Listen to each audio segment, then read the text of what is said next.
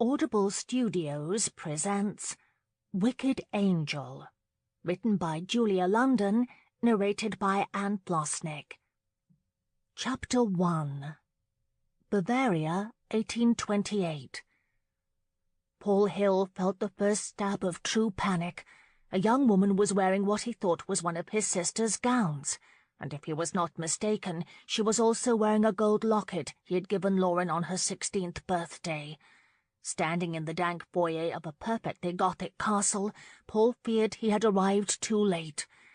As the woman searched for someone who could make some sense of his pathetic attempt at German, he wondered helplessly if once again he would find himself in a situation where he would be unable to help his sister. Swallowing past a lump of rising panic, he thought there could be a perfectly reasonable explanation as to why the woman was wearing Lauren's clothes and jewellery, though at the moment that perfectly reasonable explanation escaped him. He shifted, leaning against his cane to take the pressure from his crippled leg. If it were not for his infirmity, he might have been able to save her 2 years ago. He might have been able to provide for her and marry her well before Uncle Ethan had come up with his detestable scheme. He might have— "Entschuldigen Sie, Herr." Paul snapped from his ruminations and levelled a cold gaze on a man bent with age. "I have come for my sister," he announced grandly. The butler silently regarded him. Paul expelled a frustrated sigh. He did not have Lauren's knack for languages. "Meine Schwester, Lauren Hill." The old man's face brightened noticeably. "Ah, Gräfin Bergen. She will be quite pleased. We were not certain when you would arrive," he responded in perfect English, and cracked a smile consisting of 3 teeth. Startled, Paul straightened to his full height. "I demand at once to know her whereabouts." The old man's lips closed as he shuffled forward. "I should be perfectly happy to point you in her direction," he sniffed. "You need only ask. She is at present in the servants' quarters." So they had forced her into servitude, the barbarians. "I should hardly think servants' quarters are befitting a countess," he snapped. "Begging your pardon, sir, but the servants' quarters are just around the north side of the castle," the man responded indignantly as he pulled the massive oak-planked door open. Paul pushed past him and moved as quickly as he could in the direction indicated. As he rounded a corner, laughter rose from a row of low-slung stone quarters built along the old curtain wall. Imagining the worst of indignities Lauren was being forced to suffer, he automatically groped at the small pistol he carried at his side. Her most recent letter, telling him of the death of her husband, Helmut Bergen, hinted that things were rather tense in the house. The new Count, Helmut's nephew, Magnus, had taken exception to her unorthodox marriage to the old Count. That was hardly surprising. Their guardian uncle, Lord Ethan Hill, had arranged this preposterous marriage in exchange for the whole of the estate upon the old Count's death, a feat he had accomplished without so much as a dowry. Bloody hell, if anything had happened to Lauren, he would strangle Ethan with his bare hands. A chorus of German voices drifted up toward the slate sky as Paul attempted to quicken his pace, but it was nearly impossible on the wet stone path. Another burst of laughter sent his heart pounding against his ribs, and he lunged toward the first door he could reach. Flinging it open, he gripped the jamb to steady himself. He might as well have flung open the gates to the cemetery just outside the castle walls and selected his spot. Surrounded by a group of people, Lauren stood in the centre of the room, dressed in a plain brown gown, her dark chestnut hair tied simply at her nape and draped carelessly over one shoulder. In the corner, a man towered over the group, wearing an expression of pure tedium. Judging by the expensive cut of his clothes, Paul assumed he was the new Count Bergen, and Lauren was smiling brilliantly at him. Just as Paul had feared, whatever was happening in this stuffy room centred on his sister. Damn the girl, but she was clearly enjoying it. Unnoticed, Paul dragged himself through the door. He had half expected to find her outside the cold stone walls, anxiously awaiting her rescue. But no, not Lauren. She was cheerfully saying her goodbyes, and as he glanced around the room, he noticed that several looked piteously enamoured of her. He could surmise from her rather lengthy German monologue only that she was very thoroughly explaining to each person individually that she was leaving. Paul loudly cleared his throat and succeeded in gaining the room's attention. Lauren paused in her delivery of her soliloquy and glanced over her shoulder. A bright smile instantly lit her face, and with a joyful cry she pushed herself through the crowd, flinging herself into her brother's arms. "Oh, Paul, I am so thankful you have come. Oh, you cannot imagine how I have longed for you. I have missed you terribly," she cried, and kissed him fervently on each cheek. "Oh, Lord, look at you! How handsome you are!" she exclaimed. The warm sting of a blush started to creep up Paul's neck. He hastily grasped her arms and put her away from him as he warily eyed the crowd. "I have missed you too. Are you quite finished here? The carriage is waiting," he said under his breath. Lauren's laugh was musical. "Yes, just let me finish saying good-bye." She turned back to the crowd, grinning. They all grinned back at her. Everyone except Magnus Bergen, that was, and the frown on his rugged face made Paul shudder. Good God, but he was huge, and with features that appeared chiselled from stone, he did not present himself a happy man. "Who is this?" Bergen asked, his English twinged with only a faint hint of an accent. "My brother Paul," Lauren announced happily. For the benefit of the others, she added, "Mein Bruder." A round of ahs went up. The crowd beamed at him. "Come, Lauren," Paul muttered. "A hired carriage is waiting." He gripped her elbow, intending to propel her from that overcrowded room as swiftly as possible. "Wait!" Lauren exclaimed. "I forgot Herr Bauer." She pulled away from him and moved back into the middle of the crowd, where a gardener of some sort was rummaging through a coarse hemp sack. He spoke in rapid German. The small crowd leaned forward, straining to hear. In a flurry of movement, he extracted a very large potato from the sack and very gently offered it to her, his voice having fallen to something of a whisper.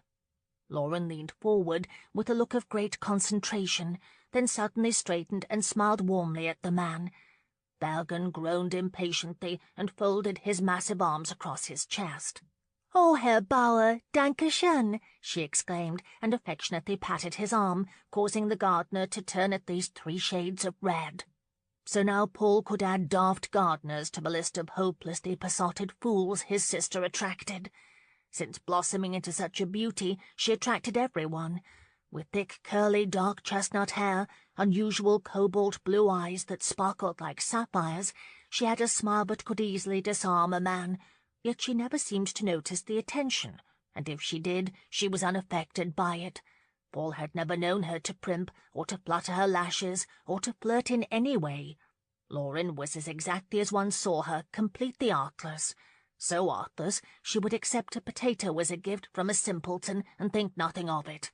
She was the most generous person he had ever known, completely accepting of everyone and everything. God, how they needed her at Rosewood. "Lauren!" Paul called impatiently. With a beguiling grin and clutching the potato securely to her bosom, she obediently made her way to Paul's side, waving and calling a cheerful "Auf Wiedersehen" and "Leben Sie wohl" to the lot of them. The moment she was within reach, he grabbed her elbow and dragged her forward. Bergen emerged from the dank, overcrowded cottage close on their heels, muttering something in nonsensical German as Paul half-dragged his sister toward the carriage. "That is hardly accurate," Lauren exclaimed to something the Bavarian said, and tossed a half-smile, half-frown over her shoulder. Paul attempted to quicken the pace, but Lauren, bless her cheerful heart, stopped once they reached the courtyard and turned to face the man who had once threatened to toss her out on her ear. "Farewell, Count Bergen. You have been quite generous considering the circumstance, and I would have you know I am very appreciative of it." She sank into a respectful curtsy. Bracing his massive legs apart, Bergen folded his arms across his chest. "So, you intend to leave?" he asked, frowning. "I thought we had an agreement." Paul jerked a narrowed gaze to Lauren, fully prepared to do battle if he must. "An agreement?" "Oh, that," Lauren said, with an airy wave of her hand. "Count Bergen has some maggot in his head, but I should perhaps stay and oversee the household. I did agree to help him, but only until you came for me, and now here you are, so my part of the bargain is fulfilled." She smiled brightly at Magnus and nodded resolutely. He snorted. "Bergenschloss suits you. Why would you return to that farm when you could oversee all of this as you see fit?" he doggedly continued, sweeping his arm across the Old Bailey and toward the main house. Paul glared at Bergen. "You think to make my sister your housekeeper?" "No, of course not," the giant snapped. "Bergenschloss needs a mistress, and I am often away." "Magnus," Lauren said gently, "you know it is impossible for me to stay." "Why?" Bergen started angrily.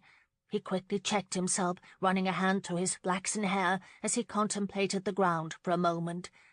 "I admit I have said some things I regret," he added uneasily, "and I do not blame you for wanting to be away from here, but you have brought a measure of joy to Bergenschloss, and they want you to stay," he said, tossing a frown over his shoulder at the huddled group of servants standing several feet behind him. Lauren beamed. "That is so very sweet, but I cannot stay." Bergen fisted his hands on his waist. "You can." Incredibly, Lauren walked to where the giant stood. The German looked at her strangely, so strangely that Paul stepped forward, gripping his cane tightly in case it was needed. "My family needs me now, you know that," Lauren murmured. And then, much to Paul's amazement, she leaned up on her tiptoes and kissed him on the cheek. "But thank you for your kind words." Bergen looked as startled as Paul felt, and for one long moment he did not respond. Slowly his face began to darken as he stood contemplating her. A muscle in his cheek jumped erratically. Paul realized he was holding his breath, waiting for the explosion he was sure would come. But Bergen surprised him by suddenly shaking his head. "Perhaps you will visit," he muttered, sighing heavily. "I would like that very much," Lauren agreed. "We shall miss you," he added irritably. She peeked around his formidable frame and smiled at the servants. "I will miss everyone too, even you, Count Bergen." With a little laugh and a playful wink for him, she turned and walked to the carriage. "Are you quite ready, Paul?" "Oh, yes, very ready." He pushed Lauren into the waiting carriage and banged hard on the side before Bergen could speak again. As the carriage lurched forward, Lauren leaned out the little window, waving and calling goodbye, laughing as the servants stumbled over themselves to shout their farewells. The last thing Paul saw as the carriage rattled across the bridge was Bergen glaring after them, his arms folded tightly across his chest. When at last they had cleared the castle walls, Lauren shut the window and settled onto the cracked leather seat. She smiled brightly. "Oh, Paul, I am so thankful you have come. I have missed you dreadfully, and you would simply not believe how erratic Magnus Bergen has become." Oh, he could believe it.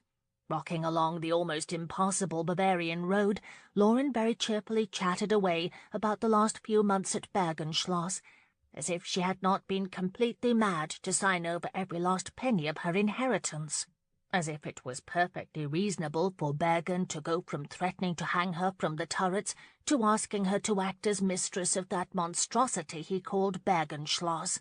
"Count Bergen," he interjected irritably at some point in her string of chatter, "is an ass. How you managed to attract them all is beyond me." "Count Bergen is not an ass.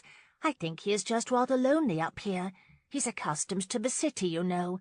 And I do not, by the by, attract, well, asses," she added disapprovingly. "You know I think you've grown an inch or two," she said, easily changing the subject. Paul grinned sheepishly. 1 1/4, he admitted proudly. "Surely Mrs. Peterman has had to alter all your shirts to fit your shoulders. You look very well." He blushed. "Well, I suppose I am a bit thicker than when you last saw me. I've taken to walking every day," he said, and launched into an eager discourse of the last 2 years, repeating the very things he had told her in his innumerable letters, relating all that he had been eager to share with his beloved older sister since the day she had left Rosewood. They could not reach Rosewood soon enough to suit Lauren. Having travelled for several days in stuffy mail coaches and a rickety old merchant ship, she was anxious to be home to see the children again. "You are quite certain the children are all right?" she asked Paul for the second time, as the post-coach sped along a rutted highway, snaking through the English countryside. "Mrs. Peterman watches over those chicks like a mother hen. She would let nothing happen to them. And Ethan, Mrs. Peterman wrote his gout is worse." "Gout," Paul snorted disdainfully. "Ethan enjoys complaining, that is all." Lauren frowned, studying her brother. Although he insisted things were fine, he had said enough for her to know that things were not so fine. He counted each coin in his purse every morning, and she did not have to be told his lack of appetite last evening was due to the lack of coin in his pocket. She knew perfectly well that she had done the unthinkable when she had defied Ethan and had signed over her inheritance to Magnus. At the time it had seemed the noble thing to do, but she was beginning to think that perhaps her actions had been a bit impetuous. A wave of guilt began to creep through her, and she looked uncertainly at the tips of her worn boots. "I would imagine Ethan is rather angry." "What is done," Paul said. He paused, sliding a curious gaze to her. "But why did you do it? Give it all to Bergen, that is." Why? Because her 2-year marriage had been a sham. Because the senile old Count had never so much as touched her. Because her so-called inheritance rightfully belonged to his family. To Magnus, to be precise. "It did not belong to me. Uncle Ethan made a bargain, and I did not fulfill my part." "Of course you did. You married him, did you not?" "Married him by proxy, yes, but the feeble old Count had never understood who she was. He was quite senile and never so much as touched me. He never really even knew me. My part of the bargain was to provide an heir, but I was never truly his wife, so I did not fulfill my part." Paul coloured slightly and looked away from her, out the window. "Did Bergen take your things? I saw a woman wearing your gown." "Oh, no. That was Helga, the scullery maid, and, well, she admired my gown, and as she did not have a proper thing to wear to her brother's wedding, I gave it to her. I really had no need for it." She laughed. "I am hardly called upon to entertain at Rosewood." Paul did not smile. "And the locket?" "Now that," she smiled, "was unfortunately but fairly lost in a card game." Her brother remained looking out the window, silent. Too silent. God, what had she done? The moment she had walked into Magnus's study with the paper, relinquishing her claim to the Bergen estate and fortune, she could almost hear Ethan's bellows of protest from across the North Sea. Even Magnus had looked at her as if she were insane. Oh, he had understood the moment he had arrived from Switzerland what Ethan had done. The whole of Helmut's estate in exchange for an heir. How preposterous! A senile old man, well past his 80th year, the old goat had mindlessly signed an agreement but effectively gave her everything in exchange for nothing. Magnus had despised her because of the sham marriage, and the two of them existed uncomfortably for many months before Helmut's death. When Helmut died, Magnus assumed the title and was finally free to say and do what he thought, and he heatedly accused Lauren of being a thief. Rightfully so, to her way of thinking. Ethan had taken horrid advantage of Helmut. She believed that so fiercely that she had made herself ignore Mrs. Peterman's letters, all of which hinted at the deplorable conditions at Rosewood. She had to ignore them because she could not, in good conscience, keep the Bergen inheritance. Magnus, naturally, had been the first to agree with her. All right, he had softened somewhat over the last few weeks, if one could assume a man with a heart of stone could soften, but it had not changed anything. Until this very moment, and she was mentally kicking herself for having turned over what might have been the only means to provide for Rosewood. "Good God, I am 24, she blurted suddenly, as the gravity of what she had done sank in. 24, she repeated, stabbing the air with her hands for emphasis. "How could I be so impetuous?" "It is not your fault, love," Paul reassured her. A surge of admiration washed over Lauren. God, how she loved her brother! To this day she could not help feeling guilty about Paul's limp.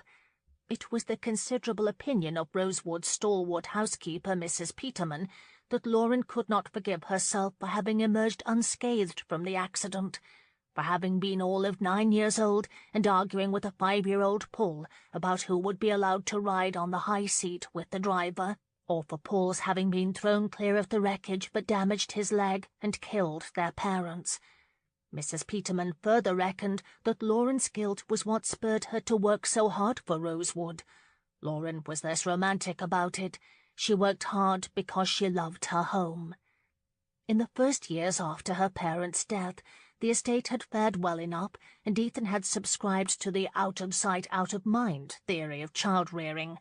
Paul had continued his education at the parish school, and she had been placed under the stern tutelage of Ethan's wife, Lady Wilmer Hill.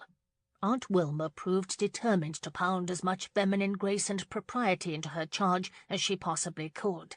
The old battle-axe had succeeded well enough before her death 10 years ago, for all the good it did Lauren at Rosewood. After her aunt's death, she had refused to learn another blasted thing in the art of being a lady, and had thrown herself into the study of useful things, such as farming techniques, quotations and proverbs, and languages. But the farm had slid farther toward the precipice of poverty over the years. While Ethan spent the dwindling inheritance, as his legal status of reluctant guardian entitled him to do, Paul and Lauren had lived practically hand-to-mouth. What little land they owned that was not eaten up by the parish was soon overused and unproductive. It was Mrs. Peterman's idea to accept the first of their boarders 10 years ago. His name was Rupert, a 15-year-old dullard and an apparent embarrassment to his affluent family. The parish vicar had arranged everything. In exchange for a place to put his son out of sight, Rupert's father provided a stipend, but at least enabled them to keep food on the table.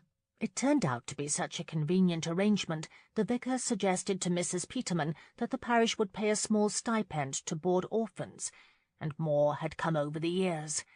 Their uncle had been happy to take the paltry stipends that came with the unfortunate children. Lauren had been quite content with the arrangement, until Ethan had convinced the feeble Helmut Bergen to accept an unheard-of betrothal agreement, using little more than a small portrait of Lauren. She had balked, but in the end, under unbearable pressure from Ethan, she had done it for Rosewood and the children. The children, how she longed to see them! There was Lydia, with fiery red hair and big green eyes, and Horace, constantly dreaming of the day that he could be a real pirate. There was Theodore, who loved books as much as Lauren, and little Sally, the blonde darling who worshipped Paul. And, of course, Leonard, dear Leonard, the brightest and most tragic of them all. Born to a tavern whore, the poor child had been marred at birth with a purple birthmark that covered half his face. Through the years, she had come to accept that in her parents' death was a blessing. Had it not been for that horrid spring day, she and Paul never would have known the boarders. They meant the world to her, and she had ruined the one opportunity they had to provide properly for them. What in heaven's name would they do now? Lauren glanced at Paul, who had travelled thousands of miles to retrieve her, and impulsively grasped his hand. "Oh, Paul, I gave it all away!" Paul slipped a brotherly arm around her shoulders. "You did the right thing, love, and we shall persevere," he assured her. "We always have, we always will, and we shall do so without resorting to stealing from an infirm old man. You did the right thing." Chapter 2. Rosewood, Southern England. Rupert, the first of the Rosewood boarders, was waiting at the post station in Pember Heath, perched in an old wagon pulled by 2 fat greys that looked as if they had not seen this side of a pasture fence in a decade. Thankfully, Rosewood was only 3 miles from Pember Heath, and Lauren's anticipation grew greater with each one. But when they turned onto the lane leading to Rosewood, her eagerness turned to shock. The once stately home was in such sad disrepair she hardly recognized it. The great green shutters, so grand in her youth, were faded with age, and one hung crooked from a single hinge. The paint-glass windows her mother had been so proud of now boasted several cracks. The front lawn was overgrown with weeds, the fence was crumbling, and a thin weak tail of smoke rose limply from one of 4 chimneys. 2 kid goats chewed a section of weeds near the corner of the house. "What happened?" she exclaimed with unconcealed mortification. "We are somewhat short of funds," Paul mumbled wearily. Short of funds? Judging by the look of the place, they had to be destitute. "But we have some income, surely," she cried. "It's rather complicated," Paul responded gloomily. "I'll explain later," he muttered as the wagon rolled to a stop on the front drive. Rupert immediately jumped down from his perch, striding away for what he apparently considered the important task of corralling the kid goats. The front door was suddenly flung open, and a lad of almost 12 years scrambled outside, shouting, "She's home! She's home!" A large purple stain spread from the top of his forehead, across his left eye and cheekbone, and into his hairline.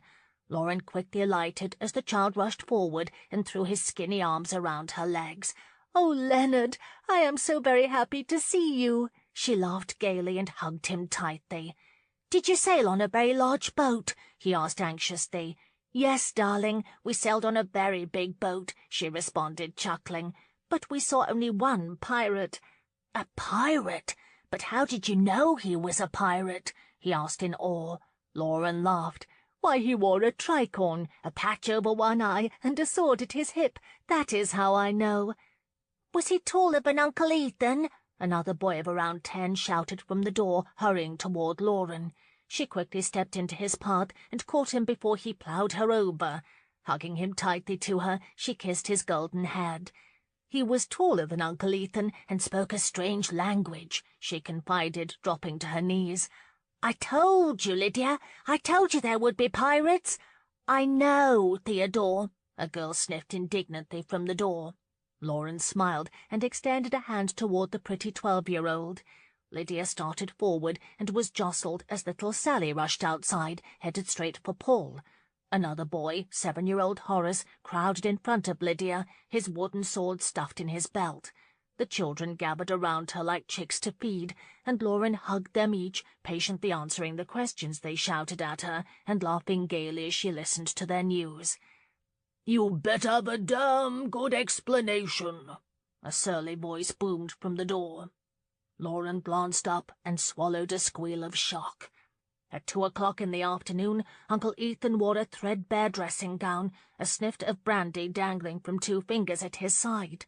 But even more astounding was the fact that Ethan was enormous. Good God, he had gained 5 stone, maybe 6. His face was pallid, his jowls as fleshy as the obstinate old hog that lived on the premises. He had always been a large man, but this defied large, and for some inexplicable reason it made her angry. Since Ethan had squandered their inheritance, he had come to live at the estate. Rosewood was destitute, but her uncle, well, he looked remarkably well fed. She stood slowly, dropped Theodore's hand, and folded her arms across her middle. "Good day, Uncle." "What in the hell were you thinking?" he roared. That did it. Lauren's eyes narrowed as she marched forward through the throng of children, her fists binding her hips. "What was I thinking? What were you thinking? You promised me, Uncle Ethan. You promised the children would be well tended." Startled, Ethan glanced sheepishly at the gaggle of children gathered around her. "I did care for them," he blustered, his face turning red. "Do not attempt to turn the subject, and don't talk to me of promises, girl. You broke yours." Marching to where her corpulent uncle stood, Lauren shouted, "I did nothing of the sort. We had a signed agreement, and it was not fulfilled. That money did not belong to me." Staring him straight in the eye, she silently dared him to disagree. Ethan obviously was taken aback. He made a great show of straightening the lapels of his dressing gown as he muttered weakly, "Impertinent little wench." But Lauren did not hear him. Mrs. Peterman had stepped out onto the drive, a slash of flour across her forehead and wisps of hair sticking out of her bun. With a squeal of delight, Lauren threw herself into the woman's arms. Hugging each other tightly, the two gleefully jumped up and down. Ethan turned his hostility on Paul as he limped toward the riotous scene. "She signs it all away, and now she thinks she can do whatever she pleases. By God, she'll see it differently, mark my words," he growled. Paul lifted a dubious brow as he watched Mrs. Peterman and Lauren, arm in arm, turn and stroll inside. Yes, she seems to be quaking in her boots. A smug smile lifted the corner of his mouth as he moved past his uncle, crowding with the children into the door behind his sister. It had been just a little more than 1 month since her return to Rosewood, Lauren thought, as she sat outside Dr. Stevens's drawing-room. 1 month. Staring blankly at the wall, she marvelled at what had happened in that time. First of all, Ethan had mortified her by announcing almost the moment she had arrived at Rosewood that he intended to marry her off again. That announcement had been followed by Mr. Thaddeus Goldthwaite's attempted offer of marriage a scant 4 days later. It was enough to make her want to run screaming from the house. Good God!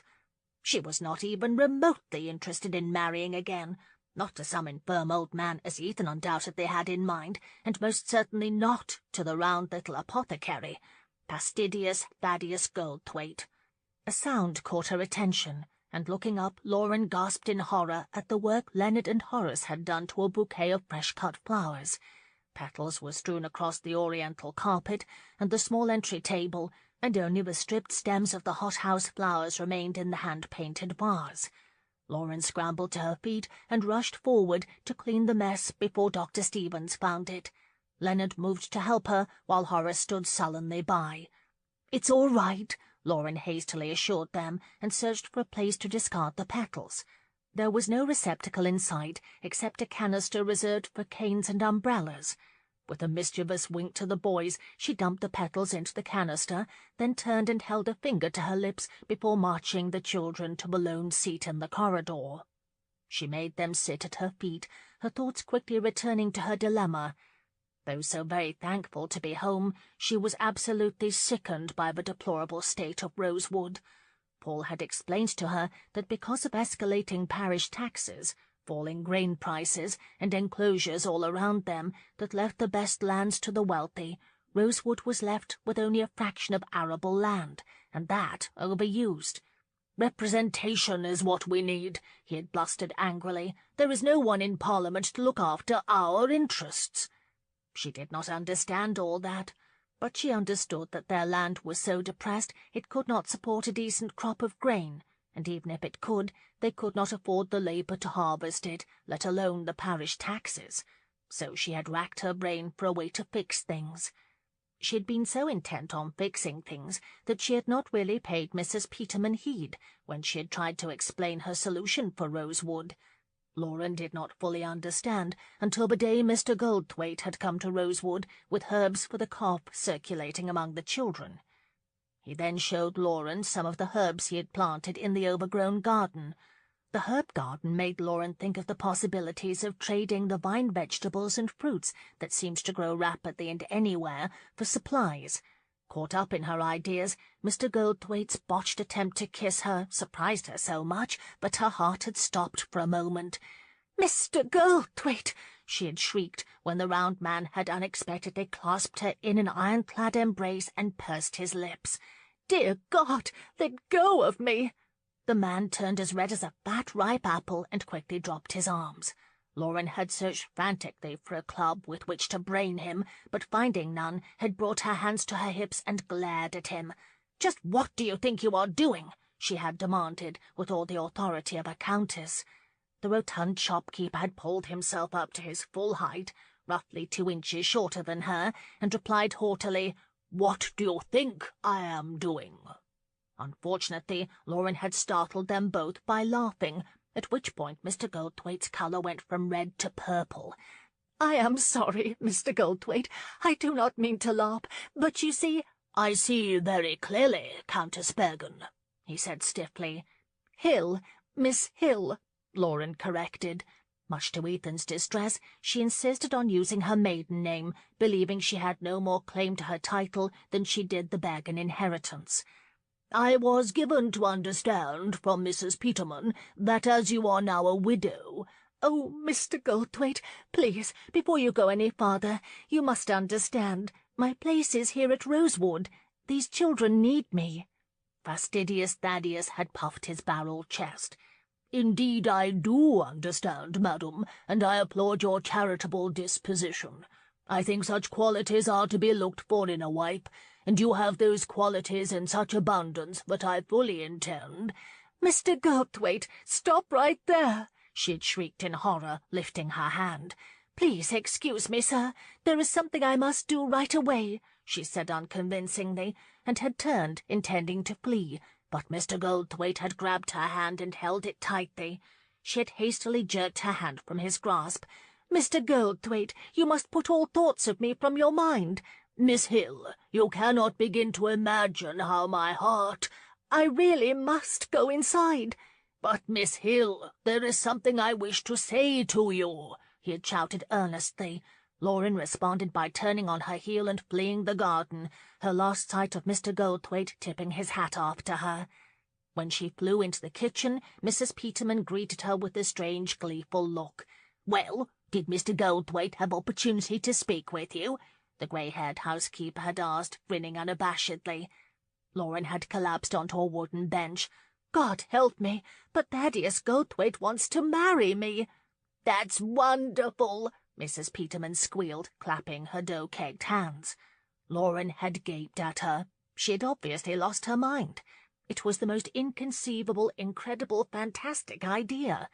"Mrs. Peterman, it is impossible." "Impossible?" the housekeeper had shouted. "It is perfect. You need to consider the practicalities of such a match, Lauren. He is a good man and a good provider, and he cares for these children. You cannot overlook that." She had blithely instructed her, and had launched into such praise of Thaddeus Goldthwaite that Lauren had begun to think the rotund apothecary must be kin to Hercules himself. Sitting in Dr. Stevens's foyer, Lauren almost choked just thinking about how intent everyone seemed on her marital state. She would rather walk off a cliff than marry Mr. Goldthwaite or anyone else. If she ever married again, it would be for love. Yet it seemed the entire adult population of Rosewood wanted to see her married because of the practicalities. Oh, she understood their thinking. Obviously the best hope for Rosewood was for her to marry someone of means, and as it was apparent that Ethan and Mrs. Peterman would struggle with one another to marry her off, she had desperately searched for another idea. If only she could make the farm profitable again, she reasoned, she could end this mad race to the altar. Well, she had at last hit upon an idea, and it was that which brought her to the doctor's house today.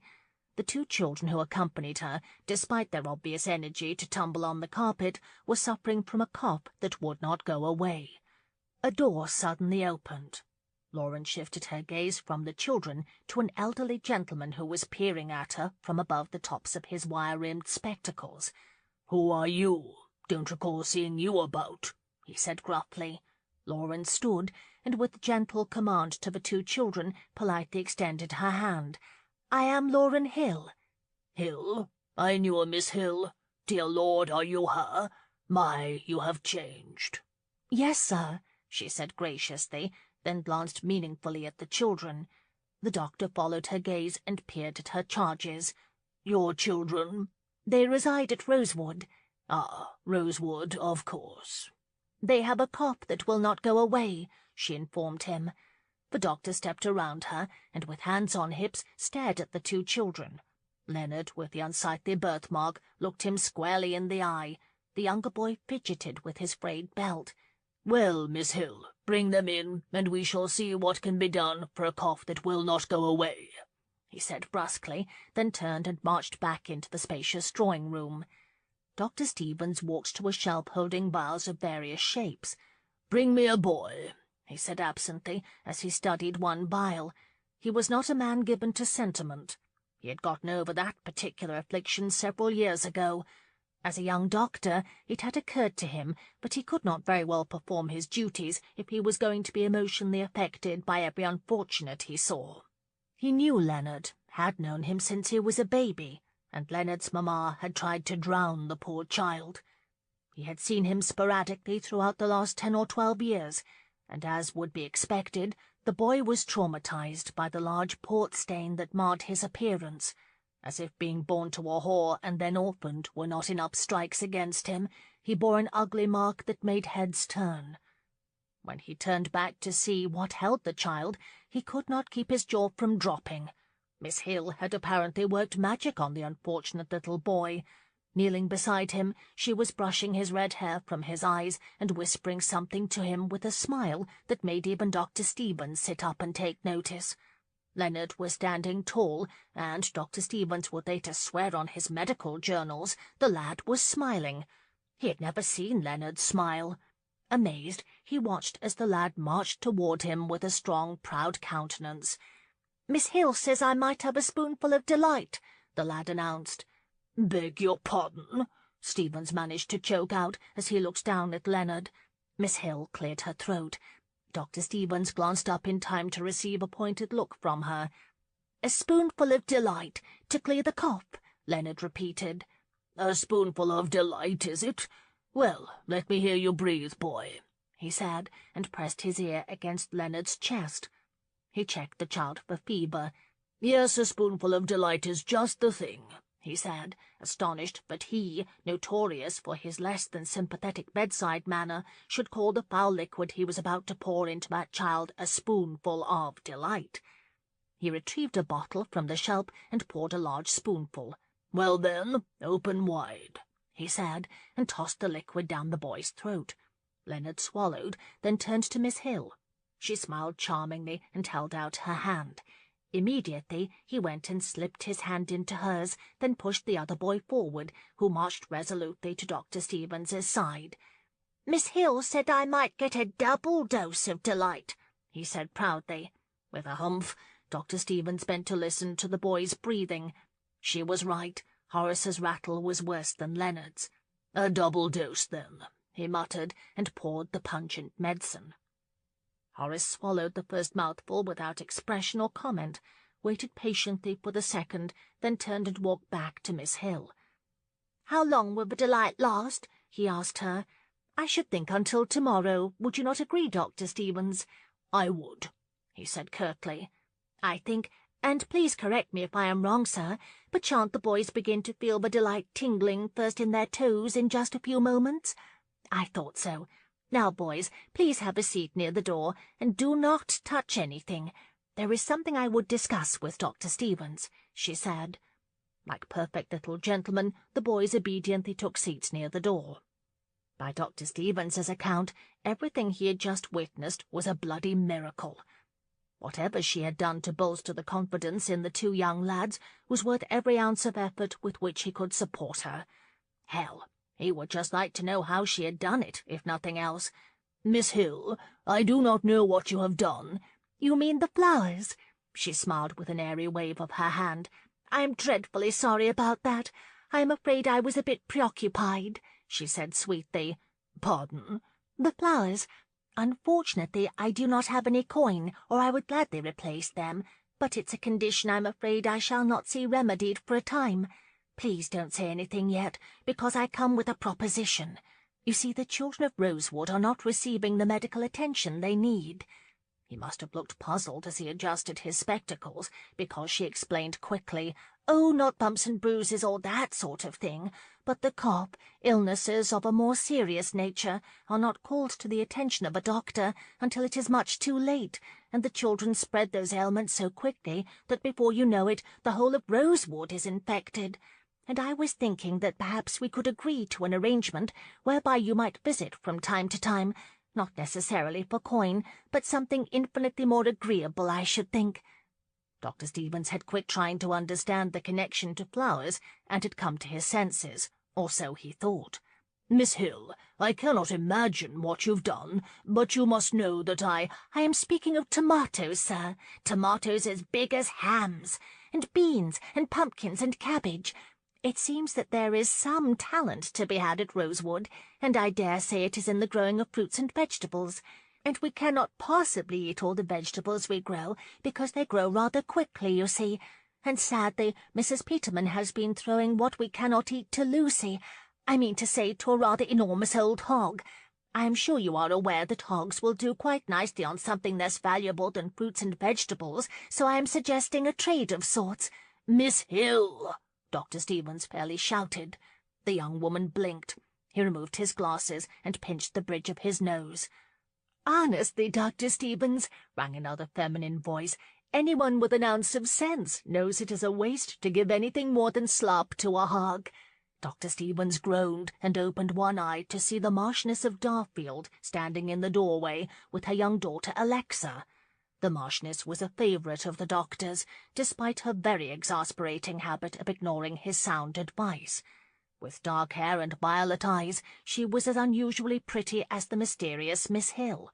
He could not help noticing that standing side by side, the two women made quite a remarkable picture. "Lady Darfield, I was just about to say—" "I think your idea is simply wonderful. My name is Abby Ingram, and I should very much like to help." Miss Hill smiled gratefully. "I am Lauren Hill. Are you familiar with Rosewood? It's a small estate just a few miles from here, and I have been thinking how to make it a bit more self-sustaining. The children who live there, well, I think they should learn as much responsibility as they can, but they cannot learn if no one trades with them, and unfortunately no one comes to Rosewood. That is, with the exception of the apothecary, but he can hardly be counted on to take so many vegetables in trade, and—" "Miss Hill, if you please, I was trying to say what you have done for those two boys is quite remarkable, and I would be more than happy to help you in any way but I can, including taking tomatoes as big as hams in trade," Dr. Stevens bellowed. The two women looked at him as if he were mad. Lady Darfield lifted a censorious brow and muttered in a soft aside, "I was quite certain he would agree." Really? I was not at all certain, but I had rather hoped he would. "Unfortunately, we are rather short of funds," Miss Hill responded. "Oh, you mustn't worry about that," Lady Darfield said cheerfully. "Dr. Stevens should hardly be concerned about payment. He does quite nicely for himself. He will gladly look after your wards." Miss Hill beamed at him. "I rather suspected he was not as crabby as he would have me believe. So you think he could be counted on to help?" "Absolutely," Lady Darfield nodded enthusiastically. Incredulous, Dr. Stevens looked from one woman to the next, both wearing alluring smiles that would have sent a lesser man to his knees. Without a word, he turned abruptly and marched back to his desk. By the time Lauren Hill finally left, with 2 bottles of delight in exchange for a crate of tomatoes to be delivered the next morning, the women had agreed to meet at Rosewood the following day to discuss further what could be done. As with everything, Abby Ingram had jumped in with both feet. She beamed happily at Dr. Stevens as he examined a cut on Alexa's knee, insisting that she, too, knew all along that he was not nearly as crabby as he would have her believe. Over the next few weeks, Lauren established a trade of produce for medicine, flour, and twice-weekly help with the sewing. Barren wheat fields were given over to pumpkins and gourds, and tomatoes and berries flourished along every fence. Each morning, after completing their lessons, Lauren and the children would weed and water their little vegetable fields. The children delighted in their work. They measured the growth of the melons each day, searched for cucumbers hidden among the leafy vines, and arranged the pumpkins to their satisfaction. Their little kitchen garden was soon large enough to support a few more kitchens, and with the help of Abby, who made a point of engaging in the trade herself, the townsfolk of Pember Heath slowly began to soften toward the children and their trade. As late summer turned to fall, Rosewood began to show signs of resembling the modest country home it had once been. Lauren managed this, despite having to care for her slovenly uncle while intermittently arguing with him about her future. Paul was very silent about what he thought she should do, but at his request she had bargained for 2 books on investments. He was very mysterious about his plans, but every once in a while he would look up from his books, run a hand through his dark brown hair, and smile. His light blue eyes twinkling with excitement, he would assure her that all at Rosewood would soon be well. Lauren desperately hoped he was right. There was more need at Rosewood than a fledgling vegetable trade could support. With Abby's help, she began to plan for a future that included dairy products and wool to be traded for more substantial assistance. She cherished her friendship with the Marchioness. For once in her life, Lauren understood the quotation, "Of all the heavenly gifts that mortal men commend, what trusty treasure in the world can countervail a friend?" and contrary to what she might have expected, Abby did not seem remotely concerned that she was penniless. Even when Mrs. Peterman blithely informed the Marchioness that Lauren was in reality the widowed Countess of Bergen, Abby did not seem to mind that Lauren had been less than forthright about her identity. The two women grew even closer, oddly enough, because of fastidious Thaddeus. In constant pursuit of Lauren, he had finally worn her to the limits of her patience, and she had confided her dilemma to Abby. When Abby was through laughing, she insisted that Lauren was no more suited for Mr. Goldthwaite than she was for the now infamous old hog, Lucy. She helped Lauren steer clear of her ardent admirer. But poor Mr. Goldthwaite could not be convinced. He never missed an opportunity to stare at Lauren with all the longing of a dog trapped on the wrong side of a door. Chapter 3. Sutherland Hall, England. Alexander Daniel Christian alighted from the state travelling chaise the moment it rolled to a halt in front of his massive Georgian mansion in Southampton. With a curt nod to a footman, he swept through the double oak doors and into the marble foyer, where two more footmen waited with his butler Finch. "Welcome home, your Grace," Finch said with a bow. Alex tossed his hat to a footman. "Finch," he responded blandly, and handed the butler his leather travelling gloves. Another footman in the silver and blue livery of the Duke of Sutherland stepped forward to divest him of his cloak. "You may inform my mother I have returned. Where shall I find the correspondence?" he asked as he straightened the French cuffs of his silk shirt. "The study, your Grace." Alex nodded and strode swiftly down the marble corridor, his polished Wellingtons clicking softly beneath his determined stride. He did not glance at the new damask wall coverings, nor the dozens of roses displayed on the consoles along the hall.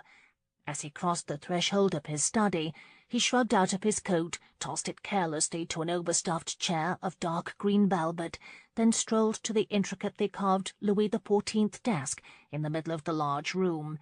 "Whiskey," he said to a footman, and picked up the correspondence. Sitting gracefully into a chair of burgundy Corinthian leather, he sifted through the stack of letters that had accumulated during his 2 weeks in London. In addition to standard business correspondence, there were a few invitations to social events. Those he tossed aside. His eyes fell upon a missive sealed with the signet of his solicitors in Amsterdam. Ignoring the whiskey the footman placed at his elbow, he tore it open. Scanning the letter quickly, he cursed softly. Christ! He had more trouble with that blasted trading company. He abruptly crumpled the report of yet another loss and tossed it across the room in the general direction of the fire. As if the rash of recent losses wasn't enough, Britain's tariffs were strangling him. If he actually had cargo, the import taxes were so damn high as to make it almost economically unfeasible. Restlessly he stood and picked up his whiskey, dismissing the footman with a terse nod as he crossed to the bank of floor-to-ceiling windows. He stared at the massive green lawn and gazebo at the edge of a lake, marking his brother's grave. Alexander Christian, Viscount Bellingham, was not supposed to be the Duke of Sutherland, with all the attendant responsibilities of the family fortune.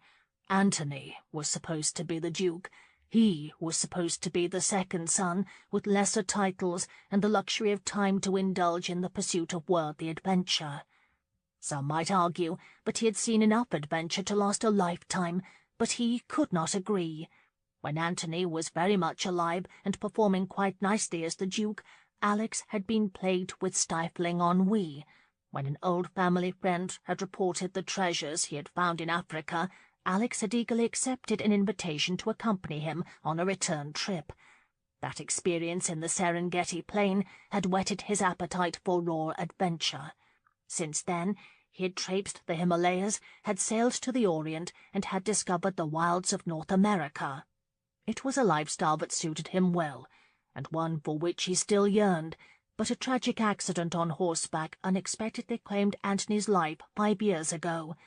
He bitterly recalled being abruptly summoned home to find his beloved brother truly dead and himself an instant duke. The change in his responsibility was almost as instantaneous as the change in attitude of those around him. Old and new acquaintances alike were suddenly scraping their knuckles in front of him. And in addition to coping with his loss, he suddenly found himself at the head of a powerful dukedom and a vast fortune. He no longer had the luxury of several months to leisurely explore the world.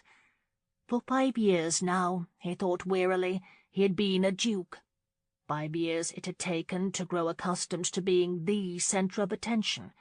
5 years to learn the intricacies of the family holdings and accept the enormous responsibilities of being a duke, not the least of which included the production of heirs. At least Antony had made that part of his responsibility easy enough, and he had finally set a wedding date with Lady Marlene Reese, just as everyone expected him to do. Antony had been promised to Marlene almost from the moment of her birth. The Christian Reese family alliance was almost legend.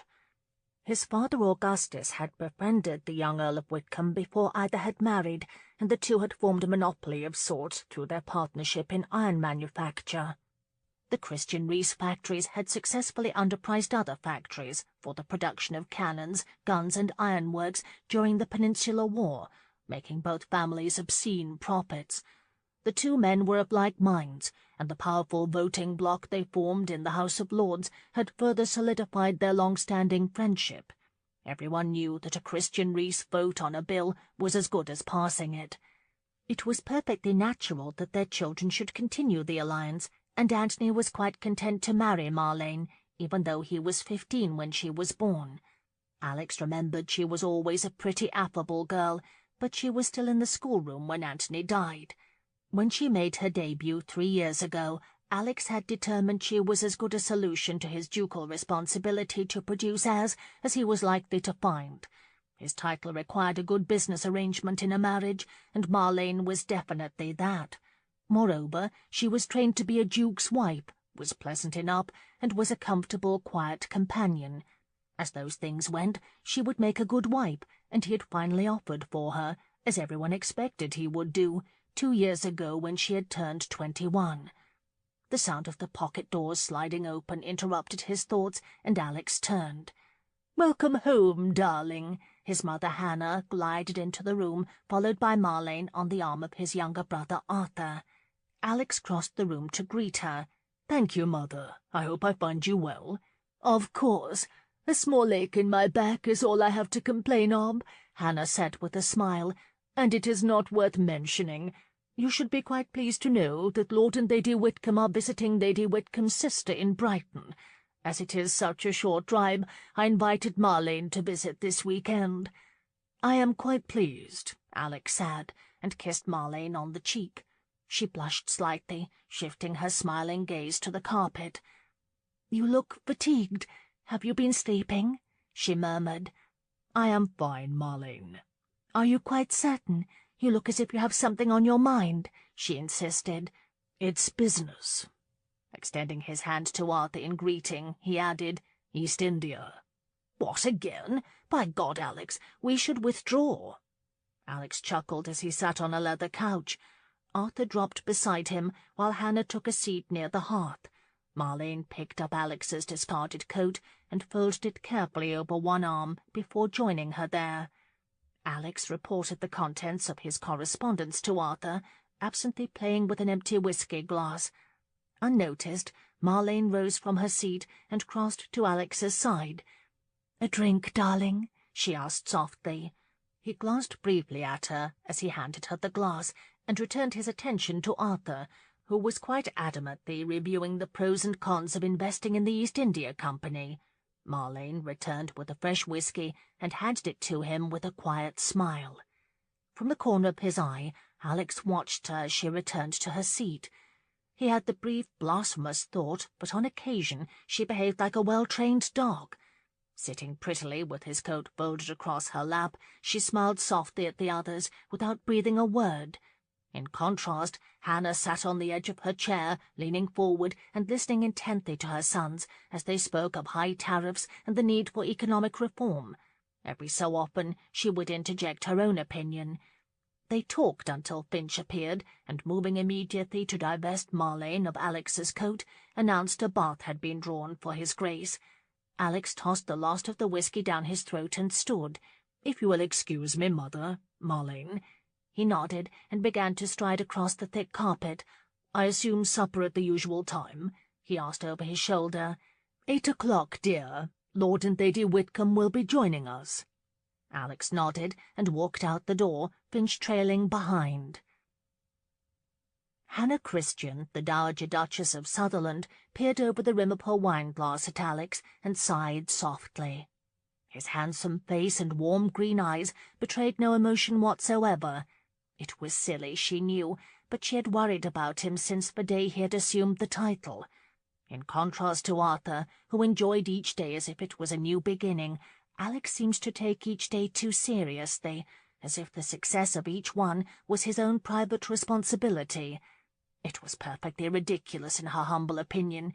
He was a strong and capable leader, with a sharp mind for business details that had enabled him to expand the family's holdings beyond her wildest imaginations.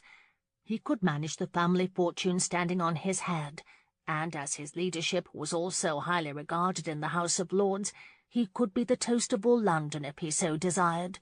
Certainly the Ton had tried to make him so. He was one of the most sought-after personages in all of Britain. A young duke, excessively wealthy and exceedingly handsome, his influence was unparalleled among the peerage. Yet he seemed forever bored, at times even anxious.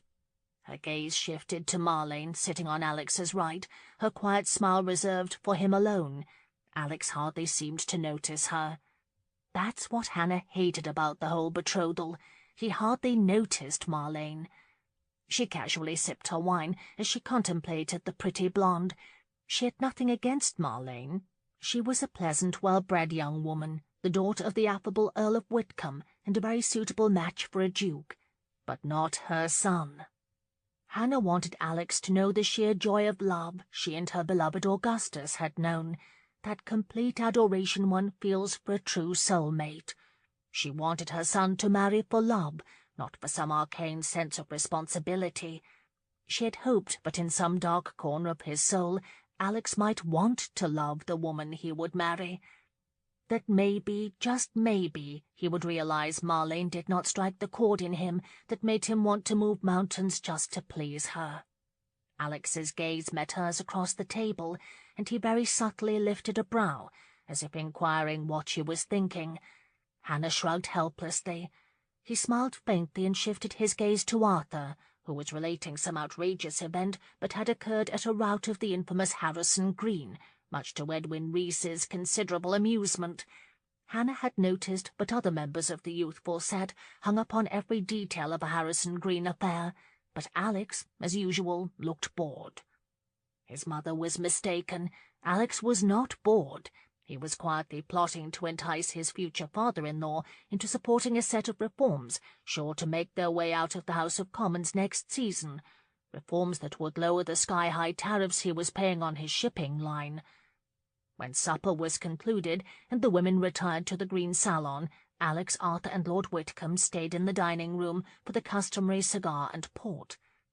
Alex absently watched the hands of the porcelain mantel clock as Arthur and Whitcomb discussed a pair of hunting dogs. Convinced the expensive timepiece was winding down, Alex checked it against his pocket watch. "Are we boring you, Sutherland?" Whitcomb grinned. Startled, Alex hastily shoved his pocket watch out of sight. "He's smarting over another reported loss from East India," Arthur said, chuckling. "That's so? Never thought dallying and shipping was the way to go," the elderly Earl remarked.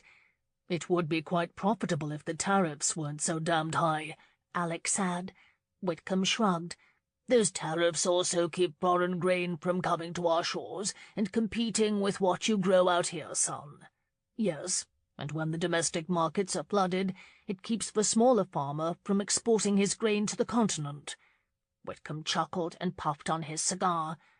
"Don't know why you'd worry about that. From what I hear, most of them can't afford the labor tax necessary to harvest the grain to begin with. It's not as if they are competing with your exports." "My point exactly, Edwin. Competition is healthy. This country is long overdue for economic reform. Taxes are strangling the shipping and agricultural industries. The system is antiquated and lacks equity. Just think of the profits you would realize in your factories if the labor tax was equalized across all industries, Alex said calmly, and took a long sip of his port, eyeing his future father-in-law above the rim. Perhaps, Whitcomb said thoughtfully. Can't deny the countryside suffers worse than the manufacturers. But I don't like the reform package the radicals are pushing. They want to do away with the whole parliamentary system, I fear, and the first step would be allowing the Catholics a seat. Can't have that, you know. Alex did not immediately respond. Catholic emancipation was a point of great contention among his peers, but he honestly could not care less if Catholics held a seat in Parliament. All I know is that we need relief and a new, fair system of taxation. Perhaps next season we could work together toward a more palatable set of reforms. Whitcomb smiled as he drained his port glass. I might be amenable to that. Always enjoyed a good fight in the Lords. Well, gentlemen, shall we see what the ladies are about? He did not wait for an answer, but shoved away from the table. Alex and Arthur dutifully followed him to the green salon, where they sat quietly listening to the ladies talk of engagement parties for 2 hours more. Later, as Alex stood in the foyer with his mother, he heard Marlene mention that she and Lady Whitcomb would return the next day to discuss the winter engagement party. He managed not to snort impatiently. 2 days later, having escaped the tedium of Sutherland Hall, Alex stopped at a rushing stream so his stallion Jupiter could drink. He had been chasing the same buck all morning, but the animal was wily and knew how to evade him.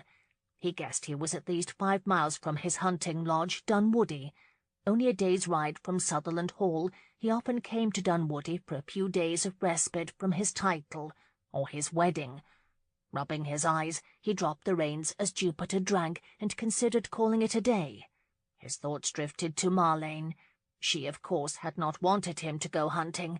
She had fretted about it, anxious that something might happen to him, and she would not be there to care for him. He had rather salaciously suggested she come along and take care of all his needs, but Marlene had grown wide-eyed with mortification at the mere suggestion. He had never bedded Marlene, respecting her ironclad determination to hold on to her virtue until the very last possible moment. So he had come alone, unable to endure one more day of idle chatter about their wedding. Marlene and her mother were insisting on an event during the season, meaning he had several long months to wait until he could bed her, and several long months to listen to talk of trousseaux, wedding breakfasts, engagement fetes, and bridal trips. Dear God! She had whimpered when he left. He had responded to that maidenly display by telling her she best get accustomed to his absences. He had left her standing at the great entrance to Sutherland Hall, cautioning him with all sincerity to have a care for his person. Have a care, indeed. He had scaled mountains and forded roaring rivers without a nursemaid, and supposed he could manage to hunt alone for a few days. A sound in the brush startled him, but he never saw the animal. Jupiter suddenly reared, neighing loudly. Caught off guard, Alex grabbed the reins and fought to contain the massive horse, almost falling from the saddle for his efforts. Horse and rider rushed headlong across the stream and into the brush, blinded by dense foliage and shackled by the thick undergrowth. When Jupiter burst through the thicket into a small clearing a few moments later, Alex pulled up hard, finally gaining control. The incident left them both panting.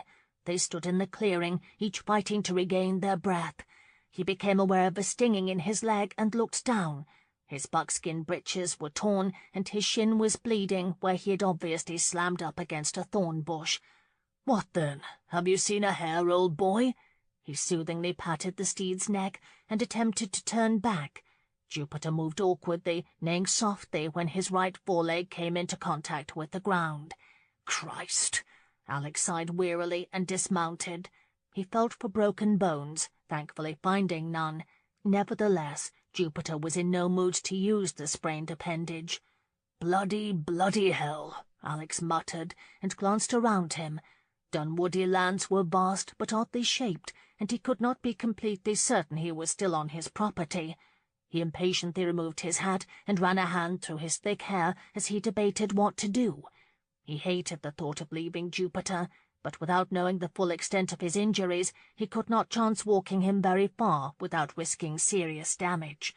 Walking to Dunwoody was out of the question. He had ridden too far. If he was not mistaken, the village of Pemberheath was due north, perhaps a mile or two more. At least he hoped so. He reluctantly tied Jupiter's rein to a low limb of a tree and covered his heavy rifle in a pile of leaves. "Mind you keep an eye on it," he said lamely, stroked the stallion's nose, and walked out of the clearing, headed north to Pemberheath. Chapter 4. Traipsing through the wheat stubble, Lauren could not see the hog Lucy anywhere. It was unusually warm for the time of year, and she paused to loosen the collar of her work gown. She absently examined a wheat stalk Lucy had stomped in her escape, and wondered how long hogs lived. Lucy had to be positively ancient by now, and the older she got, the more obstinate she became. For reasons beyond Lauren's ability to understand, the children loved her. The last time Lucy had gotten it into her head to take a stroll in search of new fodder, it had taken the considerable efforts of both her and Rupert to lure her home, and she had not gone so far that time. As Rupert had taken Ethan and Paul to Pemberheath, she would have to corral Lucy by herself. She had no earthly idea what she would do once she found the walking ham, but if she did not return with her, the children would be frantic. She came to the edge of the field, but still no Lucy. Beyond the barren wheat fields was an orchard of new apple trees, donated by Abby's friends, Lord and Lady Havisham. Beyond that, a few spindly stalks of harvested corn, and farther still, a field of pumpkins, which Lauren had already bartered for enough tallow to last the next 2 months. Dear Lord, but it was terribly warm. The heavy mane of her hair was making her neck sticky, and she attempted to knot it, but her efforts did little more than keep a few errant strands from her face. She wiped a hand across her brow and continued plodding through the field, shaking her head at the damage the enormous pig had caused as she had rumbled through the cornstalks. She found Lucy in the middle of several destroyed pumpkins, happily munching away. "Oh, no!" Lauren groaned. As she approached, the headstrong hog moved in front of the pumpkin she was devouring and glared at Lauren. "Lucy, come away from there," she insisted, fully cognizant that Lucy had never heeded a single command in her long life. Lucy responded with a loud warning snort. Lauren slowly circled her, thinking that if she could grab the last pumpkin in the row, the ham might follow her. But the moment Lauren reached for the pumpkin, Lucy charged. With a shriek, Lauren jumped out of the way. Lucy had never charged her. Standing between Lauren and the half-eaten pumpkin, Lucy began to paw the earth like a bull.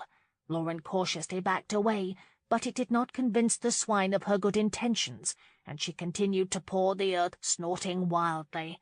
Besides food, Lauren knew of only one thing that would calm Lucy. She sang, a little frantically, a song from a Shakespeare play. If there was one thing Helmut had liked in his declining health, it was a good play. English, German, or French, it made no difference. A variety of plays had been staged at Bergenschloss at great expense, and if Helmut liked one in particular, it was played several times.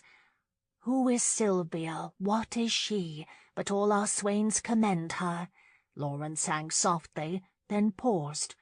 She quickly resumed when Lucy angrily pawed the ground again. "Holy, fair, and wise is she. The heavens such grace did lend her, that she might admired be." Lucy stopped pawing and regarded Lauren suspiciously. "Is she kind as she is fair? For beauty lives with kindness. Love doth to her eyes repair to help him of his blindness, and being helped inhabits there." Putting aside for the moment that it was utterly ridiculous to be standing in the middle of a pumpkin field singing to a hog, Lauren had no idea what to do. If she stopped, Lucy was prepared to charge, but she could hardly stand here singing all day like a simpleton. Trapped between the wood fence and Lucy, Lauren tried to think while she sang. Alex paused and removed his coat, then lifted his foot. Just bloody grand. A stone had pierced a hole in the sole of his very, very expensive boots. What he paid for the custom-made leather hessians should have guaranteed him a walk all the way to Scotland and back. He slung his coat over his shoulder and continued, wincing every so often when he managed to step on a pebble and spear the bottom of his foot. God, he had never been so completely miserable. First that stubborn buck, then Jupiter, and now his boot. And to top it all off, he was positively melting under the bright sun. Alex angrily yanked at his neckcloth, muttering an oath or two against his tailor as he did, when an unusual sound caught his attention. He had to be hearing things. He paused, straining to listen. A gentle, lilting voice lifted on the breeze from nowhere. "Holy fair and wise is she, the heavens such grace did lend her." Yes, he was definitely imagining things. That was a song from the Two Gentlemen of Verona. He almost laughed at the notion of some crofter singing a song from a Shakespearean play. With a derisive chuckle, he shook his head and started forward again, but quickly drew up short. "Then to Sylvia let us sing, that Sylvia is excelling. She excels each mortal thing upon the dull earth dwelling. To her let us garlands bring." He most definitely was not hearing things.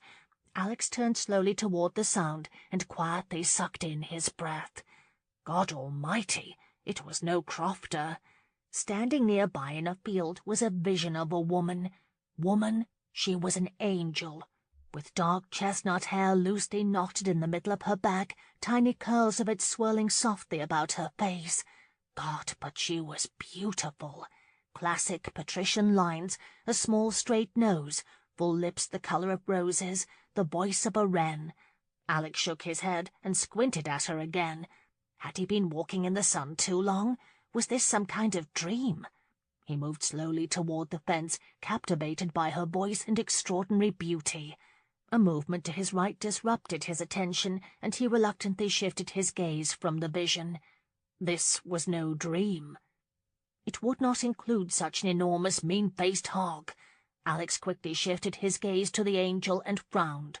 Nor would an angel be wearing a plain brown dress and a pair of thick-soled, clumsy boots. The angel was just a young woman who was... hell, he didn't know what she was doing, except standing in a field and singing to a hog. He was suddenly embarrassed to be staring at her as if she was some priceless piece of art. At the very least, he ought to ask if she knew how far it was to Pember Heath.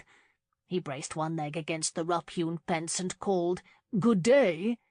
Both the hog and the woman started, jerking wide-eyed looks of surprise to him. A moment passed. The woman warily slid her gaze to the hog, and the hog to her. Then the hog suddenly charged. With a cry, the angel whirled and headed for the fence, her long hair flying out behind her like some surreal banner. She ran for her life, and so did that huge swine.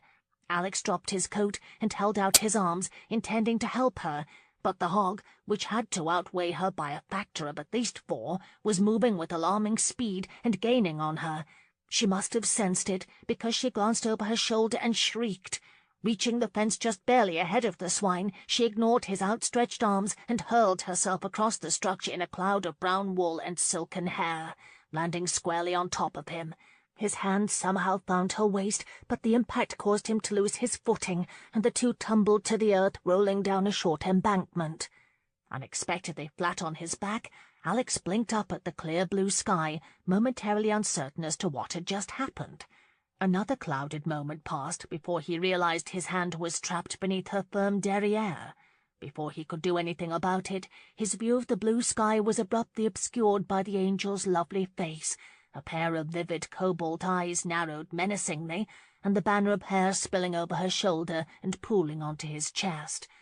"Are you mad?" she fairly shrieked, and jumped to her feet.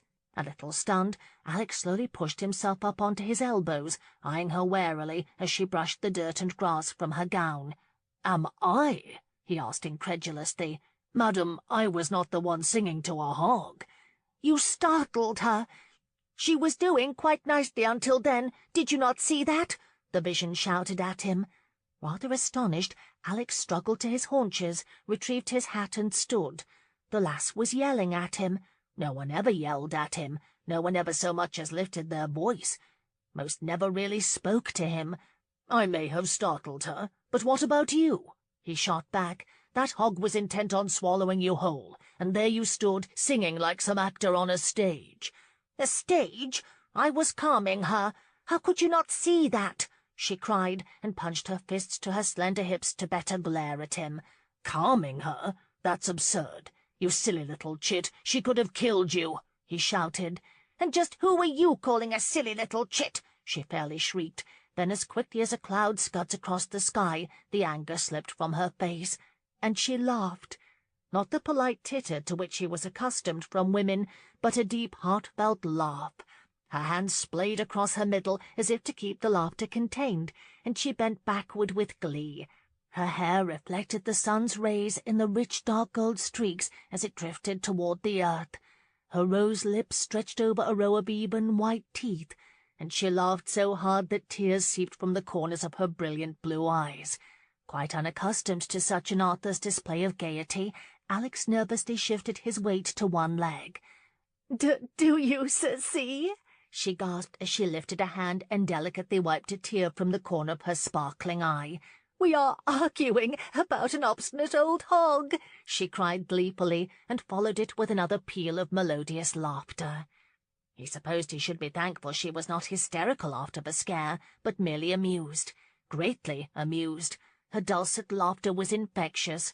"Are you hurt?" he asked, a grin slowly spreading his lips. She shook her head, making the tiny wisps of curls dance around her flawless face. "No," she said, giggling. "Are you?" "No." She peeked up at him through thick curly lashes. "I am quite mortified, you know. I landed right on top of you. I thought you would, move." Alex chuckled as he bent to retrieve his coat. "My intention was to help you step over the fence." She laughed roundly. "And did you think with that beast on my heels I would tiptoe across?" "I rather suppose I did," he admitted sheepishly. God, but her smile was as brilliant as the damned sun beating down on them. "I am Lauren Hill," she offered, and extended her hand. A faint, indescribable tingle waved through the pit of his stomach as he took the long, graceful fingers into his and closed around them. "Alex Christian," he muttered, his eyes riveted on her hand. Belatedly remembering himself, he glanced up. A bit of colour infused her cheeks as she slowly withdrew her hand. Her gaze dipped to the tips of her chunky boots as she clasped her hands demurely behind her back. "It would appear the hog has decided that as a meal you are not worth the effort," he remarked. Her head snapped up, and gasping softly, she leaned to one side to see around him. "Now, where has that silly hog gone?" she muttered under her breath. "Honestly, the way Lucy keeps running off, you would think we never feed her." "Lucy?" "We named her Lucy 8 years ago, when it became apparent she was much too old to be a very good Christmas dinner." "I see. And do you often sing to Lucy?" he asked, another uncommon grin curling the corners of his mouth. "No," she said softly, her eyes riveting on his lips, "only when she is irritated." He wished to high heaven she would not stare at his mouth like that. Uncharacteristically flustered, he turned abruptly toward the field. "Lucy apparently likes pumpkin." "Yes, exceedingly well." Frowning, Miss Hill walked to the fence. Alex's legs moved of their own accord, but his gaze followed the soft sway of her slender hips and the dark chestnut curls bouncing lightly just above them. He recalled the feel of that round little bottom, and amazingly, he had an unmistakable urge to touch those curls, just above those hips. She turned suddenly, startling him. "Are you lost?" "Lost?" he stammered. "Lost. I hope I am not too forward, Mr. Christian, but is there a reason you are, here?" Alex was so captivated by her dark blue eyes and so startled by the uncommon address that he was momentarily unable to think of an answer. Well, I suppose one could say I have lost my bearings, if not my mind," he added silently. "My horse drew up lame, you see, and I was walking for help. I thought the village of Pember Heath was nearby." 3 miles more," she offered helpfully. "Where is your horse?" "A small clearing a few miles south of here. Perhaps you would be so kind as to point me in the proper direction?" he asked, feeling uncomfortably absurd to be looking at her with all the admiration of a schoolboy. But hell, he was only mortal, and she possessed the most remarkable eyes he had ever had the good fortune to see. "You shall come to Rosewood. I can send Rupert for help when he returns from the village," she offered, then smiled so charmingly he had to swallow. Rosewood? He had heard of it. Rupert? Was she married then? Is your husband presently at home? "Husband?" she asked, confused, then abruptly laughed. "I am not married, Mr. Christian. Rupert lives at Rosewood. I mean with my uncle, my brother, and me. Oh, and Mrs. Peterman," she added hastily. It astounded him that he should be so pleased she was not married. "I would be most obliged if Rupert could find help." Still smiling, she gracefully flicked a thick strand of curls over one shoulder. Alex's eyes followed the movement, and he swallowed again, hard. She motioned toward a barely discernible path. "I am afraid it's a bit of a walk," she said apologetically. "My only regret is that I cannot offer you the comfort of a carriage." She giggled as if that was the most perfectly ridiculous thing he could have said, which of course it was. "Oh, it is much too nice a day for carriages, Mr. Christian. It should be many months before we enjoy such fine weather again." Fine weather? It was positively stifling. Limping slightly, he fell in beside the enchanting creature. Her eyes landed upon the slash of dark red seeping through his expensive buckskins, and he said, "A bramble bush, I think." "I beg your pardon?" He motioned to his leg. "Jupiter slammed into a bramble bush, I think," he clarified.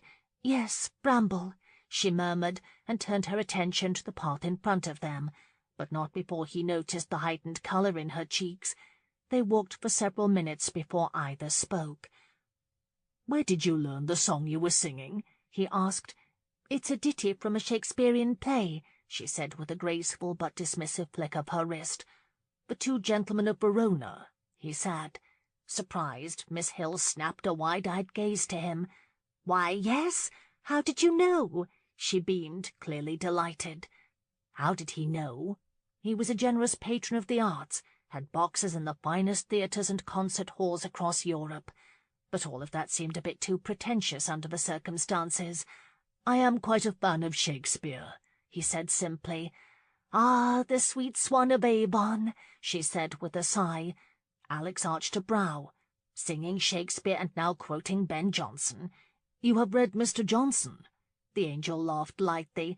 "We may be a bit off the beaten path, sir, but we are not so remote we do not have a book of English literature."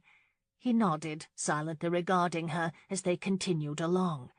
Dressed in that plain brown frock and those awful boots, she looked like a simple country lass.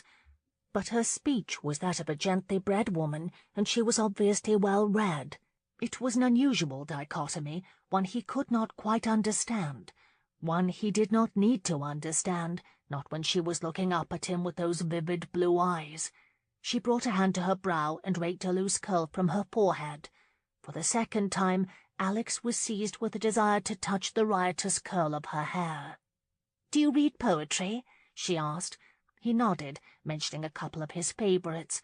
He was astounded. She knew them all, and rattled off little stanzas of her favourite poems. He was completely mesmerised, stunned that he had found this unusual creature in the middle of a pumpkin field. After a quarter of an hour more, a barn came into view.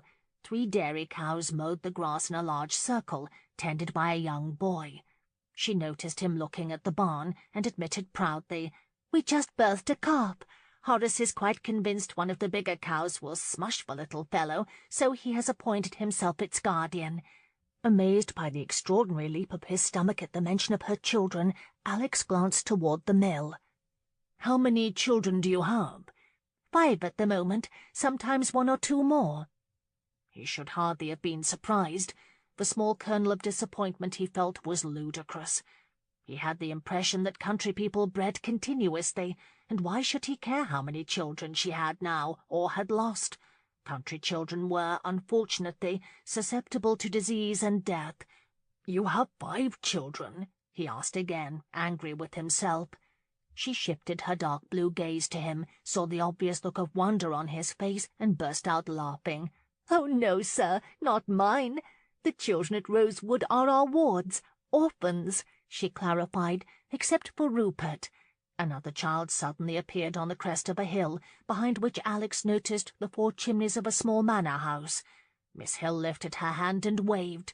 Absurdly relieved that they were not her children, Alex followed her to the barn. The young boy tending the cattle, who looked to be no older than 7 or 8 years, rushed forward to greet them. "Horace, have a care where you step," she called, then laughingly wrinkled her nose. "Our cattle, few though they are quite prolific in their production of fertilizer." He was about to remark that he was quite sure it was a trait common to all cattle, but the shouting caught him off guard. He thought the other boy had been hurt and jerked around. With inhuman effort, he managed to keep from gaping at the boy's hideous birthmark. "Really, Leonard, he is not a pirate," Miss Hill said, laughing. "He is a country gentleman who has lost his way." "And my mind," Alex silently reminded her, "especially my mind." The unfortunate young lad was smiling brightly at Miss Hill. She touched his temple, smiling at him as genuinely as if the child were Adonis himself. Dear God, she was an angel. For the second time that day, Alex felt he was watching a dream. The boys looked adoringly at Miss Hill, and the angel with the voice of gold laughingly regaled them with Lucy's adventure, lovingly touching them as she spoke. Certain he was rudely gaping, Alex clenched his jaw tightly shut and tried to remain as expressionless as he knew how. "Mr. Christian, may I introduce Leonard?" She smiled, gesturing toward the birthmarked child, "and Horace." "Good afternoon," Alex heard himself say. "Good afternoon, sir," they chirped in unison. "We have 4 more boarders at Rosewood," Miss Hill said. "Sally, Theodore, and Lydia are inside. Rupert and my brother Paul are with my uncle in Pember Heath." "It's Theodore's turn to watch Sally," Leonard informed him. As Alex imagined that Sally had some horrible malady, Miss Hill instructed the boys to run ahead and inform Mrs. Peterman they had a guest. "I will race you to the top of the hill," Horace shouted, and the lads immediately scampered ahead toward the house. "It is the dinner hour. I rather imagine you must be famished," Miss Hill said. Alex dragged his gaze from the boys and smiled. "I would not think of imposing." "It is no imposition, sir. You are very welcome." "If you are quite certain, I admit I am indeed rather hungry." He would probably never know what compelled him to agree. Part of him wanted to look at the child's birthmark again, to see if the others were similarly afflicted. But another part of him wanted to look at the angel as long as he could. All of this, Rosewood, Lucy, and the angel beside him, intrigued him on a level he could hardly fathom. She had already started toward the crest, and he quickened his step. Lauren did not realize how fast she was walking. God, was she addled! The invitation to dinner had no sooner tumbled out of her mouth when it occurred to her that Ethan might have returned. Blanching at the very thought, Lauren quickened her step, wanting to reach the house before he did, mortified that such a dignified, educated, handsome man might meet Ethan. Good God! She was practically running by the time she reached the house, and would have run straight inside and up to her room had Mr. Christian not stopped her with a gentle hand on her arm. She gasped, and immediately looked down to see if her arm was on fire. It certainly felt like it was. A strange tingling sensation spread quickly to her chest. Catching her breath in her throat, she looked up at him. Lord, but Alex Christian, whoever he was, had to be the most handsome man she had ever clapped eyes on. He was tall, well over 6 feet.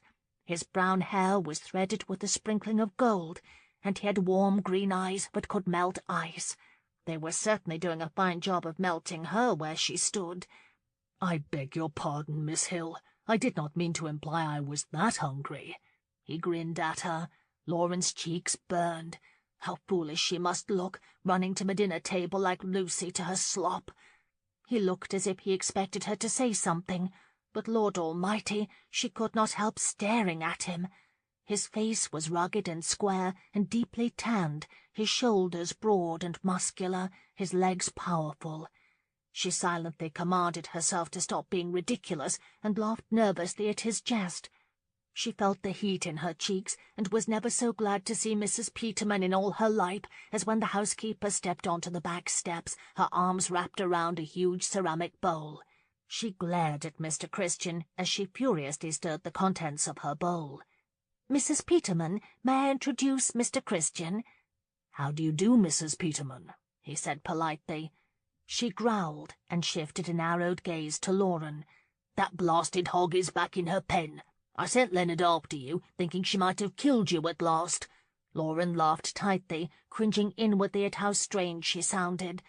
"She certainly tried, but Mr. Christian was kind enough to help me." "Miss Hill is too generous. It would be more accurate to say she survived in spite of my help." "Are you in the habit of roaming the open fields, Mr. Christian?" Mrs. Peterman snapped. Lauren winced. Mrs. Peterman was still smarting over her rejection of fastidious Thaddeus, and since then had treated every eligible man in a 10-mile radius of Pemberheath as a blackguard. "His horse drew up lame, Mrs. Peterman. I brought him here so that Rupert might help him," she muttered, and cast an imploring look at the housekeeper. "Rupert is not here," Mrs. Peterman said, and pivoting on her heel, marched into the kitchen. Why didn't the earth just open up and swallow her where she stood? She tried to smile. "Mrs. Peterman is rather protective." "I can certainly understand why," he smiled. Those simple words caused another rush of heat to her face. Bewildered, she proceeded into the kitchen, not daring to see if he followed. Incredibly, he did. She asked Lydia to show him where he might wash, and had to nudge the young girl to move, as she was gaping in awe at the handsome stranger. The moment Mr. Christian left the room, Lauren whirled to Mrs. Peterman. "Please, please tell me Ethan is not here," she moaned, sinking onto a stool. Mrs. Peterman did not deign to look up from the stove. "He is not here, and you should thank the stars he is not. What are you thinking, dragging a perfect stranger home from the fields?" she snapped. "His horse was injured. Should I have left him wandering about?" Mrs. Peterman gave her a stern look as she thrust a large bowl of stew at her. Lauren ignored it. She could not explain to herself, much less to Mrs. Peterman, that she might very well have escorted him to hell and back for one of his warm smiles, or that her heart pounded at the sight of those powerful legs moving in those very tight buckskins. She marched to the dining area set up for the children and placed the bowl rather loudly on the old scarred table. It startled Theodore, whose nose was buried in a book. Just 10 years old, he devoured every book brought into the house. Next to him was Sally, Theodore's charge for the day. Sally was only 4, so her supervision was a responsibility shared by the older children. "Leonard said you brought a pirate to dinner," Theodore remarked hopefully. Lauren smiled and handed several wooden bowls to him, motioning for him to set the table. "Leonard is mistaken, darling. Mr. Christian is a gentleman with a lame horse. I rather doubt he has ever been on a boat." Theodore pondered that as he carefully placed the bowls around the table, then brightened. "Sometimes pirates act as if they are gentlemen. Perhaps he just said that so as not to frighten you." "I assure you he is not a pirate, but a man in search of a good horse doctor." "Yes, but maybe he was riding for his ship when his horse was hurt." "We are many, many miles from the sea, darling," Lauren said, running her hand over the boy's blonde locks. "But he had to go that way, Miss Lauren," Horace shouted from the door, and then ran to take a seat at the table. "Leonard said the constable would find him if he took the main road." "The constable?" she laughed. "And what do you suppose the constable would do if he found Mr. Christian? Without the booty of a raid, he would have no grounds to detain him. I am afraid Leonard is filling your head with tales from his own imagination." "I hardly think your story is much improvement," Mrs. Peterman huffed from the kitchen door. She placed 2 freshly baked loaves of bread on the table, which Lauren promptly began to slice. "It is not a story, Mrs. Peterman," she said with cheerful patience. "It is fact." "Oh, he is a pirate," Leonard said with great authority as he came into the small dining area. "He is wearing pirate boots, very fine pirate boots." "These boots," Mr. Christian drawled, "would not suit the lowest of pirates, I assure you." Lauren looked up. Her country gentleman filled the narrow doorway with his athletic physique, and smiling at the children as he was, started the giddiness in her all over again. She looked down and noticed she had cut a chunk of bread the size of brick. She hastily made 3 slices of it, then smiled broadly at Mr. Christian, helplessly aware that she was on the verge of making a complete cake of herself. She motioned to a chair. "Please be seated, Mr. Christian, and I pray you do not fault these boys overmuch. Since Paul began reading fantastic stories of pirates to them each night, they believe every grown man is potentially a marauder of the high seas." Lydia was still standing in the door, still staring at Mr. Christian. "Lydia," Lauren said softly, and the young girl slowly walked to the table, no more able to tear her eyes from him than Lauren could. Usually Lydia could talk of little else than Ramsay Baines, with whom she was desperately in love, but she sat across from Mr. Christian, gawking at him with such awe that Lauren wanted to laugh. She knew exactly how she felt. "I am not a pirate," he informed the children, "nor have I been a pirate in at least 5 years. I was forced to stop that practice several years ago. Constable Richards—" He paused and glanced slyly at the children. With the exception of Sally, who was moulding a slice of bread into a doll shape, the children's faces were filled with expectant terror. He shrugged carelessly. "Forgive me, I would not bore you with the details," he said, and helped himself to a generous portion of stew. Lauren stifled a delighted giggle as she nudged Lydia to take a piece of bread. "Constable Richards? How very ironic," she said, as she pushed a bowl in front of Sally. "They say he pursued a ruthless pirate for many years." She paused and glanced thoughtfully at the window. "He never caught him. They say it haunts him to this day. But surely he is not the same Constable Richards." She glanced at Mr. Christian, who returned her gaze with a mischievous smile. Incredulous, the children all paused, their attention riveted on Mr. Christian's anticipated answer. "Surely not," he agreed slowly, and the children's shoulders sagged almost as one with disappointment. "Unless, of course, you refer to Robert Richards." The children suddenly sat forward, their spoons freezing between bowl and mouth as they jerked their gazes to Lauren. "Why, yes, I do indeed. Do you know him?" Of course he did, and Mr. Christian began to weave a fantastic tale of adventure on those seas, sprinkled with exciting and very close encounters with the imaginary Constable Richards. The children were spellbound, hardly tasting their stew. Lauren was hardly immune to his charm either. She wanted to hug him for treating the children with respect and dignity. She wanted to cry, but he did not seem to notice Leonard's horrid birthmark. Her admiration of Mr. Christian, already dangerously high, grew with alarming leaps and bounds during the course of that meal. Unfortunately for them all, with the notable exception of Mrs. Peterman, dinner was over far too soon.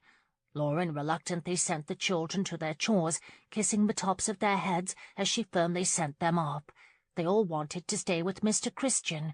So did she. And she might have contrived a way to do it, had Mr. Goldthwaite not picked that very inopportune time to call. The banging on the front door came just as she poured tea. A moment later, the apothecary marched into the small dining-room, carrying a large bunch of wilting daisies, his apple cheeks flushed. If there was anything worse than Ethan, it was fastidious Thaddeus. Why did he have to call today? "Good afternoon, Mr. Goldthwaite," she said wearily. "Afternoon, Miss Hill," he sniffed. "I have taken the liberty of bringing you some daisies. They are quite the rage just now, and I thought they should brighten your dressing-table nicely," he said, his small brown eyes sliding to Mr. Christian. "Thank you, Mr. Goldthwaite," she said evenly, "but I do not have a dressing-table." She stood politely to receive the blasted flowers and brought them quickly to her face to hide her mortification. Oh, God, she could not bear to imagine what Mr. Christian must be thinking. "Mr. Goldthwaite, may I present Mr. Christian?" she said coolly, and hearing Mrs. Peterman behind her, turned and thrust the daisies into her hands, for which she received another disapproving frown. "How do you do, Mr. Goldthwaite?" "I do very well, sir. I have not seen you here before. Are you a benefactor?" Lauren groaned. Mr. Christian politely ignored the indecorum of such a question. "Miss Hill very kindly brought me here after my horse went lame. I am off to Pemberheath now in search of help," he said, coming to his feet. Lauren felt a moment of panic and rushed too eagerly, she damn well knew it, to his side. Rupert has not yet returned, Mr. Christian, but I am certain he shall be along shortly. Nonsense. I should be happy to take Mr. Christian to Pemberheath, but I pray you, sir, we must leave at once. I should not have stopped as it is, but as I had the daisies, it would not do to let them wilt, Mr. Goldthwaite said, and started immediately for the door. I should be most obliged, sir. Mr. Christian turned and smiled warmly at Lauren. Miss Hill, I cannot thank you enough for your hospitality. Good day, Mrs. Peterman. He nodded to the unsmiling housekeeper and followed Mr. Goldthwaite as he waddled quickly from the room. Unbalanced by a surge of unfamiliar emotion, Lauren looked helplessly to Mrs. Peterman, receiving a hapless shrug in response. Knowing she could do nothing but bid the gentleman a good day, Lauren grabbed his forgotten hat from a wall peg and rushed after him. "Mr. Christian," she called as she stepped out onto the drive. He turned, his green eyes sparkling with his smile. She thrust the hat at him. He grasped it with one hand and pulled lightly, but she did not let go. Thank you, sir, for helping me out of a rather peculiar predicament," she said nervously. What in heaven's name was she doing? He chuckled softly. I was hardly any help, Miss Hill. Mr. Christian, if you please, Thaddeus shouted from his curricle. Lauren scowled mightily at him, then turned a winsome smile to her gentleman. "If you should ever have reason to be in the area, it would please the children enormously if you would call," she said, and instantly ashamed at her brazenness, nervously averted her gaze. They so enjoyed your tale." Miss Hill, Mr. Christian, I really must be going, Mr. Goldthwaite bellowed from the carriage. Good God! She would have liked to have knocked that stout little peacock from his perch and stuffed him full of daisies. Thank you again, Miss Hill, Mr. Christian said. Yet he remained standing in front of her, his eyes crinkling in the corners with his smile. "You are very welcome, Mr. Christian," she sighed, gazing up at him. His smile turned into a charming grin. Miss Hill, that? Lauren looked down. She was still clutching the hat. Horrified, she let go of it so quickly, but he took a step backward. Chuckling, he turned toward the carriage. Oh, how very grand! She had succeeded in making a complete blockhead of herself. Mr. Christian looked at her again when he had settled onto the narrow little seat next to Mr. Goldthwaite. With a jaunty wave she hoped looked very carefree, Lauren pretended to be examining a tattered vine that had attached itself to the stone exterior of the house. When she heard the carriage pull away, she wished for 1,000 deaths, for herself and fastidious Thaddeus. Alex managed one last look behind him as the carriage raced away from the shabby manor house. His initial assessment was correct. She was an angel, and a very provocative one at that. As Mr. Goldthwaite sent the carriage careening around a bend in the road, Alex grabbed his hat and the seat at the same time. "In something of a hurry, are you?" he asked dryly, as the carriage righted itself. "I have many pressing matters," the little man fairly spat out. "I should never have called today." "Have you known Miss Hill long?" Alex asked, knowing full well that she was the cause of Mr. Goldthwaite's angst. He could hardly blame the poor man. She was as captivatingly beautiful as she was kind, the sort of woman that could bring a man to a state of blind devotion. "I have been very well acquainted with Miss Hill for most of her life." "I am sure she is a good friend," Alex remarked, for want of anything better to say. Mr. Goldthwaite snorted loudly. "Friend, we are practically betrothed, sir," he snapped angrily. Alex had no idea what the understanding was between the two of them, but in his humble estimation, Mr. Goldthwaite had a better chance of marrying Lucy than Lauren Hill. Chapter 5. With his feet propped upon a footstool, Ethan was sitting directly in front of the fire when Lauren marched into the drawing-room carrying a tray of medicinal soup.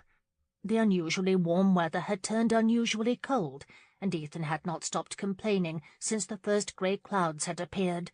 Kicking the door shut, Lauren marched to where her uncle sat and placed the tray down with such force as to spill the soup. "Don't be slamming that door, lass. I have a headache," he grumbled. Lauren said nothing as she poured him a cup of tea. "What, are you still sulking over Rupert?" He sighed and reached for his brandy, ignoring the tea. "You promised me, Uncle Ethan," she reminded him sharply. Ethan moaned his exasperation. "He is a grown man, Lauren. If he wants an ale, who am I to deny him?" "Putting aside for the moment that the two of you could have been killed driving that old wagon in such a state, you know Rupert cannot absorb spirits like other men. It has taken him 2 full days to recover." "Do not bother with that now," Ethan groaned. "My gout is flaring up again." Lauren sighed loudly. There was no reasoning with Ethan. She supposed she should be grateful, but as he so rarely left the drawing-room, he was no real threat to Rupert's safety. Bless Rupert, but he thought Ethan had practically hung the moon. How his simple mind had concluded that was the biggest mystery of all. "Please eat your soup, Uncle. Mr. Goldthwaite gave me some herbs that should help ease your pain," she said, and bent to retrieve a discarded weekly paper. "Goldthwaite, I do not like him sniffing around your skirts, do you hear me? The pillows, child." "Mr. Goldthwaite understands I do not return his affections," she lied, adjusting the pillows behind Ethan's back. Apparently there was nothing she could say to convince fastidious Thaddeus or Mrs. Peterman of that. "But he is so terribly generous to us, I cannot ask him to stay away." "Then I shall do it. I cannot make a match for you with that little hummingbird constantly underfoot," Ethan grumbled, and slurped from his bowl of soup. Lauren shook her head and began to walk toward the door. "Good God, what are you wearing?" he suddenly barked. She paused and glanced down at the pair of trousers and heavy linen shirt Paul had outgrown many years ago. "Trousers," she continued to the door. "Mind me, lass, there will be no man wanting to marry you in that," he called after her. Mind him, indeed, she thought, and shut the door loudly. His constant talk of marrying her off, and it was constant, was beginning to wear on her. She marched to the foyer and removed a woolen coat from a peg. Everything was beginning to wear on her, she realized, as she plunged her arms into the coat. "Where are you off to this morning?" Lauren glanced over her shoulder at Paul as she pulled a woolen cap over her head. He limped into the foyer and leaned against the wall, his arms folded across his chest. "I should salvage what is left of the pumpkins," she muttered. "Have Rupert do that. There is no need for you to toil." "Thanks to Uncle Ethan's superior choice of a drinking partner, Rupert is behind in his chores, and I am in great need of a solitary task," she said sharply, reaching for gloves. "Is anything wrong?" Paul asked. Immediately regretting the unleashing of her foul disposition, Lauren smiled weakly. "Nothing but a little time alone will not cure, I assure you." She walked out the door before he could question her further. She had no hope time alone would cure her. It wasn't that Ethan had allowed Rupert to get so incredibly intoxicated, although she was still quite angry about that. It was just everything. Everything had turned upside down since Mr. Christian had come to Rosewood 2 days ago. Damn it, she could not stop thinking about Mr. Christian. She dreamed about him at night, thought about him all day, and yesterday, at a distance, had even mistaken the vicar for him. That was laughable, since the vicar was nearly 70 years old. Never had anyone had such an impact on her. She had never been so much as smitten that she could recall, unless she counted Donovan Williams, who had sparked her great admiration by pulling her hair when she was 8. But even Donovan Williams could not possibly hold a candle to Mr. Christian. She had never met such a handsome, masculine, kind man. He liked poetry, he liked the children, and he did not even seem to object overmuch to Lucy. And beyond those admirable traits, he made her skin tingle in a strange sort of way, made her giggle for no apparent reason, and when he looked at her, dear God, her knees turned to water. Lauren sighed miserably as she tromped the path to the pumpkin field, pulling a battered wooden cart behind her. All right, so she was smitten. What exactly was she to do about it? Mope about like some lovesick schoolgirl? Mr. Christian was not coming back. He was probably at home right now, probably with a wife, for Christ's sakes, and probably had already forgotten the whole thing. If only she could forget. "Miss Lauren!" Lauren closed her eyes and moaned softly before turning to face Leonard as he came bounding down the path. "Paul said I should come help you." It took every ounce of energy Lauren had to muster a smile. Damn Paul. Now that he was 20, he had decided it was his duty to look after her. Sometimes he treated her as if she might break with the slightest breeze. She loved Leonard with all her heart, and at any other time would have welcomed his company, but not today. "All right, you may watch for pirates while I pick what is left of the pumpkins." She took his hand in hers, and pulling the cart with the other, continued her march to the pumpkin field. Leonard did a fine job of guarding her after finding a stick that made a suitable sword. For nearly an hour he climbed again and again onto the fence and leapt to the ground, shouting "On guard!" before he tackled a swarm of imaginary pirates. Despite her miserable mood, Lauren could not help smiling at his exuberance. Tossing the last pumpkin in the cart, she quickly counted. There were 14 in all, which would pay for only 1 month's supply of tallow. It was not enough. She needed at least 2 months' supply, if not 3, to last the winter. As she stood in the middle of the field, pondering that little problem, Leonard ran up behind and punched her in the back with his stick. Startled, Lauren shrieked and whirled around. "Arm yourself!" he cried. Lauren's hands found her hips. Her brows snapped into a foreboding V. "All right, you brigand," she said, squatting to retrieve a stick. "On guard!" Much to Leonard's delight, she lifted her stick, assumed a fencing position, and stabbed at the air. She pushed Leonard backward, then allowed him to advance on her. Back and forth they went, laughing gaily at their play. "Miss Hill?" Her head snapped around at the sound of that voice. She had just a glimpse of his handsome face before Leonard drove his stick into her unguarded belly. Startled, she toppled onto her rump with a bounce, knocking the breath from her lungs. "Dear God, are you quite all right?" Mr. Christian asked, suddenly on his knee beside her. He put a steadying arm around her shoulders as she gasped for air. "Mr. Christian," she rasped, "I have concluded you are quite determined to see me slain in a pumpkin field." He laughed. "And I believe you are quite determined to give me every opportunity." His arm slid around her, and she was suddenly lifted to her feet. Her breath still would not come, but it had nothing to do with her tumble. Mr. Christian bent over her, peering into her face, a slight frown creasing his forehead. God, but his hand covered the whole of her rib-cage. She smiled sheepishly as his strong arm slid away from her. His green eyes flicked to a point past her shoulder, and she suddenly remembered Leonard and turned. The boy was gaping at her, clearly mortified by having toppled her. "I am sorry," he cried. "I thought you were looking." She laughed, tousling his hair. "You will be the finest pirate yet, Leonard. My goodness, but you are very quick. That is very important in sword-play, wouldn't you agree, Mr. Christian?" "I would consider it more important than footwork or strength," he agreed solemnly. "There, you see." She smiled, cupped his face in her hands, and kissed him lightly on the forehead.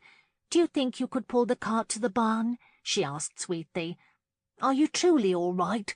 he asked, his eyes revealing his worry. Lauren laughed. "I am perfectly fine, darling. It will take much more than a tumble to harm me." Leonard looked sceptical, but accepted it. He turned to Mr. Christian and mumbled, "Good day, sir," and ran off to wrestle with the old cart. Lauren and Mr. Christian stood side by side, watching Leonard pull the cart up the path. Well, Mr. Christian was watching. She was trying very hard to hide the fact that his physical presence was making her shiver. That, coupled with her sheer mortification at having been found playing pirates in a pair of boys' trousers, caused her to unconsciously wrap her arms around her middle. "You are chilled," he remarked suddenly, and shrugged out of his coat, draping it across her shoulders before she could answer. The smell of spicy cologne, so faint as to almost be imagined, wafted across her senses. You must be wondering," Lauren stammered as they watched Leonard disappear into the next field. "Only if Lucy is as hungry as all that," he quipped. A giggle escaped her. "No doubt she is, but she is forbidden to eat the pumpkins. I have already promised the crop in trade for tallow." "Pardon?" Lauren grinned at him. "For candles. I had enough pumpkins to trade for 2 months' worth of tallow, but as best I can figure, Lucy has left me with enough for 1 month, and if she eats that, I am half tempted to render her hide in exchange." Mr. Christian said nothing for a long moment. His gaze slipped to her mouth. Lauren's pulse began to race. "I should be happy to provide you with enough tallow, Miss Hill. You need not trade your pumpkins." She thought her giggle was absurdly shrill. "Thank you, Mr. Christian, but that is why I grew them in the first place." "For tallow?" he asked, incredulity evident in his voice. "For trading. I did not think of tallow at the time, but Mrs. Pennypeck said she could use them in her bakery, and as her husband had more tallow than he needed, it seemed a very good trade. Leonard thought of it." "So," he grinned, his gaze dipping to her shirt and trousers, "you trade pumpkins." And apples and tomatoes when they are in season," she muttered, conscious of a heat creeping up her spine. "And then, of course, if there is extra milk, not that there is any surplus of that, really, but one day we'll fill buckets." He lifted his eyes and smiled. A perfectly gorgeous smile, full of what seemed hundreds of white teeth. Her knees were turning to water. Dear God in heaven, she was going to swoon. She took an unconscious step backward. I did not know you lived near here." "I am temporarily at a hunting lodge." He hunted. Oh, but he looked like a hunter, all tall and lean and muscular, and, God, he was looking at her mouth again. "Is he all right, then?" she asked weakly. Mr. Christian's brows sank in confusion. "Who would he be?" "Your horse." He tossed his head back with a shout of laughter. "Yes, Jupiter is quite all right. Seems he was not as lame as he would have had me believe. Would you like to have a look at him?" he asked, and gestured to where Jupiter was tethered. Yes, she would like to have a look. She would like to look at anything but him, lest she topple onto her rump again. "Very much," she said, smiling. Jupiter was an enormous black stallion, and had the effect of making Rosewood's 2 old greys look like fat ponies in comparison. Mr. Christian gave her some carrots from his saddlebag, and Lauren stood on a large stone so she was eye-level with the beast, laughing delightedly as she fed him. She asked him what he hunted, and he talked of stalking a buck but had eluded him for 3 days running. She gathered from his conversation that he was at the lodge alone, and imagined him sitting at night quietly reading from a book of poetry. She stroked the stallion's nose, a faint smile on her lips. "Would you like to ride him?" Mr. Christian asked when the carrots were gone and the horse grew restless. Lauren blinked. Ride that enormous thing? She had never ridden a horse any more daunting than one of the old greys. "I do not know," she hedged, staring into one of the horse's big round eyes. Mr. Christian chuckled. "Allow me to return the favour of your rescue and escort you to Rosewood. The air is decidedly cooler. I shouldn't be surprised if it rains soon." Lauren looked askance at him. He quirked a brow. "Are you afraid?" he asked, his amusement apparent. Lord, yes. Nevertheless, she flashed him a lopsided grin. "Unfortunately, sir, I fear dishonour more than death." He laughed at the Homeric quip. "Come, then," he said, smiling broadly. "I cannot allow you to be dishonoured." He stepped aside and bowed gallantly. "Madam, your carriage awaits." Lauren stepped off the stone and walked slowly to the horse's side. "Put your foot in the stirrup," he said from behind her. She could hardly reach it, but the moment her foot made contact, he caught her by the waist and vaulted her onto Jupiter's back. She landed astride the huge horse and quickly grabbed the pommel to keep from sliding right off the other side. In one fluid movement, he swept up behind her and reached around her to gather the reins. "Well then, are you on?" he chuckled, his breath fanning her cheek. She was on, all right, practically painted onto his lap, pressed against his brick wall of a chest. His muscular arms surrounded her, his powerful thighs enveloped her own, and she was struck by how tiny her legs looked next to his. She was having difficulty breathing. Her pulse was racing at a clip. I think so," she breathed. "Do not be afraid," he said gently. "With that death grip you have on the pommel, there is little chance you will fall." He nudged Jupiter into a trot, and the force of movement propelled her impossibly even further into his body. She nervously yanked the musty wool cap from her head when it came into contact with him. He lifted a hand to smooth her curls from his face. She was acutely conscious of every muscle in his body, every movement of his limbs in guiding the horse. His essence seemed to penetrate her, filling her senses, burning her skin every place they touched. She thought she had died and gone to heaven. When they reached the barn, she asked him to stop, coming up with the lame excuse of needing to check on the calf. Her uncle would strangle her if he saw her riding astride in front of a stranger, in trousers, no less. Mr. Christian obliged, alighting with the grace of a bird before reaching up for her. He lifted her effortlessly, allowing her body to brush the full length of his until her feet touched the ground. Her legs would not hold her. She stumbled to one side before righting herself. He flashed a lopsided, lazy grin that suggested he knew what she was feeling. It embarrassed her to no end to be so terribly transparent, and she nervously swung his coat from her shoulders and thrust it toward him. "Thank you, Mr. Christian. That was most kind," she said as confidently as she could. "It was my pleasure, Miss Hill." He smiled, donning his coat. He shoved his hands in his pockets, regarding her with a faint smile. Lauren stood self-consciously, not knowing what to say or do next. Nervous, she twisted the wool cap in her hands. "You seem to grow a lot of vegetables," he said, nodding toward a fence where the vines of a squash plant were fastened.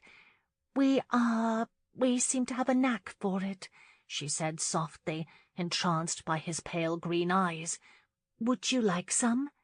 The green eyes landed on her again, lingering there. "Remarkable," he murmured. "Oh," she blushed, "it's not really so remarkable. We don't grow much wheat any more." Unexpectedly, he lifted his hand to her temple, brushing a single curl from her face. The gentle touch of his fingertips sent a flame racing through her. The taxes, you know, are quite high," she muttered inanely. "I was referring to you. Truly remarkable," he said quietly, then grasped her hand and brought it to his lips. Oh, God! Oh, God! His lips were so soft. With a smile, he dropped her hand and stepped away, swinging up onto the back of his horse. "Good afternoon, Miss Hill." He touched the brim of his hat in something of a salute and sent Jupiter galloping back the way they had come. Lauren stood rooted to her spot for a long moment, lightly touching her temple where his fingers had been. When he had at last disappeared from sight, she pivoted and flew to the manor house, bursting through the back door with an absurd giddiness. When Paul asked her what had come over her, she laughed and replied enigmatically, "Nothing but a little time alone did not cure." With a beatific grin for her brother, she floated up the stairs to her own room. It was very odd, Alex thought, that he should be so absorbed in a young woman of such a different class. But he had to admit that he was enchanted. Lauren Hill was as full of surprises as she was smiles. And she was beautiful. Bloody hell, she was gorgeous. Seeing her dressed in boys' trousers had almost been his undoing. She was one feminine curve after another, with a full bosom, a slender waist, and gently rounded hips atop what he imagined were two very shapely legs. After their little ride on Jupiter's back, the torturous feel of her body against his own had lingered for 2 days. In Pember Heath yesterday she had caught him off guard again. He had happened upon her at the dry goods store, dressed in a light blue wool gown, her mass of curls neatly coiffed and hidden beneath a bonnet, arguing with the proprietor over the price for milled flour. An angel in blue, he thought, whose blue eyes danced excitedly when she paused in her very elegant dressing down of the proprietor to cheerfully thank him for the tallow he had sent to Rosewood. It had just begun to snow when he escorted her outside, having sweetly and successfully demanded a fair price for the flour, confusing the poor shopkeeper with more than one obscure quotation befitting the situation. He would never forget her glee when she caught a fat flake on the tip of her tongue. She had laughingly remarked that he seemed to bring a change in weather whenever she saw him, but he thought it nothing compared to the storm brewing inside him. Alex turned the curricle, a sled trailing behind, onto a road leading to Dead Man's Run. He had so dubbed the hill only yesterday, when this maggot of an idea had taken hold. Strangely enough, he had found himself rather frantically thinking of ways to see her again, as she had tossed the bag of flour into the wagon and climbed up next to Rupert. He had impetuously blurted an invitation to sled. To sled? He had not sledded since he was a boy, and just where in the hell did one get a sled? Fortunately, he discovered that the blacksmith sold them, for a king's ransom. Old sleds, apparently, belonging to some ancient ancestor. He had worked until the early hours of the morning, getting the thing in working order. As the curricle and horse lumbered through the snow, he absently wondered why he did not tell her who he was. He had thought to, but it just seemed so inappropriate, and it hardly seemed to matter. He would be gone in a few days, likely would never see her again, and besides, there was something very peaceful about being a man without a title. As promised, Miss Hill was at the top of the hill with the children, looking quite fetching in a red cloak and her chunky boots. The boys were a mass of fidgety arms and legs, absolutely beside themselves with anticipation. Lydia seemed a little preoccupied, and every time Alex turned around she gaped at him as if he had 3 eyes. Little Sally, the darling with a mass of blonde curls, still had the tears of disappointment on her chubby cheeks, because she tearfully informed him Paul had not come. "Good day, Mr. Christian," Miss Hill greeted him cheerfully, a luscious smile on her lips. She turned that smile to the children. "Mr. Christian has claimed he possesses great skill when it comes to sledding. He practically demanded he be allowed to show you." He had said no such thing. His eyes narrowed playfully, and Miss Hill insisted that she could outsled me, and demanded the opportunity to demonstrate. She shot him a devilish look. "Why, Mr. Christian, that sounded positively like a challenge." "Indeed it was, Miss Hill." He glanced meaningfully to the top of the hill. "Well, Leonard, shall we show them how it is done?" Theodore and Horace instantly clamoured around Leonard, instructing him. Leonard nodded to all their advice, assured them he knew what he was doing, and taking the sled from Alex, proceeded eagerly up the hill. As Alex waited for Leonard to position the sled just so, he watched Miss Hill laughing with the orphans, his heart filled with a peculiar admiration. Gathered around her skirts, their upturned faces filled with adoration, he knew how important it must be to receive the gift of her winsome smile. It never occurred to him to so much as look at a child on the rare occasions he was in their company. He would not be doing so now, except that was where he could find her, and oddly enough, these children delighted him. He swallowed past an uncharacteristic swell of emotion as Leonard dusted the snow from his mittens. "I think I should ride in front," he whispered loudly, "but I will help you steer. Miss Hill said you might be a bit rusty." Alex arched a brow as Leonard eagerly clambered onto the front of the sled. He got on behind him, feeling very awkward with his long legs bent up as they were. "Miss Hill, if you would turn your attention to the slope," he called. Smiling, she dropped to her knees in the snow, one arm around Sally. "Don't worry," Leonard said solemnly. Grinning, Alex pushed off. The sled began to careen down the hill. He expertly guided it around a large protruding rock, through 2 trees that served as an obstacle course, and then onto the flats at the bottom of the hill, where they coasted to a stop. Laughing wildly, Leonard immediately leapt up and raced for the top of the hill. Theodore and Horace went next, flying fearlessly to the bottom. Lydia was equally fearless, riding with Leonard, and even little Sally took a turn, trying the length of the run with Theodore. Satisfied the children would not kill themselves, Alex walked to where Miss Hill stood. "So," he drawled, "have you determined it is safe enough to have a go of it?" "Lydia has convinced me it is quite breathtaking," she said, smiling coyly. "But I confess I rather think it is safer to go with Theodore than you, sir." Alex smiled mischievously and impulsively took her gloved hand in his. "If you are assured that I can at least drive the thing, I should very much like to take you down, Miss Hill." "Would you call me Lauren?" Her question startled him. She asked it as if it were some tremendous personal favour. "On one condition," he muttered. "You go down that hill with me." She laughed charmingly. "I am quite prepared, sir. You will not find a braver woman in all of England." He believed that was true. With his arms and legs wrapped firmly around her, they sped to the bottom of the hill, Lauren laughing gaily, fearing nothing. In the flats, Alex pulled the sled to a stop and clambered to his feet. Exhilarated, he yanked her to hers. She found that amusing, and laughing with one another as if they were old friends, the two trudged to the top of the hill, turning the sled over to the children once again. They stood to one side as the children took turns sledding, chatting about Rosewood. She explained the demise of the family home and how she and the vicar had schooled the children. With a proud gleam in her eye, she spoke of her vision for Rosewood, where orphans could come and learn the skills they needed to be happy, contributing adults. In her vision, Rosewood was not the run-down, overused and overtaxed farm it was presently. It flourished with life.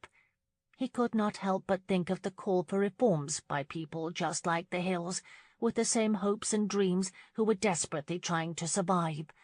"Paul says we must have fair representation in Parliament to fix things," she had said.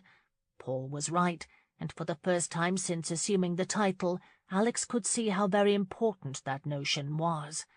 Alex, in turn, told her about his quest for the buck, omitting the small detail that he had not looked for the ornery beast since the day he had found her fencing with Leonard, and he asked her to call him Alex. When a bank of grey clouds began to creep into the sunny day, Alex suggested to Lauren it was time she took the children home. Theodore protested, grabbing Lauren's hand and imploring her to go with him for one last run. "Would you mind terribly much?" she asked Alex with a charming smile. As if he could deny that smile a blasted thing. "I will wait with the children at the bottom of the hill," he told her, and with a wink for Theodore, herded the gaggle to the bottom. She and Theodore were having quite a discussion at the top of the hill. When Theodore climbed in front, Alex clenched his jaw. Lauren intended to steer. Theodore looked a little pale as the sled started down the hill, but Lauren was grinning as they picked up speed. Alex sucked in his breath as she shakily steered the sled toward the two trees. He took a step forward as the sled skimmed the edge of the rock and headed straight for one tree, his pulse pounding in his neck when he realized how quickly they were sledding. Alex heard a sharp intake of breath and was not sure if it was he or Leonard who shouted to mind the tree. She managed to veer around the tree at the last possible second, but the sled came perilously close to the trunk and spun out of control. Thick fingers of fear closed sharply around Alex's heart as he helplessly watched the tumble of her red cloak fly across the snow. The shouts and screams of the children startled him from his shock. He and Leonard raced for the fallen riders. She was lying face down, her cloak a stark ruby-red puddle in the snow. Alex scrambled up the hill, slipping and sliding in his haste to get to her. When he reached her, Theodore had come to his feet and stood above her, a look of sheer panic on his face. The lad nodded, but he was unhurt to Leonard's frantic question. Alex fell to his knees and placed his hands gingerly on her back. Thank God, at least she was breathing. She made a sound, and he quickly rolled her to her back. Lauren flung her arms wide, her blue eyes sparkling vividly as she burst into melodious laughter. Stunned, Alex sat back on his heels and stared at her. Her cheeks stained deep pink with the excitement. She laughed. "I think my cloak caught the rudder," she happily attempted to explain, and struggled to sit up. His heart pounded mercilessly in his chest, and Alex sat heavily in the snow. Still laughing, Lauren struggled to her feet, smiling cheerfully at the two young boys. "I am sorry if I frightened you, but I am really quite all right." Leonard mumbled, obviously still frightened. Theodore could only gape at her. Alex stumbled awkwardly to his feet. "You gave me quite a start, madam." Lauren chuckled and brushed the snow from her cloak before lifting her beaming face to his. "It is quite exhilarating, is it not?" "Quite," he said evenly, and glanced at the children. "She is fine," he said gruffly, and with a firm grasp on her wrist, turned on his heel and marched down the hill, annoyed but his heart continued to slam against his ribs. As far as he was concerned, the little chit was banned from sledding for life. Lauren ran to keep up with him, and when they reached the children, she laughed at her exploit, until none of the faces around her showed any sign of fear. It was not until Alex was at Dunwoody, with a port under his belt, but he could finally relax from the scare that fearless little chit had given him. It was not until he had 3 ports under his belt, but he could stop analyzing why that was. Chapter 6. Lauren paused from her chore of mending a protective wire cage the cattle had destroyed around a sapling and examined her progress. She frowned. She simply had to stop daydreaming if she was ever going to complete this chore. Honestly, she had not put in a full day's work since Alex Christian had tried to help her over that fence. For 2 full weeks she had thought of little else than the country gentleman who had appeared from nowhere to capture her imagination and her heart. He had so fully occupied her thoughts that she could hardly concentrate long enough to see a task through, and kept forgetting things that had to be done. Even now, on her knees amidst a tangle of wire, she was imagining an intimate candlelit supper with Alex. Dressed in formal black attire, resembling what she had seen Magnus wear on occasion, he was gazing at her with eyes of warm green. And of course she looked fabulous, wearing a magnificent gown of blue satin trimmed in seed pearls that matched the wreath of pearls on her head. Naturally, he complimented her profusely. With a laugh, she shook her head and wrapped the wire around a fat stick protruding from the ground. The intimate supper was just one of her many little dreams. There was the daydream in which he worked beside her in the fields, sweat glistening on his muscular forearms as he proclaimed her the wisest of all women for having established her trade, and the one in which he played with the children on a luscious green and impeccably trimmed front lawn. There was the daydream in which she rode behind him on Jupiter, her arms clasped tightly around his rock-hard middle as they galloped across lush meadows. She sat back on her heels and smiled up at the sky. And there was her favourite, the one in which he took her in his arms, his green eyes piercing through to her very soul, a seductive smile on his lips, the one in which his head descended, excruciatingly slow, his lips parting slightly. "Lauren," she gasped, turning sharply toward the sound of Alex's voice. Leaning against a tree, his hands shoved deep in his pockets, he had obviously walked up from the pumpkin field. Heat immediately flooded her cheeks. God, he had not actually seen her thinking about the kiss, had he? "You startled me," she laughed nervously and brushed the back of her hand against her cheek in a vain attempt to erase the stain of embarrassment. "Jupiter's just below in the pumpkin field. I hope you don't mind." "Not at all." Jupiter could graze in the drawing-room for all she cared. Smiling, she pushed herself to her feet, shaking the dirt from her cloak. "I am glad you have come. The children have talked so much about you. My brother Paul insists on meeting this sledding pirate," she said. "He is beginning to think you are a figment of our imagination." "Perhaps another time," he said simply. His response struck her as oddly distant. Surely he was not surprised she would want to introduce him to her family. She had little choice. Paul knew she had seen Mr. Christian on a handful of occasions now, and had demanded he be brought round to meet him. Lauren had hedged at first, telling him that Alex was a visiting gentleman whom she happened to encounter from time to time. But after the sledding, Paul had quizzed her suspiciously. What sort of man, he asked, invited the children sledding without meeting her family? She had made light of it. But then she had met Alex quite accidentally one afternoon in front of Mrs. Pennypeck's bakery, and they had strolled about Pember Heath. Paul had heard about it from Mr. Goldthwaite, who had turned so red when he had seen them together that she feared his heart would rupture. Paul had demanded to meet the mysterious country gentleman then. "He will not bite, you know," she laughed nervously.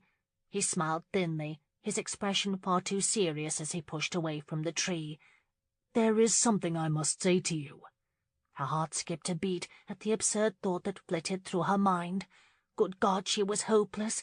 He had not given her any sign that he would be interested in anything more than the casual friendship they enjoyed. Nonetheless, she blushed profusely.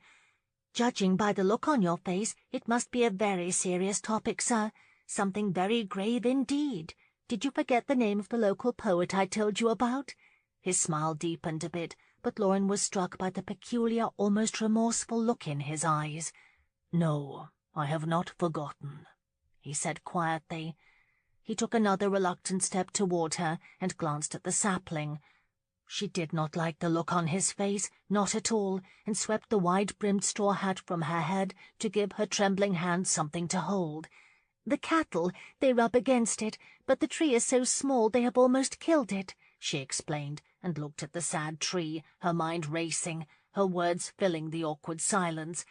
"I cannot seem to fasten the wire," she added softly. "I am leaving on the morrow." "Leaving?" Lauren caught her breath. She felt as if he had just punched her in the gut. He could not be leaving. He simply could not. A tidal wave of confused emotions swept over her, and she fought to maintain some modicum of decorum. I don't know what to say. I suppose I thought, she stammered uncertainly, her eyes riveted on the wire. "I came only temporarily to hunt, but I have stayed longer than I should have. I have responsibilities." "Responsibilities?" she blurted. Oh, God, he was married, and for the last 2 weeks she had been dreaming about him, like some silly, smitten schoolgirl, practically drooling each time she saw him. He must think her the biggest fool. "I have a home and family," he was saying. Her mind quickly rifled through all the possible scenarios she could have imagined, but this had to be the worst. He was married. "My brother has corresponded recently that there are matters requiring my immediate attention." Lauren wanted to die right where she stood. Her face flaming, she could not bring herself to look him in the eye, certain that her every thought, her every little fantasy was plainly evident on her face. "Well, there you have it," she blustered unthinkingly. "I am sorry. I mean, the children will be very sorry, but if you have responsibilities, I would be the last person to think you should not attend to them right away. Responsibilities are very important.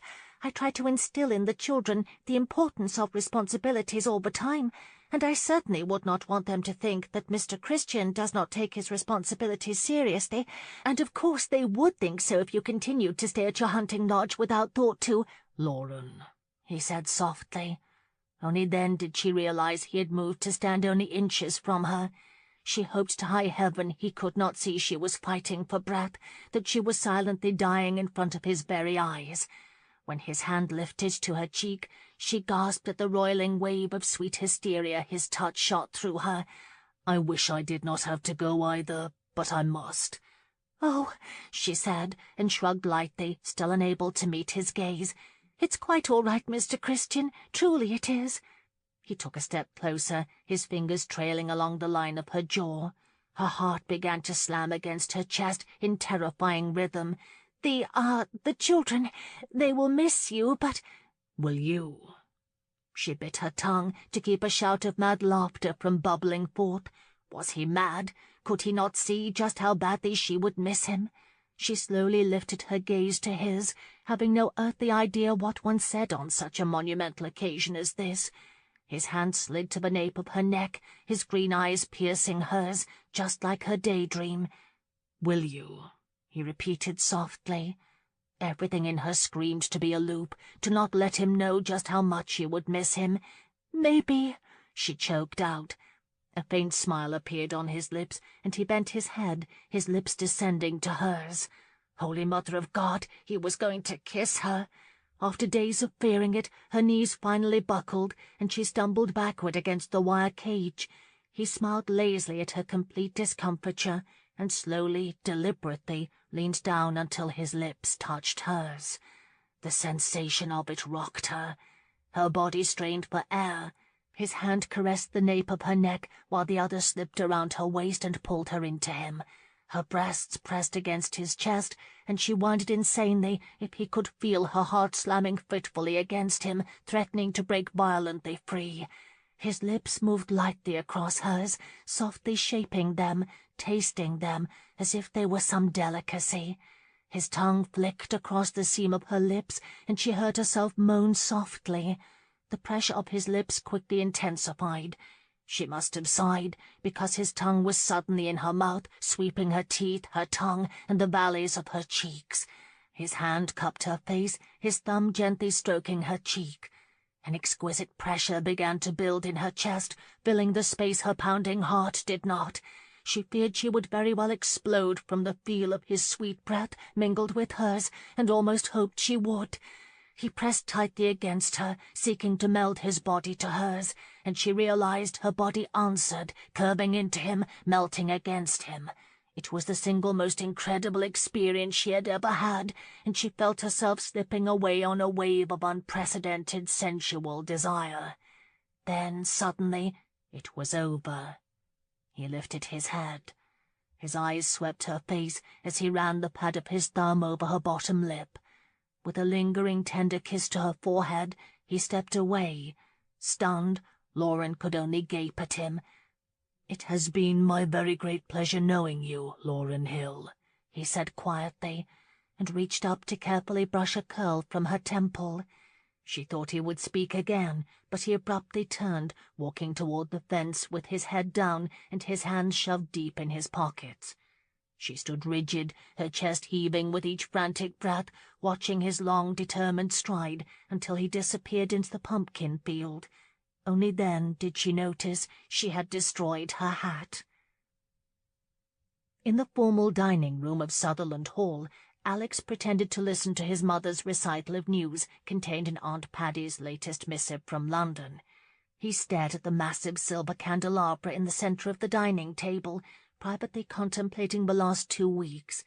Home now for 2 days, he could not stop thinking of Lauren Hill. He had no idea what had possessed him to kiss her like that. Perhaps it was the look of genuine despair in her blue eyes when he had announced his departure, something he had done with no finesse at all. Perhaps it was just plain desire. He understood, of course, that he desired her. Who would not? She was beautiful, artless, and nothing more than a pleasing dalliance for the space of a fortnight. He had no right to kiss her so familiarly. Familiar? Hell! He had been completely unprepared for the impact of that kiss. That unusual, enchanting young woman had responded so achingly that she had almost knocked him from his boots. "Alex?" Marlene said softly. Hesitantly, he shifted his gaze to her. "I received a letter from my cousin Daphne Broadmoor. She is coming home to Brighton next week, to Aunt Melinda's. Before I end my visit there, I thought to bring her round." "Of course," he mumbled. Marlene blinked her wide brown eyes.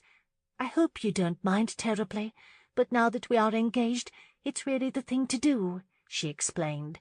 The thing to do. Alex wondered absurdly if Marlene would ever think wearing trousers and fencing a small boy was the thing to do. "I do not mind at all," he said, and motioned for the footman. "Thompson, bring round the whiskey, will you?" He smiled at Marlene and gently squeezed her dainty hand. God, he needed a drink. It was the thing to do. Chapter 7. Rosewood 4 months later. Paul moved slowly down the narrow hall to the drawing-room, dreading the meeting with Ethan. A summons from his uncle was never good news, and he was sure this had to do with Lauren. It had to be. Their funds were almost depleted, and the profits from this year's corn crop had been worse than expected. If he knew Ethan, and he did, there could be only one reason for this sudden little family meeting. He entered the drawing-room where Ethan was seated, as usual, in front of the fire. Lauren was quietly picking up the mess around him. "At last he joins us," Ethan grumbled. "What is it, Uncle?" Paul sighed, limping to the hearth.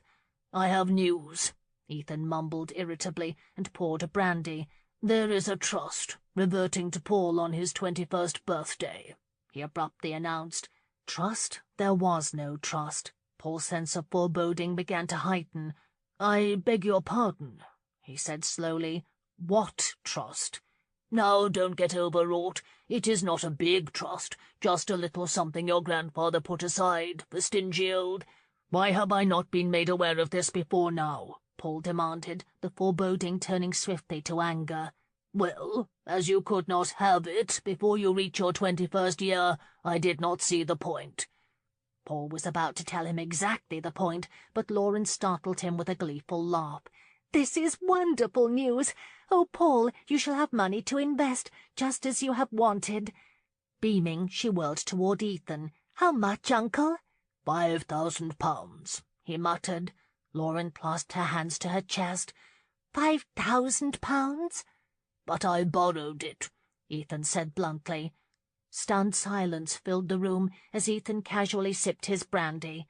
At length Paul found his voice. "You borrowed it? For Christ's sakes, I had to have something to set her up in London, didn't I?" Ethan blustered. "You think a season is bought with a bloody song?" It took Paul a moment to realize what Ethan was saying. He glanced at Lauren. She looked completely stricken. "Ethan!" he roared, the cry reverberating throughout the house. "What have you done?" "What any man would do in my situation," Ethan said simply and turned away. Anger exploded in Paul's chest. He lunged across the small room for Ethan, his hands grasping for his fleshy throat. Lauren flew between them, unbalancing him and causing him to stumble backward. "Am I to expect everyone in this God-forsaken house is mad?" Ethan bellowed, and straightening his lapel, lifted the snifter, intending to sip. But Paul lunged again, slapping it from his hand and knocking the glass and its precious contents to the worn carpet. "By God, you will find yourself dead if you touch me again!" Ethan roared and attempted to push himself from his chair. "Stop it! Stop it!" Lauren cried and pushed Ethan into his chair. "Paul, whatever he has done does not warrant violence. And Ethan," she snapped, levelling a heated gaze on their corpulent uncle, "you had best have a good explanation for stealing Paul's inheritance." "I did not steal it. I am your legal guardian. I had every right and every reason," Ethan shouted, and looked helplessly to the carpet where his snifter lay on its side. "Is it not obvious to the two of you that we are in need of funds? This little spot of hell can't produce a bloody stalk of wheat," he grumbled, and gestured meaningfully toward the window and the rosewood estate beyond.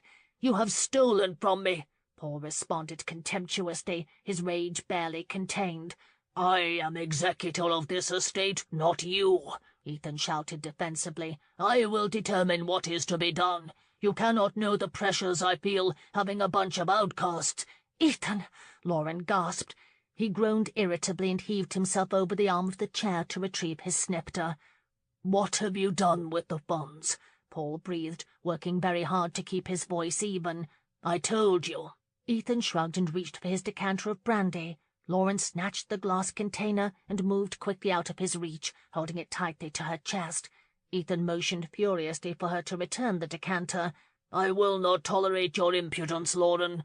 "What have you done with it?" Paul bellowed. Ethan slid a heated glare to Paul. "I engaged a modiste for your foolish sister. I sent a sum to retain a London house for my good friend Dowling for the season, and that, as they say, is that." "A modiste?" Lauren gasped. "You heard me," Ethan mumbled and motioned for the brandy, but Lauren held the decanter hostage. "Oh, fine. You probably thought I would marry you to that idiot Goldthwaite.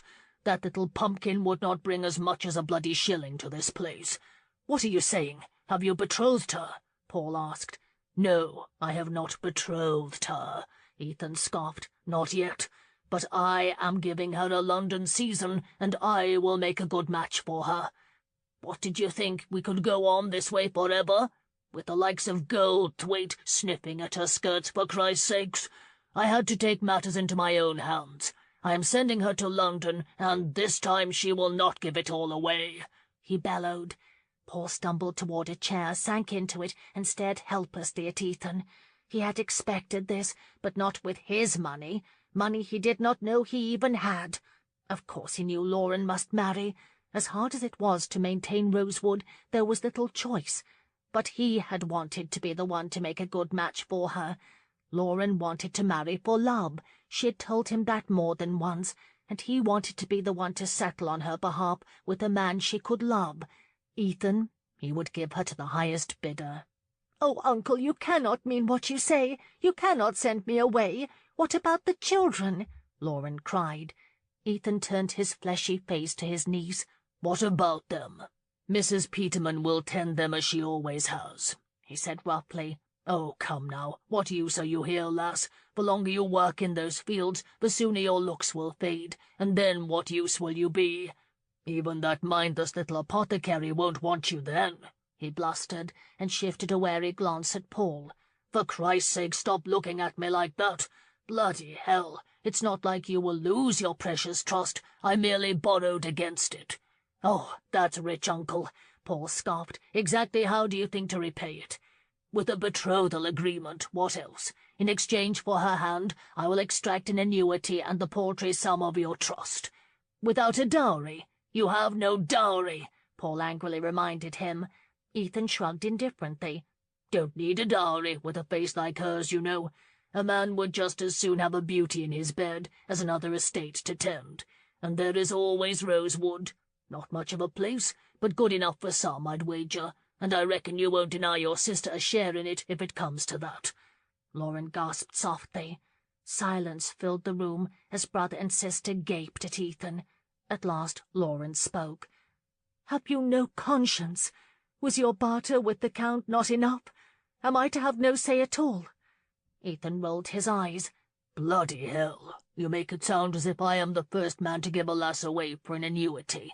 It is the way of things, girl." Lauren shoved away from the wall with that remark, her blue eyes sparkling with fury. She slowly shook her head. "I will not go to London. I will not. When and if I marry again, it will be to a man of my choosing, not yours." Ethan snorted his opinion of that, and drained the trickle of brandy left in his glass. She was going. Staring blindly at London through the dingy window of a hired hack, Lauren pressed her lips firmly together.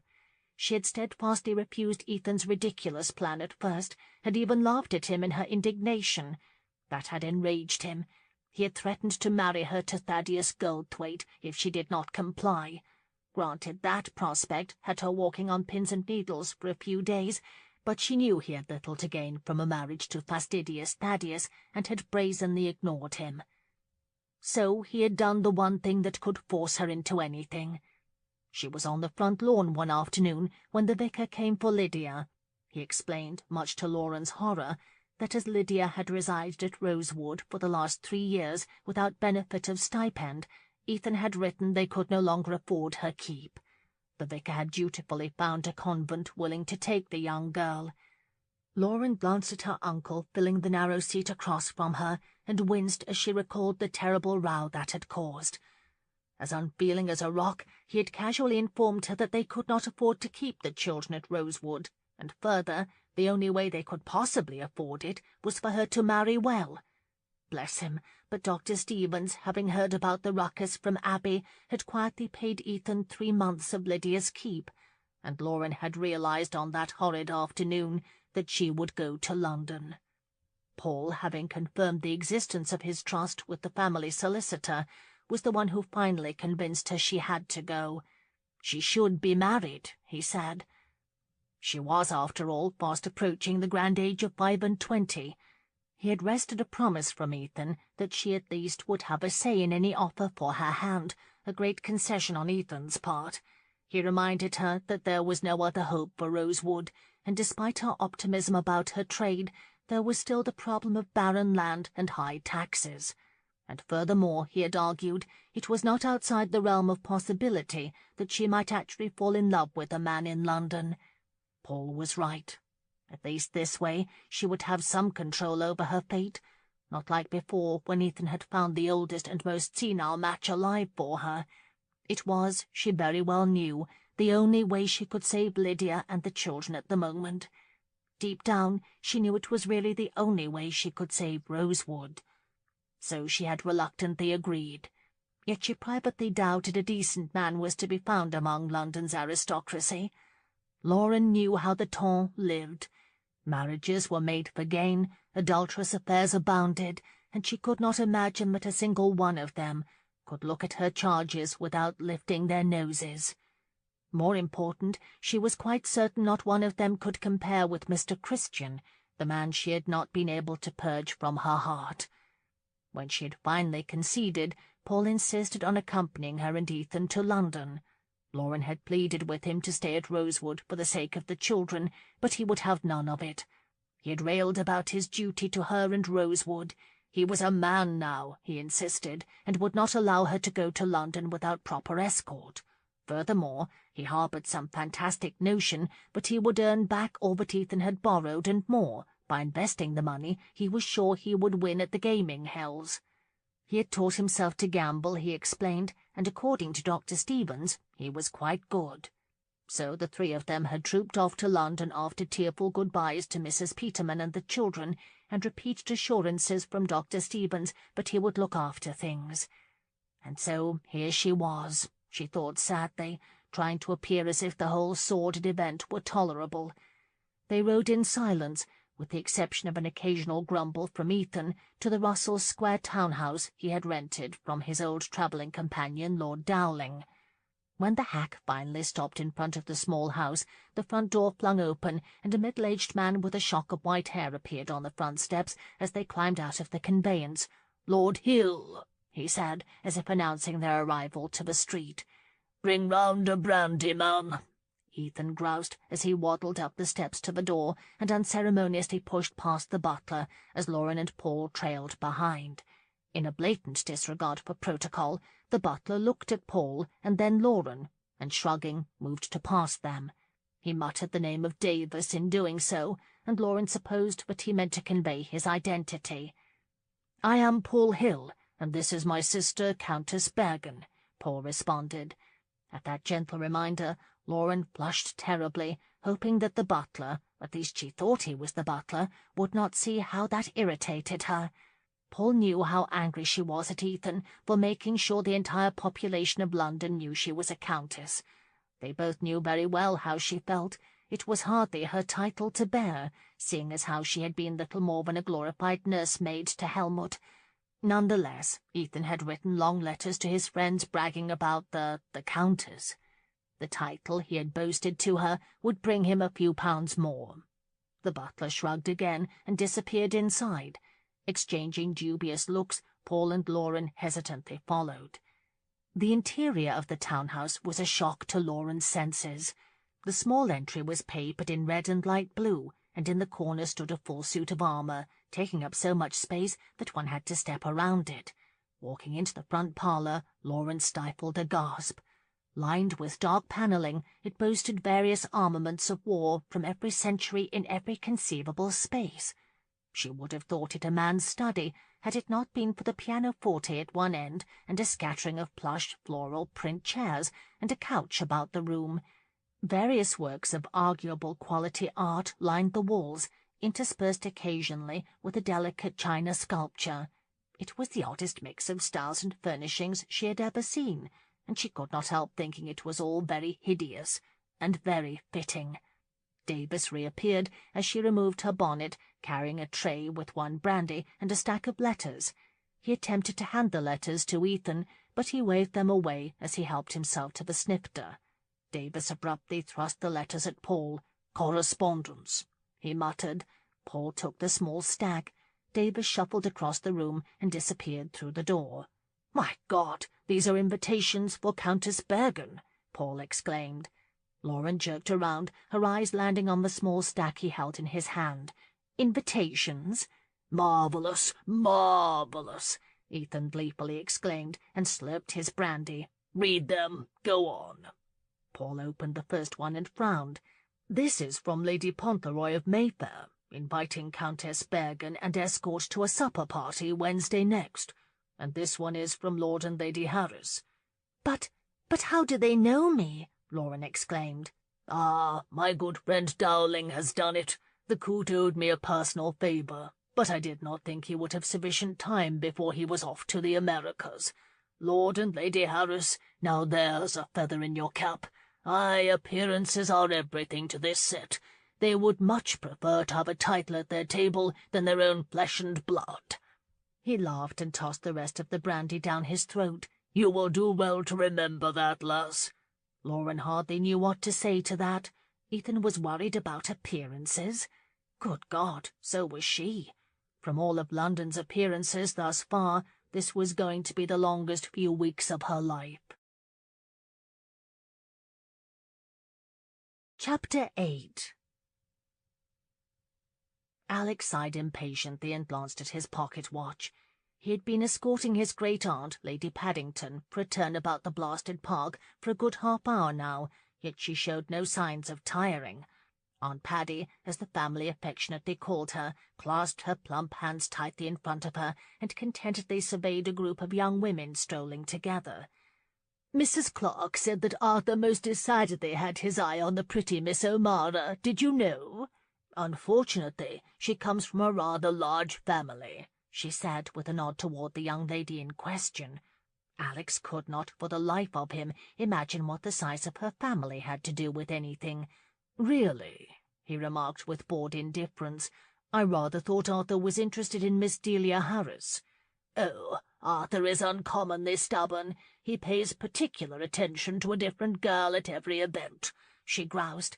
There is Miss Charlotte Pritchard. Nice girl. It's her mother, Paddy whispered, and looped her arm possessively through Alex's. Good day, Lady Pritchard, Miss Pritchard, she called cheerfully. Alex slid his gaze to Lady Pritchard, who, in her near gallop to reach them, was dragging her meek daughter behind her. Lady Paddington, how do you do? The mother asked breathlessly, her eyes slanting conspicuously toward Alex. He graciously inclined his head, noting that the plain young woman kept her eyes on her shoes as she curtsied. And good day to you, Your Grace. I had not heard you were in town, Lady Pritchard said, as she coyly smoothed her elaborate lace collar. Really? So the Times has not yet posted my every move? He asked with not a little sarcasm. Lady Pritchard's lips curled away from her teeth in a laugh that sounded something like a horse. Indeed, it has not. Will you be in town for the season, then? She asked bluntly. I have not as yet firmed my plans, Lady Pritchard. But surely you will attend the Harris Ball. It is to be the event of the season.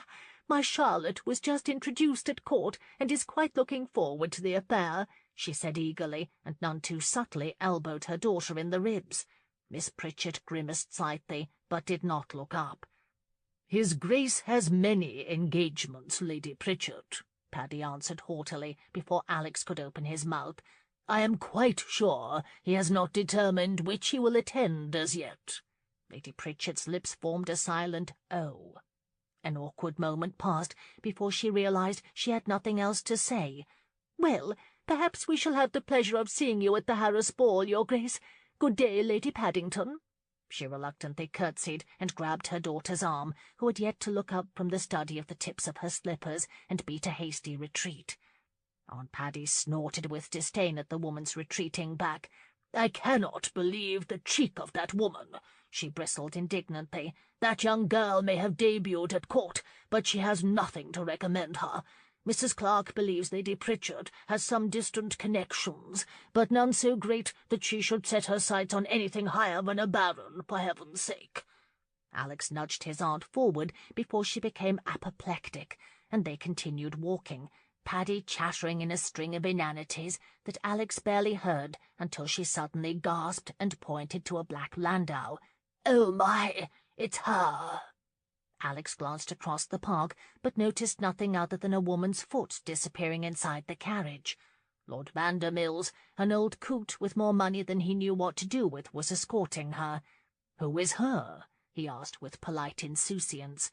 "The Countess, Alex. Ah, such a lovely woman, and so tragic. It must be terribly difficult to be widowed at such a tender age," she sighed sadly. Alex looked again at the landau as it pulled away from the curb. "Which countess would that be? I do not recall hearing of any death among the peerage." "Not in England, in Bavaria," Paddy exclaimed, as if he were dense. "Count Bergstrom, something like that. Oh, it's the most romantic story, really. She met the Count on the Continent, and he was positively swept away by her charitable disposition and agreeable looks, and mind you, she fell quite in love with him. He was terribly dashing and very wealthy, according to Mrs. Clark, who heard it all from Lord Dowling. So strong was their attachment that they married quickly and repaired to his native Bavaria. Ah, but he was tragically taken from her in a fatal hunting accident," Aunt Paddy recounted. As the landau disappeared into the crowded street, she sighed with all the longing of a schoolgirl. Above her grey head, Alex rolled his eyes and made a mental note to tell Arthur to stop bringing Aunt Paddy those ridiculous novels. As Lord Vandermill's landau rocked away from Hyde Park toward Russell Square, Lauren sat with her arms folded across her middle, her eyes on her lap. She wore one of her mother's old gowns she had altered to resemble the latest fashions. It was no prize, but it was not so bad as to warrant Lady Pritchett's indelicate comments. She had hoped upon seeing the sabre-tongued woman that Lord Vandermill would proceed past, but no, he had stopped to chat. At the end of the conversation, Lady Pritchett had eyed Lauren's gown from the high neckline to the flounced hem, and had remarked, much to her daughter's obvious horror, that Lauren's gown resembled one she had seen at a wake many years ago, on the deceased. Lauren smiled absently at Lord Vandermill as he expounded on the reforms the Commons were debating. She was discovering, much to her dismay, that the further she penetrated the ton, the more her feminine vanity was making itself known to her. Ethan's promise of a modiste had not materialized naturally, and she was beginning to feel very conspicuous as she moved among Britain's most finely dressed. Paul tried to help. He had taken to the gaming tables almost the moment they had arrived in London, eager to test the skills he had practised for years at Rosewood. Although he had been moderately successful and had managed to pay for a new gown here and there, they were not nearly enough to suit the ton's standards. Angered by her vanity, Lauren glanced out the window and frowned. She had never cared a whit about dresses and frills and hats and gloves before now. God, her unprecedented self-consciousness was almost enough to send her to a convent. But Ethan's constant parade of old blue-veined men was humiliating. She had taken to disappearing when Davis would knock on her door and announce, "Caller." Her penchant for doing that, however, had been the subject of many heated arguments with Ethan. She sighed wearily, oblivious to Lord Vandermill's increasingly agitated discourse. The only bright spot so far was Miss Charlotte Pritchett, whom she had met at one of those awful affairs, and the two had become instant friends. Charlotte's singular misfortune was having the world's most disagreeable mother. If a man so much as looked in Lauren's general direction, Lady Pritchett took it as a personal affront to Charlotte. Lauren had not understood how deeply the woman disliked her until she heard her remark loudly at a supper-party that the senior lords of the ton would not appreciate their sons courting a foreign woman with unknown connections in Britain. It took Lauren several minutes to realize she was referring to her. A few of the women gathered around Lady Pritchett that evening had nodded knowingly, although Lauren was unclear as to why. The men she had met were not heirs to the throne. Lady Pritchett obviously considered Charlotte a strong contender for any hand.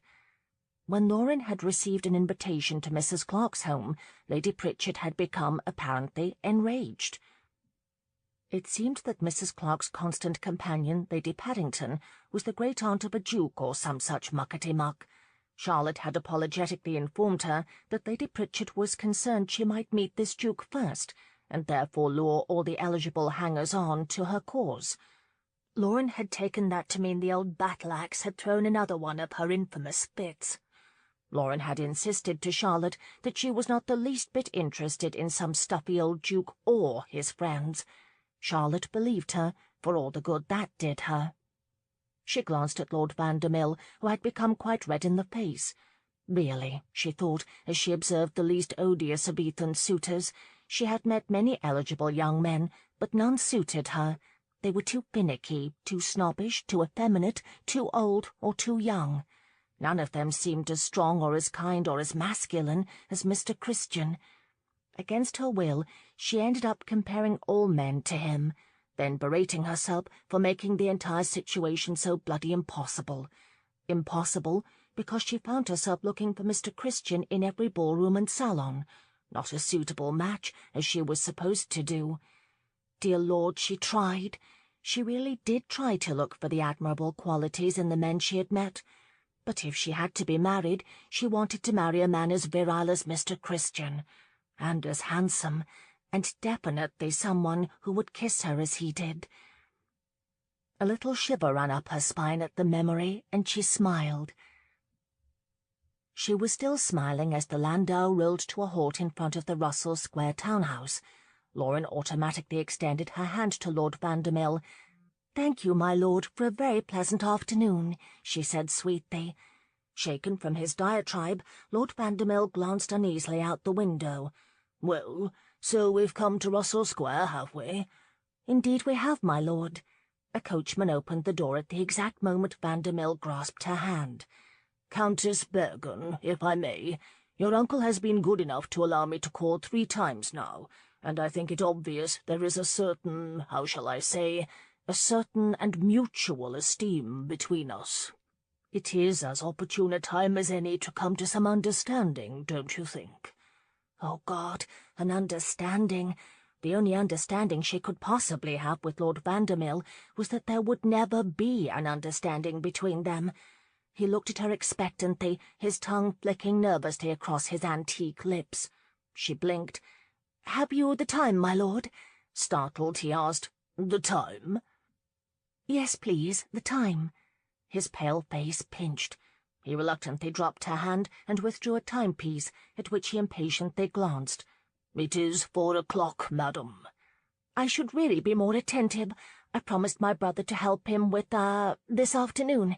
Thank you again, my lord," she said, and grabbing her reticule, launched herself with all haste from the landau. "Good day," she called, waved cheerfully, and walked as quickly as she could. Davis appeared at the door as she sprinted up the walk, and Lauren gratefully bounded up the steps and rushed through the opening before Lord Vandermill could call her back. In the tiny foyer she sagged against the wall as Davis peered at the landau, praying that Lord Vandermill would not mention this little episode to Ethan. She was imagining all the possible outbursts that would bring when she became aware of someone staring at her. Slowly she turned her head. A man stepped in front of her, and Lauren shrieked, "Magnus!" He merely nodded, his hands clasped behind his back as he carefully regarded her. "Count Bergen, what are you doing here?" Magnus dropped his hand from his back and presented her with a large bouquet of roses. "For you," he said simply. Stunned, Lauren took the flowers without even glancing at them. "But what are you doing here?" "I have come to London on business." What business?" Magnus frowned at Davis standing at the door. "Is there some place we might talk?" he asked, and with his head motioned toward the parlour. Still gaping, Lauren watched him walk to the parlour door and pause, peeking rather timidly inside before disappearing inside. She glanced at the roses in her hand and slowly shook her head.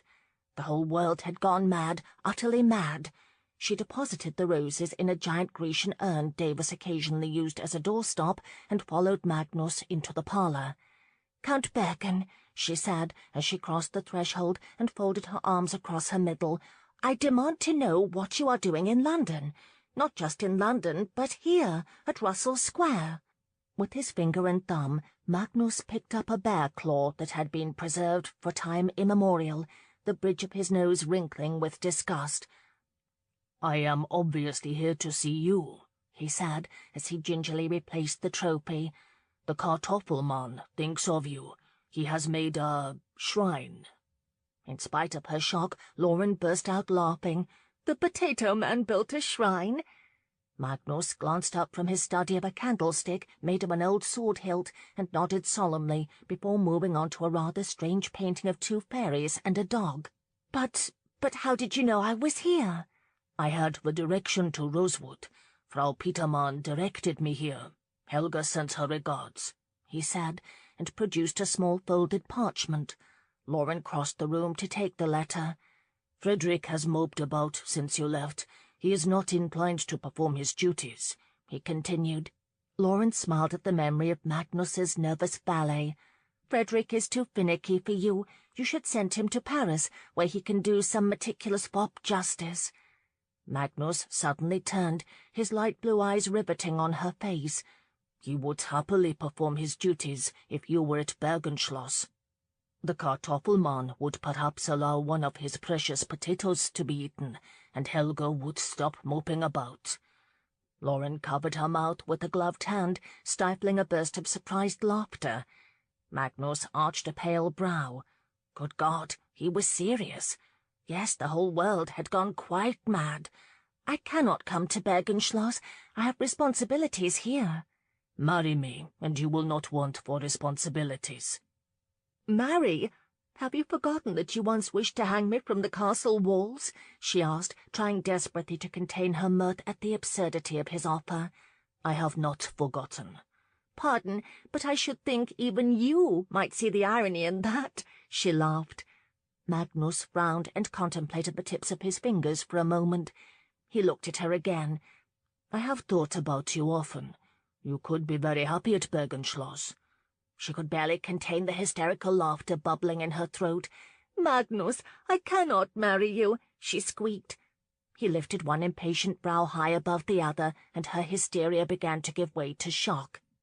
What is it that you think you cannot have in Bavaria? Orphans.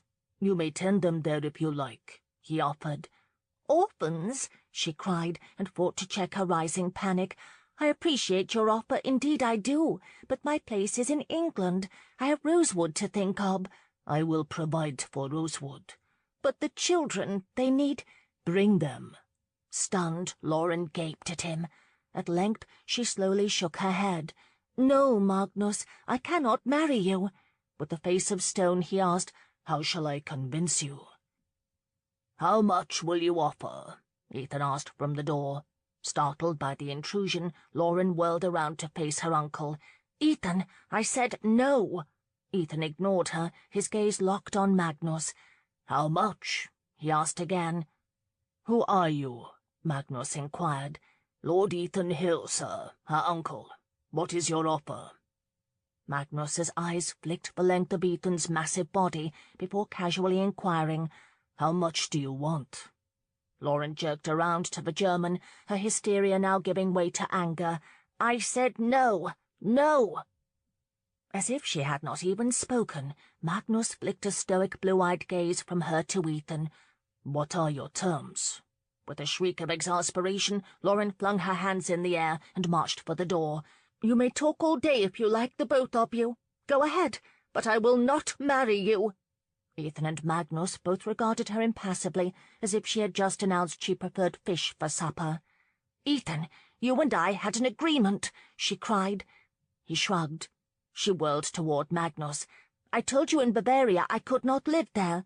When Magnus did not respond, she pivoted and marched angrily from the room, blinded by the fear that Ethan would actually strike some bargain with him. The two men watched her march away before turning to look at one another.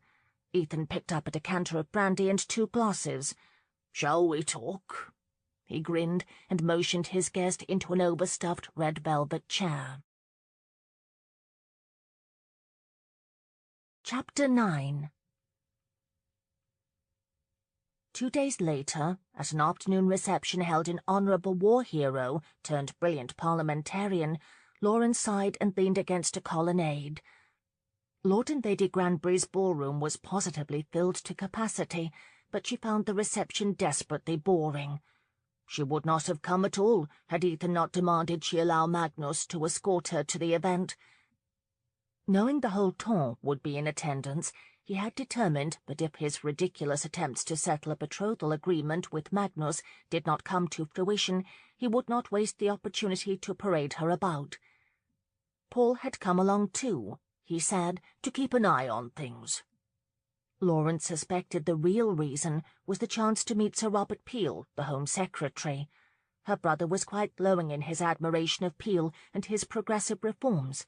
In fact, he had disappeared into the crowd the moment they arrived, using his cane to forge a path. She glanced at Magnus, standing beside her. He winked subtly. She attempted a weak smile, but she did not feel like smiling. She did not feel like doing anything except crawling into her hideous bed with the purple and green velvet curtains and pulling the pink counterpane over her head. This was miserable. She would have cheerfully granted Rosewood to the first person to rescue her from the watchful eyes of her latest suitor. Her suitor? For 2 whole days, since appearing at Russell Square, he had suffocated her with his presence. He paid no heed to her declaration that she did not feel for him as she ought, if she were to honestly consider marrying him. He seemed to think that the requisite feelings would come of their own accord. Lauren was not even remotely convinced of that, and craved a respite from his suit, if only for a few moments.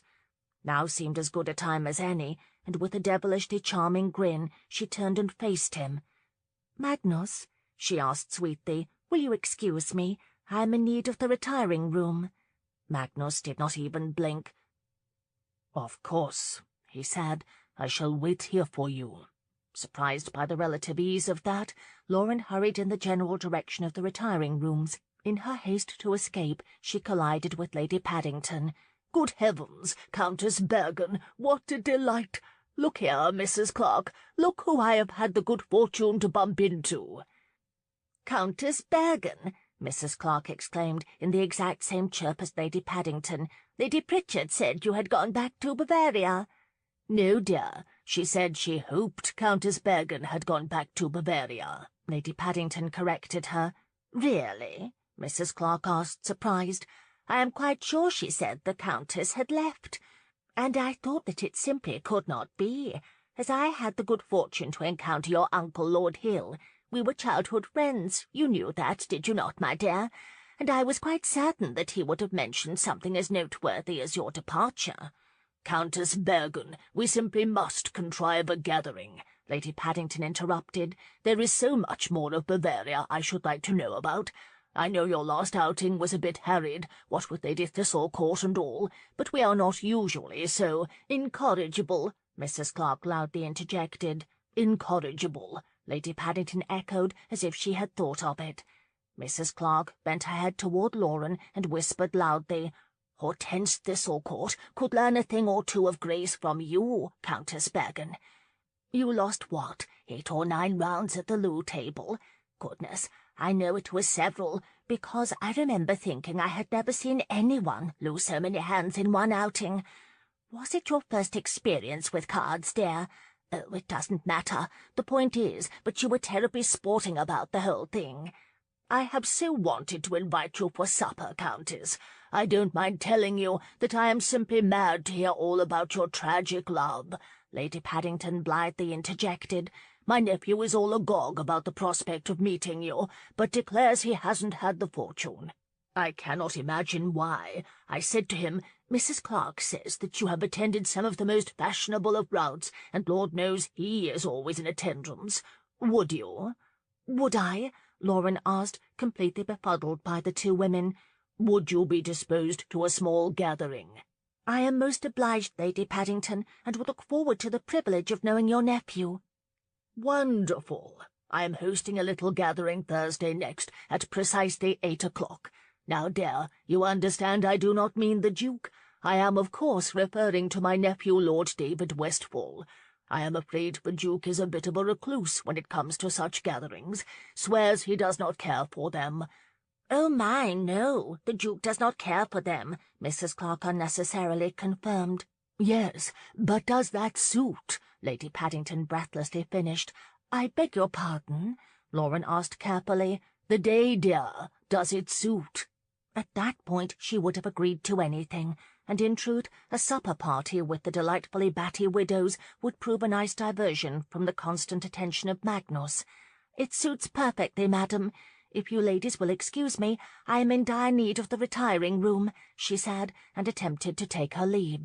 But Lady Paddington had not quite finished her thoughts on the subject of the now infamous incident at the loo table. Alex halted dead in his tracks at the first glimpse of the crowded reception-room. He had come for Marlene and her mother, but the last thing he wanted was to suffer through an inquisition, alone, unguarded, in a ballroom full of matrons and their debutante daughters, while their bored husbands stood idly by.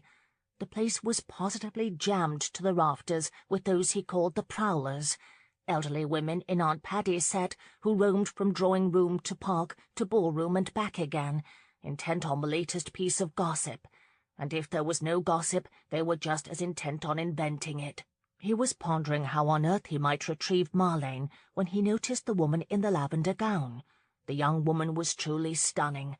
He would even say breathtaking. She had a classic profile, a luscious red mouth, and flawless creamy skin that stretched tautly across high cheekbones. He watched as she drummed long tapered fingers against one arm while she listened to his aunt's chatter. From his vantage point he could admire all her feminine traits, of which he could not help noticing she had many. Enjoying his leisurely perusal of her, he suddenly realized he had met her before. He was struggling to put a name to the face when the young woman smiled. Alex almost choked. He knew that smile. He would know that smile anywhere.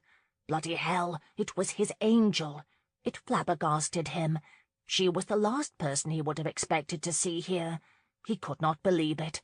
The beauty with eyes of cobalt blue was in town for the season. But what was she doing here? Dear God, she was not in search of a husband, was she? What else could explain it?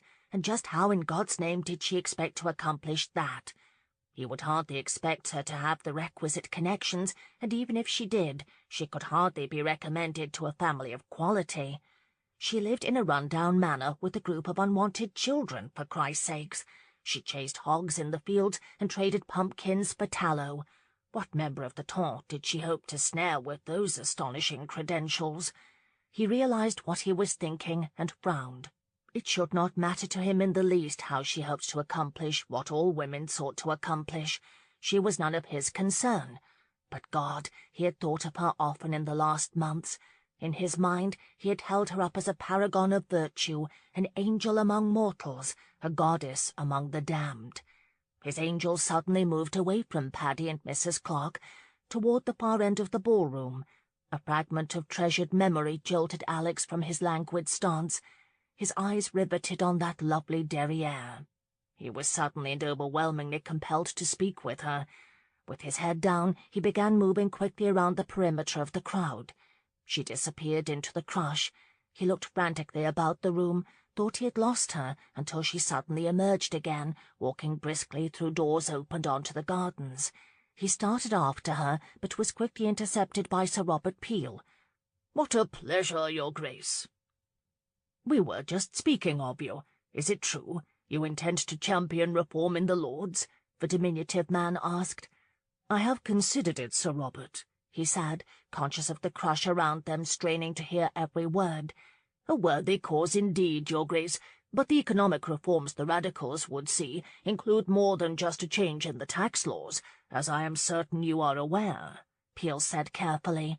Alex knew he referred to changes in parliamentary representation, allowing Catholics a seat, to be precise, and he also knew the Home Secretary, while progressive in his ideas, was not in favour of change as radical as that. "Indeed, I shall have to examine their platform carefully," he said evasively. "If you will excuse me, sir," he said, and walked away before he could be questioned further, out into the gardens. Damn it, he had lost her.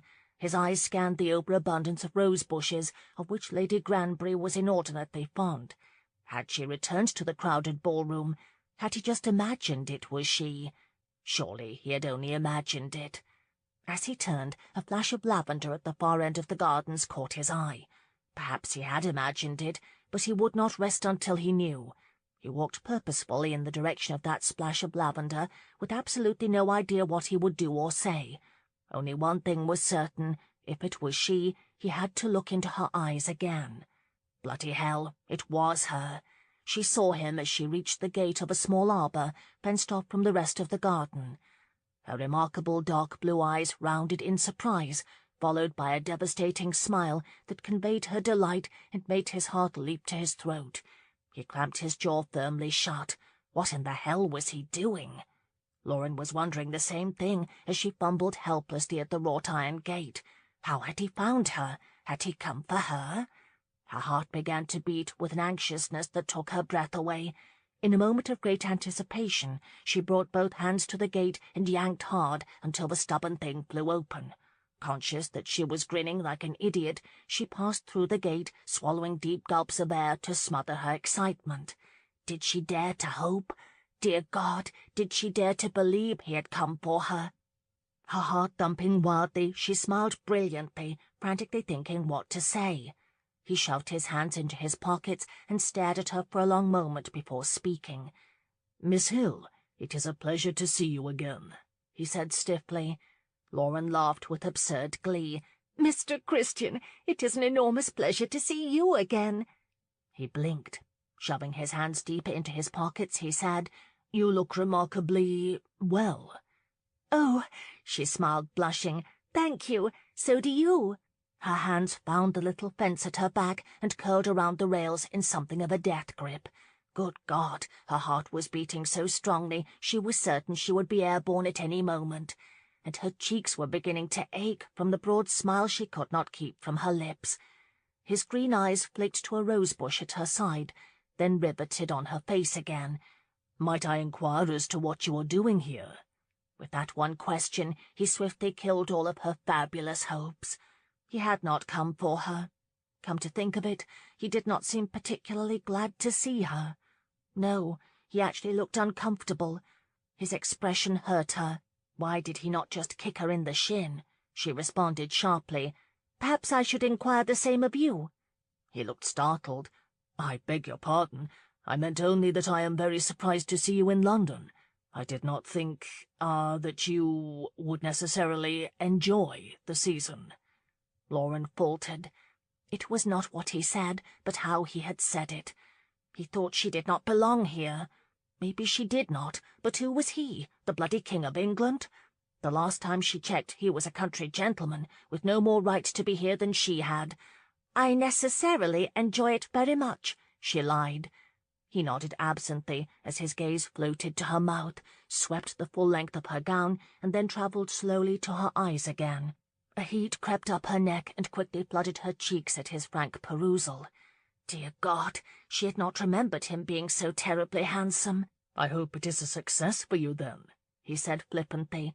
A success? Lauren's eyes narrowed. "I beg your pardon, Mr. Christian, but whatever would you mean by that?" He quirked a dark brow. "Just that most unmarried women partake of a London season for one particular reason.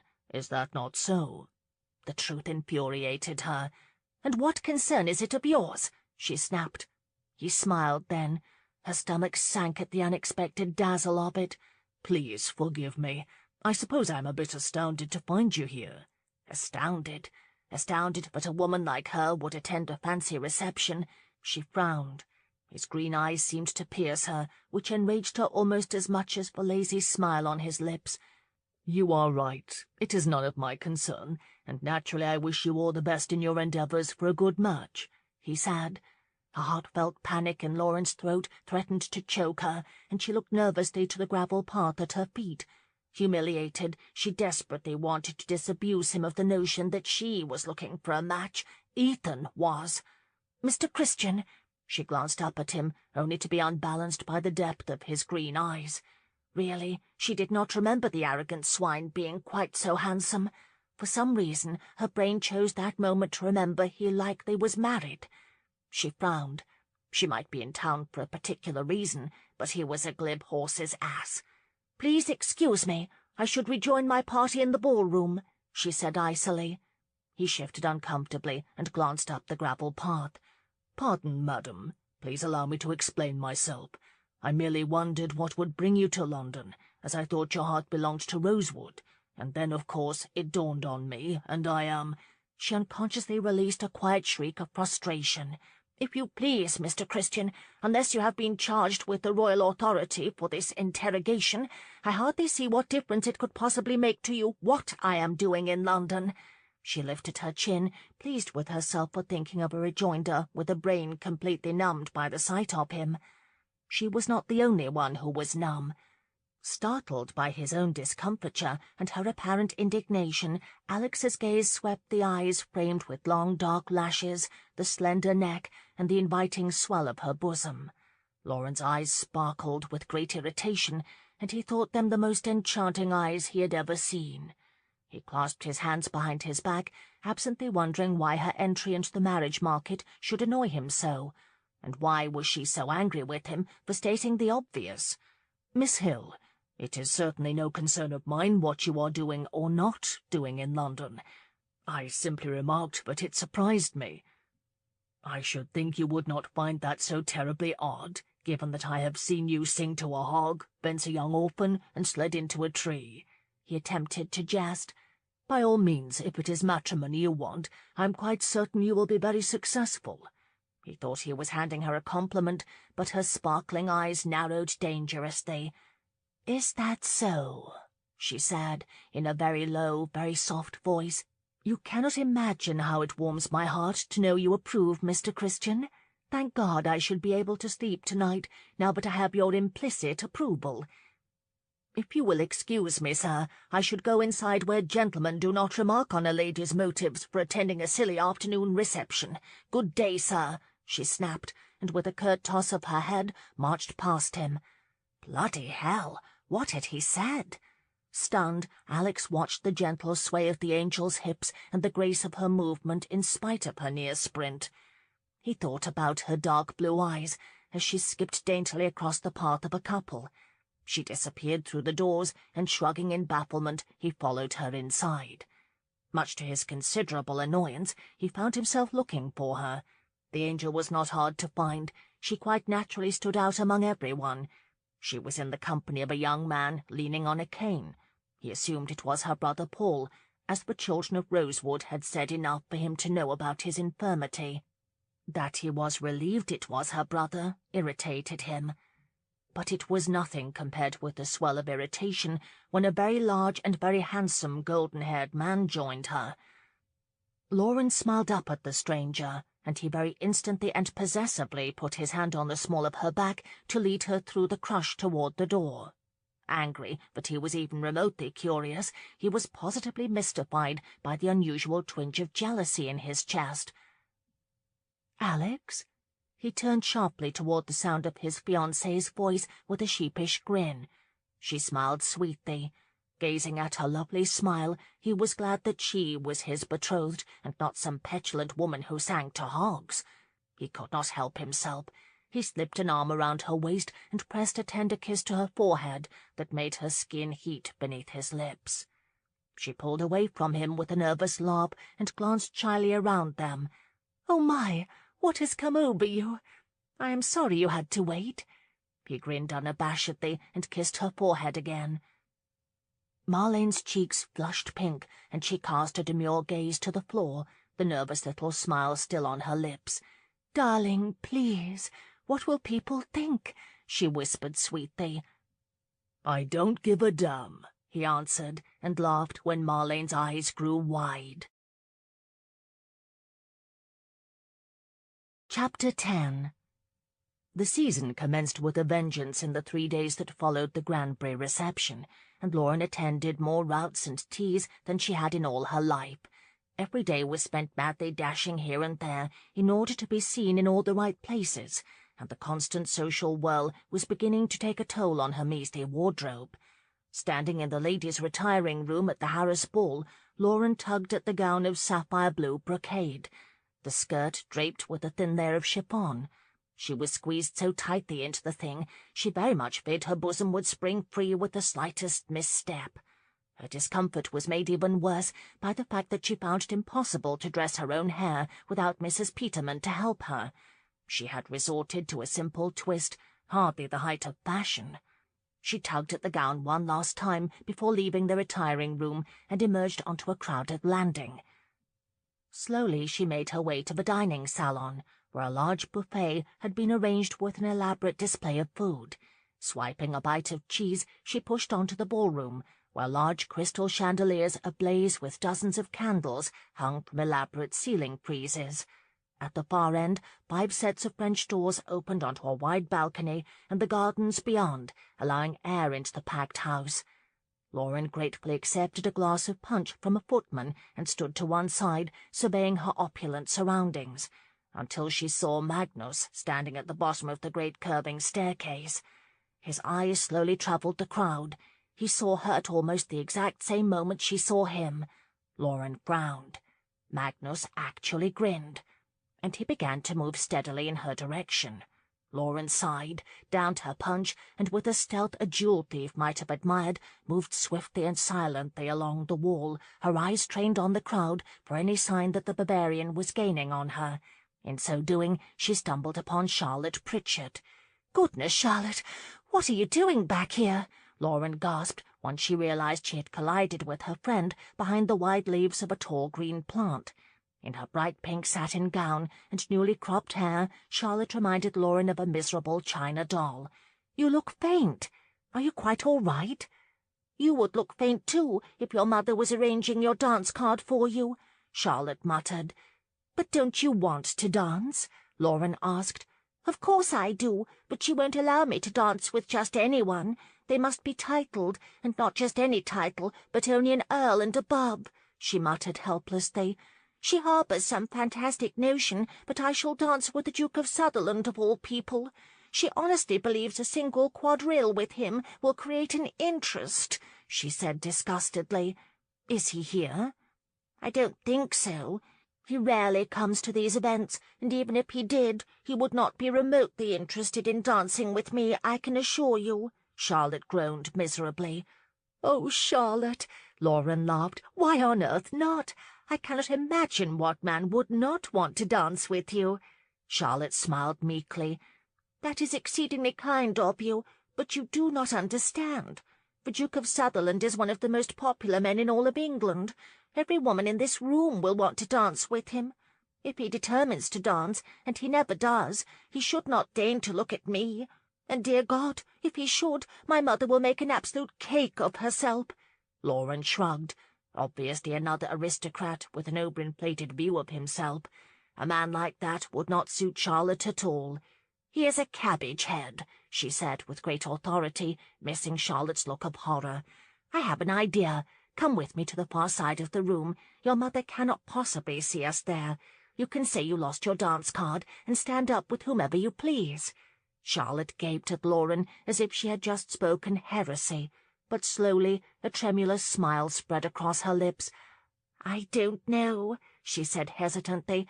"My mother can be quite ill-tempered." Lauren suppressed the urge to snort her agreement with that.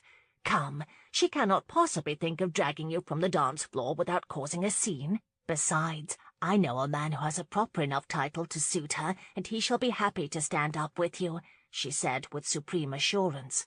She grabbed Charlotte's hand, determined that Magnus should be the first to escort her onto the dance floor. The Duke of Sutherland and Michael Ingram, the Marquis of Darfield, having come from the gentlemen's smoking-room, stood uncomfortably at the entrance to the ballroom. Surveying the crowd, Michael sighed unconsciously, bringing a grin to Alex's face. If there was a person who despised the season's events, it was his old friend Michael. Once known as the Devil of Darfield, Michael had shunned society with a vengeance, until his delightful wife Abby had come along and changed everything. He attended the events now, but reluctantly. Earlier, the two had escaped the smoking-room, where they had stayed just long enough for Michael to divest Alex of £200 in a card game. Alex shared Michael's lack of enthusiasm, and this ball was no different than countless others. The house was filled to overflowing, the rooms were stifling, the champagne tepid, and the dance floor a moving obstacle course. But Marlene enjoyed it, and he had to admit she looked particularly lovely tonight. He had been very proud to dance with her. "Ah, there is the happy Marchioness now," Michael said dryly, nodding in her direction. In the centre of a group of admirers, Abby was laughing gaily. "If you will excuse me, old chum, I think I shall go to my wife before Whitehurst carries her off," he said, and walked into the crowd. Grinning, Alex turned his attention to the crowd, looking for Marlene. He peered closely into the crush until a flash of light upon a gem or crystal caught his eye. His eyes riveted on the object, all thoughts of Marlene suddenly vanquished from his mind. Just a few feet from him, Miss Hill glided across the edge of the dance floor with a firm grip on Miss Pritchett's hand. His pulse quickened at the mere sight of her. It was little wonder. The angel was absolutely stunning. She and Miss Pritchett stopped and put their heads together, giggling at something or someone on the dance floor. Her smile was infectious. Like a bright star, it illuminated those around her. And those sparkling dark blue eyes, God, they were enchanting. It was hard to imagine they had flashed with anger 3 days ago. Just what had he said, anyway? The more he thought of it, the more irritated he became. What exactly had he said to cause such ire in her? Jesus, he had merely wished her well. She acted as if it was some grand secret that women came to London in hopes of a good match. He was so intent on the angel, but Lady Harris was able to easily intercept him. "Your Grace, I am so glad to have found you in this mob. I should very much like to introduce you to someone," she purred, and linked her arm through his. "At your service, Lady Harris," he replied automatically, but he did not take his eyes from Miss Hill, who was now talking with the same blonde man he had seen her with at the reception.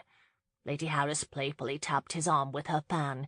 "I should very much like to introduce you to the Countess Bergen. She is from the Continent after all, and I thought perhaps you had met her before." Alex realized they were moving in the direction of Miss Hill.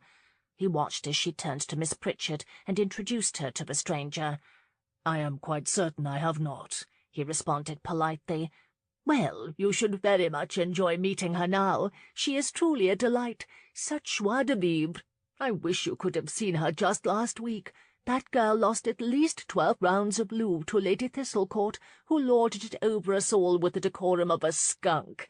Honestly, Hortense Thistlecourt thinks she positively owns the loo tables. And do you know, the dear girl simply laughed, declared to Lady Thistlecourt she was honour bound to seek a rematch, and then blithely offered to fetch her a drink. Can you imagine?" Lady Harris babbled. Alex only vaguely heard his hostess. The golden stranger was escorting Miss Pritchard onto the dance floor, and the angel was smiling as if she had just eaten a fat cow. She further startled him by calling after the stranger in German, telling him to please try and smile. "Excuse me, Lady Harris, but where is the Countess?" he asked impatiently, wanting to be done with it so he could speak with the angel. "Why, she is just there," she responded happily and nodded toward Miss Hill. Alex looked at Lady Harris, then at Miss Hill. "I beg your pardon," he choked out. "One can hardly miss her," Lady Harris laughed.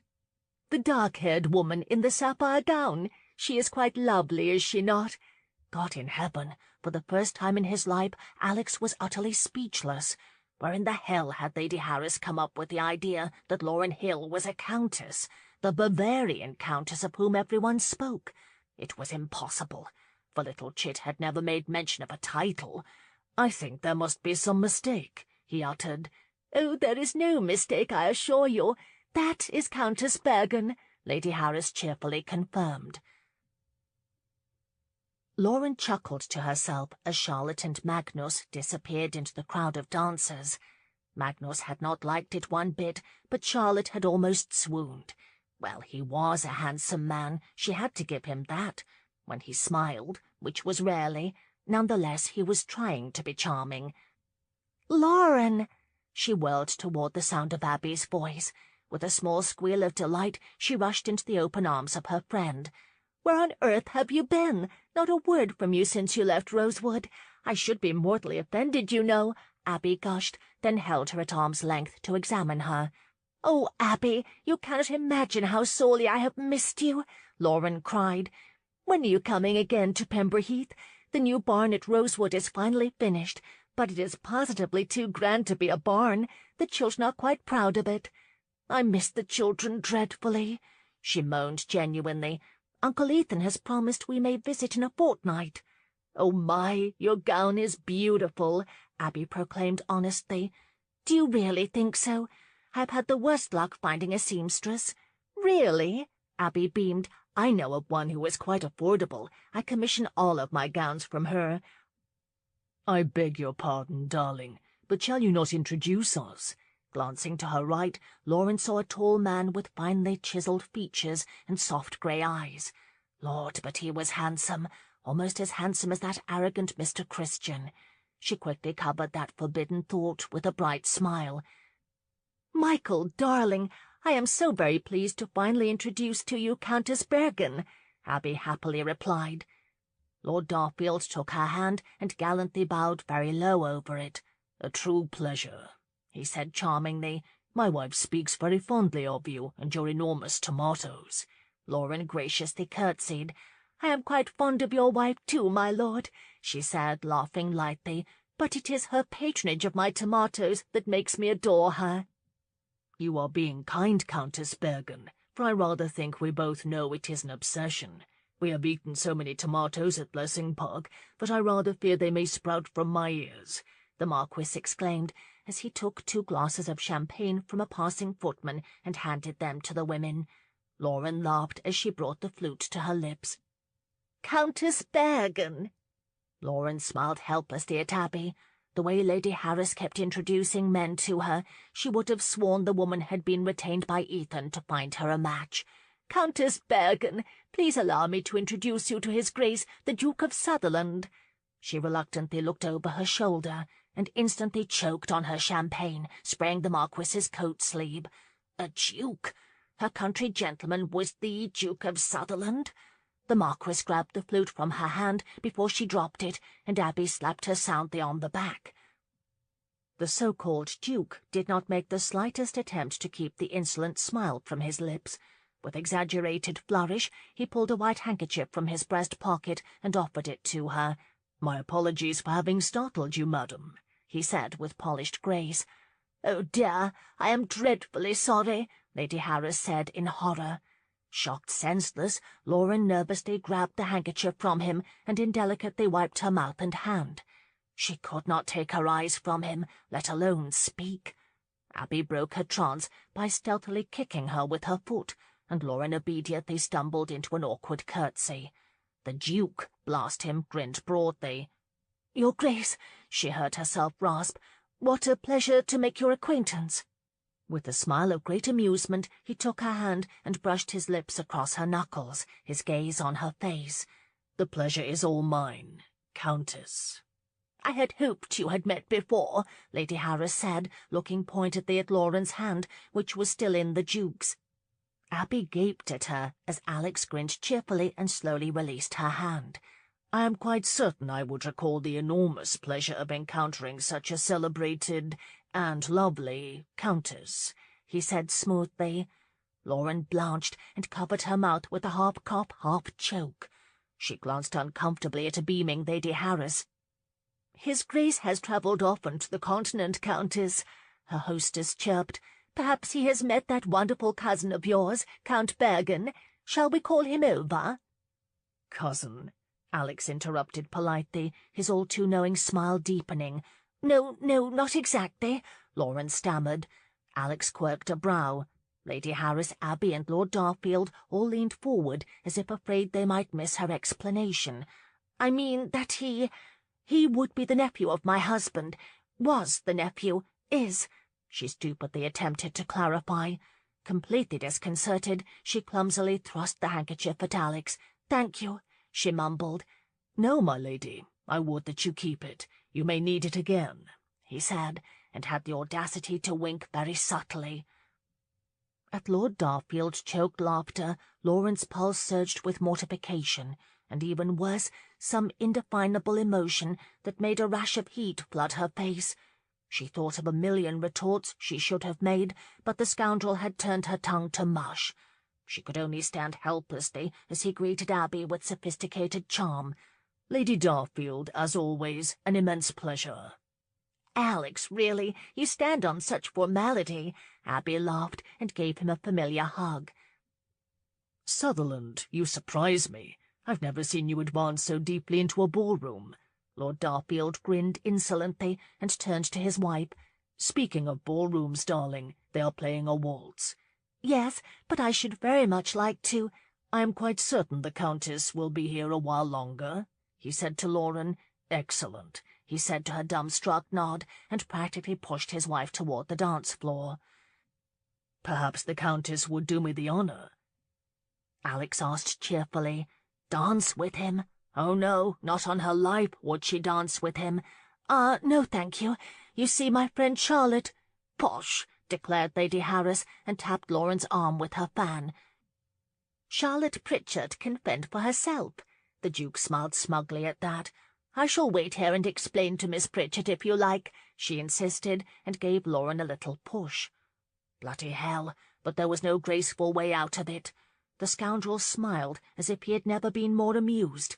She considered giving him the cut direct for having lied to her, if nothing else, but she could hardly do so without bringing undue scrutiny on herself, and well the rogue knew it.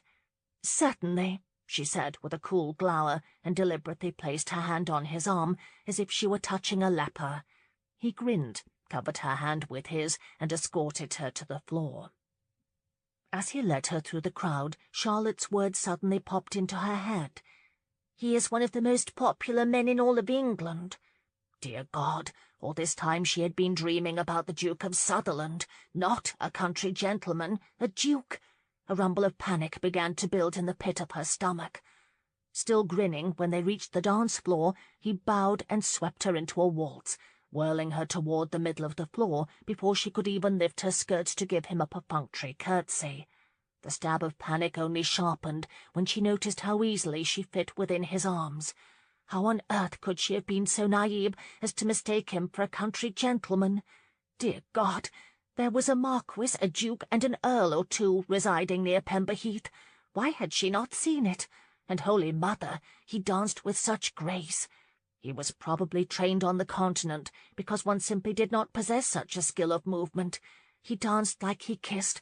Blast it all, she would have to think of that now. Bloody marvellous. She had been quite thoroughly kissed by a duke.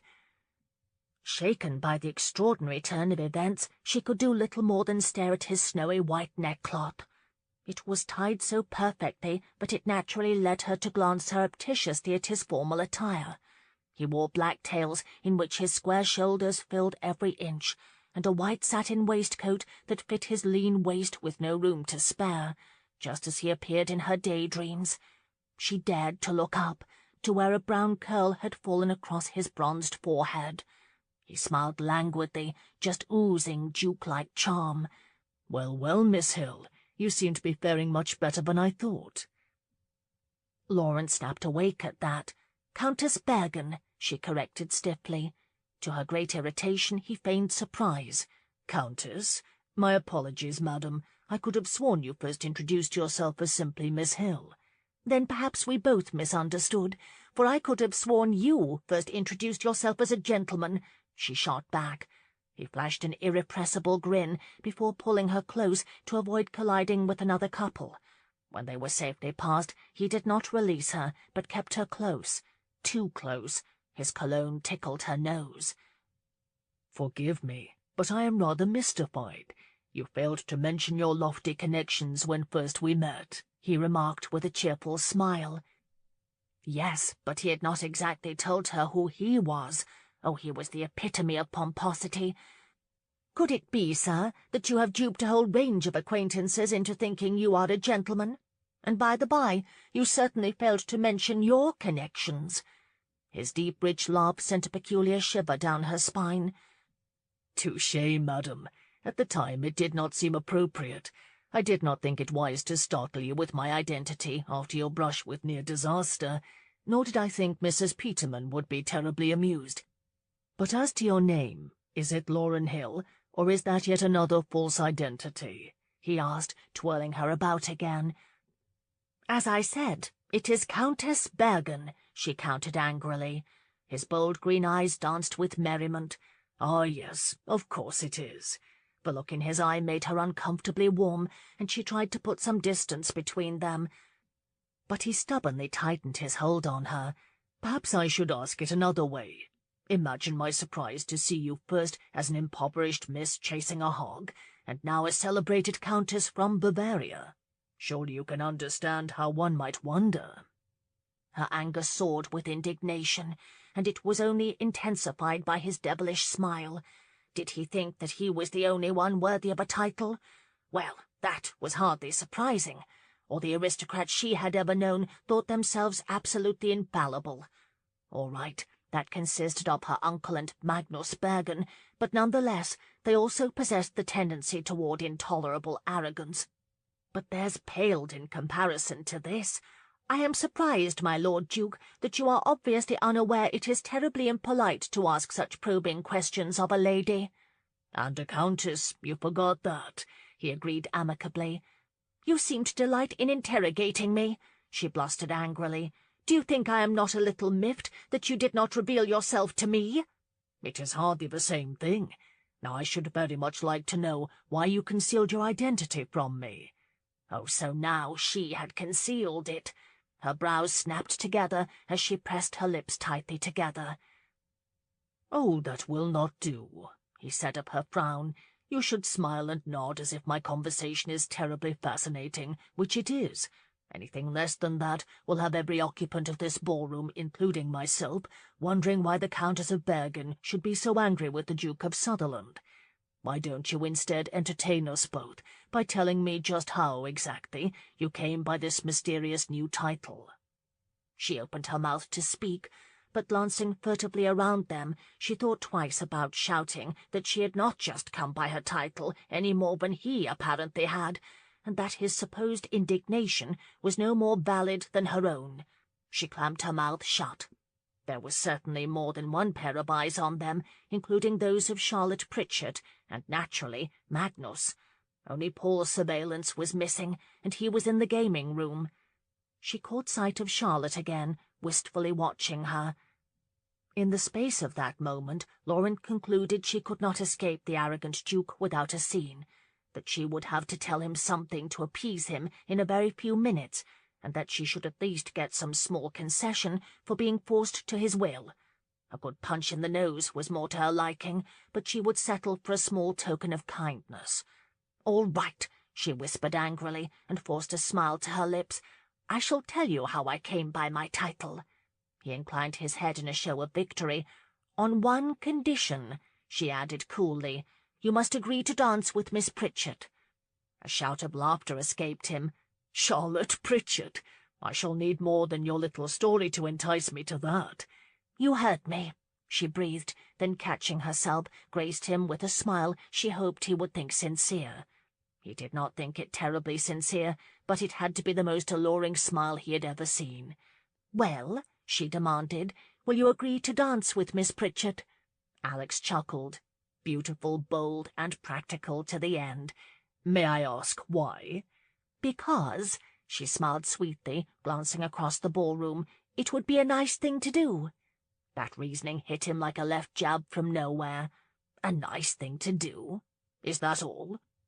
Or do you have any other odious trades in mind?" he asked, bowing chivalrously as the music came to an end.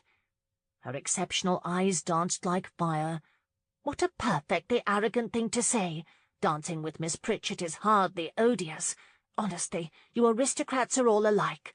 "I beg your pardon, madam, but we aristocrats are cut from the same cloth as countesses," he said, his fingers closing tightly around her elbow as he led her from the dance-floor.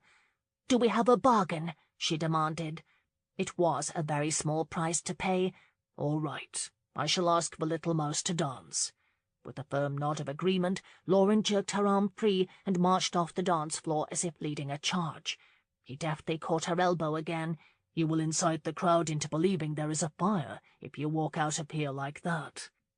"I would get this over and done," she murmured furiously, but paused long enough to snatch a flute of champagne from a passing footman. She took a sip, a good long sip, and slammed the half-empty flute onto a table. Shooting him a look of total exasperation, she marched out into the cool night air with him close on her heels, leading him to a semi-secluded spot on the popular balcony. He settled one hip against the railing and folded his hands in his lap. "Well?" She glanced out over the moonlit gardens and exhaled a long, agonized breath. Her eyes were amazing. They were the most bewitching things he had ever seen. His gaze wandered the sweep of her slender neck, the graceful swell of her bosom, and the long, lean line of her body in that provocative gown. "All right," she said, turning slowly toward him. He reluctantly dragged his gaze to her face. "I was married to a very old, very senile man," she said slowly. "My uncle betrothed me to Count Helmut Bergen of Bergenschloss. That's in Bavaria, you know. The ceremony was performed by proxy, so I did not know how infirm he was until I arrived there." She paused. He kept his expression intentionally bland. She suddenly looked down and brushed an imaginary piece of lint from her gown. "The terms of my betrothal were an heir in exchange for a generous annuity, and then, naturally, the estate upon his death." Lauren glanced up at him through the veil of her dark lashes.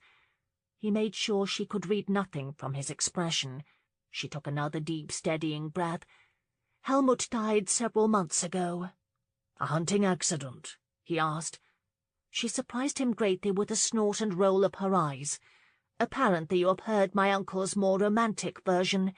I am afraid he died of natural causes, brought on by a positively ancient age. And since he never— since I had not provided the heir, I thought the inheritance forfeit, so I gave it to the new count, and he happened to agree rather strongly with my assessment. He thought I should return to England without delay." She demurely clasped her hands together, rocking unconsciously onto the balls of her feet and back again. "I did not tell you my true title at Rosewood, because it seemed, well, empty. I was married scarcely 2 years, and really Helmut was never quite certain who I was, and I would have preferred to stay at Rosewood," she said, her brows dipping into a momentary frown. "But as we are struggling, my uncle is quite determined I shall marry again. It is he who spread the word of my title, not I." She glanced shyly at him. Really, one hardly has need of a title at Rosewood, so it did not seem to matter. It only mattered in that it served to increase her allure. This woman was fascinating. Certainly she had to be the only woman in all of Britain who did not think a title mattered, or who would give her inheritance away. "Your uncle is right. A title will greatly improve your chances of a suitable match," he absently remarked. He was caught off guard by the narrowing of her lovely eyes and the fists she clenched at her sides. "You are an arrogant swine," she breathed. "No, what have I said?" he asked, surprised. "Is everyone in this town as obsessed as you with what makes a good match?" Alex laughed. "I see we are bound to have this discussion again.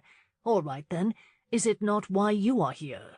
She gasped, whether from surprise or indignation he was not sure. It suddenly occurred to him that she was incensed because she had already made a match. "Forgive me. Perhaps you have received an offer. Who is the golden-haired man I have seen you with?" he asked casually. Her lovely face reddened, and he thought for a moment she might positively explode, or punch him in the nose. "Your Grace, I owe you no further explanation, nor, I should think, do you require any," she said icily. "As we have now established, hopefully to your great satisfaction, that I have a right to be here, I will thank you to leave me alone." With that, she turned abruptly on her heel and marched to the ballroom, her hips swinging pertly. Bloody hell! What had he said this time? She did not see him for a long time after that. She made a point of not looking, but finally gave in to the overwhelming temptation. There he was, leaning against a column, smiling in that self-satisfied way of his, as she danced a quadrille with Lord Wesley. She quickly looked away, but after a moment she could not resist another peek. He was still watching her, and he watched her until the conclusion of the dance. As Lord Wesley escorted her from the floor, he inclined his head toward Charlotte, standing in the oppressive company of her mother. Lauren's heart skipped a beat. To dance with the Duke would mean so much to Charlotte. Almost fearing what he would do, she watched nervously as he made a great show of walking over and asking Charlotte to dance. She could see Charlotte's bright smile and her mother's near faint. She could not help smiling as he escorted Charlotte onto the dance floor. He nodded ever so slightly in acknowledgment of her unspoken gratitude. Lauren did not care for the impact that small intimate exchange had on her senses, and turned away. But she was smiling. When Magnus insisted on a second dance, she realized she was searching for the Duke over and over. Each time he seemed to catch her looking at him, and each time he gave her a smug grin, as if he knew what a wreck he was making of her emotions. She yanked her gaze away and nodded at something Magnus said. Bowing to herself, she would not look again. And she did not really. Standing next to her fiancé, Marlene followed the direction of his gaze onto the dance floor. A small wave of disappointment swept through her when she found the object of his attention. The Countess was now dancing with Lord Hollingsworth. With a twinge of queasiness, she glanced furtively at her betrothed again. Surely it was only her imagination, but he kept staring at the Countess. But when he excused himself, his eyes still on the Countess, she turned away from the dance floor, her face devoid of any colour. She was not imagining things. She had not imagined a single thing all night. All right, Alex was often in the company of other women, but it never meant anything, and he always came back to her, always. This time would be no different. She walked away from the dance floor, confused and unthinking. "Are you going to allow that?" Marlene gasped. She had stumbled upon her mother and father standing together near an open window. She swallowed. "Allow what?" Lady Whitcomb frowned disapprovingly. "Are you going to allow your fiancé to pant like a dog over the Countess?" she whispered loudly. "Now, Martha," her father said soothingly, "Sutherland is a popular fellow." "Not nearly as popular as the Countess, it would seem," she grumbled. "He has hardly taken his eyes from her." Marlene looked across the dance floor. Alex was where he had been most of the evening, near the Countess. Catching a sigh in her throat, she reminded herself that he hated balls, and the Countess was only a distraction. He was just amusing himself. She had nothing to fear, nothing. "He shall be along soon, Mother. I know he shall," she said, desperately wanting to believe it. Her mother made a sound of disagreement, but her father quickly spoke before she could voice her opinion. "What say we get a bite to eat? All this dancing makes a man hungry," he said kindly, and ushered the two women from the ballroom. None of the Reese family noticed the man with the cane standing to one side, staring at his sister and the Duke of Sutherland. Headed home in a hired hack, Paul was still reeling from the remarkable notion that Sutherland had eyes for his sister. The man was not only a duke, he was famous. Some called him a radical for leading the reform movement in the House of Lords. He was bold, his ideas refreshingly original. He was, in Paul's estimation, exactly what the country needed in Parliament. Engaged to a beautiful woman, he was planning a marriage that would create a family alliance the Times predicted would be of enormous consequence in the next decade. And he was blatantly flirting with his very own sister. Paul looked at Lauren. Settled against the squabs, she gazed dreamily out the dingy window, a contented smile on her lips. "Enjoy yourself?" She nodded. "Meet anyone of particular interest? Or did Count Bergen keep them all at bay?" A small smile curved her lips, but Lauren slowly shook her head. "I was beginning to think you might have developed some attachment for the Duke of Sutherland," he said quietly. Lauren's eyes shot open and she laughed. "Him? Hardly." She laughed again, but it was a feigned laugh, he knew. That rake had impressed her. "He is engaged, you know," he said carefully, "to Lady Marlene Reese, Earl Whitcomb's daughter." Clearly startled, Lauren jerked her gaze to him, her eyes roaming his face. "Engaged?" she echoed, her voice small. "You did not know?" She blinked, then looked down at her lap, shrugging. "No, but why should I? I hardly know the man, and you know how aristocrats can be. Very particular about who is introduced to whom," she said, then added so softly he could barely hear. "Besides, he does not particularly care for me, I think." Paul remained silent on that point, but she could not be more wrong. Chapter 11. "Thank you, Finch. I'll show myself in." From his desk, Alex glanced up as his younger brother sauntered across the thick carpet and dropped onto a leather couch. Grinning broadly, he stretched his long legs in front of him and shoved a hand into the waistband of his trousers. "What," Alex asked dryly, "put such a smile on your face this afternoon? Are you pleased with yourself, or some trifle?" Arthur chuckled gleefully. "A trifle? Seems the entire ton is talking about the Duke of Sutherland this morning." "Indeed," Alex drawled. "Indeed, your most exalted grace. I take it you have not heard the gossip?" Arthur asked, his hazel eyes sparkling with gaiety. Alex shook his head. "Then you may very well be the only person in London not to have heard how the aloof Duke of Sutherland paid uncharacteristic attention to a widowed countess, a beautiful Bavarian countess." Alex rolled his eyes. "Thank you, Arthur, for that titillating piece of gossip. Would you be on your way to your exclusive interview with the editor of the Times?" Arthur's delighted laughter filled the large room. "Then you deny it?" Alex shrugged.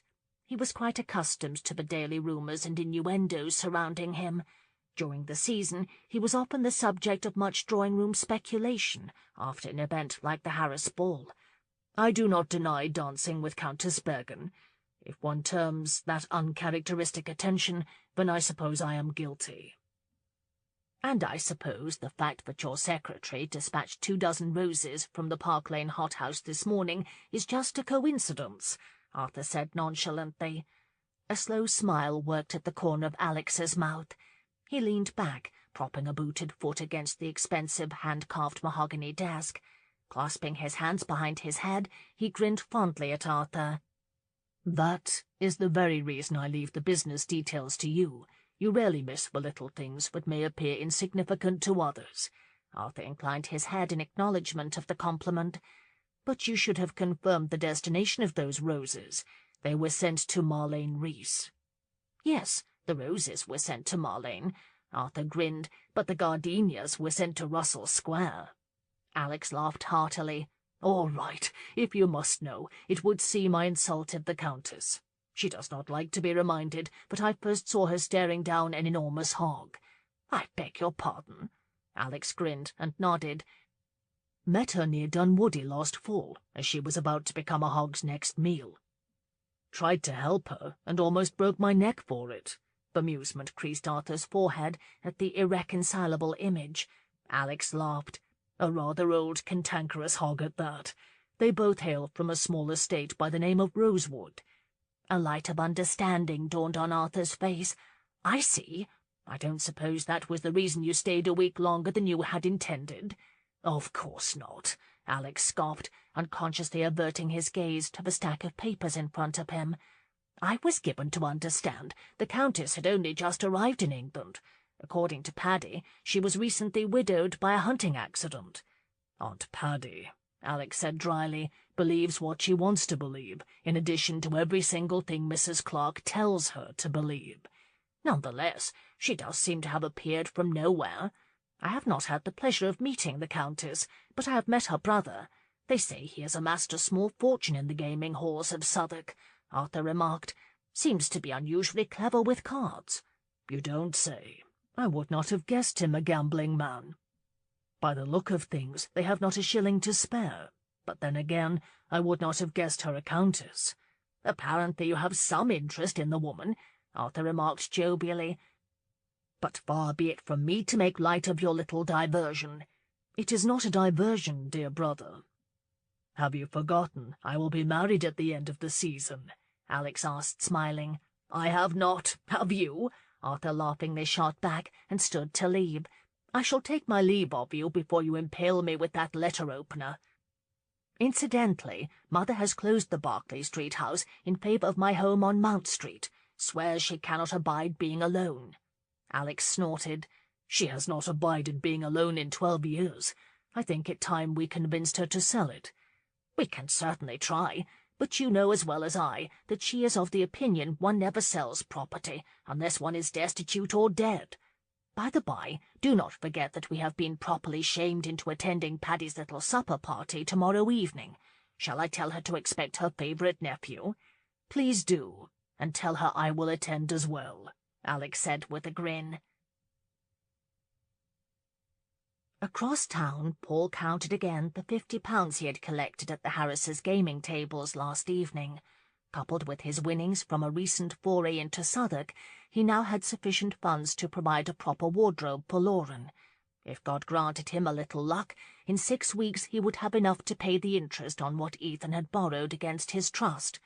Fortunately, he was winning with regularity and was beginning to build a tidy sum, large enough to invest in the private securities with a decent return. He had studied his investment books in earnest and was convinced he could achieve his ultimate goal of providing for Rosewood. He folded the banknotes and stuffed them into his breast-coat pocket as Davis entered the room. "Count Bergen," he announced, then with some flourish pivoted and made his exit. Paul grimaced to himself. He did not particularly care for the German, much less the prospect of Lauren living in Bavaria. Magnus entered carrying a massive bouquet of lilies. "Good morning, Count Bergen," Paul sighed. Are those for me?" Magnus did not so much as smile. "Is Lauren about? I would like a word with her. Unfortunately, she is asleep. We arrived home quite late last evening." "Yes, I know," Magnus said absently. Paul regarded Lauren's suitor impatiently. "Has it occurred to you that perhaps she does not care to be so closely watched?" "Yes," he said simply, and glanced about the room. His gaze landed on a table near the front windows, where a cluster of gardenias rested next to an arrangement of roses. Paul followed his gaze and smirked. "As you can see, you are not the only man who buys for her attentions." "Perhaps not, but your uncle is agreeable to my terms," he responded gruffly. "Yes, but is Lauren?" The German's eyes narrowed menacingly.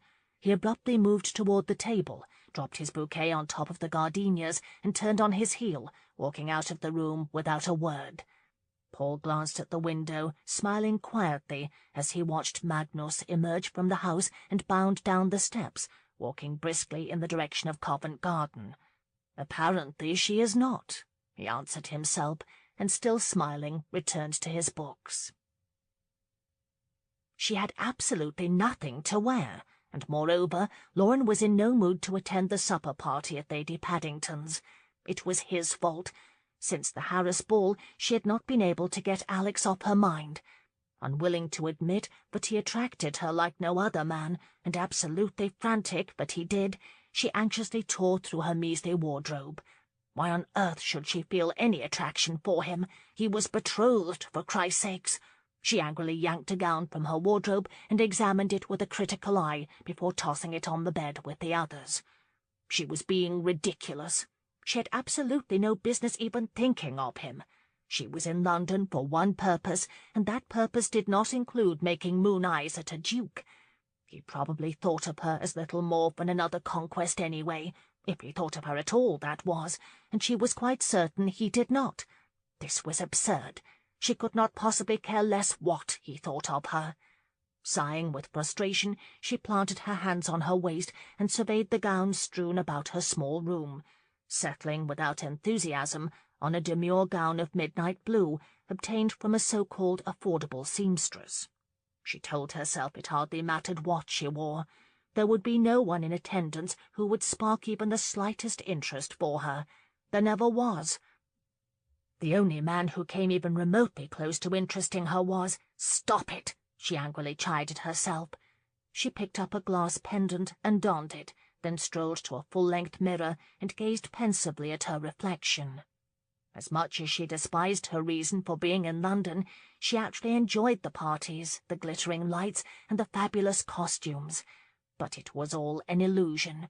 Her place was at Rosewood with the children, and it was to Rosewood she would soon return, with or without a suitable match. Yes, and what exactly constituted a suitable match? She hoped she might at least meet a man whom she could learn to like. Having been exposed to the best London had to offer, it seemed less and less likely that love would enter into it.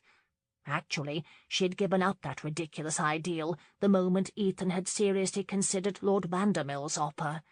Now she only hoped she could respect her future husband. Her gaze travelled to the vanity and the bouquets of wilting flowers. The roses were from Lord Vandermill, whom Ethan kept on the end of a taut string, ready to yank at the first sign the old man might see his way to outbid Magnus for her hand. Magnus had sent the others, as he did every day. He was trying very hard, and for some reason had sent her 2 bouquets after the ball. One corner of Lauren's mouth tipped upward. For some extraordinary reason, Count Bergen had changed his mind about her, and was now rather determined in his pursuit of her. He had taken a town-house on fashionable Bedford Square, he said, to be nearby if she should change her mind. And when she had told him she resented his constant surveillance, he had responded very matter-of-factly that it was necessary, because she would not allow him to see her any other way. One had to respect such dedication to a cause, and she did respect him, but she could never love Magnus. Oh, she was fond of him in a friendly sort of way, always had been, even when he had suspected her of cheating his uncle and had wanted to haul her off to the Bavarian authorities. but she simply could not summon more than a feeling of friendship for him. With a soft sigh, she walked to the window and parted the pale green drapes. Looking out onto Russell Square, she contemplated that perhaps she was not quite ready to give up on love. Unfortunately, she did not have the luxury of time to wait for it. She had to marry if she wanted to save Rosewood. She had to settle soon, and no handsome, arrogant duke was going to stop her, no matter how badly she wanted him to. Lady Paddington, with an ostrich feather bobbing precariously from her coif, appeared in the foyer to greet Lauren upon her arrival. "Oh, Countess, I am so pleased you could attend my little gathering," she crowed with genuine delight. "Ah, but you look so lovely this evening. I dare say you and Lady Marlene are the loveliest of women." She rushed on before Lauren could get a word in. "You shall become instant friends tonight. I am certain of it." Oh, wasn't life grand? She could spend the entire evening listening to Lady Marlene gush about her blasted fiancé. "Come and let me introduce you to her and her mother, Lady Whitcomb. Lord and Lady Pritchard and their daughter Charlotte are also here. I rather think my nephew Lord Westfall might be interested in dear Charlotte," she whispered conspiratorially. Lauren swallowed her bitter surprise as Lady Paddington chatted on. Lady Pritchard grew increasingly hostile to her, particularly after she had made the unforgivable sin of dancing with Sutherland. As if she had been given a choice. "And, of course, Mrs. Clark," Lady Paddington finished. Lauren missed the names of the other guests, but she had heard enough to know that this would be a tedious evening. She forced a gracious smile and followed Lady Paddington into the gold salon, her attention immediately drawn to a woman on her right. She had seen her at the Harris ball with Alex. Close up, she was even prettier than she had realized, with a head of silver blonde ringlets that complemented her gown of pale blue.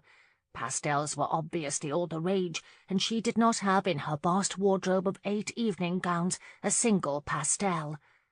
"Countess Bergen, may I introduce Lady Whitcomb and her daughter Lady Marlene?" Lady Paddington asked with great formality. Lady Marlene curtsied politely and reflexively, so did Lauren. She felt completely inadequate in her dark gown as she gazed at the perfectly put-together Lady Marlene. "A pleasure to make your acquaintance, Lady Whitcomb," she murmured, aware that her face flushed. "And yours, Lady Marlene." "The pleasure is undoubtedly mine, Countess Bergen," the younger woman responded smoothly. "We have heard so much about you." Lauren smiled as Lady Paddington tugged on her sleeve. "And here, of course, are Lord and Lady Pritchard." Lauren offered a polite greeting for the sake of propriety, noting that the countenance of Lord Pritchard was a stark contrast to his wife's ever-reproachful look. Next to them stood a very uncomfortable Charlotte, who spoke so timidly that Lauren could barely hear her. "And my nephew, Lord David Westfall." Lauren smiled at the handsome young man. "It is my distinct honour to make your acquaintance, Countess Bergen," he said with an appreciative smile, and with a grand flourish bowed over her hand. "Of course you know Mrs. Clark," Lady Paddington continued, and Lauren turned away from the charming Lord Westfall to greet the widow of a Royal Navy captain, who never seemed to be very far from Lady Paddington's side.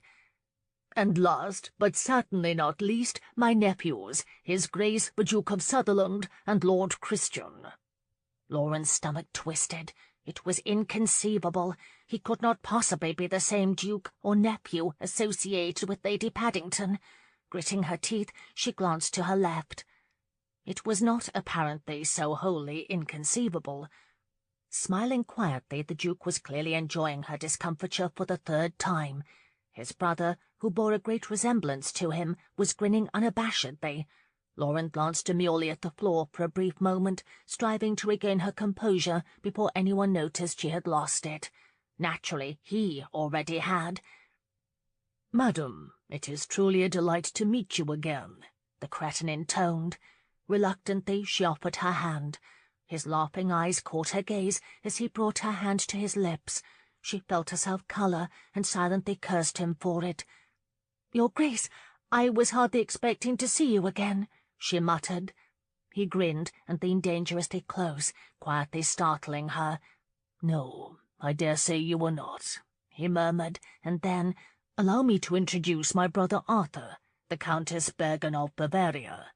"It is a great honour, Countess Bergen," Lord Christian said smoothly.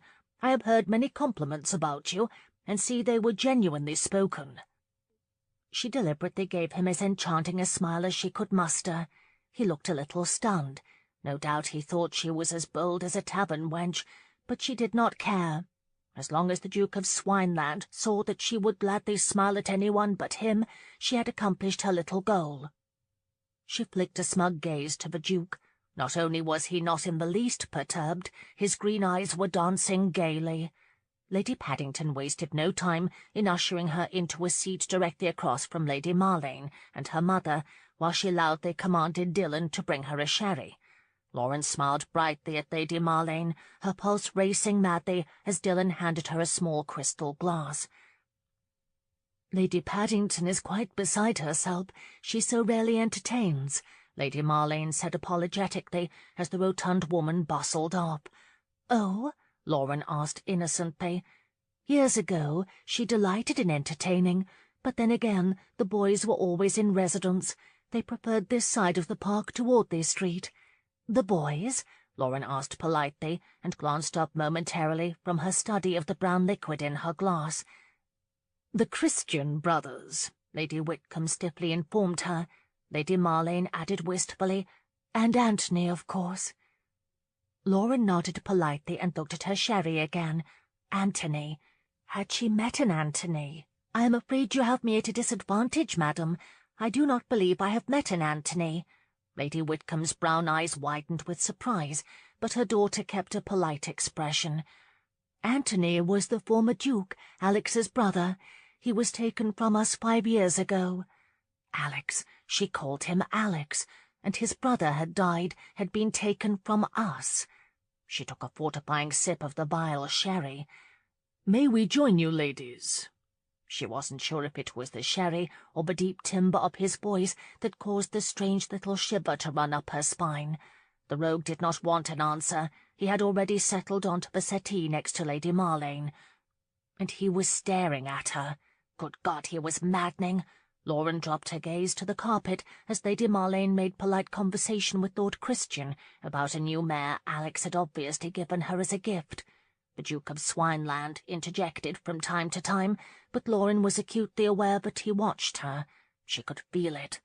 She, on the other hand, watched one of his polished shoes swing comfortably next to the other, and kept staring at that foot until Lord Westfall joined them. Grateful for the distraction, Lauren smiled charmingly. Alex thought he was going to have to throw some cold water on his cousin. But then again, that blasted little angel had a way of smiling at a man that left him prepared to grovel at her feet. Damn it all! In that modest gown of midnight blue, she was the epitome of elegance.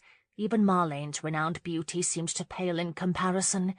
Lauren Hill, or Countess Bergen, whoever she was tonight, was enchanting. Dangerously so. "The Countess was telling me last evening that she enjoys the country," he remarked casually to David, and received a quelling frown for it from the angel. He raised his brows in feigned innocence as David quipped, "Which one?" She turned an alluring smile to David and laughed softly. "I am from Rosewood. Perhaps you have heard of it. It is near Pember Heath." "Rosewood?" Lady Whitcomb coolly interjected, pronouncing the word as if it left a terrible taste in her mouth.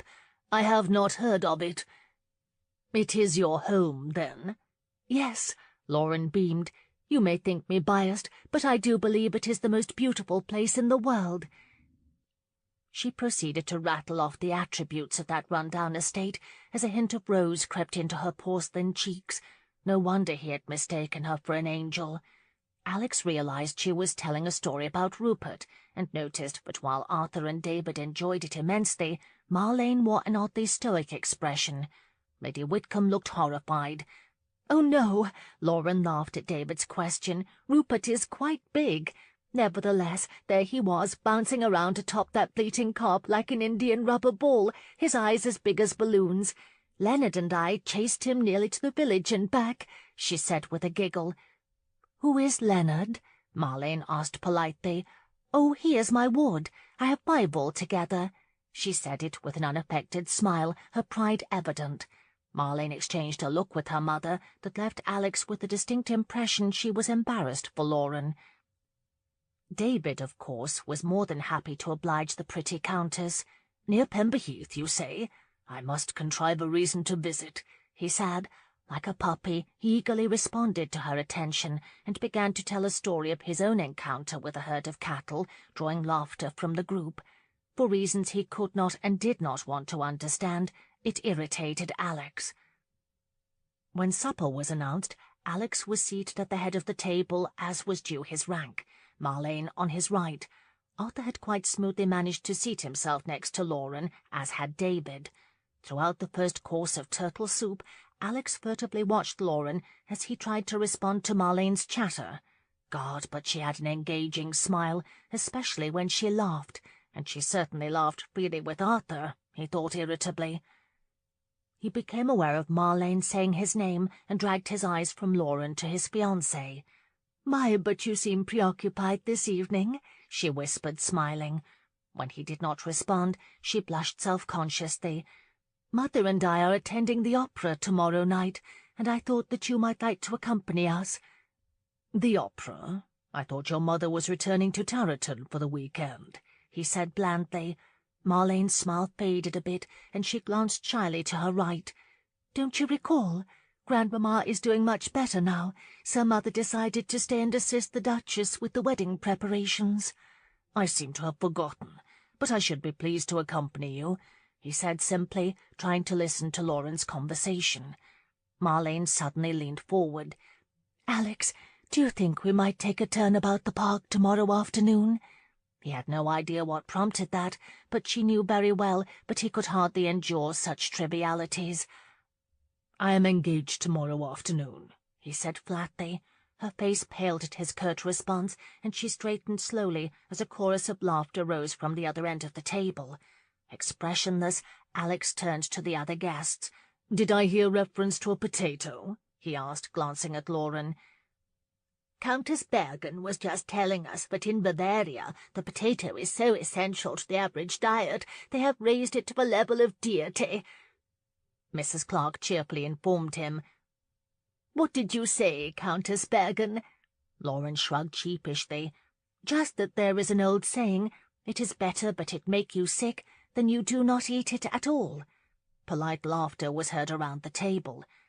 "And tell them about the potato man," Mrs. Clark prompted. Lauren blushed, but politely summarized the story she had just shared by admitting there was a daft gentleman who fancied he saw people's faces in various potatoes. Lord Pritchett demanded to know exactly how that could be, and Lauren hesitantly explained more fully about the potato man. As she spoke, she received increasingly disapproving looks from Lady Pritchett and Lady Whitcomb. It was so typical, Alex mused. The ton did not countenance differences in background or culture. But Arthur laughed appreciatively at her story. "Did you have opportunity to travel beyond Bavaria, Countess?" he asked. "Not often, but I had the good fortune to travel to Paris. I think it one of my favourite places. What is your favourite place, Mrs. Clark?" she asked, artfully turning the conversation from herself. Interrupted from her diligent work on a turbot fillet, Mrs. Clark looked up from her plate and blustered. "Oh, my, I suppose it is London. Paddy and I went to Paris once, but we did not care for it. Too foreign or something." "Plus je vis d'étranger, plus j'aime ma patrie," Arthur quipped. Lauren laughed gaily. "What? What did he say?" Mrs. Clark demanded. "It's from a French play, Mrs. Clark. Let me think. Loosely translated, 'The more foreigners I saw, the more I loved my homeland,'" Lauren offered. She spoke French and German. The woman's surprises were never ending. Alex hid his amazement behind a mouthful of fish as Mrs. Clark frowned at Arthur. "Well, I suppose that's exactly what I thought," she exclaimed to polite laughter. "Normandy is particularly lovely in the fall," Marlene interjected. "We plan to travel there after the wedding." An awkward silence fell over the room, save Aunt Paddy's slurp of her wine. "Do you travel, Lord Christian?" Lauren asked after a moment. "I've taken the grand tour, of course. but unlike my roving brother, I have spent most of my life in England. I, for one, prefer British soil to all other," he said, to which Lord Whitcomb offered a hearty "Hear, hear." Impulsively, Lauren recited, "I travelled among unknown men, in lands beyond the sea, nor England. Did I know till then what love I bore to thee?" She grinned, but the other guests, momentarily taken aback by her recitation, grew quiet. "Wordsworth," Alex said quietly from the end of the table. Lady Pritchard sniffed disdainfully and stabbed her fish. "They do teach poetry in the girls' schools, Your Grace."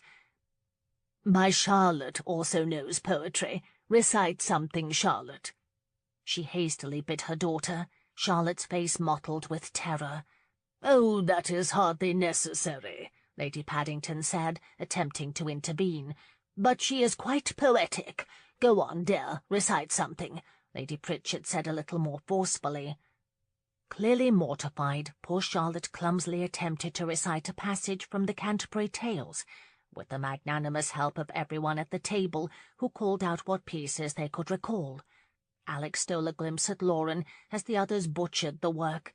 She glanced shyly at him with what he would have sworn was a faint smile of gratitude.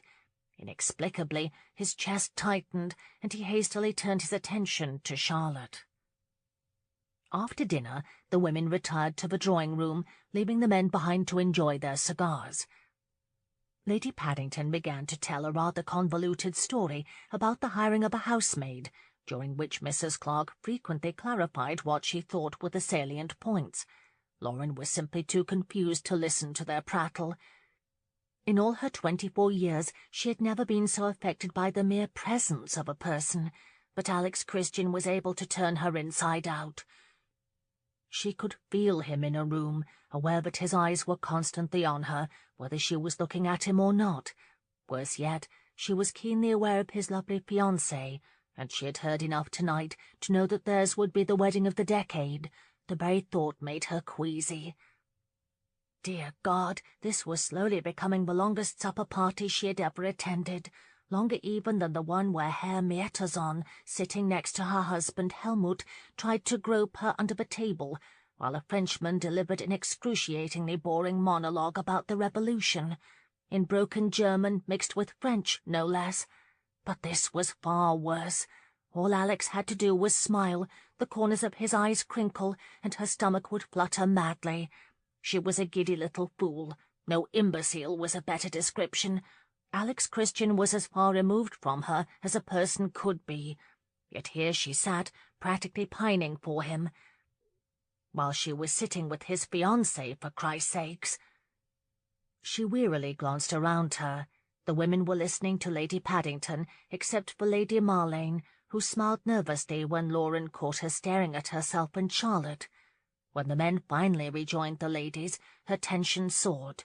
Lord Westfall came immediately to the circle of women and sat next to Charlotte, causing the poor girl to turn 2 shades of red. The Duke sauntered over and chose a seat next to Lady Marlane, directly across from her, of course. As if he sensed what that did to her, he flashed an indolent smile.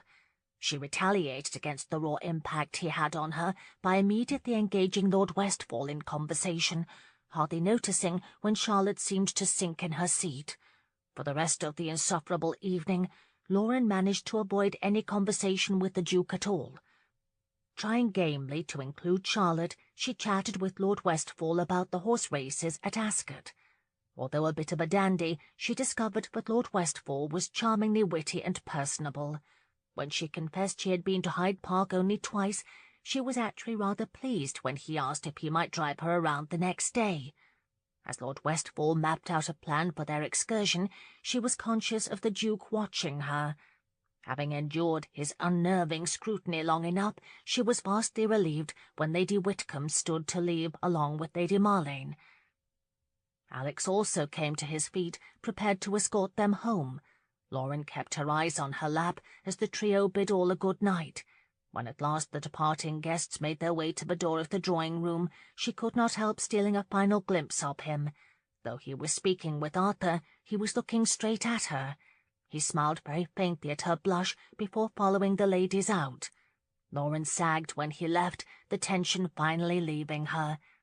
"Come sit and talk with me, Countess," Lady Paddington called from her armchair. Oh, God, no more conversation, she thought, but reluctantly did as she was bid. The moment she seated herself on the footstool, Lady Paddington eagerly leaned forward. "I think they make a handsome couple, don't you?" Beaming, she nodded toward Lord Westfall and Charlotte, still seated on the settee.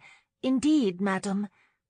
"You should invite Miss Pritchard to join you for your little turn about the park tomorrow. My dear David would like that very much. Now stay a bit, will you? I rather think my nephew is enjoying Miss Pritchard's company, but she will be uncomfortable if you go," she whispered. She could hardly refuse, and the longest supper party in the history of mankind fast became eternal damnation, as she sat and listened, stupefied, to Lady Paddington and Mrs. Clark turn a discussion of a new wool cloak into an argument about the proper care and feeding of sheep. When at last Lord Westfall stood to go, she smiled and assured him she would remember their engagement on the morrow. She very carefully did not look at Lady Pritchard, but she could feel the daggers the woman was staring at her. When Lord Westfall finally made his exit, Lauren stood, determined to take her leave. "Might I offer you a ride?" Arthur asked, after she had wished Lady Paddington and her guests good evening. "Oh, no, but thank you kindly," she said, and with an airy wave slipped into the foyer before he could press the issue. "Where might I find a hack?" she asked the butler breathlessly, as she quickly slipped into her cloak. "I shall call one for you, milady." "No, I mean, do not trouble yourself. I shall walk to the park. Surely I might engage a hack there." "Forgive me, ma'am, but I could not recommend it. Wallace, a conveyance for the lady," he snapped, and pulled the front door open. Lauren hurried after the dispatched footman, who looked as if he were on an afternoon stroll, as he moved down the street toward the park. She debated calling out and urging him to hurry. Never in her life had she wanted to be gone from a place so badly. She just wanted to go home so that she might forget this horrid evening. God, she was such a fool for letting Alex unnerve her so badly. She turned eagerly toward the sound of a coach turning onto the street, her face falling when she saw the ducal crest. It couldn't be. It simply couldn't be. Dear God, was she in hell? She turned so that her back was to the coach, listening as it drew to a stop. The coach door flung open. She heard the fall of expensive heels on the cobblestone, and mouthed an unladylike curse when the footfall stopped just behind her. My, if it isn't the Countess. I rather thought David would have escorted you home by now, so that he might speak to your uncle about his intentions," he said mockingly. One thing was certain, his extreme arrogance had not lessened since the ball. "I beg your pardon, Your Grace, but should you not be with your fiancé?" she snapped.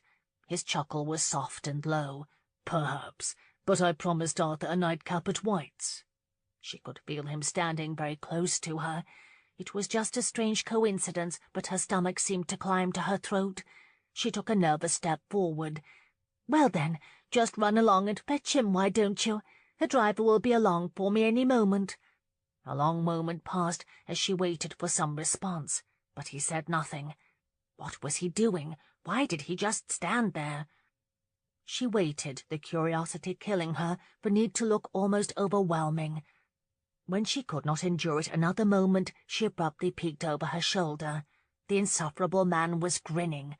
"Oh, by all that is holy, you are the most unbearable man!" she cried impulsively. His grin deepened. "That is a rather heavy mantle, but I shall very graciously consider the source."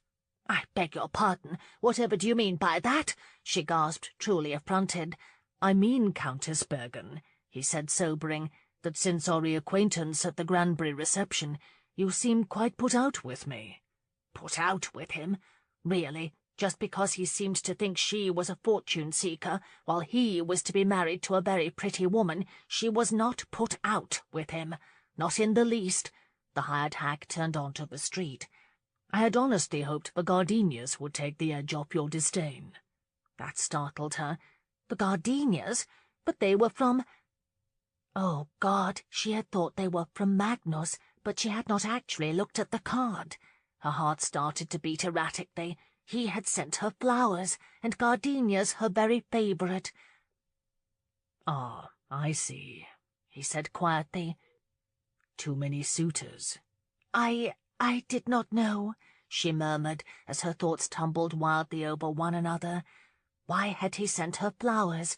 What had the card said? What had the bloody card said? She glanced at him over her shoulder and smiled graciously. They were lovely, thank you." A strange emotion flickered in his eyes. "Not nearly as lovely as the recipient," he said quietly. That unexpected and tender compliment washed over her. Unsteadily, she took a step toward the curb as the hack rolled to a halt. The footman jumped down from the rear running board and moved toward the little door. "Hold!" Alex suddenly barked. Startled, Lauren jerked around to face him. He began to move steadily toward her.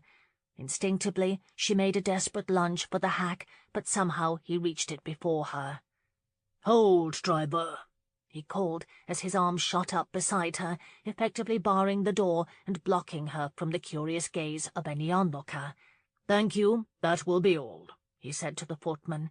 The man glanced uneasily at Lauren, but not one to argue with the Duke. He quickly pivoted on his heel and disappeared through the gate. Trapped between the hack and his powerful frame, Lauren pressed into the carriage as he slowly leaned into her, bracing his weight against the hack. His eyes flicked across her bosom, lingered on her pursed lips, then travelled slowly to her eyes. "God help me, but you intrigue me, Lauren," he murmured. His sweet breath fanned her cheek, sending a convulsive shiver down her spine. "So full of surprises, aren't you? I can't help but wonder if that giant is worthy of your affections." His nearness was a powerful drug on her senses. Her knees shook, and she frantically clutched her reticule to her stomach. "Who? Magnus?" she mumbled thoughtlessly. A lazy smile stretched his lips, contradicting the dark-pointed look in his green eyes. "Yes, him." Unconsciously, her eyes fell to his mouth. The memory of that long-ago kiss came flooding back to her in the form of a queer tingle in the pit of her stomach. Intuitively, she understood herself to be on dangerous ground. I think you should leave me alone," she stammered. "I think I should too, but I am afraid I cannot." With that startling revelation, he leaned closer and gently laid his palm against her cheek. Lauren drew a sharp breath at his gentle touch, astounded by the heat that quickly spread down her neck. He meant to kiss her. For one insane moment, she desperately hoped he would, but when she felt his breath against her lips, fear, propriety, and the image of Lady Marlene caused her to bring her hand up and push against his chest. "Don't do it," she whispered frantically. The husky timbre of her voice sent blood pumping furiously through Alex's veins. He covered her hand with his and pressed it tightly against his racing heart. She gasped. Her gaze locked on his hand. God, but he was powerless to resist her, and slowly he leaned down until his mouth brushed lightly against her full lips. Jolted by the warmth of her breath, he groaned softly and leaned into her, delicately painting her lips with his. The tension left her jaw, and he swept his tongue inside the forbidden sweetness, savouring the faint taste of wine, the smooth veneer of her teeth. He could feel the tremble in her slender body, and he deepened the kiss, wanting to fill his senses with her. Her head tilted backward as his kiss grew more insistent. Her fingers slowly fanned across his rapidly beating heart. Dangerous desire spiraled through him, unfurling rapidly in his groin. The sound of voices shook him. Lady Pritchard's sharp voice, calling a good night, shattered the moment. Stunned, he jerked his head up and pivoted about, dropping Lauren's hand from his chest. The Pritchards were at the threshold of his aunt's house, preparing to leave. He stumbled backward as Lauren clumsily pushed past him and climbed into the hack unaided. She had dropped her reticule. He was uncharacteristically and overwhelmingly embarrassed. He hastily picked up the little beaded bag and handed it to her. Lauren refused to meet his gaze, staring straight ahead, clearly mortified. He shot a look at the driver and commanded hoarsely, "Russell Square." A rush of shameful anxiety escaped his lungs as the carriage turned toward the park. The guilt and shock at what he had just done warred with the heat of her, the taste of her, that still coursed through his veins. He ran a hand through his hair, realized he was trembling slightly, and shoved both hands in his pockets. That was, he thought madly, a very close call, in more ways than one. He turned and walked shakily out of the shadows and toward the house, calling a greeting to his aunt. Chapter 12. Lauren's sleep was unsettled after that reckless kiss. In the morning she awoke with feelings that were new to her and conflicting thoughts of Alex. The only thing that saved her from going completely mad was the arrival of 2 letters from Rosewood. Davis thrust them at her the moment she finished breakfast. With a delighted cry, Lauren closeted herself in the small dining room to read them. Mrs. Peterman, in her weekly letter, proudly reported a bumper crop of tomatoes, which fastidious Thaddeus was doing his best to trade at his apothecary shop. The second letter filled her with joy. In her sprawling, girlish handwriting, Lydia used many exclamation points to relay the news that Ramsay Baines had smiled at her after church services. After a long rambling discussion of that monumental event, she wrote that Leonard and Rupert were repairing another fence, and that Theodore requested a book of poetry if there were funds for such an extravagance. Horace had fashioned a pirate's hat from one of Lauren's old bonnets, and could not be persuaded to remove it, even when Mrs. Peterman had threatened to cut his head off at the neck. Sally, bless her heart, missed Paul so badly that she made him the guest of honor at all her imaginary tea-parties, which she hosted at least twice daily. A haze of unshed tears filled her eyes. She missed the children desperately, but Ethan's promise of a trip to Rosewood had been put off for another fortnight. He had railed at her when she protested, claiming that it was her own fault, and when she decided on one of the 2 good offers he had for her hand, she could return to Rosewood. If that was to be the prerequisite, she might never see Rosewood again. She was suddenly reminded of Magnus, repeating his offer just 2 nights past, and his avowal that he was prepared to wait for her answer for as long as it took. It was touching in a way. His rugged face looked almost hopeful, as if he somehow believed that she could come to love him. In another place and time she might have considered his offer, might have. But at that moment, and more so now, the only thing she could think of was Alex, and her heart unexpectedly twisted in her chest. With a heavy sigh, she glanced at the clock. There was still enough time to respond to Lydia's letter before Lord Westfall called. Better she occupy her thoughts with something before despair swallowed her whole. Alex galloped to a lake in the middle of Hyde Park and reined the mare to a sharp halt.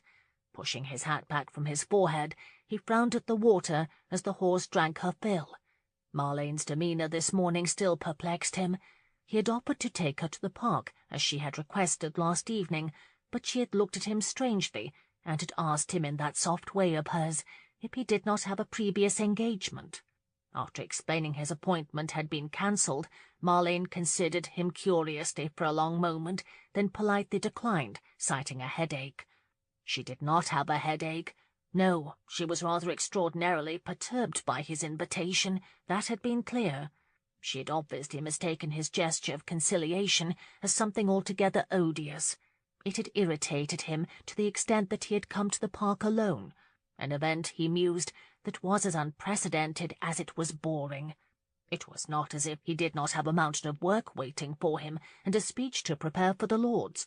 He would take the mare around again, he decided, then return home. He did not allow himself to think why exactly he had come in the first place, nor did he dare to think about that kiss last night. What must he have been thinking? Bloody, bloody fool! He tugged the horse around and started forward, his thoughts still on Marlene's reticence. Surely whatever ailed her would be forgotten with a new bracelet. Mulling it over, he turned onto the main path just as David's phaeton rounded a bend ahead of him. His cousin didn't see him. He was too engrossed in his conversation with Lauren. Alex felt an immediate constriction in his chest at the sight of her with David. How ridiculous! He had heard them make plans for the drive today. Bloody hell, it was the reason he had come, whether he wanted to admit it or not. He slowed his horse to a walk, greatly irritated with himself. This was absurd. He was engaged to be married, had his pick of the prettiest mistresses in London, and had absolutely no business chasing about the park on the slim hope of seeing a young woman. It mattered little that her kiss had ignited him. He should go home and stop this pointless pursuit. Inexplicably, he did not move as the phaeton headed straight for him. "David!" he called. His cousin's head jerked up, and seeing Alex, he hastily pulled the carriage to a halt. Lauren, shading her eyes with her hand, looked up, her blue eyes slicing across him. For a brief moment she looked almost sick. It did not set well with him at all, and he shifted uncomfortably in his saddle.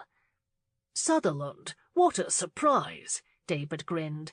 "Good day, David. Countess, it is a pleasure," he said coolly. "Thank you," she answered tightly, and glanced at her lap. "Nice piece of horseflesh you've got there. Must be the mare you gave Lady Marlane."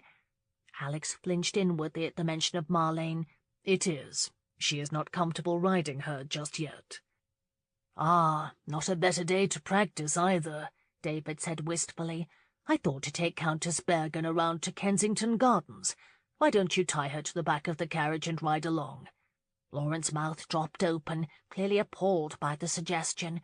That made him angry enough that he impetuously decided that she would just have to put up with him.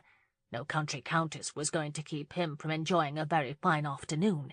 "Grand idea, Westfall," he said, and swung a leg over the saddle, dropping quickly to the ground. He secured the mare's reins to the back of the phaeton, reminding himself that she was just another woman, even if she did happen to be the only one in all of London who could not abide him. He marched around to the side of the phaeton and hauled himself onto the seat. David had climbed down to adjust the harness, and Lauren, damn it, was staring at him as if he had sprouted horns. He had not sprouted horns, in Lauren's humble estimation. He had become impossibly even more ruggedly handsome in his brown coat and skin-tight buff breeches. She recalled that she once thought he looked like a man who scaled mountains. Scaled them? He probably rearranged them. "Countess Bergen?" Lord Westfall said, motioning at the carriage seat. She moved a fraction of an inch and busied herself with rearranging her skirts. When Lord Westfall vaulted upward, practically landing in her lap, she did not so much as breathe. She scooted another fraction of an inch toward the Duke. Lord Westfall wriggled uncomfortably and cast a meaningful look at her. She reluctantly scooted another inch, then another, until her escort was satisfied and her thigh was pressed tightly against the Duke's iron one. The chestnut lurched forward with a slap of the reins, and the sudden movement of the carriage caused her to pitch against Alex.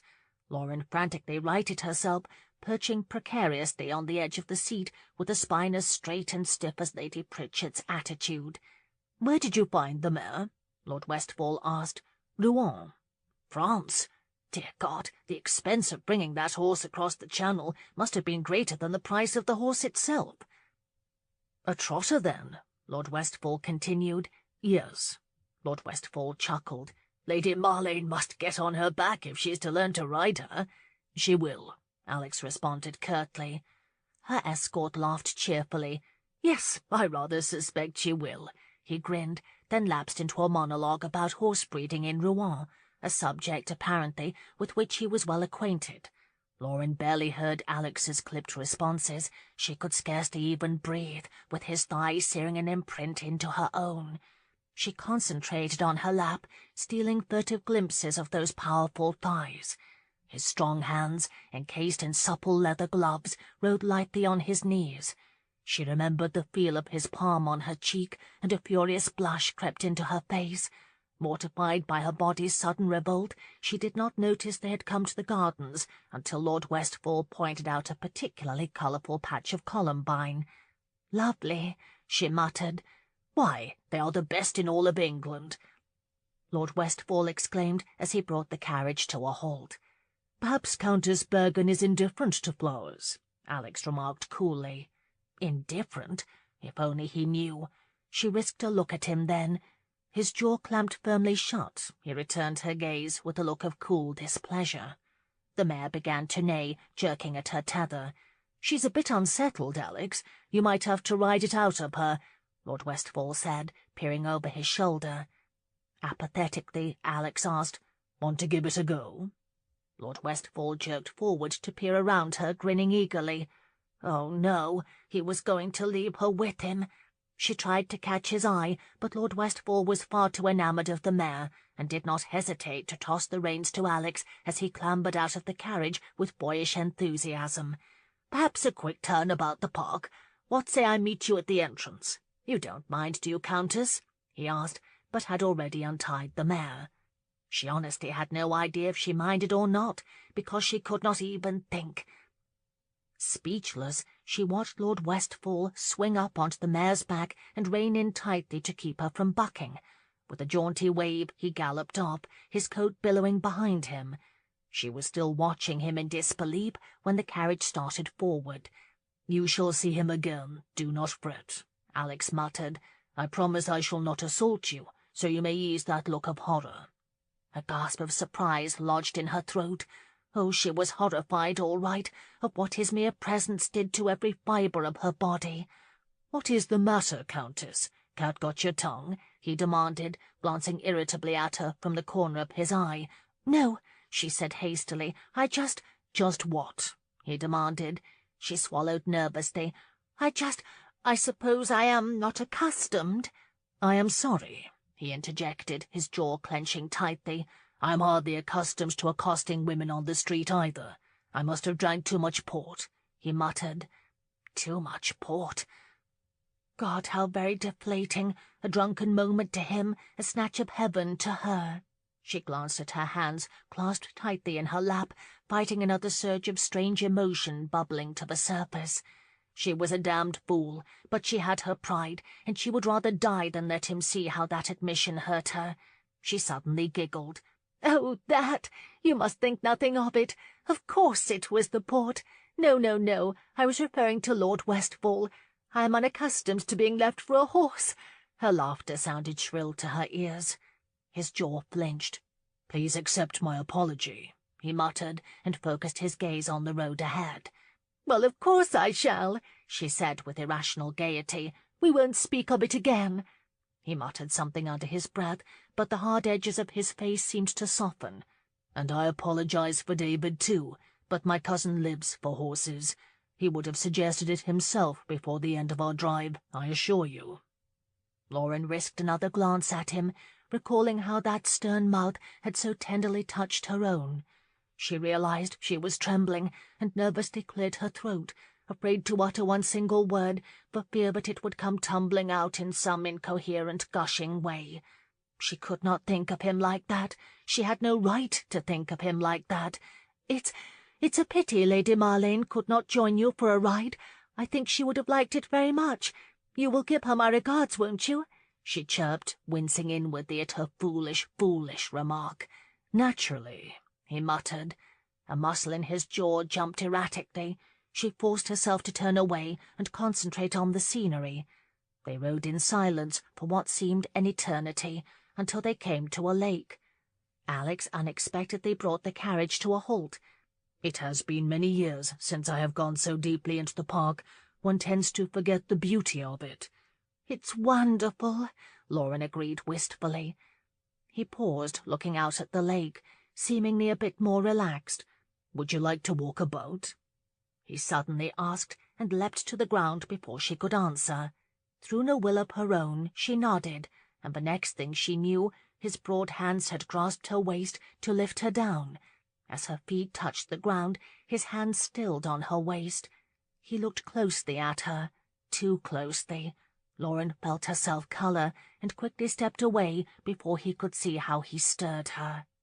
She thought she heard a faint sigh as he gestured toward a path leading into a copse of willows. She obediently moved, and they walked side by side, neither speaking.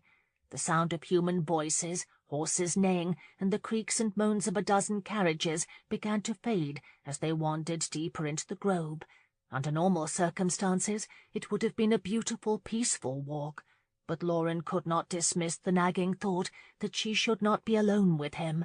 She should definitely not be alone with him, but she did not ask him to turn back.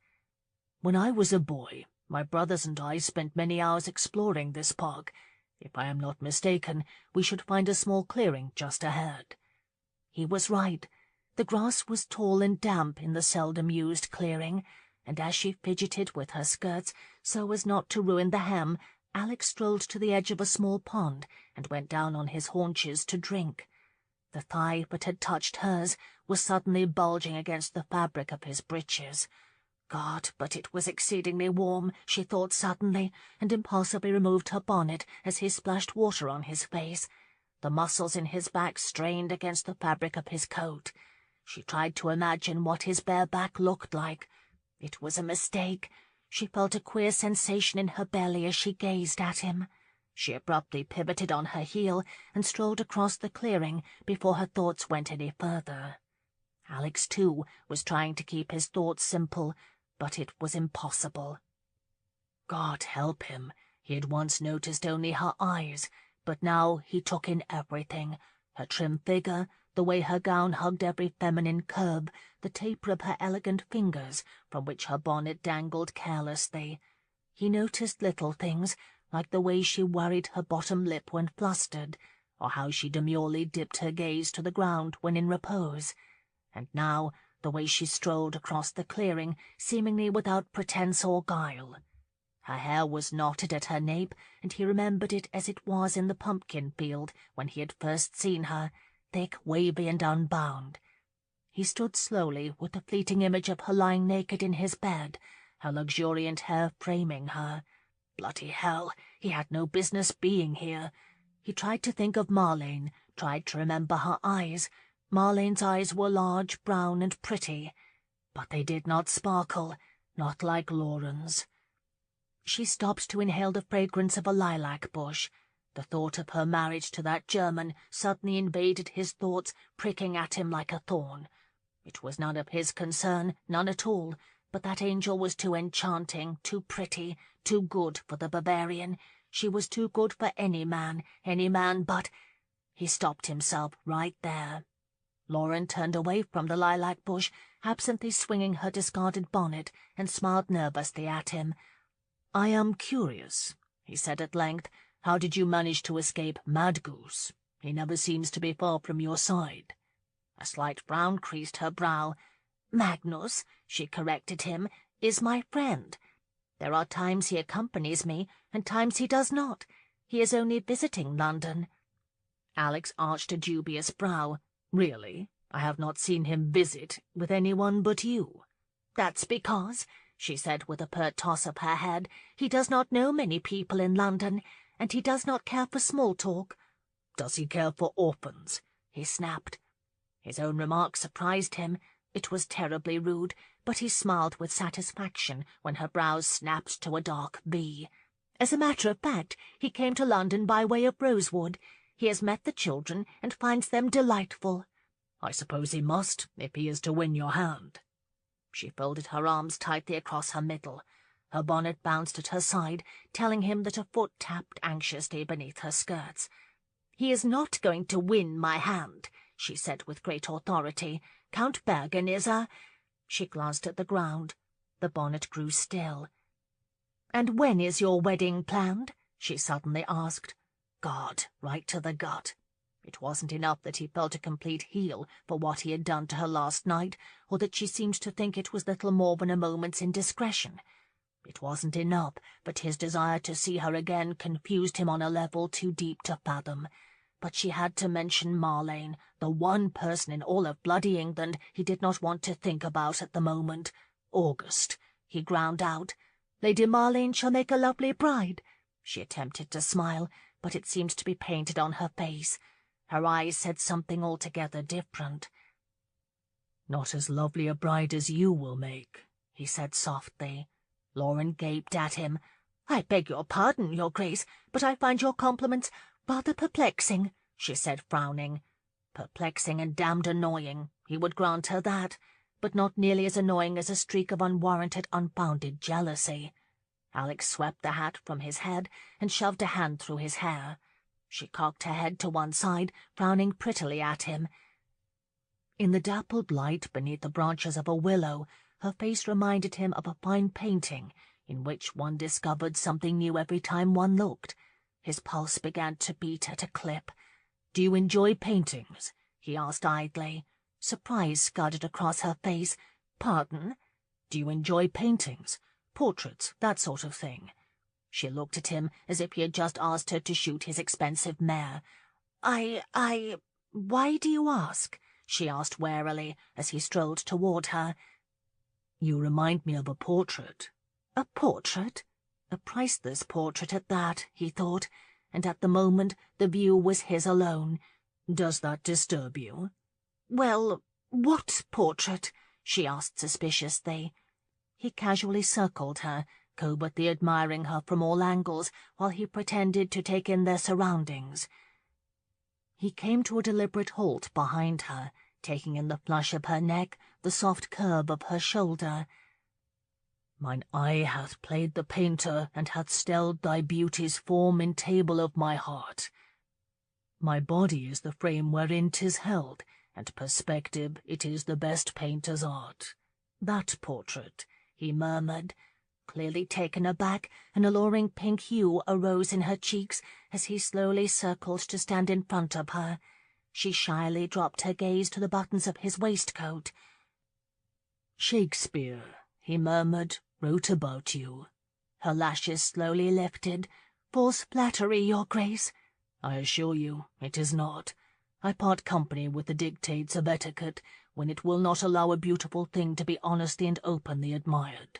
Her blush deepened, and for the first time since the Granbury reception she smiled fully, knocking the breath from him.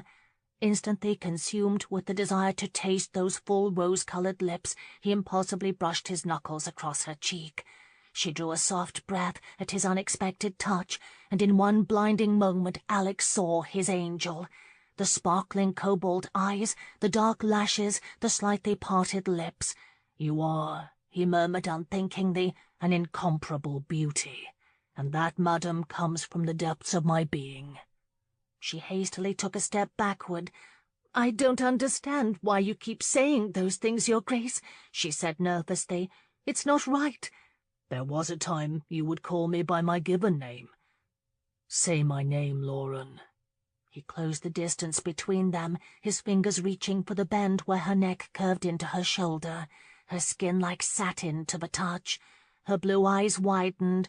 "Say my name," he said again, as one hand gently cupped her elbow and pulled her toward him.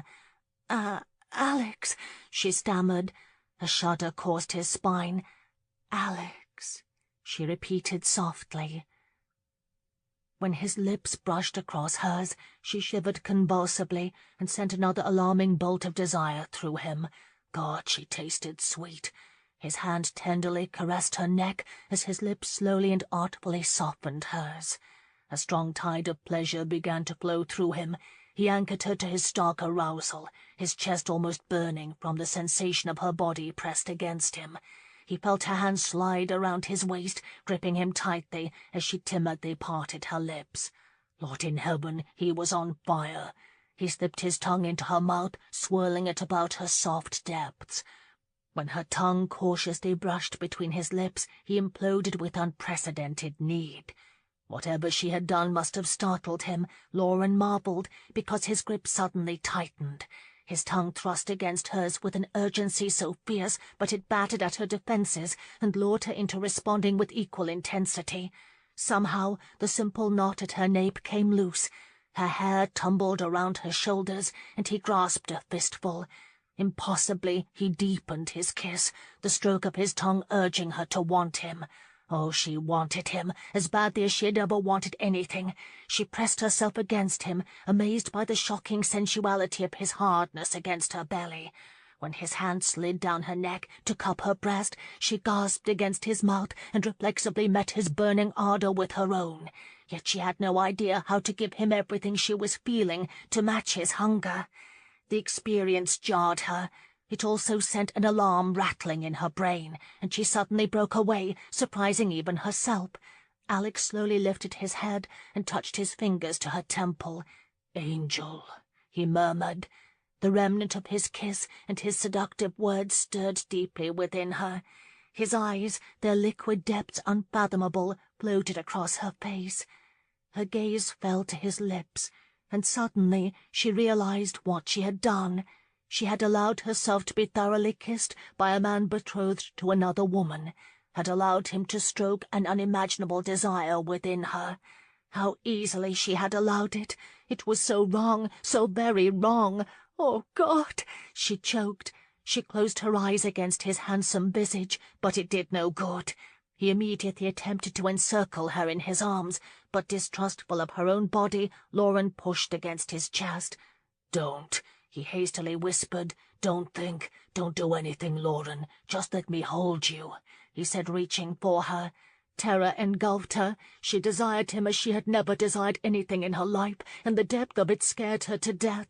"No, no, this is madness. We cannot do this." "Lauren, no!" she shrieked. He immediately dropped his hands. He stared at her, his eyes searching her face. Unsteady, she watched his chest rise and fall with each ragged breath. In a desperate attempt to clear the longing from her mind, she counted them. 1, 2, 3, 4. Fear melted away to humiliation. Like a tart, she had willingly accepted his advances. Her pride completely shattered, she whirled away from him. "You must think me terribly wanton." "Lauren," he said sharply, and grabbing her shoulders forced her around to face him. "Don't ever say that," he said angrily. "If there is any blame to be had, it is mine." He stooped down so that they were on eye level and peered intently into her eyes. "But there is something very strong between us, Lauren. You cannot deny it." He spoke so earnestly she believed he felt the turmoil too. Slowly she shook her head. "I don't deny it." His eyes seemed to glow like fire. "When I see you, when I am near you, I lose myself. He caught himself. He straightened, looking blindly over her shoulder. "I just lose myself," he repeated beneath his breath, and pulled her into his embrace. God, she had been lost since he first appeared at Rosewood. Even then she had wanted this man with all her heart. Confusion, extraordinary longing, and a sense of terrible distress rifled through her. She buried her face in his shoulder. "I am lost too," she muttered, unconsciously voicing her thoughts aloud. "But it is so wrong. Nothing can come of it." She felt the tension in his body, then his hand slid from her, falling to his sides. "I know, Angel. It can never be," he mumbled wearily. "It can never be." He sounded so ravaged that her heart sank with despair. He had just ignited a flame in her that would not be doused, not for the rest of her life, she was quite certain. It was so grossly unfair. She turned away from him, blinking back a rush of tears as she fumbled madly with her hair. I want to go home," she gasped. "Of course." He gestured solemnly toward the path, his eyes downcast. Desperate, she preceded him, walking swiftly to the phaeton, afraid to look back. When she reached the carriage, she tossed her bonnet onto the seat and hauled herself up, afraid that he would touch her and start the inferno blazing in her again. He climbed up beside her and wordlessly signalled the chestnut forward. The drive around the park was painfully silent, and she was relieved to see Lord Westfall waiting for them near the entrance. He was grinning, and as they rolled to a stop, he reached down to pat the mare's neck. "Fine mare, Alex." He paused, glancing at Lauren. A strange look came over his face that she immediately read as disgust. Mother of God, she could have died of shame. Lord Westfall flicked a cool gaze to Alex. "I should see Countess Bergen home," he said curtly, and slid off the horse. Alex did not hesitate to trade places with him. He mounted the mare swiftly, then glanced at her, his blank expression seemingly carved from stone. "Good day," he said, and turned the horse in the direction of Pall Mall. Her chest tightened painfully as he galloped away. The carriage abruptly swayed, bringing her back to her senses. She glanced shyly at Lord Westfall. He was obviously trying very hard to pretend as if nothing was amiss, but was failing miserably in his efforts. She had never felt more ashamed in her life, nor had she ever felt more terribly confused. Chapter 13. Still highly agitated by the experience in the clearing, Lauren stomped into the townhouse and flung her bonnet onto an entry table, not noticing Davis until he picked it up. "Parlour," he announced, and extended a hand for her reticule. Marvellous, she thought. Ethan would probably demand to know if she had gleaned Lord Westfall's annual income during their drive. But it was only Paul, and he was alone in the parlour. She suppressed the urge to groan as his eyes swept her dishevelled appearance. From the top of her head, where wisps of hair had come loose from her attempt at a coif, to the grass stains on the hem of her gown. He raised a brow high above the other. "Dear Lord, were you caught in a storm?" With a harried shrug, Lauren looked down at her gown. "The wind is a bit brisk today." "It looks as if your carriage rolled over," he said, eyeing her suspiciously. "The grass was wet." Paul frowned. "I understood you to say that Lord Westfall was driving you." She did not like the tone of his voice at all. On top of everything else, it was enough to drive her to drink. She marched to a cart in the corner of the room and picked up a decanter of sherry. "He did drive me, but we met his cousin, and Lord Westfall wanted to ride his horse. It's from Rouen, and he is quite fond of horses, so while we were waiting, we had a short turn about," she muttered evasively. "We?" Paul asked. Good heavens, was this an inquisition? "His cousin," she said, frowning. "His cousin? Who is his cousin?" Paul demanded. "The Duke of Sutherland," Lauren muttered. "The Duke of Sutherland?" her brother loudly exclaimed. Lauren impatiently discarded the sherry. "Yes, the Duke of Sutherland." "He is engaged." "I am aware of that," she snapped, and picked up a bottle of whiskey. Paul moaned irritably. "This won't do, not at all. You are inviting scandal." That did it. She set the whiskey aside and turned to face her brother. "I went for a drive, Paul, a simple drive. Why on earth should that invite scandal? And just what do you think I have to protect from scandal?" Clearly taken aback, Paul peered closely, a little too closely to suit her. She suddenly feared he could see Alex's kiss on her lips, and turned abruptly, picking up a decanter of port. "You have your good name to protect, and you know it," he said softly. "You cannot hope to make a decent match if there are salacious whispers about you and Sutherland, and rumours certainly won't help his work." "His work?" she asked, flabbergasted. Paul suddenly sat forward, his expression earnest. "Don't you know who he is, Lauren?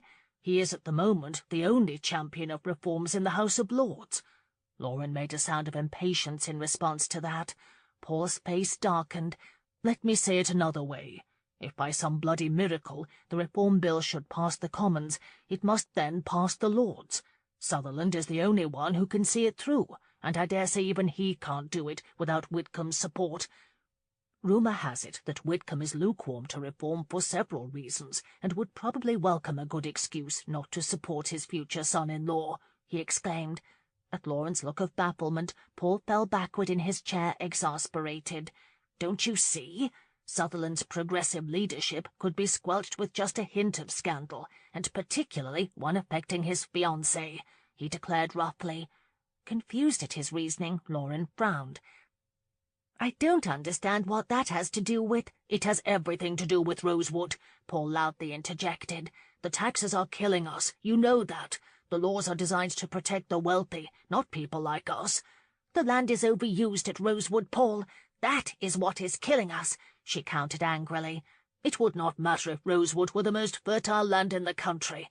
Unless something is done about high taxes, we cannot afford the labour necessary to work the land, and the only person powerful enough or influential enough or willing to change all that is Sutherland." Stung, Lauren shrugged indifferently. Paul fairly exploded. "Don't pursue him," he shouted. Outraged by that accusation, Lauren gasped. "I am not pursuing him. Sutherland is above your reach. He is one of the most influential peers of the realm, and he is to be married at the end of the season. If he is paying you any particular attention, it is because he would trifle with you." She gaped in disbelief at her brother, who was now apparently an expert on the Duke of Sutherland. What could he possibly know? He had never met Mr. Christian or been kissed by a duke. He had no idea the myriad feelings that man could evoke, feelings that were still rifling through her and turning her inside out. She placed the port on the drink cart. "I have had a rather long day. Please excuse me." Turning on her heels, she walked swiftly to the door. "Do not see him again, Lauren," Paul warned. She whipped around, her eyes narrowed with anger. "I understand the Duke resides on Audley Street, Paul. Perhaps you should dispatch a messenger to inform him that as I am so wholly unsuitable as a friend, he should cease to present himself every blasted place I go," she exclaimed, and sailed through the door before he could utter another word. Several miserable days followed, in which she could think of little else than Alex. As if it made any difference, she mourned the fact that he was so far above her in social situation, miles above her, so high that she could no longer even pretend. Mr. Christian, the stuff of her dreams, was gone, and in his place was the very handsome Duke of Sutherland. She rebuked herself for desiring him so completely and hopelessly, particularly since he was engaged, particularly since he was so bloody prominent. She read every paper she could get her hands on, devouring the news of what was happening at Parliament with a mixture of awe and resignation. Some said the Duke of Sutherland was a radical, a dangerous man with a dangerous agenda. Others said his progressive thinking was just what the country needed, but his foresight was inspirational. The middle class cheered his efforts, the quality sniffed disdainfully, but his quest for economic and social reform would lead to Catholic seats in Parliament. Some editorials hinted that his motives were not altogether pure. The Duke's shipping empire stood to gain from the very reforms he touted. Nonetheless, the Times called one of his many speeches to the august membership of the Lords brilliant.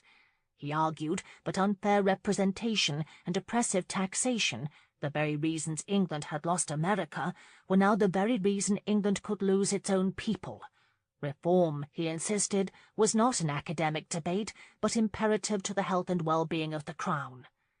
As political pundits argued in print whether Sutherland was helping or hurting the reform movement, on one thing they all agreed.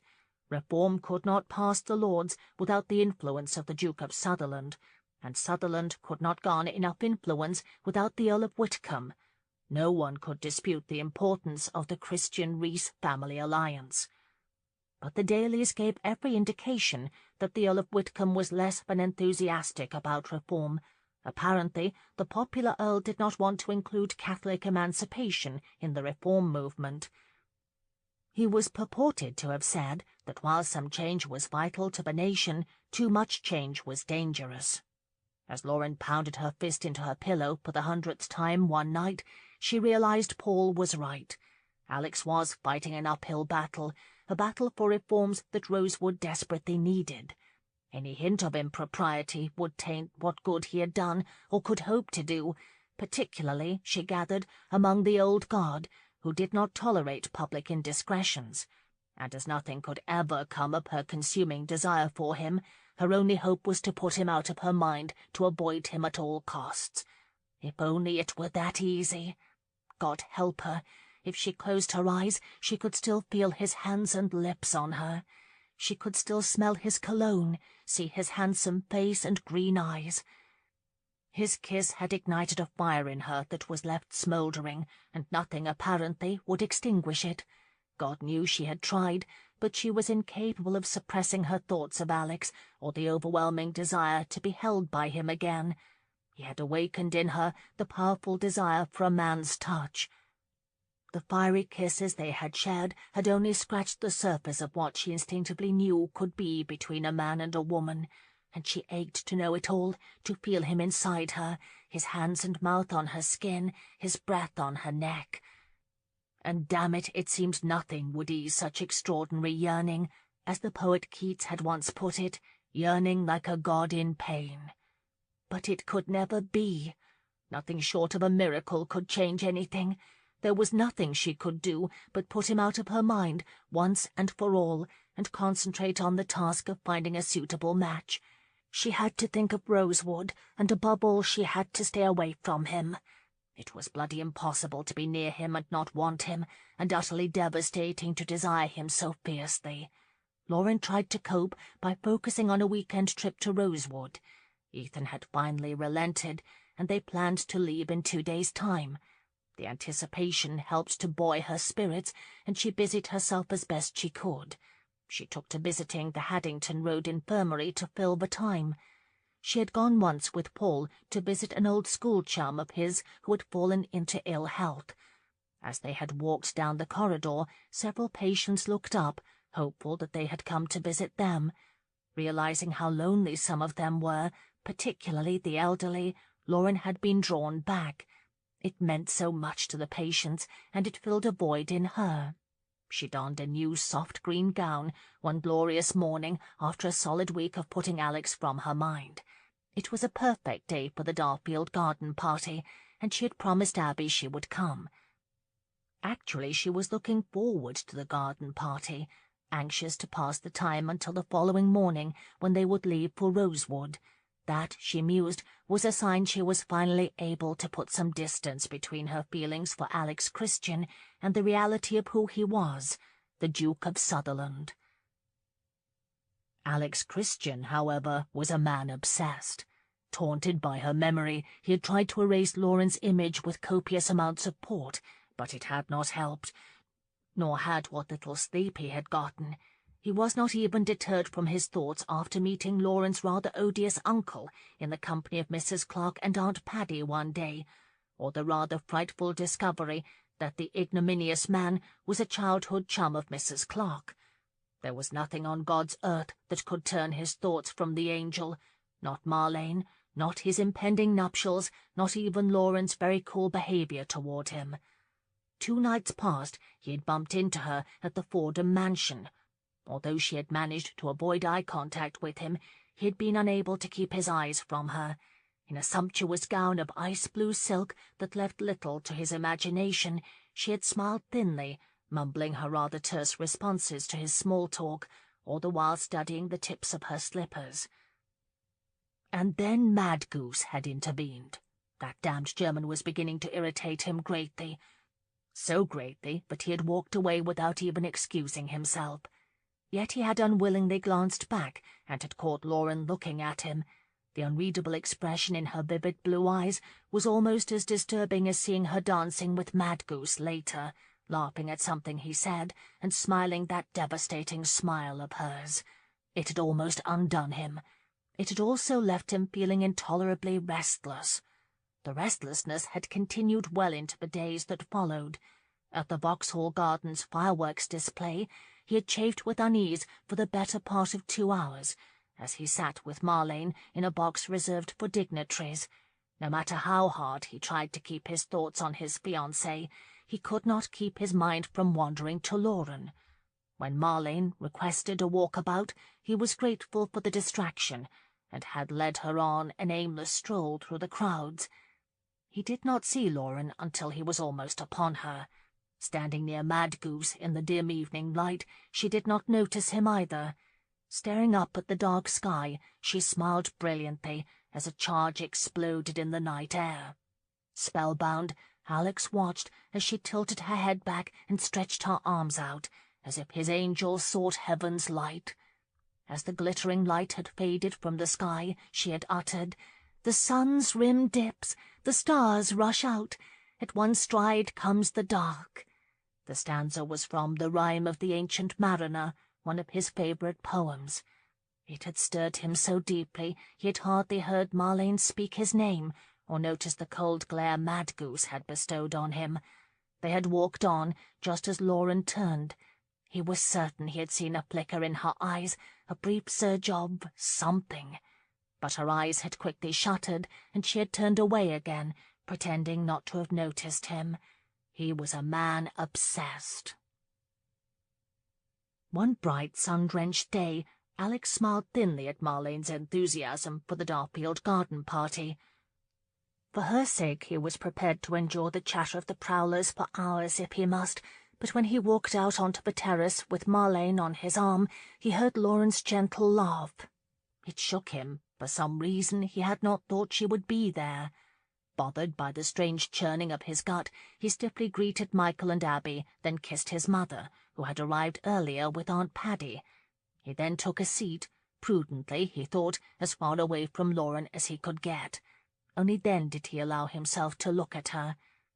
"Your Grace, you have come just in time," Paddy insisted with great exuberance.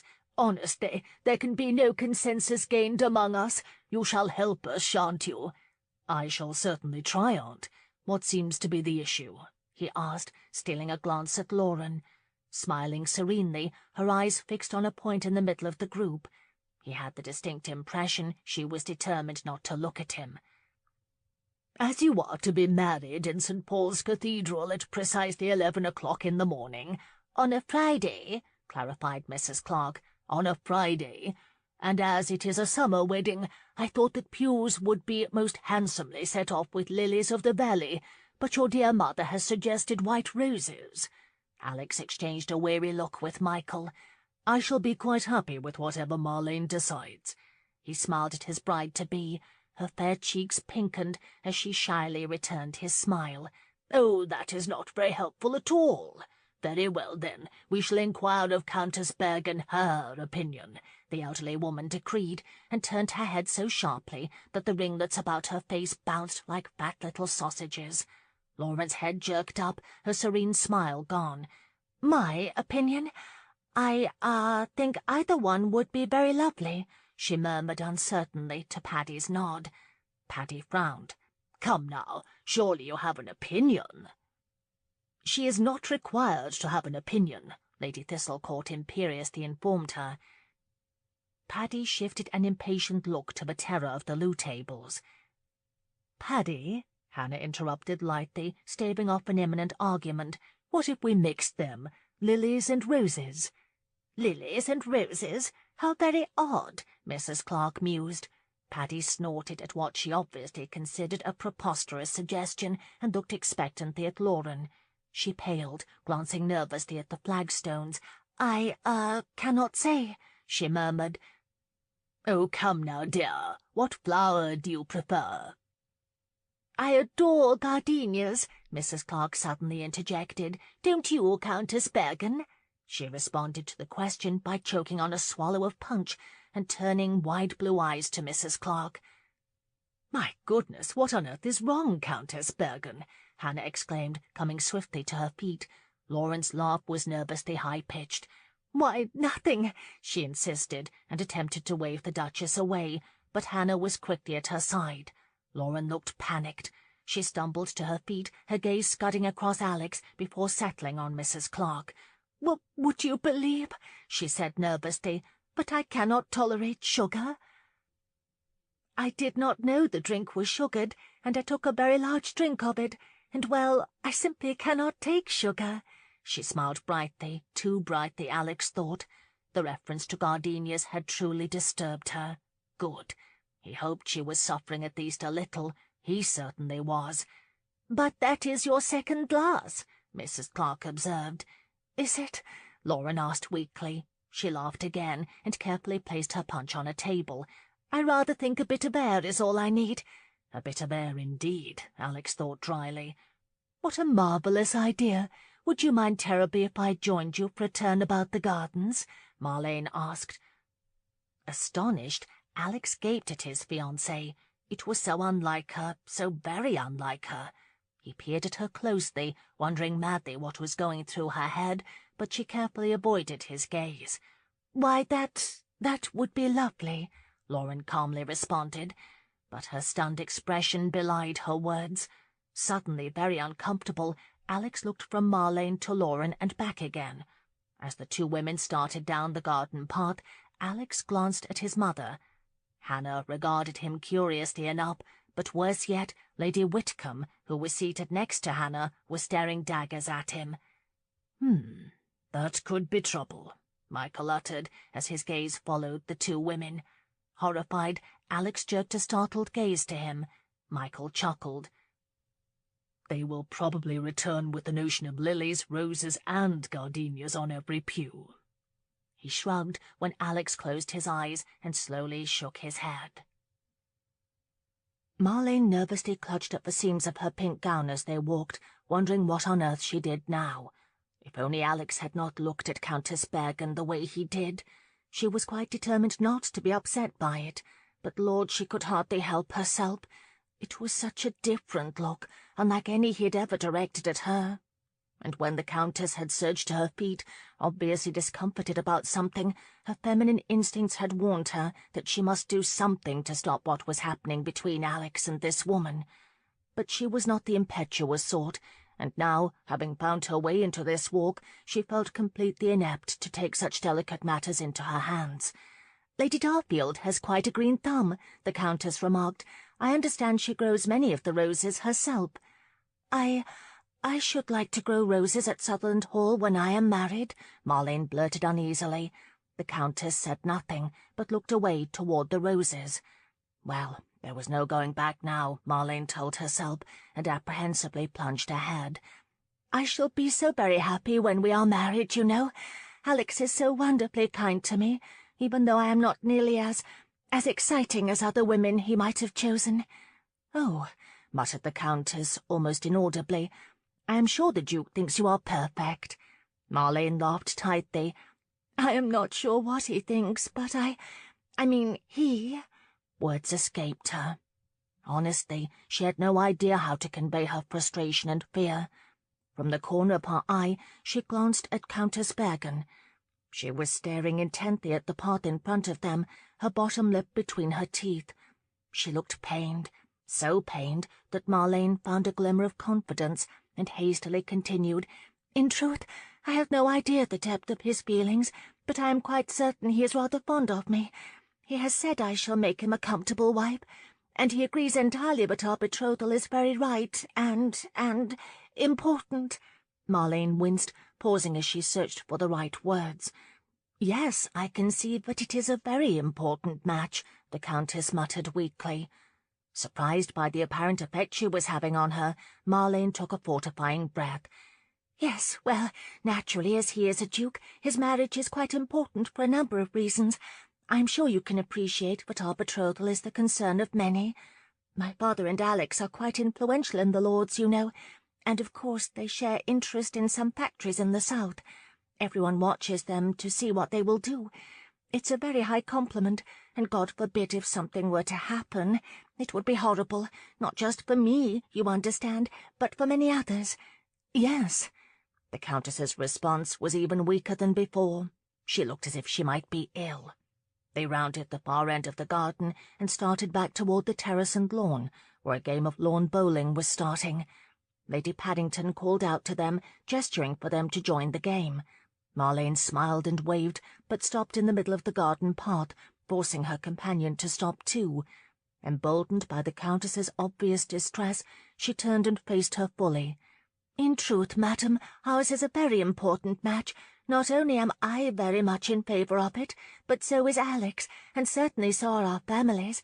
You understand, if something should happen, it would very well ruin my reputation, and I would be quite devastated to lose him." There, she had said it. She felt an enormous sense of relief. The blood seemed to drain from the Countess's face. Her blue eyes turned glassy, and she quickly looked at the ground between them. "Lady Marlene, I think you worry for naught. As you said, his Grace is quite fond of you. I cannot imagine what would happen to change a thing," she said, and slowly, cautiously looked up. She had won. Dear God, she had won. "I was hoping you would say that," Marlene murmured.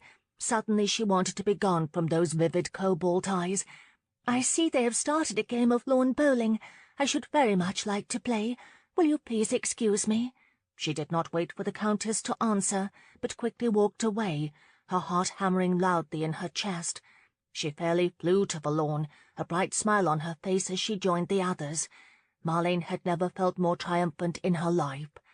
Humiliated, Lauren slowly followed, trying to ignore Lady Paddington's insistent wave.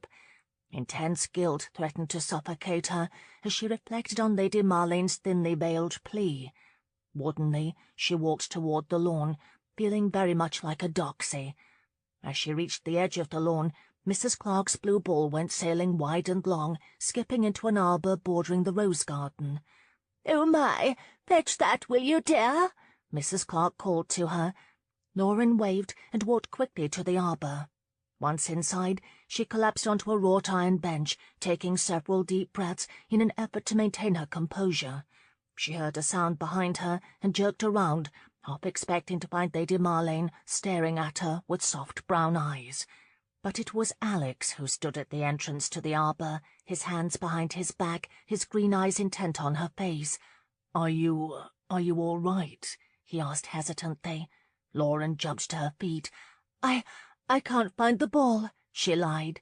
"It's just here," he said simply, and pointed to her right, where the ball lay in plain view. A flame of embarrassment flooded her face. "Oh, well, there you have it." She attempted to laugh as she swiftly retrieved it. She turned, clutching the thing to her chest, but Alex blocked her exit. "Now it is found, so I shall return it right away." "Lauren, are you all right?" he asked softly. She could not look at him. She could not hear that voice.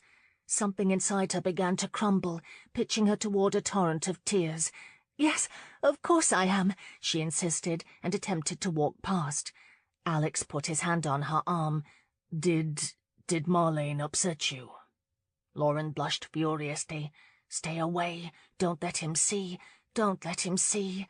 "I should really return this ball." "Lauren, look at me," he quietly insisted. She desperately wanted to look at him, but was only a fraction away from sobbing as it was. She swallowed convulsively past the hideous mixture of guilt and yearning burgeoning in her chest. "Look at me." She steadfastly refused to meet his gaze. "I thought we agreed," she murmured desperately. "Agreed to what? That we would never speak again?" he asked sharply. "That you would never look me in the eye again? I don't recall agreeing to anything, least of all that." Lauren closed her eyes, gathering every ounce of strength she could muster. She would not succumb. She would not. "Please, I really must return." "Look at me," he demanded, his fingers curling tightly around her elbow. Panic rose swiftly, and she jerked away from him, wrenching her elbow free of his grasp as she turned toward him. "I can't look at you. I can't bear it," she cried. "We agreed." His eyes rounded with astonishment. "You are right," he said softly. "We did agree. We agreed there is something undeniable and very strong between us." He took a cautious step toward her. His soft green eyes flicked to the others through the boughs of the arbour, then to her, penetrating her anger. "I do not mean to torture you, Angel, but I cannot get you out of my mind." Dear God, neither could she, and for that she almost hated him. "Please don't say that. Don't say that," she whispered, and clutching the blue ball fiercely, walked out of the arbour. Chapter 14. Alone in his study, Alex stared at a mountain of paperwork. Work had proven impossible. The restlessness in him of late was seemingly eternal, making normal activity intolerable. The turmoil of his thoughts and the memory of Lauren's anguish in the Darfields' arbour yesterday burned him. What in the hell was the matter with him? Why this woman captivated him so was baffling. He was not a man who brooded about women, but he had done nothing but that since discovering her at the Granbury reception. Disgusted, Alex abruptly stood from his desk, walked to a walnut sideboard and poured a sherry. Finishing it in one gulp, he was reaching for more when the door opened and Finch stepped across the threshold. "Her Grace the Duchess and Lady Marlene," he announced. Alex nodded curtly and lowered the glass, hardly prepared to make chit-chat with Marlene. The worried look on his mother's face as she rushed through the door surprised him. Marlene, her face pale, followed a few feet behind. "Mother, what is it?"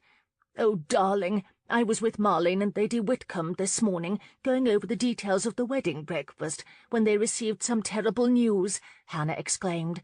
A stab of panic hit him squarely in the gut, and Alex jerked toward Marlene. She dropped her eyes to the carpet. Quickly he went to her, taking her delicate hands in his. "What news, Marlene?" "It's Grandmamma!" she burst forth on a sob. "Oh, Alex, she has taken a turn for the worse. Mamma and Papa are preparing to leave for Tarleton right away." A large tear slipped from the corner of her eye. He swept it away with the pad of his thumb. "Then you must go to your grandmamma right away. Finch, have the barouche brought round." "Yes, your grace." Marlene sniffed, biting valiantly to hold back her tears. Alex draped an arm around her shoulder and cupped her head against his shoulder. "Ah, darling, I am so very sorry," he murmured. She suddenly gripped the lapels of his coat. "You will come with me, won't you, Alex? I cannot bear the thought of that journey alone. Truly, I cannot." He unconsciously stiffened as a fleeting thought of Lauren skipped across his mind. "Marlene, you are very strong when you must be." She choked on another deep sob. "No, Alex, I am not strong, not at all. I cannot face it. I had so wanted Grandmamma to see us married. I promised her she would see it. Oh, please, you must come with me." He hesitated. Excuses tumbled in his brain, and he marvelled at how easily they had come to him. Over the top of her head, he glanced at his mother, but quickly averted his gaze. It hardly mattered. He could feel her eyes burning a hole through him, her disapproval emanating across the room and swallowing him whole. How could he blame her? Marlene would be his wife in a matter of weeks, and he was hesitating, actually thinking of ways to avoid the trip to her grandmother's deathbed. God, what in the bloody hell was the matter with him? I understand you are needed here. I know how important your work is," Marlene mumbled, obviously trying to convince herself. But Tarleton is only a 2-hour drive from London." She looked up at him with large glimmering brown eyes that made him feel instantly and terribly contrite. "Of course I will go with you," he said soothingly, and pressed a kiss to her forehead, despising himself and his faithless thoughts. Tarleton, an enormously grand estate just north of London, had been awash in steady drizzle for the 3 days since their arrival. Alex could not recall a time he had visited Tarleton when it had not rained. It was a dreary place, made even more so by the fact that a woman lay upstairs, hovering between life and death. For 3 days there had been no change in the status of Lady Whitcomb's mother. She did not improve, she did not worsen. At times she was awake and lucid, but for the most part she simply slept. On the first day of the family's death watch, Alex had occupied himself with the work he had brought along, completing it and dispatching it to London before the evening shadows had begun to lengthen. He had begun the second day by wandering aimlessly from room to room, which had only increased the insufferable restlessness he felt. So he had attempted to read, but found he could not concentrate long enough to comprehend it. In the afternoon he had briefly debated the necessity of parliamentary reform with Lord Whitcomb, but it was obvious the Earl had little interest in politics, with illness oppressing his house. Alex had tried to cheer a sullen Marlene, but she was inconsolable. The family's evening meal was a morose affair. They ate mostly in silence, attempting half-hearted conversation about the wedding, until Marlene had begged to be excused, saying she could not discuss the wedding while her grandmamma lay suffering in a room just above her. The entire meal was greatly disconcerting to Alex. For some reason, he felt as depressed about the wedding talk as he did the death watch. On this, the 4th morning, Alex had gone out for an early morning ride to clear his head of the discontent threatening to drown him. The whole of Tarleton was beginning to feel like a banishment, entrapping him in a world where conversations drifted from the dying to overdone weddings and back again. Extremely agitated and short-tempered, he had ridden for over an hour, getting drenched to the bone, but quite unable to rid himself of the agitation at his core. Moreover, he was quite unable to rid his thoughts of Lauren, tremendously disturbing thoughts. Having done everything he knew to cure himself of the restlessness, and having failed miserably, Alex sat alone in the Earl's study, staring blindly at the large expanse of windows. The only sound in the room was the steady tap-tap-tap of the quill he absently drummed against the desktop. A familiar wave of guilt swept through him. This was how he repaid Marlene's loyalty, by dreaming of Lauren, by thinking of her constantly. He had tried to see Marlene differently, to desire her, but thoughts of the angel with eyes of blue had rooted unwelcome in his mind and heart. He was a bloody fool. He had a duty to Marlene. Yes, and that duty was eating away at him, a little every day. Why he was so interested in a country lass with an obscure title confounded him. Bloody hell, his interest had turned his ordered world upside down. What in the hell was it about Lauren that made him so insane with longing? She was beautiful, true, but he had known many beautiful women and had never felt such a peculiar sense of urgency about seeing them, not even when his physical need of them was at its greatest. It was not actually lust that bewitched him, although he certainly seemed to have plenty of that in store. Perhaps it was her wit, or her unusual gift for languages, or her amusing penchant for tossing in little quotations from English literature when the conversation warranted. She was a clever woman, but he did not normally dream about clever women. It could be her genuine kindness. She had a certain quality he admired and envied. He recalled her charming tale of the potato man, her insistence he dance with the mousy Charlotte Pritchard because it was a nice thing to do, her acceptance of Paddy's leaden conversation. And God knew Abby Ingram thought she was a saint incarnate because of her attention to those unfortunate children at Rosewood. Yes, he thought, as the quill's tempo increased, he had all the symptoms of being hopelessly besotted. Frustrated, he tossed the quill onto the desk and stood, moving to the window. Jesus, the need to look deep into those dark blue eyes was slowly devouring him. He wanted to feel her body beneath his, hear her melodic laughter. He wanted to listen to her sing, recite some little poem, and experience the impact of that devastating smile on all of his senses. Bloody hell! His desires were intolerable, insupportable, and infuriating. He was a duke, for Christ's sakes. He had responsibilities to his title and to Marlene, not the least of which were marrying and producing an heir. He should be paying attention to the details of managing his vast estates, not daydreaming about a woman constantly shadowed by a giant Bavarian. He should be helping Marlene plan their wedding trip, not wondering when he might see Rosewood again. But the truth was that while he was a duke, he was also a man, and this man wanted Lauren Hill, the rest of the world be damned. He had tried to find conviction of purpose in the deepest recesses of his soul, but to no avail. He just could not conjure the will to fight his increasing desire. He heard the door open and steeled himself, as he did every time a door opened in this house, for the news that Grandmamma had died. He turned slightly, glancing over his shoulder. Marlene was smiling. "It's wonderful news. The doctor says she is somewhat better." "Truly?" he asked, surprised. She hurried toward him, her hands clasped tightly at her waist.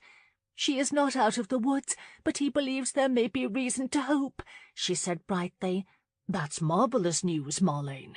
She beamed at him. "Yes, isn't it?" He extended his hand to her. She came willingly when he pulled her into his arms. "It is my fervent prayer that she survives to see you happily married," he said softly, and kissed the top of her head.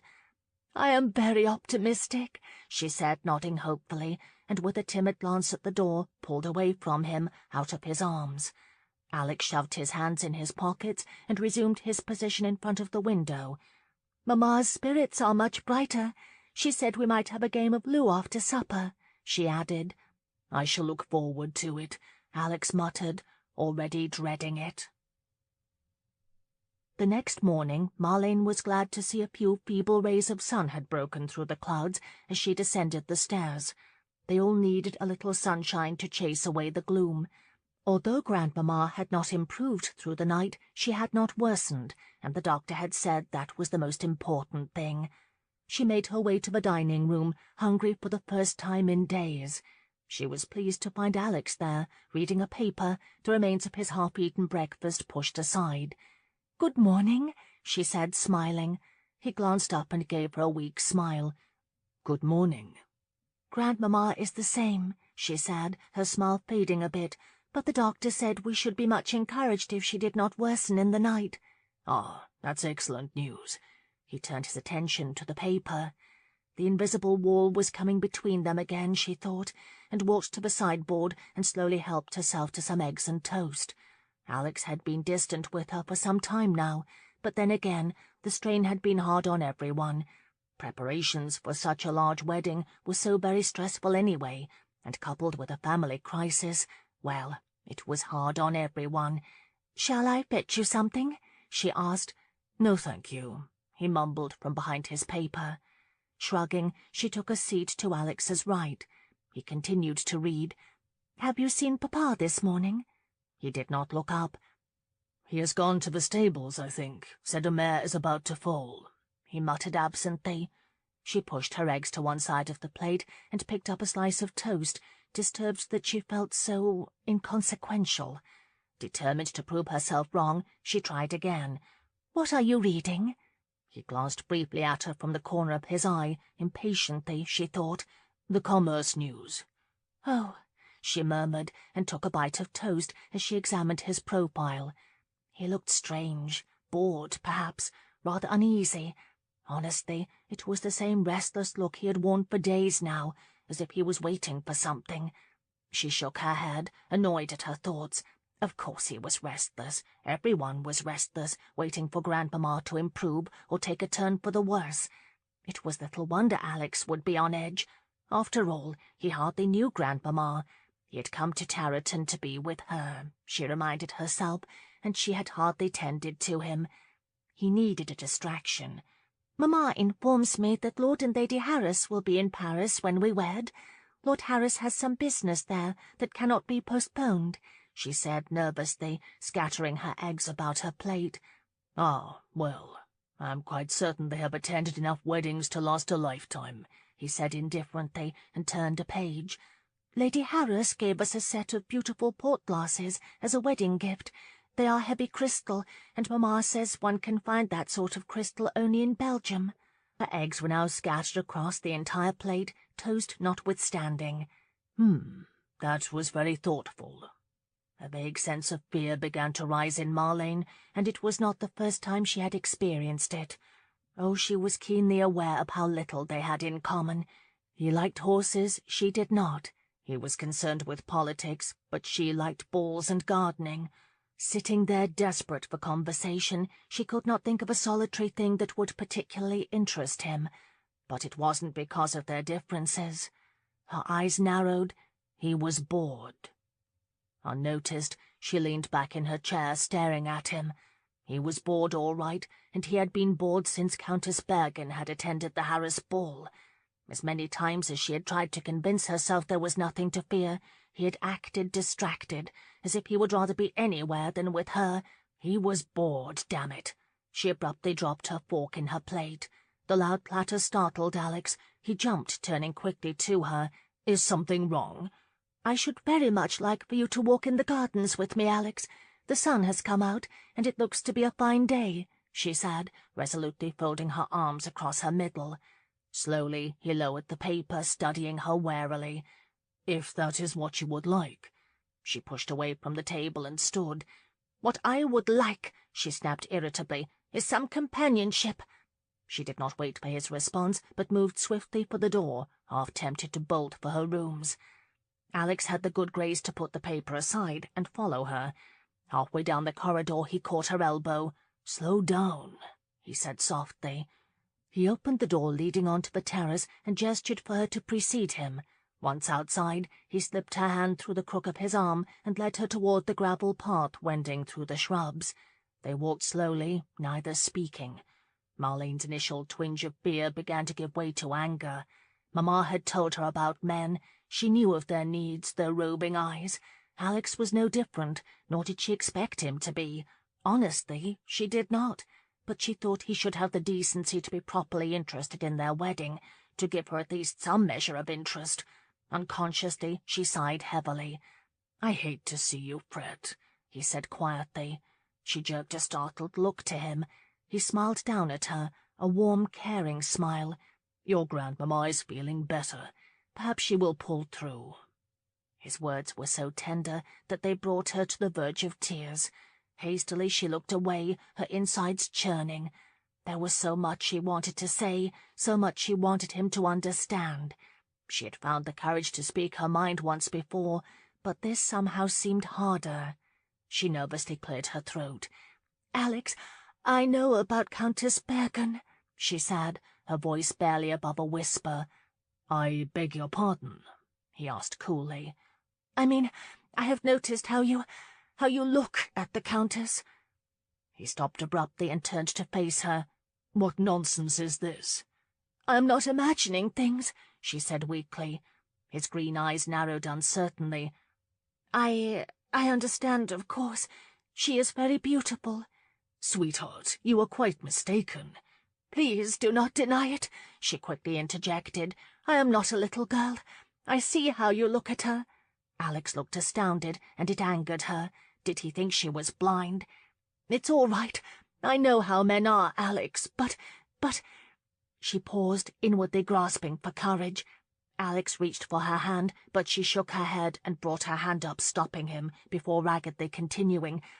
I know how men are, but I do not think you have given me a proper chance, Alex. I shall make you a good wife. I swear it on my life. But you must give me the opportunity to show you. Stunned, Alex stared at her. Her bottom lip quivered slightly, her brown eyes glimmering with unshed tears. Good God, what was he doing to her?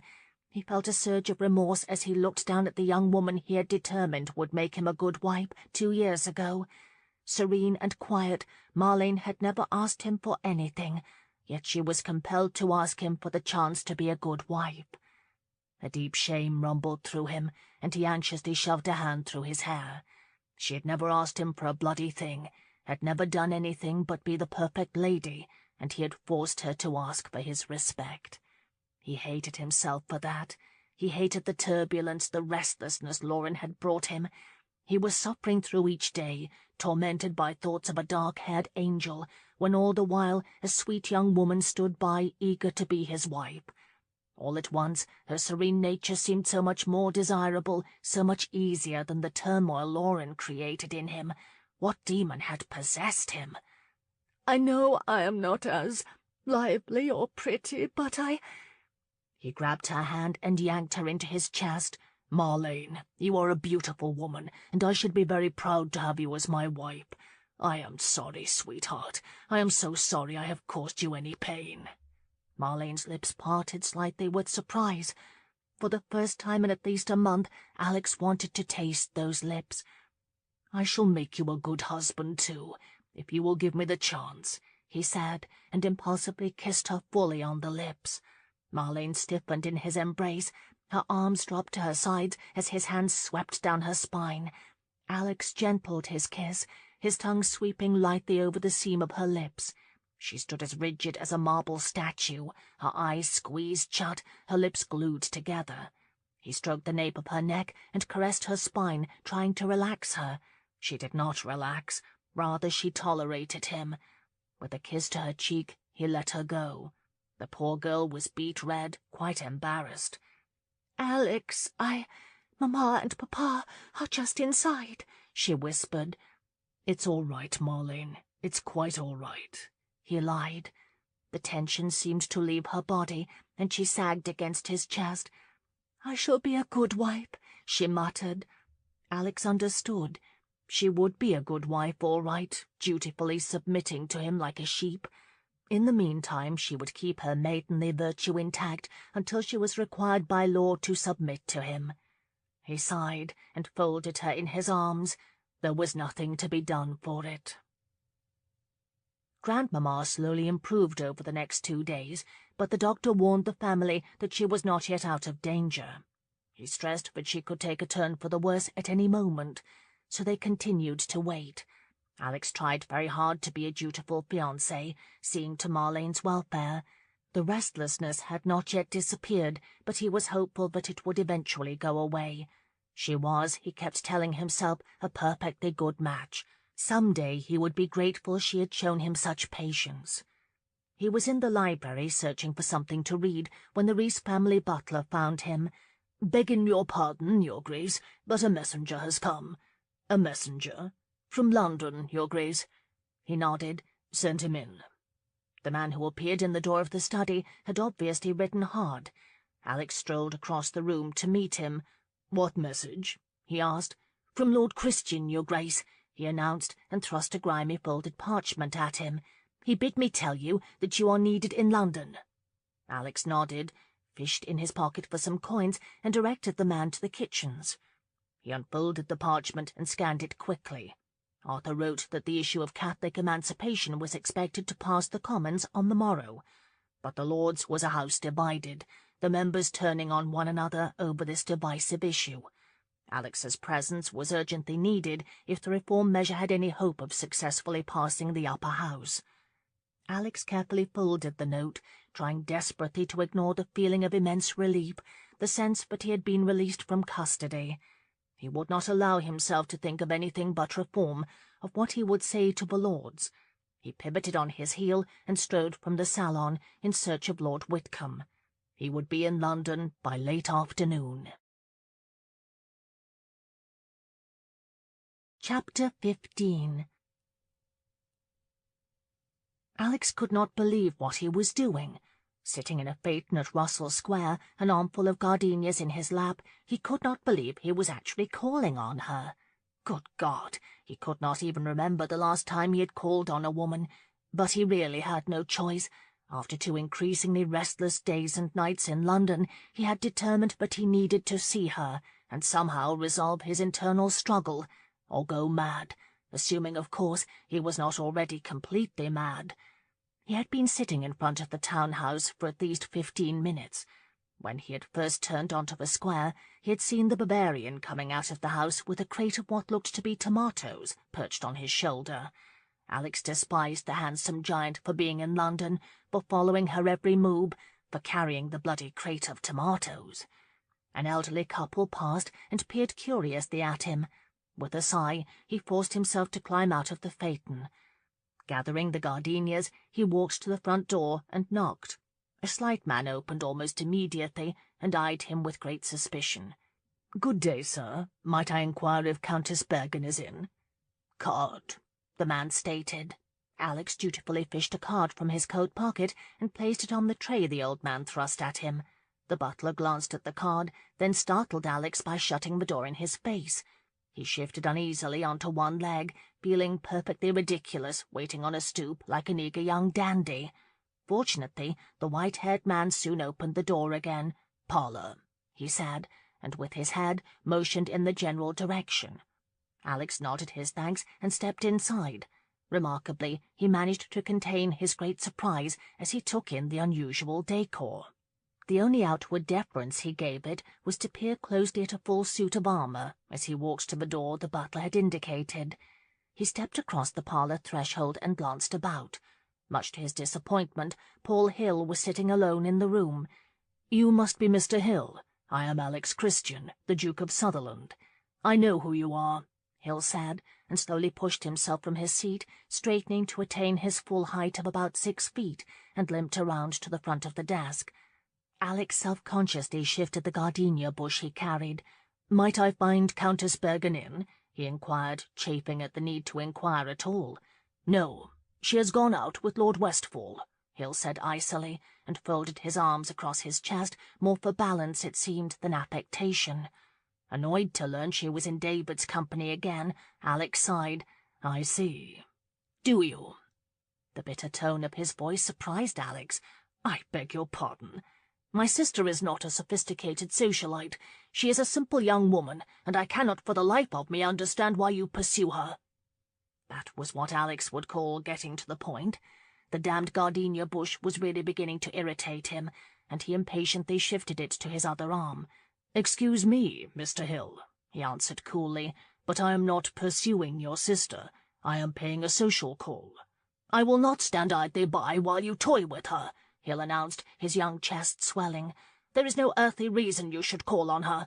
She is beneath you in social standing, and as you are to be married to Lady Marlane, I can only conclude you are trifling with her." Astonished by the accusation, and moreover the kernel of truth in it, Alex's eyes narrowed menacingly. "Mr. Hill, I will forgive your unwarranted attack on my character this one occasion. If you think my acquaintance with Countess Bergen requires some social stamp of approval, you are mistaken." He huffed and angrily swallowed past the swell of hypocrisy that surged to his throat. "Perhaps I should call at a more convenient time." Without waiting for a reply, he strode out of the parlour, the damned gardenias still in his arms. He walked swiftly past the butler, busily oiling the hinges of the armour, and suddenly paused. Jerking around, Alex thrust the bush at the diminutive man. He took it without so much as a blink, and promptly placed it between the feet of the armour. With an impatient roll of his eyes, Alex marched to his carriage and vaulted onto the seat. He urged the roan to a fast trot, uncertain of where he was going. He caught a bitter laugh in his throat. Lately, it seemed, he was uncertain about every goddamn thing under the sun. At precisely 2 o'clock the next afternoon, Alex arrived at Russell Square on horseback, dismounted without a moment's hesitation, and gave a twopence to the young lad to stable his horse. He walked purposefully up the narrow little path to the front door and rapped sharply. "Good afternoon," Alex said when the door was pulled open. "Kindly inform Mr. Hill I have come to call on his sister again." The strange little butler did not bat an eye, but shut the door in his face as he had done yesterday. Alex leaned casually against the door-frame until the door opened a few moments later. "Parlour?" Alex drawled. The butler's stoic expression did not change. He simply nodded and stepped aside. Depositing his hat and gloves on a small table, Alex strode through the foyer, his mind vaguely registering the fact that the armour had changed locations since yesterday. The parlour was empty, and he noticed for the first time the bizarre mix of furnishings and hunting memorabilia. He was quickly distracted when he heard the clip of a cane on the planked floor of the hallway. "Looking for me?" Hill smirked as he limped through the door. His expression impatient, he moved for an armchair. "I would prefer your sister, but I have no doubt I will not find her at home," Alex said, as Hill lowered himself into the chair. He eyed Alex's neckcloth and tight-fitting waistcoat. "You are correct," he said. "Let me guess. Driving with Lord Westfall?" Smirking, Hill shook his head. "Count Bergen." Alex glanced impatiently at the plain ceiling. "I could not have imagined anyone would enjoy driving about the park as much as your sister. What she enjoys is no concern of yours. My sister does not desire you to call." "I suppose she told you that?" Alex asked with a sardonic laugh. "I believe her precise word was cabbage head. If I were in your shoes, I should forget this insanity." "You are not in my shoes, Mr. Hill," Alex said evenly, "and believe me, you would not want to be. As I am, it appears to me the only thing to do is to wait." He sat himself on a red settee. That caught Hill's attention. "I beg your pardon?" he asked incredulously. "You cannot simply wait." "And exactly who," Alex asked quietly, "will stop me?" Hill froze, his face turning red. "You offend my uncle's hospitality." Alex smiled. "Your uncle is at Waller's house for the day. I should know. My Aunt Paddy complained for a good half-hour about that unfortunate turn of events." Hill's face grew even darker. Alex shook his head. "I desire to speak with your sister, sir, and short of having to duel that German for the honour, my only other recourse is to wait here for her return." "You cannot insinuate yourself into her life when she would not have you there," Hill insisted. Oh, but he could. Alex looked at the young man across from him, his uncertainty and discomfort apparent. He was certain Hill had no idea what it was like to have his gut burn with longing, to fight sleep so the dream of a woman's touch would not come to taunt him. "Is it she who does not want me in her life, or you?" he asked quietly. Hill's eyes widened. Alex took a deep breath. "You are a fine man to protect your sister so ardently. She is quite fortunate." Hill looked at him warily, unsure how to respond. "It is a responsibility I do not take lightly." "Of course not. But the fact of the matter is, there are times when a man must weigh his responsibilities against circumstances beyond his control." Hill scowled. "And what is that supposed to mean?" "Only that at times, regardless of a man's situation, he encounters someone so extraordinary that he must follow his instinct. I do not trifle with your sister, sir. I could not. I respect her far too much. I would not seek to harm her in any way, but her friendship is very important to me. So important, I would defy convention in order to speak with her. I must speak with her." Hill said nothing, clearly confused. Alex smiled thinly. Might you at least offer a man a drink after such an admission?" Hill hesitated. Slowly he pushed himself out of the chair and limped to the sideboard. "Port, or do you prefer whiskey?" he asked stiffly. "Whiskey." Hill poured him the drink, then helped himself to a port. He resumed his seat, looking out the window as he sipped. Alex was prepared to wait, to argue, to duel if he must. He could hardly blame Hill for being angry. This was the epitome of gall, he knew, but desperate times called for desperate measures. They sat in silence for what seemed hours, until Hill gulped the last of his port and glanced at him sidelong. "How long do you intend to wait? They could be hours yet." "As long as is necessary." With a snort, Hill hoisted himself up again. He went to the sideboard and grabbed the decanter of port and brought it back to his chair. Seating himself, he pulled the stopper from the decanter and tossed it aside. He poured another glass, then set the decanter roughly on a table, causing Dowling's stuffed bear claw to lurch eerily. "Lauren is right, you know. You are an arrogant fool." "I suppose Lady Marlane knows of your gentlemanly call?" he asked.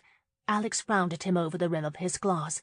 "Rest assured that my betrothal does not preclude an honest friendship among the fairer sex."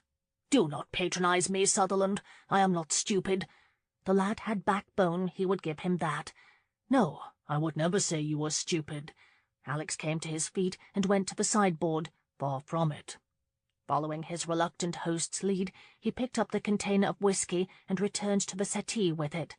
"Your forays into Southwark alone have proven as much. It is a very clever man who wins so consistently." The glass of port stilled halfway to Hill's mouth. "How would you know of that?" "Word travels, my friend." Alex grinned. "I understand your winnings are not insignificant. The German must require a sizable dowry." Hill eyed his port. "It is no doubt inconceivable to you that Bergen does not require a dowry. Imagine a marriage without the requisite business exchange. My winnings are for Rosewood. Ah, but that's a subject you know nothing about, as it is not something which would amuse you," he said arrogantly. "On the contrary, I am quite familiar with Rosewood," Alex admitted. Hill's head shot up, his eyes narrowed with unspoken accusation. Chuckling, Alex lifted a hand in supplication. "Do not assume the worst. I stumbled across it when my horse drew lame one day. Quite by accident, I assure you." Clearly stunned, Hill's blue eyes widened as they searched Alex's face. "That was you, Mr. Christian?" "Of course it was me. Surely you knew that." Alex laughed. "Christian? Bloody hell, I should have known," he groaned, closing his eyes.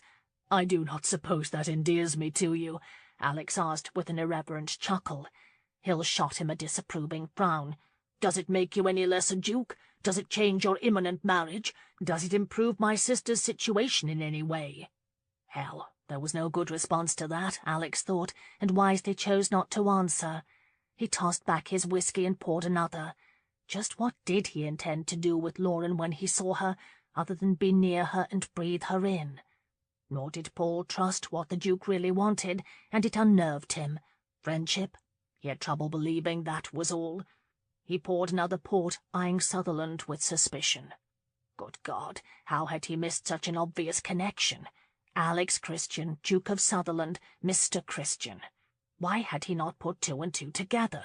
Why hadn't Lauren told him? Because, he angrily reminded himself, she knew he was Mr. Christian, the country gentleman with whom she had fallen madly in love. And every time the subject of Sutherland had come up, Paul had done his damnedest to warn her of the scoundrel's intent. Dear Jesus, they had argued bitterly about it at Rosewood last weekend. He had suspected her feelings. She, of course, had heatedly denied it, but now everything was crystal clear to him. Lauren loved this wretch who was capable of changing nations with a simple speech. There was every indication that Catholic emancipation would pass the Lords, and that was due in no small measure to Sutherland's steady persuasion over the last 2 days. Paul should know. He had followed every word of the debates. The prospect excited him. If Catholics were given a seat in Parliament, other reforms leading toward equal representation could not be far behind, and with fair representation, or rather a representative protecting the interests of small estates such as Rosewood, there was every possibility the family home could flourish once again. Only yesterday he had joined in holding the Duke of Sutherland up as the people's hero. The image of that powerful change agent was hard to reconcile with the man sitting in his parlour just now. "The weather is quite nice for the time of year, wouldn't you agree?" the Duke asked idly. Paul thought that a perfectly ridiculous remark from such a visionary, seeing as how it rained 4 out of every 7 days since he had been in London, and said so. Sutherland took exception to Paul's characterization of London being a dark pool of all sorts of deviant behaviour, which led to a debate over the merits of London in general. Slugging back drinks with abandon, the two turned the discussion into a heated debate, ranging from Parliament to foreign trade, in which Sutherland obviously was heavily invested, to the government and private securities, with which Paul was extremely well acquainted. And then, miraculously, the two men began to agree on the types of reforms that were needed to foster a healthy economy. Paul even went so far, after his 5th glass of port, to commend the Duke's most recent speech on that very topic. After 3 hours, Paul and Alex had argued about every conceivable social topic under the sun, had drunk enough liquor that both men were blurry-eyed, and still had not resolved the unspoken question of Lauren hanging between them. Paul was unyielding on that front. With every glass of port, his duty to his sister became more entrenched. Alex was prepared to camp on the settee if he must, but as that was no solution, he came up with the drunken notion of a bet. "All right, Hill," he said, grinning, the contents of his glass sloshing dangerously close to the rim as he struggled to perch on the edge of the settee. "You think you have such a way with cards. Why not put your mouth where your money is?" "Put it wherever you like, Sutherland, but I will put my money in my mouth," Paul tried to correct him. Alex frowned and waved a hand at him. No, a wager. Here it is." He paused to stifle a drunken belch, wiping the palm of his hand across his dangling neckcloth. "All right, here it is," he repeated. "What is the wager?" Paul asked, as if he had missed it. "I am thinking." Alex castigated him, and closed his eyes tightly shut, trying to recall the perfectly brilliant idea he had just had. It suddenly came to him, and he opened his eyes, grimaced at the wave of dizziness, and gave himself a moment to focus. "Here it is. I want to attend the opera. Shall we cut cards?" "For what?" Paul asked, clearly confused. "For the opera." "I do not want to attend the opera with you," Paul said disdainfully, and took another long drink of his port. "Good God, not you, Lauren!" Alex exclaimed with horror. "You are awfully familiar with my sister, sir," Paul snapped. "Obviously not as familiar as Mad Goose. Bloody hell, how many times can one carriage circle that damned park?" Alex shouted. Paul chuckled. Alex glared at his young adversary, steadying himself against the arm of the settee until the room stopped spinning. When he could at last focus, he glared at Paul. "Cut cards," he repeated. "Let me get this straight." Paul slurred and attempted to lean forward, only to fall backward again. "If you win, I should take Lauren to the opera." "No," Alex roared, and mumbled an impatient curse under his breath. "If I win, I shall take Lauren to the opera," he said, thumping himself on the chest. "The highest card wins. It's all very, very simple, Hill." "But what if I win?" Paul demanded. That gave Alex pause. Busily trying to fit a bottle stopper in the whiskey container, he wavered, frowning at the bottle. "You should get something," he agreed. "Yes, I should," Paul exclaimed, bobbing his head in furious agreement. "Well, do you like my horse?" Alex asked.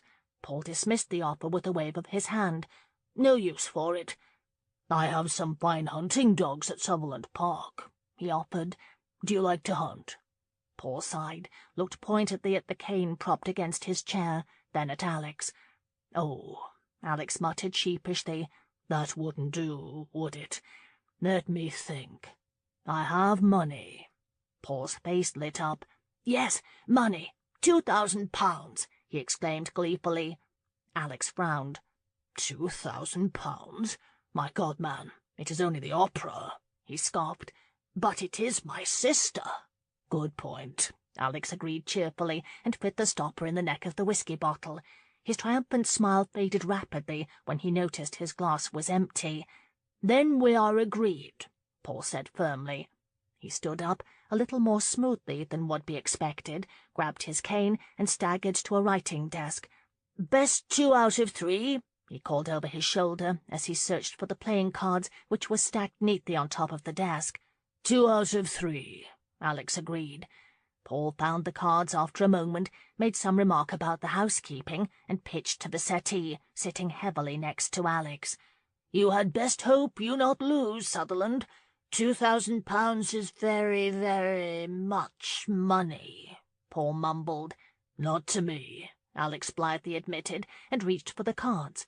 He made a great show of cutting them, going very deep into the deck, and lifted a 2 of diamonds. He groaned and fell against the back of the settee, draping one arm over his eyes with exaggerated flourish.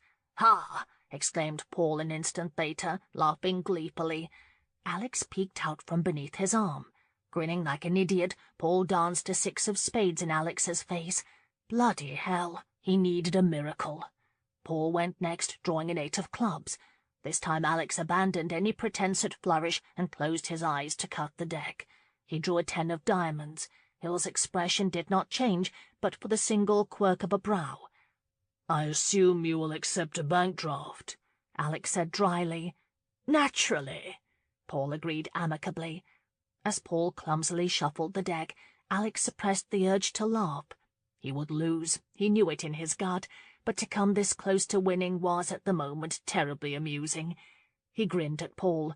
9 o'clock tomorrow evening, he said easily, tossed back the last of his whisky and cut the deck, drawing the Queen of Hearts. Paul's eyes flicked to the card. With a moan, he stared at the cards for a long moment before reaching to cut what was left of the deck. He slowly turned the card over in his hand. He and Alex gasped simultaneously and lifted startled gazes to one another. The 3 of spades. Alex had gotten his bloody miracle. You cannot take her without chaperone, Paul shouted angrily. No, of course not. Paddy, she goes too, Alex muttered, stunned by his luck. The room grew silent as both men stared at the 3 of spades in Paul's hand. At length Paul spoke, his voice ragged. Give me your word. Even in his state of inebriation, Alex did not have to ask what he meant. You have it, he responded quietly. Paul tossed the losing card onto the floor and pushed himself to his feet. Once he had steadied himself on his cane, he looked down at Alex without emotion. I have your word, he reiterated. Alex nodded mutely and watched as Paul made his way from the parlour. Only then did he fall back against the settee in complete elation, reminding himself not to forget his horse on the way out. Chapter 16. Wrapped in a hooded cloak, Lauren stared out through the door of the barouche at the brightly lit windows of the opera house. She expected Ethan to pawn her away like some worthless trinket, but never Paul. He had tried to justify his actions by blaming it on the port, and when that had not worked, by insisting it was not good to provoke the Duke, who had, after all, won this night fairly. Lauren had vehemently objected to being bartered, for which Paul had again apologized, but then he had insisted she attend, adamant that whether she liked it or not, the Hills honoured their debts. Ethan, damn him, had chortled his agreement, excited at even the remote possibility of a Duke as a suitor. So here she was, stuffed into a coach with him and a chatty Lady Paddington, forced to honour Paul's foolish bet. Faint strains of music drifted to her ear as Alex helped her and Lady Paddington from the coach. She could not deny that in spite of being completely humiliated by the drunken wager, she had desperately longed to see him. At the moment, however, all she wanted was to give him a good piece of her mind, maybe even wipe that lazy smile from his face. She bounced up the stairs behind him and Lady Paddington and stalked inside, pausing to push away the hood of her cloak. Lady Paddington, adjusting her fat little ringlets, exclaimed loudly when she saw Mrs. Clark. "Wait here," Alex said low, his voice carrying a hint of warning. With a pointed look, he swiftly proceeded to escort Lady Paddington to a corner where Mrs. Clark and another elderly woman stood. By God, he was a scoundrel! She lifted her chin and angrily jerked at the frog of her cloak. She yanked it from her shoulders and shoved it at an approaching footman, pausing to apologize for almost punching him in the chest before levelling a heated gaze on the wretch as she smoothed the skirt of her blue-green satin gown. Oblivious to the crush of people hurrying to their seats, she glared at him as he conversed with Lady Paddington's friends. She suddenly realized that Lady Paddington was walking away with Mrs. Clark. Where in the hell was her chaperone going? Did he honestly think she would sit alone with him? The man was too arrogant by half. She impatiently shifted her weight onto one hip, waiting for him to come and explain himself. He turned toward her as Lady Paddington disappeared into the corridor and, smiling, gestured mildly for her to join him. The lout was going to make her walk across the grand foyer to him. He was not only arrogant, but also crass, and damn it, so bloody handsome. Furious, Lauren marched across the expanse of the grand foyer. Alex extended his hand as she reached him. She glanced at his hand, then settled a scathing glare on him, punching her fists on her hips. "You, sir, are a reprobate." He lowered his hand and bowed. "And you, madam, are a vision." Lifting his other hand, he offered her an elegant gardenia corsage. Where had that come from? Shrugging, Lauren folded her arms across her middle and glanced away, swallowing hard against the feeling that simple gardenia gave her. It was difficult to make eye contact with him. His gaze was so penetrating, she felt completely raw. Even now she could feel his eyes on every inch of her. She wondered if he was comparing her to Lady Marlane. Self-conscious, her gaze slipped to the marble floor and the tips of her blue-green slippers. His silent perusal seemed to go on for an eternity, until she thought she would scream. Finally, unable to bear it another moment, she jerked her head up. "Well, do I pass your inspection?" she snapped. Naturally, his lopsided grin made her knees weak. "More than you know," he replied, and motioned toward the gardenia he held. She rolled her eyes. "See here," she blushed impatiently as she took the blasted flower. "That little wager between you and Paul should be disqualified on the grounds that the object of the wager was not a willing participant." She succeeded in piercing her flesh with the corsage's pin. Grimacing, she added, "There should be a law against such stupid bets." Obviously enjoying her efforts to pin the corsage, he merely lifted a brow. She managed to secure it and angrily folded her arms across her middle. "Happy? Honestly, I don't care if you are," she rushed on before he could answer. "If you even remotely resembled a gentleman, you would not force me to come here tonight like some booty. Please concede that my brother's debt to you is satisfied and allow me to return home." "I am afraid that is not possible," he said pleasantly, his green eyes sparkling with unconcealed mirth. "And why not?" she demanded, tossing an uneasy glance behind her. "Because you are hardly in a congenial mood to hear anything I might say. No, I rather think we shall wait until you are quite disposed to converse with me like a lady." Lauren stilled at the insult. "Swine!" she gasped. "Oh, no, that's terribly original," he grinned at her. Speechless, she dropped her fists to her sides. "I have never in my life met a more arrogant, outrageous, rude man," she choked out. He cheerfully inclined his head in concession of that assessment. "And I have never met a more intractable woman in all of mine. Shall we?" He offered his arm as if it were the most natural thing to do. "And just where is Lady Paddington?" she demanded, refusing to take his proffered arm. "She would like to sit with Mrs. Clark for a bit. She'll join us later." Lauren glared hatefully at his arm, unmoving. With a devilish grin, he shook his head.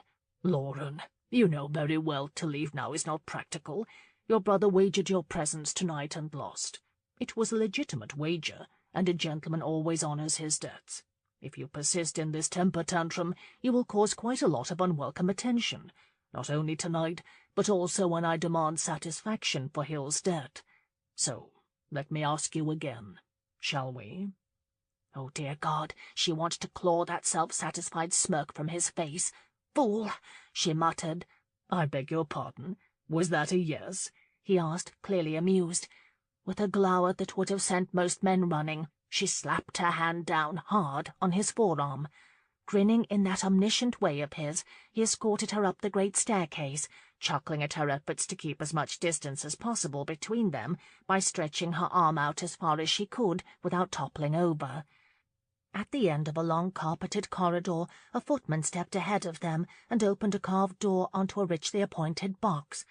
There were 4 velvet chairs, a small occasional table with 2 crystal flutes and some chocolates, and a bottle of champagne chilling in a stand. His hand landed on the small of her back. He guided her into a chair at the polished brass railing, taking her hand in his to seat her. She hated him for touching her and sending an unwanted jolt up her spine. He seemed to know it. With a graceful flip of his coat-tails, he seated himself next to her and grinned unabashedly. "Where is Lady Paddington?" she asked, feeling suddenly self-conscious. "Just there," he said, nodding to his left. "Don't fret so. She can see you at all times, so you are quite safe." Lauren glanced uneasily across the crowded house. Lady Paddington and Mrs. Clark waved their fans. Lauren smiled and lifted a gloved hand in return. Foolish, foolish wager.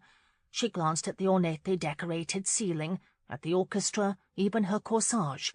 Anywhere but him. They were in one of the largest boxes in the house, directly across from a gentleman she recognized as the Duke of Wellington. To her great surprise, he inclined his head in her direction, and she smiled brightly before she realized he was nodding to the brute who accompanied her. Embarrassed, she surreptitiously glanced around. Other patrons were watching them closely too. Despite her deep blush, she tried to maintain an expressionless facade. When Alex touched her hand, she almost jumped out of her skin. She glanced at him from the corner of her eye as he leaned toward her with quiet smile. "I think," he said charmingly, "they are admiring your beautiful gown." An inadvertent chuckle escaped her. He was a clever man, she would give him that, but in some respects he was as thick as the fog outside. She wore a very plain, unadorned gown. "They are most decidedly not admiring my gown." "Why not? I think it is beautiful." She turned slightly to see if he trifled with her, but he looked genuinely sincere, and against her will it pleased her enormously. She unconsciously opened the fan she had borrowed from Abby and waved it in her face. "It is functional," she muttered. He chuckled. "Functional, is it? Well, I do believe it is the loveliest gown I have ever had the opportunity to admire on a woman." Good God, was he mad? A bit in his cups? He had to be one or the other, because each time Lauren had seen Lady Marlane, that beautiful creature had been dressed in the finest haute couture, which included a variety of pastels and frills. Lady Marlane most decidedly did not dress in dark colours with little adornment. "You should not leave your quizzing glass at home, Your Grace, if you cannot see better than that." Alex smiled quietly as the curtain was drawn. "I wish you would call me Alex," he murmured, but the first strains of music had been played, and Lauren did not respond, losing interest in him and everything else. He barely heard the music at all, and had to keep reminding himself to breathe. The woman simply took his breath away. Dressed in a shimmering gown the color of peacock feathers, her skin glowed radiantly. Her bosom swelled enticingly above the low-cut bodice, and a single strand of dark chestnut hair that had escaped her simply elegant coif draped sensuously across her eye. And those eyes, dear God, those eyes that had haunted him the past week sparkled brilliantly. She was completely enraptured with the performance. With her hands clasped tightly in her lap, she leaned forward, hanging on every note. He could not take his eyes from her classic profile or the loose strand of hair that fell again each time she delicately brushed it from her face. He drank her in, practically paralyzed by the overwhelming desire to touch her, to caress her skin, to taste her lips. The power of his emotion completely bewildered him. It was the power of the music that helped to relax Lauren.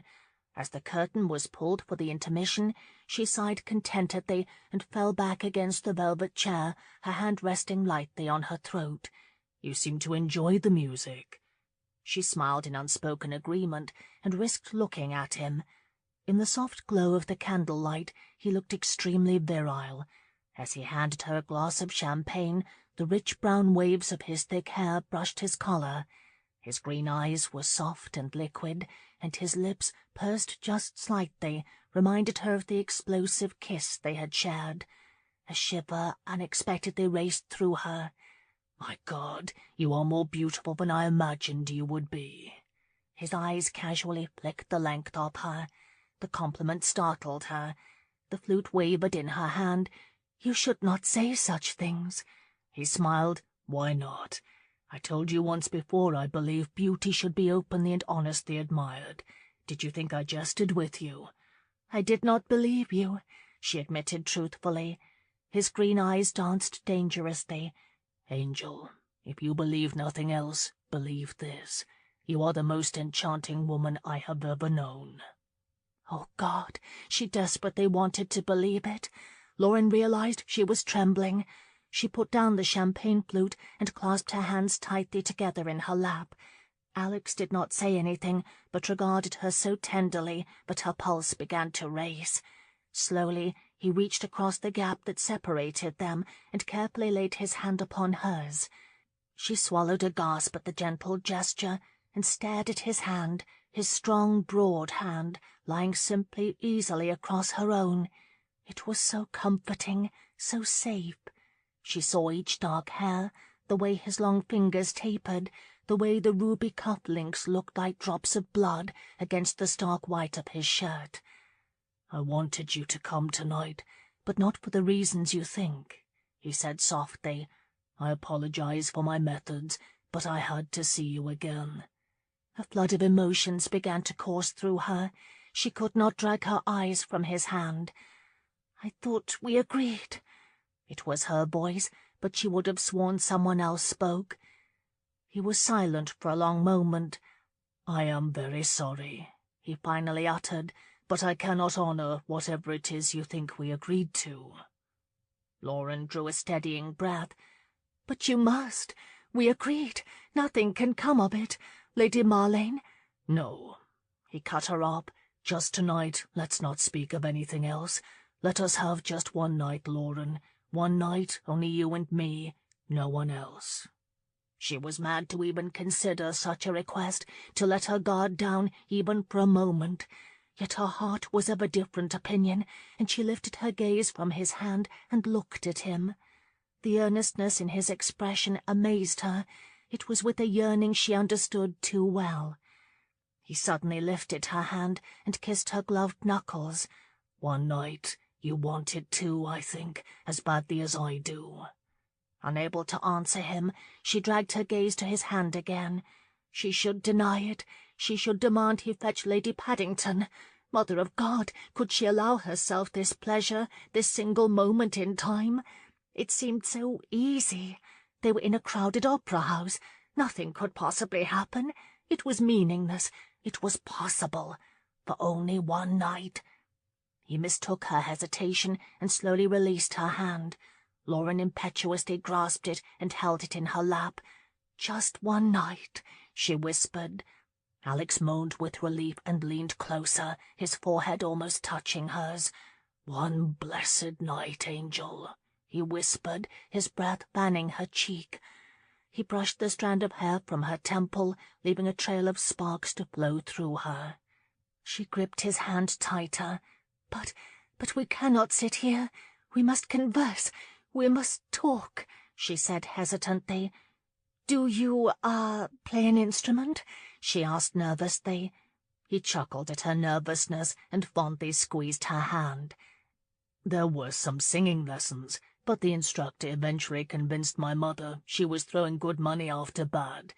3 boys, and none of us had the temperament for the arts. We preferred hunting to singing, mud to paints." "You had an older brother," she stated. "Yes, Anthony.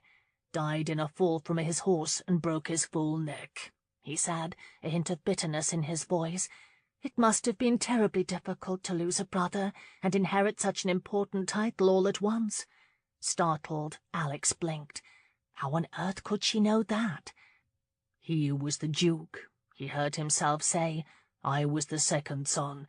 It was an arrangement that suited us perfectly. There are times I find I have yet to adjust completely. He was still marvelling at that unprecedented revelation when she asked, "What did you do?" He must have looked puzzled, because she quickly clarified, "When you were the second son, I mean."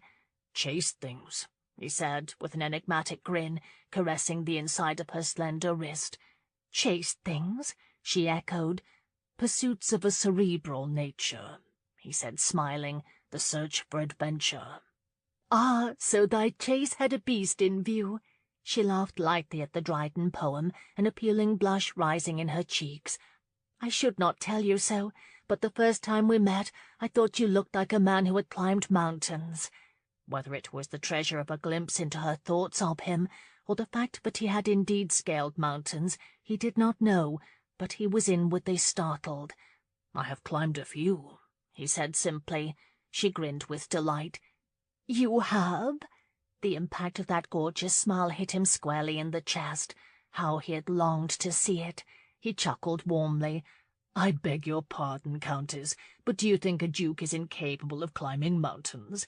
She flashed a charming smile and leaned forward, unwittingly affording him a tantalizing view of her cleavage. "I rather suppose I thought a duke might send a footman ahead to do his climbing." "Not all dukes rely on their footmen for such things," he said, in a lightly admonishing tone. "Some of us relish the experience of all things physical in nature." Blushing prettily, she tossed him an impertinent grin. "And what did you do before you married your count?" he asked as his fingers stroked her palm. "I don't know." With an unaffected shrug of her shoulders, she smiled. "I suppose I tended things. Paul, the children, the animals, my uncle, when he found time to visit Rosewood." "Your guardian uncle? I had opportunity to meet him recently.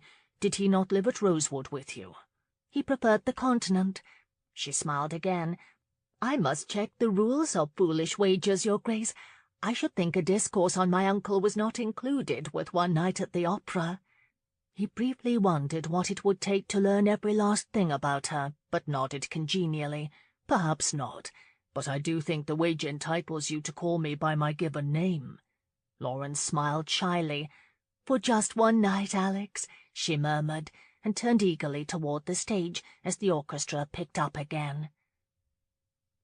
Across the house, Mrs. Clark snapped open her fan with a practised flick of her wrist and leaned toward Aunt Paddy. "I told you so," she muttered behind the fan's cover. Aunt Paddy surreptitiously slid her gaze to the ornate ducal box as she pretended to study a cuticle. Countess Bergen looked particularly lovely this evening, but then again she always looked as if she had arisen from Spring's gardens. "You have an overactive imagination," she sighed wearily. "Admit it, Clara. Just look at the way he speaks with her. I dare say that smile on his lips has not wavered since he set foot in the box.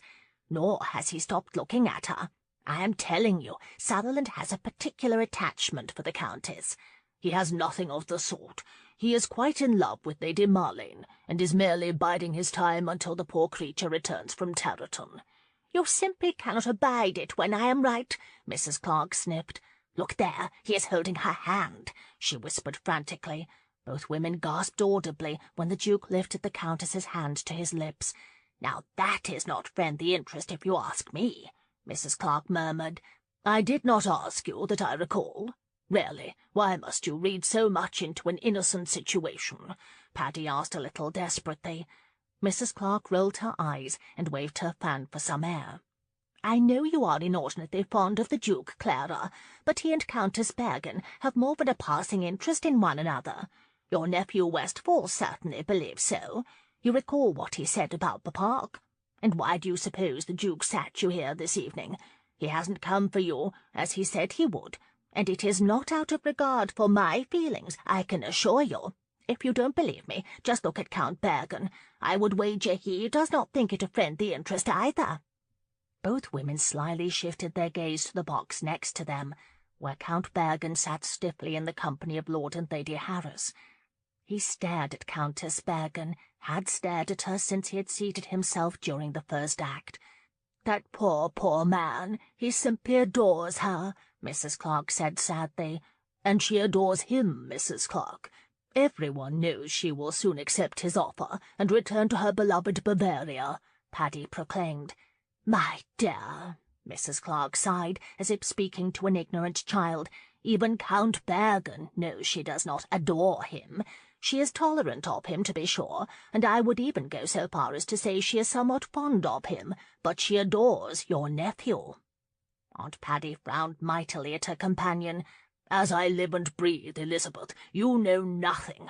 Goodness, he is to be married in 3 weeks. The dear boy is not a fool. He knows a good circumstance when he sees one, and he would do nothing to jeopardize that. He is very kindly escorting Countess Bergen to an opera, nothing more. Honestly, Clara, you of all people should know that men do not confine themselves to good circumstance. Lord Paddington hardly confined himself to your tidy little fortune, now did he? The Duke is a man, my dear, a man who is quite simply captivated by her beauty. Simultaneously the women slid their gaze back to the Duke's box. Dear Lord, Mrs. Clark exclaimed, they are terribly admiring of one another, aren't they? Lauren was smiling into the Duke's eyes, and he, well, even Paddy could not ignore the fact that he could not take his eyes from her. I tell you he adores Lady Marlene, she insisted weakly, and huffed with exasperation when her good friend lifted an imperious brow. Chapter 17. When the curtain finally fell to thunderous applause, Alex smiled as Lauren leapt out of her seat in enthusiastic praise of the performance. When the last bows were made and patrons began to file out of the house, she turned to him, her face flushed with excitement.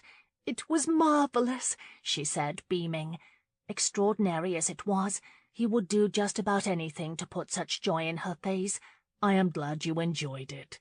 He suggested they have another glass of champagne as they waited for the crush to clear the house. While he poured, she laughingly compared this performance to the play she had seen at Bergenschloss. Frau Batenhorst had the good fortune to see a play in Munich as a young girl, and she was thereafter convinced that every actress worth her stage bows should wear ostrich feathers. It did not matter what role she was assigned, she wore her feathers. I do not believe I shall ever forget the sight of her playing a poor farmer's wife with that plume of ostrich feathers sticking out every which way. Alex laughed, infected by her enchanting laughter. It was, he recognized, one of the most charmed evenings he had ever spent. Gräfin Bergen, until now. Annoyed, Alex glanced over his shoulder at the German giant and frowned mightily at the intrusion. But his blood began to boil when Lauren smiled broadly at the foreigner. "Magnus!" she gasped. "What a surprise!" It rankled Alex that she would so easily call that monstrosity by his given name. "Pardon the intrusion, but I saw you from over there," he said, motioning vaguely across the hall. "Oh," Lauren murmured, her face colouring curiously. Bergen shifted cold blue eyes to Alex and studied him openly before remarking to Lauren in German that he did not know she was a particular friend of the Duke. Lauren hesitated, then laughed politely. She responded in German that she was a particular friend of his aunt, Lady Paddington, who was visiting another box. A knowing smirk creased the Count's face as he countered, but Lady Paddington apparently was not aware of their friendship, as she had remained in a separate box throughout the entire performance and had just left with her companions. Alex would have liked to stuff the Count's smirk into the back of his throat. Count Bergen apparently does not understand that in England a widow does not require a constant chaperone. But then again, Germans are hardly noted for their keen mental insight, he said coolly, taking great satisfaction in the surprise that flitted across the beast's face upon realizing he had understood their exchange. Lauren frowned at Alex, which did not make him feel contrite at all. It made him angry. The Count's eyes narrowed dangerously. "Perhaps not, but Germans are known for Rittertum." He paused, looking hesitantly to Lauren for the right word. "Chivalry," she muttered, her face growing pale. "Chivalry.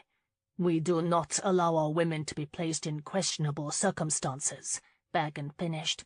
"Indeed?" I suppose you prefer to keep them in your sight at all times, to the point of stalking their every move?" Alex quipped coldly. Beside him, Lauren's frown deepened. "You exaggerate, Your Grace. Bavarians are kindly reverent of their womenfolk," she said, the lightness of her voice belying the murderous look in her eyes. An irrational anger boiled in Alex's veins. It was impossible to accept that she might harbour some affection for this man, while he practically had to beg her to smile. "I beg your pardon, Countess. I did not realize that in Bavaria it was considered kind or reverent to take an inheritance from a young widow and send her away. Perhaps in Bavaria that sort of behaviour is the height of chivalry," he countered nastily. Lauren fairly vaulted from her seat, and sensing an impending explosion, Alex came just as quickly out of his.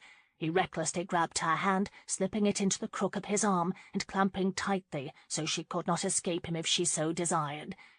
"Don't be a fool, Sutherland," the Count said, his hands fisted at his side. "I will not tolerate your insults." "Magnus," Lauren exclaimed softly, "don't take offence, please.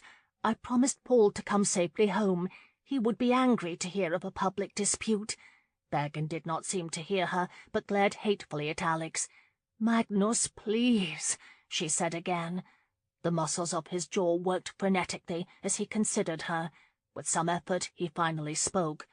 "I will speak with you another time," he said simply, and with a withering look for Alex, turned and walked out of the box. "Good evening," she called after him, then turned such a burning look to Alex that he actually winced.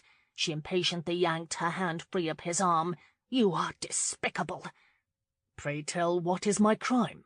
But I take exception to the fact he would have tossed you out, or that he stalks you like prey. Does that so sorely offend you, madam?" "Yes, it does," she cried angrily. "It is none of your affair, none at all. How dare you challenge him so openly? And to what end? To publicly belittle him?" She shoved past the furniture in an effort to be gone from the box, but Alex caught her and forced her to a graceful walk. He felt a little contrite, but not nearly enough to douse his soaring frustration. "I beg your pardon, but this night is mine, fairly won. It did not include your constant shadow." "You did not have to humiliate him." "I rather doubt the man is capable of being humiliated," Alex responded evenly. "And you, apparently, are not capable of being civil," she snapped angrily. "What arrogance!" Alex groaned. "You act as if I have snubbed your lover. Is that what he is? Is that why you allow him to follow you everywhere?" he demanded impatiently, forcing a smile for an acquaintance. "My what?" she gasped behind a frozen smile as they marched side by side toward the grand staircase. "Do not even presume to answer that. You know nothing about me, nothing at all. You are overbearing, presumptuous, and meddlesome." "Your Grace, what a pleasure to see you. I hope you are well." Alex smiled grimly. "Good evening, Lady Fairlane. Indeed, I am quite well." "Good evening, Lady Fairlane," Lauren said. "Countess Bergen," the woman responded, a little coolly, Alex thought. They began their rapid descent of the staircase, and with a perfectly placid expression he muttered, "You were not quite through, were you?" "Hardly," she choked on a half-laugh, half-sob. "I thought too many things, but cruel was never one of them." She smiled at an elderly couple approaching them. "Now you must be quite finished, and let me respond with equally heartfelt emotion, madam." He paused as the couple reached them. "Good evening, Mr. and Mrs. Bartlett," Lauren said. Odd, but Alex noticed the woman responded with an unmistakable upward tip of her chin to Lauren's greeting. "Sutherland, caught your speech in the Lords. Very inspired," the grey-haired gentleman gushed, squinting at Lauren. "Thank you," Alex said cordially, curious as to Bartlett's over-perusal of Lauren. "Good evening, Countess Bergen," the old man said. "Good evening," she replied. Alex gripped her elbow tightly and pushed her forward. "As I was saying, I may be the most despicable creature you have ever had the misfortune to lay eyes upon, but you are the most stubborn, sanctimonious little—" He stopped as another gentleman approached. "Sutherland, hoping to catch you at White's this week. I've got a parliamentary bargain for you, old chum, a potential meeting of the minds, so to speak." Lauren snorted at that, and Alex squeezed her elbow in warning. "Shall we say Thursday afternoon, Lord Helmsley?" "That would be fine. Good evening, Your Grace." He smiled and bowed low, his gaze sliding surreptitiously to Lauren. Alex pushed her, none too gently, toward an approaching footman. "The red cloak, please." He jerked around and stared down at her. "Sanctimonious little coquette. How many men do you string along, Lauren? How many hearts will you have served on a platter when it is—" "I am not a coquette," she exclaimed indignantly. The footman produced the cloak, and Alex reluctantly let her go to help her into it. He watched her warily as he plunged his arms into his greatcoat, and taking his dress hat from the footman, quickly caught her arm again and ushered her out the door. "In that you are quite mistaken. You string them along like some greatly decorated kite. Jesus, I cannot even count them all. Goldthwaite, Westfall, Vandermill, and that brute Madgoose. Good God, I wonder what on earth possesses me to want to see you. I must be out of my mind," he said harshly. He glanced upward. A light rain had begun to fall. With an exasperated sigh, he hurried her down the steps toward his waiting coach. Lauren was oddly silent. He warily looked down.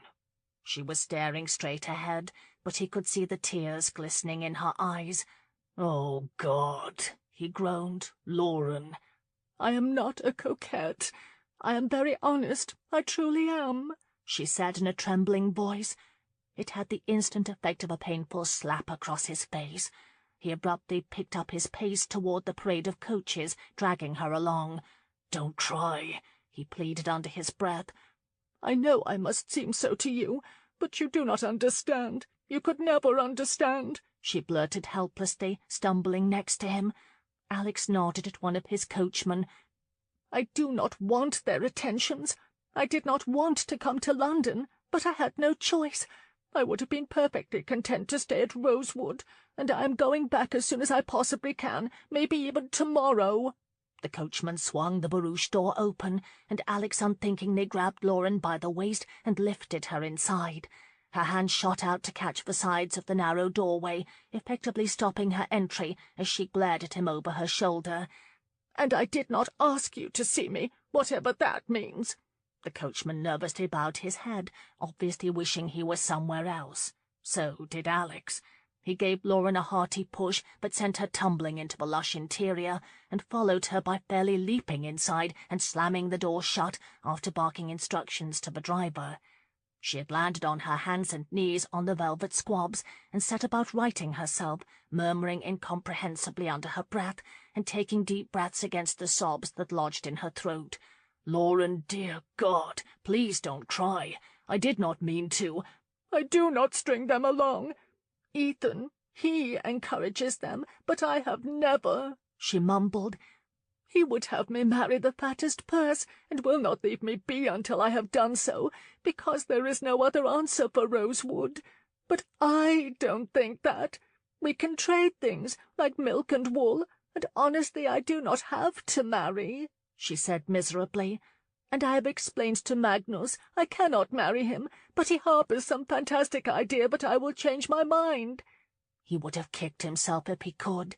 He had been angry, irrationally jealous of Bergen, and uncommonly rash with his words.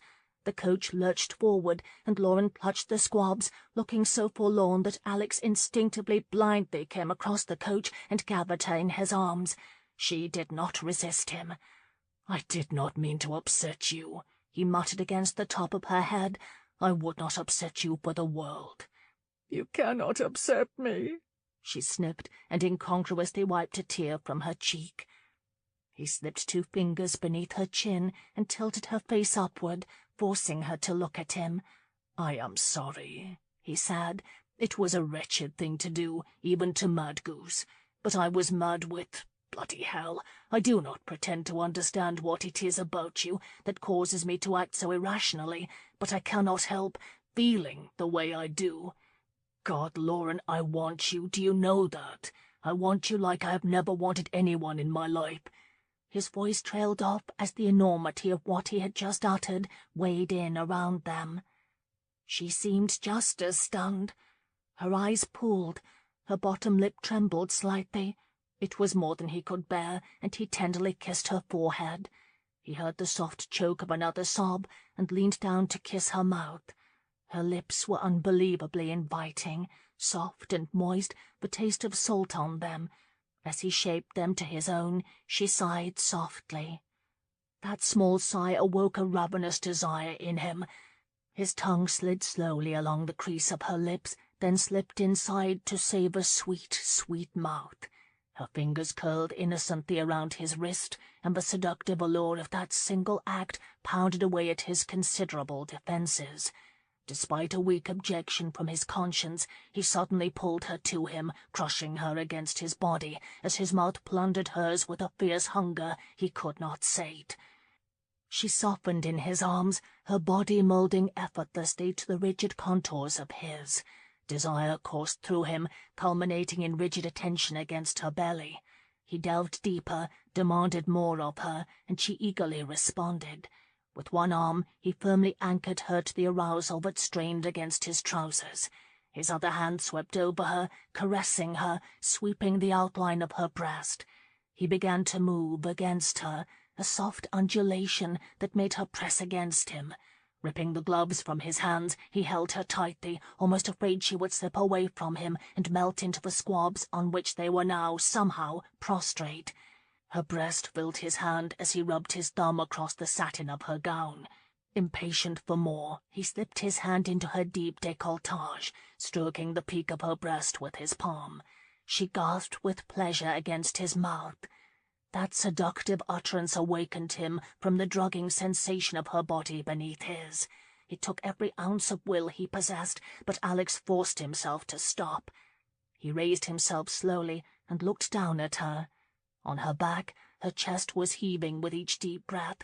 Her gardenia was crushed. Bloody hell, how he wanted her, but he would not ravish her on the squabs of his coach like a harlot, no matter how much he would have liked to. He cupped her face in his hands, gently kissed her eyes, then pulled her up to a sitting position. Her blue eyes were almost black as she wiped a trembling hand across her swollen lips. An errant strand of hair draped seductively across her face, and Alex had never been more aroused. It was sheer force of will that kept him from instructing the driver to take them to his mother's closed house on Berkeley Street, where he could do his desired justice. It would be so bloody easy. Alarmed by the direction of his thoughts, he impulsively moved to the bench opposite her. "I did not know a kiss could be like that," she whispered. "Neither did I," he thought helplessly. "Lauren," he muttered, raking a hand through his hair, "I should not have. You deserve so much more," he ground out. She did not reply, and completely at a loss, he leaned down to retrieve his hat. She did not reply, because she was wondering what on earth he thought could be more than that kiss. She was quite simply stunned, at first by the sweet sensation of it, then by the bright flame it ignited within her. The shivers of the strange lightning she had felt when his lips touched hers had quickly turned molten. Warmth seeped through her, draining all reason. Even though he had ended that extraordinary kiss, she was still caught in a web of physical desire, entrapped by an unimaginable passion stirring within her. Lauren brushed the loose strand of hair from her eye. She looked down, ruefully noting the gardenia was crushed, and absently tried to fix it. She kept her gaze averted from his, trying desperately to overcome the overwhelming sensations warring in her body, her heart and soul. God, her longing for him had grown greater than she could have possibly imagined, and the fear that she could never have him became even more excruciatingly real. So real that at that moment she thought she would do anything to know what it was to be loved by Alexander Christian. Dear God, she would be 25 years old in 2 months, and had never experienced that which her body ached to know. When the coach turned toward Russell Square, she began to panic. She might never have this chance again, never in her life. Never would she love like this, and her one opportunity was slipping away with every clip-clop of the horse's hooves on the cobblestone. She would go to her grave desperate for the touch of the man she loved if she did not do something now. "Alex!" His head came up abruptly, his deep green eyes searching her eyes. One hand clenched his knee as if he was afraid he might touch her. "Alex," she repeated, squirming inwardly at the twinge of desperation in her voice. "What is it, sweetheart?" he asked softly. Her heart skipped erratically at his endearment. She stared at the loosened tails of his neckcloth, afraid to say aloud what she was thinking. But, oh God, he had awakened something inside that could not be satisfied without him, something that she simply had to know. She lifted her eyes, her gaze locking with his, afraid unto death to ask it of him. What she was thinking was decadent. Her thoughts could not be so very sinful, could they? She was a widow. Who would ever know? He was engaged. But he wasn't yet married. Was it really so terrible? Could the one experience, just one night, sentence her to eternal damnation? Did she bloody well care at the moment? She would never have a chance like this again, and she was willing to suffer the consequences. She blushed deeply at her own thoughts, and the corner of her mouth lifted in a lopsided, uncertain smile. Alex lifted a brow. "Will you, show me?" she choked. Alex raised his other brow to meet the first. "Show you what, love?" he asked cautiously. She nervously cleared her throat and tried again. "Show me how, to, love." There. Mortified, she blushed furiously at having actually voiced her desire aloud, in plain English, so there was no mistaking it. Incredibly, Alex did not seem offended by her wantonness. Quite the contrary. His eyes darkened immediately with what she instinctively knew was the same desire she felt. "Lauren." "Show me," she whispered again, more insistently, suddenly determined not to let propriety stand in the way of her decision. He looked uncertain. She impulsively leaned across the coach and covered his hand with hers.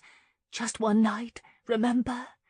Alex was momentarily taken aback, afraid he had misunderstood her, and just as afraid he had not. He was mad, raving mad to even consider it, but her eyes sparkled with a light that seemed to come from somewhere deep inside her, beckoning him. He clenched his jaw against his raging hunger. Lust was surely causing him to imagine things. "Please," she whispered, as if assuring him he had not imagined it, and succeeded in seducing the pants off him without even a blink of her eye. He abruptly yanked open the vent in the ceiling. "Bryanson, 14 Berkeley Street," he barked. She smiled, almost gratefully, he thought, and it very nearly drove him to his knees. He pulled her across the coach and onto his lap, his thoughts tumbling out of control as he kissed the curve of her arm and began to slowly peel her glove away. This was insane. He was a duke, a gentleman, for Christ's sakes. Yet there was nothing, no argument his mind could produce that could stop him now. Every tendril of conscience that tried to take root was quickly severed. He was only aware of Lauren. Every sense, every pore was filled with her, the sweet taste of her, and the fragrant smell of her hair. He thought they would bloody well never reach Berkeley Street in his lifetime. It all felt like a dream to Lauren. He slowly removed her gloves, kissing her bare arms, her wrist, then her neck and her lips, to the point she was breathless and unable to think clearly. When the coach came to a halt, she had no time to think. He quickly lifted her out and instructed Bryanson to pull the coach around back. Wrapping her protectively in the folds of his greatcoat, he hurried to the front door. The house he had brought her to was dark. He let her go, only to retrieve a key from under the flagstones, then rushed her inside, closing the door quickly behind them. In the dark foyer, he felt around for a light, while her breathing grew more and more constricted. A tremor of panic racked her, as the light from a single candle flared. His eyes sought her in the darkness, and when he found her, he smiled reassuringly. Wordlessly, he extended a hand to her. Suddenly frightened, she stared at him, and for a moment feared she would change her mind. No, she wanted this. Very hesitantly, she slipped her hand into his. "Lauren, if you have changed your mind, it is all right," he said soothingly. To her utter amazement, she smiled and shook her head. "I cannot change it. Believe me, I have tried." she whispered truthfully. He stood looking at her for a moment, his eyes sweeping her body, and then he began to walk very slowly toward a staircase spiraling up to darkness above, her hand firmly in his. Her mind raced far ahead of her feet, struggling with the protests of her conscience that battled with the very strong need to be with him. He tried to set her at ease by talking about the house, how it was rarely opened, and the family debate over what to do with it for the long term. They moved down the dark corridor on the first floor, passing 2 or 3 doors, she thought, until he came to one and paused. He opened the door and stepped inside, pulling her with him. She could ask him to take her home, now, before it was too late. He placed the candlestick on a table and turned to face her. Another tremor raced through her. Fear was overtaking her desire, fear of the unknown, of her prurient longing and its consequences. "You are trembling. Are you certain about this?" he asked softly. Her heart leapt to her throat. 1,000 no's died on her tongue, slain by the longing she had felt since they had first met at Rosewood. "Oh, Alex," she sighed, "I just want to know. I must know. I realize this must sound very odd to you, very wanton, but it is not something I can explain, really. It's just that it is here," she said, motioning with a shaking hand toward her abdomen and chest, "lodged in here, and I cannot rid myself of it, no matter how hard I try. Every time I look at you, I feel it." He unexpectedly reached inside her cloak, his hand gently caressing the level plane of her abdomen. Her skin burned where he touched her, igniting the flames in her belly all over again. "I suppose I could be ill, but I really do not recall ever feeling something quite like this, you know." She stopped abruptly as his hand slid up her rib cage to the side of her breast. His other hand slipped beneath her cloak, encircling her waist, drawing her into his chest. "I don't think it really an illness, but I suppose it could be indigestion, although that seems unlikely since I hardly ate a bite today," she babbled. "I do not think," he murmured through a faint smile, "that this is indigestion." His lips grazed her neck, sending another round of shivers through her. "I know what ails you, Angel. It is this incredible desire we attempt to deny. If you will allow me, I will fix it." He nibbled her earlobe, taking her earring into his mouth. She inhaled sharply, and he lifted his head. "We will not do anything you do not want, Lauren. We can stop at any time." That was a monstrous lie, and she knew it. "Alex," she whispered, plunging headlong into the situation she had created. "Please, just show me." He groaned softly, swept her into his arms, and marched to the bed. He paused to sweep the dust-cloth from it, then fell with her in his arms onto the elaborate green and gold spread. One arm swept under her and hauled her into his chest as his mouth descended hungrily to hers. Deftly he discarded her cloak, his hands caressing her back and loosening her hair from its pins. Driven by the urgency to touch him, she swept her hands over his chest and shoulders, feeling the corded muscles beneath his silken shirt. Her hair tumbled down around them, forming a curtain of dark curl as he unfastened the buttons of her gown with the skill of a lady's maid. Somehow the gown came up, as did his coat, waistcoat, and shirt. When he pulled the ribbon of her chemise, one breast sprang free. He palmed it, slowly kneading the peak to stretch taut and firm, and dragged his mouth from her throat to lave it. A surge of raw, intoxicating sensation roared through her, and moaning softly, she reached for him. Suddenly on her back, Lauren grasped his thick hair as he laved the other breast, amazed by the shocking reverberations that rumbled through her body and seemed to settle in her groin. A pressure, sweet and torturous, was building in her belly. She caught a nervous breath when Alex pulled the hem of her chemise upward, then gasped with terrified pleasure when his fingers brushed lightly against her flesh. He thrust his tongue into her mouth as his fingers danced sensuously across her bare skin, skirting the apex of her thighs, then slipping into the wet folds. "My God, you are beautiful," he murmured against her skin. Terrified by what he was doing to her, Lauren froze. His fingers stroked her skillfully, circling around and over a point of intense pleasure. His lips found hers again, tenderly kissing her, while the pressure built to intolerable lightness. "Angel," he whispered, "dear God, I want you." His warm lips fell to her neck as he fumbled with his trousers. When his weight settled on her again, she could feel his velvet tip throbbing against her bare flesh. Each sensation, more startling than the last, was as tormenting as it was exquisite. She impulsively, anxiously came upon her elbows. Alex paused and looked into her eyes. Tiny tufts of chestnut curls swirled around her face. Long silken tresses dropped to the bed behind her and over her shoulder. Propped on her elbows, her magnificent breasts exposed to him, she looked at him with a beguiling softness that made his heart pound. He had never desired a woman so intently. He had never yearned to show a woman what he was feeling, to give her all the pleasure he could, to fulfill her in ways she had never before experienced. Lauren's dark blue eyes fell to his mouth, and she tenderly laid 2 fingers against his lips. It was more than a man could possibly endure. Alex swiftly positioned himself between her thighs. She was still on her elbows, her breasts rising and falling with each frantic breath as he entered her. He moved carefully and steadily, relishing the feel of her body tightening provocatively around him, pulling him into her depths. Unconsciously, she pulled her bottom lip between her teeth, her gaze drifting to his lips. "Look at me, sweetheart," he hoarsely urged her. A torrent of emotion flowing through him, Alex slipped a steadying hand behind her back. Gazing into her eyes, he plunged fiercely into her warmth. With a strangled cry of pain, Lauren buried her face in his shoulder.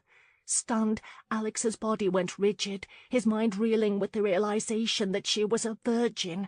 A virgin! He lowered her to the bed, murmuring his desperate apology for having hurt her, and an equally desperate promise he would never hurt her again. Terribly confused, he tried to make sense of it, tried to understand how a widow was a virgin. It was impossible, but it was possible. He had felt himself tear through her maidenhead. God, what had he done?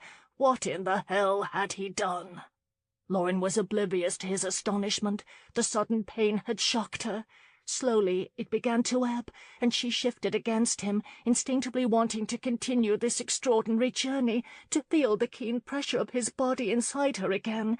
He moaned, kissed her softly, and began to lure her into the seductive rhythm of his passion. The pain forgotten, she quickly became entranced with what was happening to her. He buried his face against her neck, his breathing ragged. She intuitively knew he was restraining himself, moving gently for her benefit. His hand found her breast again, and he tenderly rolled the peak between his fingers, sending a jolt of sensation down her spine that landed squarely in the midst of the pressure building in her groin. Her body screaming for release, she began to move with him. Alex answered her desire by slipping an arm under her hips so he could lengthen his stroke and reach the very core of her. As the pressure began to build toward a frightening climax, Lauren clung to him, afraid that she would virtually explode into pieces. "Let it come, Angel," he murmured in her ear. "Let it happen." Suddenly, the pressure in her spiraled upward and out of control. She convulsed against him as her entire body burst into 1,000 pinpricks of light. A cry of pure pleasure stuck in her throat as wave after wave of ecstasy washed over her. Her body felt weightless. She would have sworn she floated above the bed. Alex's strokes took on a new urgency. He answered her soft gasps with a low growl before throwing his head back and pouring his seed deep within her. With a final, powerful thrust, a guttural moan emanated from his throat before he collapsed on top of her, bracing himself on his elbows. When she could focus at last, she smiled brilliantly, in a state of complete euphoria. "Alex," she whispered. He smiled, stroking her cheek with his knuckles. She could not have dreamed it would be so intimate, so giving. Her eyes filled with tears that she tried to blink away. Alex immediately cupped her face in his hands, muttering an oath under his breath. "I hurt you, didn't I? darling, I did not know. Why did you not tell me?" he moaned, as a fat tear slipped down her cheek. She laughed, surprising him, while more tears slipped from her eyes. "Oh, Alex, I am so glad it was you," she murmured. She reached up and twirled a lock of his hair around her finger. I never imagined it could be so wonderful between two people. I was terribly afraid I would never really know you," she said softly, a new flood of warmth filling her from head to toe. "And I so desperately wanted to know you." He looked at her in amazement. She laughed giddily against his neck, never having felt so strong or secure in her life. God, she adored him, and without thinking she suddenly blurted, "I love you, Alex. Do you know that? I have loved you since the day you incited Lucy to almost kill me, and I cannot stop." She laughed again, a little hysterically. "I have tried and tried, I really have, but I cannot make myself not love you." Stunned by her admission of love, Alex held her tightly as she simultaneously sobbed and laughed into his neck. He rolled onto his side, still holding her. Moved by the simple sincerity in her declaration, he marvelled at the depth of his understanding. God forgive him, but he was quite certain he loved her just as profoundly. Which made the extraordinary experience they had just shared all the more difficult, something he forcibly blocked from his mind. "You are," he murmured, "the most beautiful woman in all of England, an angel, a wicked little angel at that, for making me want you so badly." She giggled. "Do you want me truly, Alex?" "With all my heart, darling," he responded, somewhat amazed, but he would admit as much. For just one night?" she asked hesitantly, tracing the line of his jaw with her finger. God, if she only knew, for a lifetime. Her hand slipped away from his face, and she sank into the pillows. He propped himself on his elbow and gazed down at her, stroking her satin hair. "What are you thinking?" "How cruel life is." He said nothing for a long moment. He thought about the possibilities open to them, but the best he could imagine was the occasional visit to Rosewood, or secret trysts in London from time to time. A tear slipped from the corner of her eye as she stared blankly at the canopy above them. He would not allow the magic between them to be marred with the cold reality of their lives. They had one night.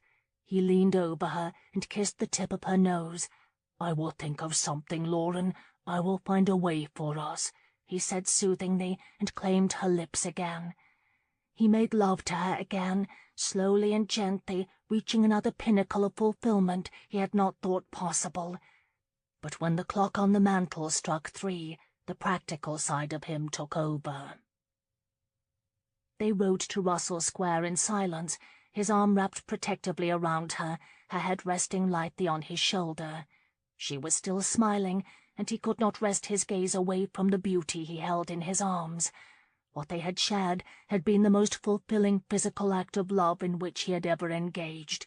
He had never been so completely possessed in his entire life. Women had writhed beneath him before, but none had filled him with her response or had aroused him to new heights of fulfillment.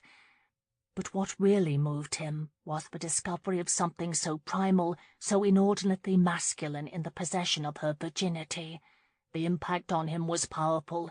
She was a part of him now. He had claimed her, had touched her depths before any other man. She was his angel, his. As the coach slowed on Russell Square, Lauren looked up, an unreadable expression in her eyes. Strange, but he suddenly sensed an impending loss that made him oddly nervous. There were so many things he wanted to say, so many things he should say, and just as many things he should not say, had no right to say. "Lauren, we must talk. I love you, Alex. Do not say anything to discourage me," she whispered, smiling. "I know what the truth is, but this night belongs to us. Please, let's not spoil it." Her eyes implored him, and he was struck by the recognition that it was completely beyond his power to say no to her. With a heavy sigh of resignation, he climbed out of the coach, then helped her down. As she glanced furtively toward the townhouse, he was gripped again with the unnerving thought she was slipping away from him. Desperate, he caught her arm. "I must see you again." Her lips parted, and he quickly shook his head. "Listen to me. I do not care about anything else. I just want—" The words died in his throat. What did he want? God damn it, what did he really want? "Look, just come to me tomorrow," he said anxiously. "Vauxhall Gardens, 9 o'clock, the small fountain near the entrance. Do you know which one I mean? Tell Hill that you are to see Lady Darfield. Promise me you will come." He spoke quickly, frantically, the fingers of irrational fear curling around his heart, fear he would lose forever what he had found tonight. "Of course I will be there," she whispered, and leaning up on her tiptoes, kissed the corner of his mouth. She giggled as she pried his fingers from her elbow, then turned and walked briskly toward the door of the townhouse. "Don't be late," he whispered loudly after her. She tossed an alluring smile over her shoulder and shook her head. He watched as she skipped up the narrow little path and inside. The memory of her smile forever burned in his brain. How extraordinary, he thought, but he would gladly endure the flames of hell for a glimpse of that smile. How ironic that he was well on his way. Chapter 18. Euphoric and wildly in love, Lauren stepped into the darkened foyer and quietly shut the door behind her. She had never felt so wonderfully complete in all her life. Nothing could have prepared her for the magic of being loved by Alex. Her body still tingled with the delicious memory of it. As she slipped out of her cloak, she paused to rub the fabric against her face, recalling the feel of his hands on her skin. "Enjoy the opera?" Startled, she whirled around, dropping her cloak. Deep in the shadows, Paul was standing next to the armor. "You startled me," she smiled, bending to retrieve her cloak. Paul did not return her smile. "Bergen was here earlier, waiting for you until it became apparent you were not coming home from the opera. Where did you go?" he asked quietly. To a gathering at Harrison Green's," she lied, then asked hastily, "Where is Ethan?" Paul's expression was dubious at best. "In bed. He tired rather quickly from all the cackling about the £500,000 a year the Duke apparently earns." "Oh," she said softly. "I was under the distinct impression when you left here tonight that you were not interested in his company. In fact, I thought you were most decidedly set against it." "I suppose the evening was better than I anticipated," she murmured. "I had a wonderful time, Paul," she said, conscious that she smiled too brightly. "I see," he said, and for a moment Lauren feared that he did. He said nothing, just stood looking at her, peering right through her. Uncomfortable, she turned and carefully hung her cloak on a wall peg. He sighed wearily. "Lauren, do you know what you are doing?" She laughed nervously and turned to face him. "Doing?" "Magnus is a good man. He truly cares for you." "Goodness, Paul, what are you talking about?" He moved out of the shadows. "I want to see you happy. Magnus is a good man. He will honor you above all others." Still reeling from her incredible experience, Paul's sudden and uncharacteristic support of Magnus made her thoughts spin like a top. "Are we speaking of the same Magnus?" she asked incredulously. "Count Magnus Bergen of Bavaria, the one you despise?" "I have a changed opinion." "Well, I do not," she said sharply, and began to walk toward the stairs. Paul's hand shot out and painfully gripped her wrist as she attempted to pass. "He will marry Marlene Reese, Lauren. Nothing is going to change that, nothing. You are only harming yourself with this foolishness." Appalled, Lauren jerked free. "You've presumed too much, Paul. Have you forgotten that you are the one who made that foolish wager? I would not have gone tonight had it not been for that, and now you would fault me for enjoying it?" Paul shook his head, dismissing her rebuke. "Listen to me. Ethan has exhausted our funds. We will return to Rosewood in a fortnight. If you do not accept Bergen's offer, you may not have another. At least with him you may expect to live with respect and comfort." She laughed bitterly. "Dear God, you must be awfully fearful of having a spinster sister." "That is ridiculous," he snapped, then checked himself, glancing uneasily about the cluttered entry. "I only want what is best for you," he continued evenly. "I have invested wisely in stocks and securities, and I am very optimistic I can take care of Rosewood now. Do you not see? There is no longer any reason for you to toil away there, hoping to meet a man who will accept the children. Bergen accepts them. I have thought about it. We could arrange a betrothal agreement whereby you would live at Rosewood half of each year. That's not such a bad solution, and it is the best match you can hope for." Lauren stumbled backward as if he had slapped her, bumping against the wall and rattling 2 crossed sabres hanging overhead. "I cannot believe what I am hearing. Those children are not a loathsome chore. I love them. You know that. Honestly, Paul, coming to London was not my idea. I do not hope to meet a man. You and Ethan hoped for that. And Magnus may be my best hope for a match," she said angrily, "but I do not want to marry him. I do not love him." The muscles of Paul's jaw bulged from the clenching of his teeth. He reached for her hand, but she quickly moved away from him. He slowly lowered his arm. "Forget Sutherland, Lauren. He will only hurt you, and I cannot bear to see that." "For someone who does not want to see me hurt, you are doing a fine job of it," she shot back, and bolted up the stairs before he ruined her glorious night. At noon the next day, Lauren awoke and smiled dreamily at the sunlight pouring through her window. Her mind was on Alex, every masculine inch of him. In her dreams, she had relived each and every moment of her incredible experience with him. Even in the privacy of her room, her cheeks flushed pink at the memory of the passion they had shared. She could hardly wait to see him again, and eagerly climbed out of bed, but a glance at the mantel clock made her groan. A wait of 9 hours was not to be borne. With hands on hips, she glared at the clock, wondering how she would occupy her time if she had any hope of enduring the interminable wait. She began her morning toilette, planning how she might pass the time. She decided to visit the infirmary this afternoon and then call on Abby, thinking perhaps her friend or her maid could do something unique with her hair. And then she would meet the love of her life at Vauxhall Gardens. A delightful little shiver ran through her as she recalled the urgency with which he had demanded to see her again, admonishing her not to be late. Paul was so very wrong. Alex felt the same as she did. He had said as much. "I will find a way for us." Oh, God! She paused, glancing at her reflection in the mirror, as an unexpected surge of guilt came over her. She felt a deep sorrow for Marlene, but what could she do?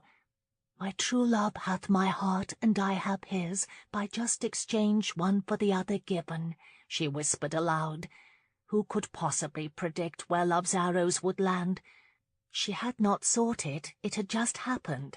Surely Marlene would be able to understand there was nothing to be done for it. She shrugged off her guilt and went about her dressing, cheerfully humming the song from The Two Gentlemen of Verona. Still humming when she entered the dining room, she smiled broadly at Magnus and Ethan. At Magnus's dark look, she pertly tossed her head.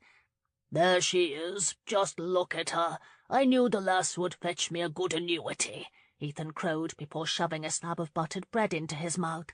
Magnus did not reply, but quietly sipped his tea, his icy blue eyes following Lauren's every move. "Uncle, what on earth are you talking about?" Lauren smiled, then laughed giddily. Conscious that her glee was a bit inappropriate, she quickly took a seat across from Magnus and focused on the painted pattern of his teacup. "Just what they were discussing in the clubs this morning. Sutherland at the opera with Countess Bergen," Ethan blithely continued. The remark instantly sobered her. Her hand stilled on the teapot, and she shot a quick appraising glance at her uncle. "What do you mean?" "Talk is all over town," he said, munching a thick slice of ham. Frowning, Lauren poured her tea and carefully added a bit of cream. "But why?" she asked at last. "I am sure His Grace has many female friends. Certainly it is not so unusual." "It is the way he looks at you." Magnus abruptly answered her in German, his voice unusually cold. Lauren cautiously slid her gaze to him. His eyes locked on hers, looked like 2 hard nuggets of ice. "I beg your pardon?" she asked nervously. "His desire for you is quite evident. It is obvious he would have you for his own if he could. After last night, there are many who speculate he will have you soon, if he has not already." That stung her. Carefully she placed the spoon on the chipped saucer and leaned back in her chair. "What did he say?" Ethan demanded. "He said there is much talk," she murmured. "A sign of good fortune for the Hill family," her uncle reasoned spiritedly. Magnus sliced an impatient gaze across Ethan, who was sopping up the last bit of his eggs with a piece of bread. "I would like a moment alone with your niece, my lord," he said in English. Of course, Ethan grinned, still chewing the bread as he heaved himself to his feet. "You two have yourselves a nice little chat," he cackled and waddled out the door. Magnus waited for Ethan to depart, staring at Lauren with the most foreboding expression she had ever seen on him. She smiled sheepishly. "Toast?" she offered lamely. He growled and came to his feet at once, the chair scraping loudly on the pine floor. Grasping his hands tightly behind his back, he began to pace. "I have made a decent offer for your hand," he began in German, "a very decent offer, yet you have put me off time and time again." "I have not put you off. I have refused you, Magnus," she solemnly interjected. He paused, piercing her with a furious glare. "Please, allow me to finish. I have asked myself why you would put me off," he continued. "Do you think to attract a better offer? Are you so naive to think your situation is good? But now I understand. You have some fantasy of this duke, do you not? A childish fantasy." "How dare you!" she cried indignantly. He levelled a darkly quelling look at her that effectively unnerved her into silence. "I do not fault you for it, Lauren. Everyone has them at some point. Even as a young man, I had such a fantasy for a woman far above me in social standing. Eventually, I saw my infatuation for what it was, a fantasy." "I am not indulging in a fantasy." He suddenly gripped the table and leaned across, his eyes boring into her. "Make no mistake, it is fantasy. That man has no use for you other than to warm his bed. And you are not a young maiden with the luxury of time for such daydreams. You are in need of a husband, and I offer you a good match, a worthy existence, and respect." "Respect," she echoed in disbelief. Slowly he straightened. "And affection," he said softly. "I have much affection for you, Lauren. I have admired you since our paths crossed at Bergenschloss." She started to remark that she could hardly believe that, given the way he had acted at Bergenschloss, but he quickly brought up a hand. "I do not ask you to return my affection. I am not so blind that I do not see your heart lies elsewhere. I ask only that in return for the protection of my name you respect me as you would your husband, as you respected my uncle. I ask only that, and in exchange for your respect, I will allow your affections to be what they are, for whomever they are." Her breath caught in her throat. A million thoughts tumbled through her brain, not the least of which was a familiar glimmer of fondness for him. That he would offer himself in such a way, without hope of her returning his affections, touched her very deeply. "Magnus, I—" "Do not answer me now," he said gruffly. "Think on what I have said. But I must have your final answer tomorrow. Do you understand? I will not stay here any longer, nipping after your skirt like a dog," he said disgustedly. "At least consider it. Honestly, consider it." He walked around the table and came to stand beside her. "Regardless of what you will decide, you must be very careful, do you understand? Do not fool yourself. The talk today is of you, not him. These people will cut you dead." "You are exaggerating," she said weakly. He sighed impatiently. "This is England, Liebchen. They do not tolerate indiscretion in their little circles. They will treat you as if you were as insignificant as the dirt under their feet." Lauren glanced at her hands in her lap, refusing to dignify his threats with a response. She'd only gone to the opera, for heaven's sake. He was trying to scare her into considering his offer. "Think on what I have said." In an unusual display of affection, he gently smoothed his palm over the crown of her head before quietly quitting the room. Lauren sagged as the door shut behind him. She had already considered his offer. She had considered it for weeks. She was fond of Magnus, but it was not enough. She did not and could not love him, not ever. She loved Alex with all her heart, had loved him since the day he had come to Rosewood, and would love him madly for the rest of her life. There was nothing Magnus could offer her but would ever change that. Oh, Alex! Sighing happily, she buttered a piece of toast. Alex signed the last of the papers his secretary had left him, the bold strokes falling under words he had not read. It did not matter. Nothing mattered any more. Christ, he had done exactly what Paul Hill had feared. Like a rutting stag, he had compromised Lauren beyond reparation, had ruined the only woman he would ever truly love. And he had betrayed Marlene. Marlene. A stab of remorse shot down his spine. She did not deserve this unconscionable perfidy, just weeks before their so-called wedding of the decade. He dropped the quill and closed his eyes, trying to blot out her delicate features and his guilt. He did not have to see to know it was Arthur who entered the room unannounced. He opened his eyes to see his brother standing before him, the morning edition of the Times stuffed under his arm. Usually much too cheerful, Arthur's dark look surprised Alex.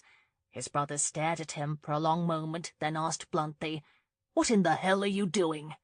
"I am reviewing some documents," Alex said blandly. "You know perfectly well what I mean, Alex." "I don't think I do," he responded warily. "Then I shall be perfectly clear.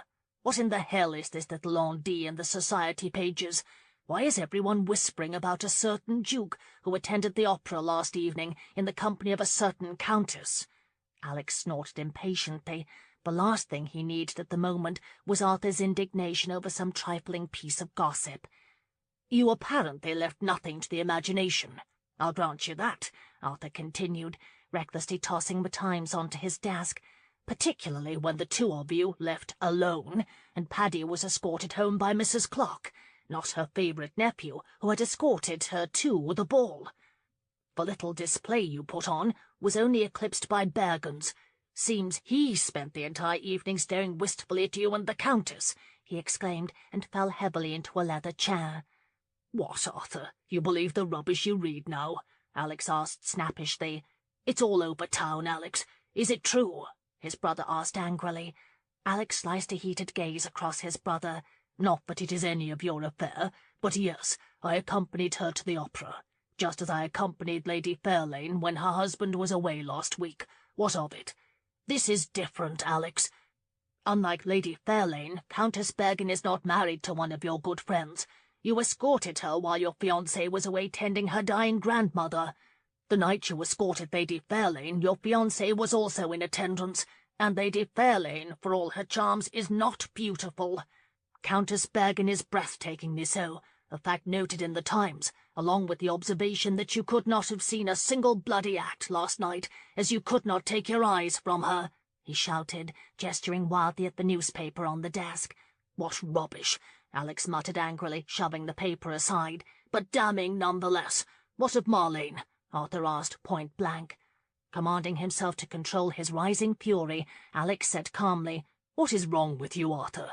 I thought you enjoyed the titillating pieces of trash they print about me. This is certainly not the first time there has been talk. This is the first time I have heard very unflattering comments about you from acquaintances who saw you with her. I do not like hearing indecent speculation about your whereabouts when I am trying to enjoy myself at Harrison Green's. I suppose I just chafe a bit when the Christian name is slandered. But tell me nothing happened, Alex, and I will not say another word," Arthur insisted. Alex looked his brother squarely in the eye and considered lying.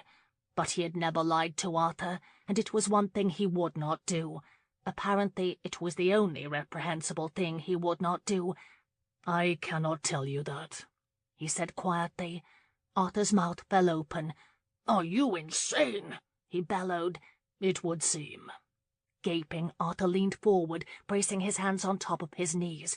"That's all you can say? Jesus, Alex, have you no more regard for your title than that? Has it somehow escaped you that this is the worst possible moment to be flaunting your infatuation all over town? Think of your position in the Lords. For Christ's sakes, what about Marlene? She is about to become your wife."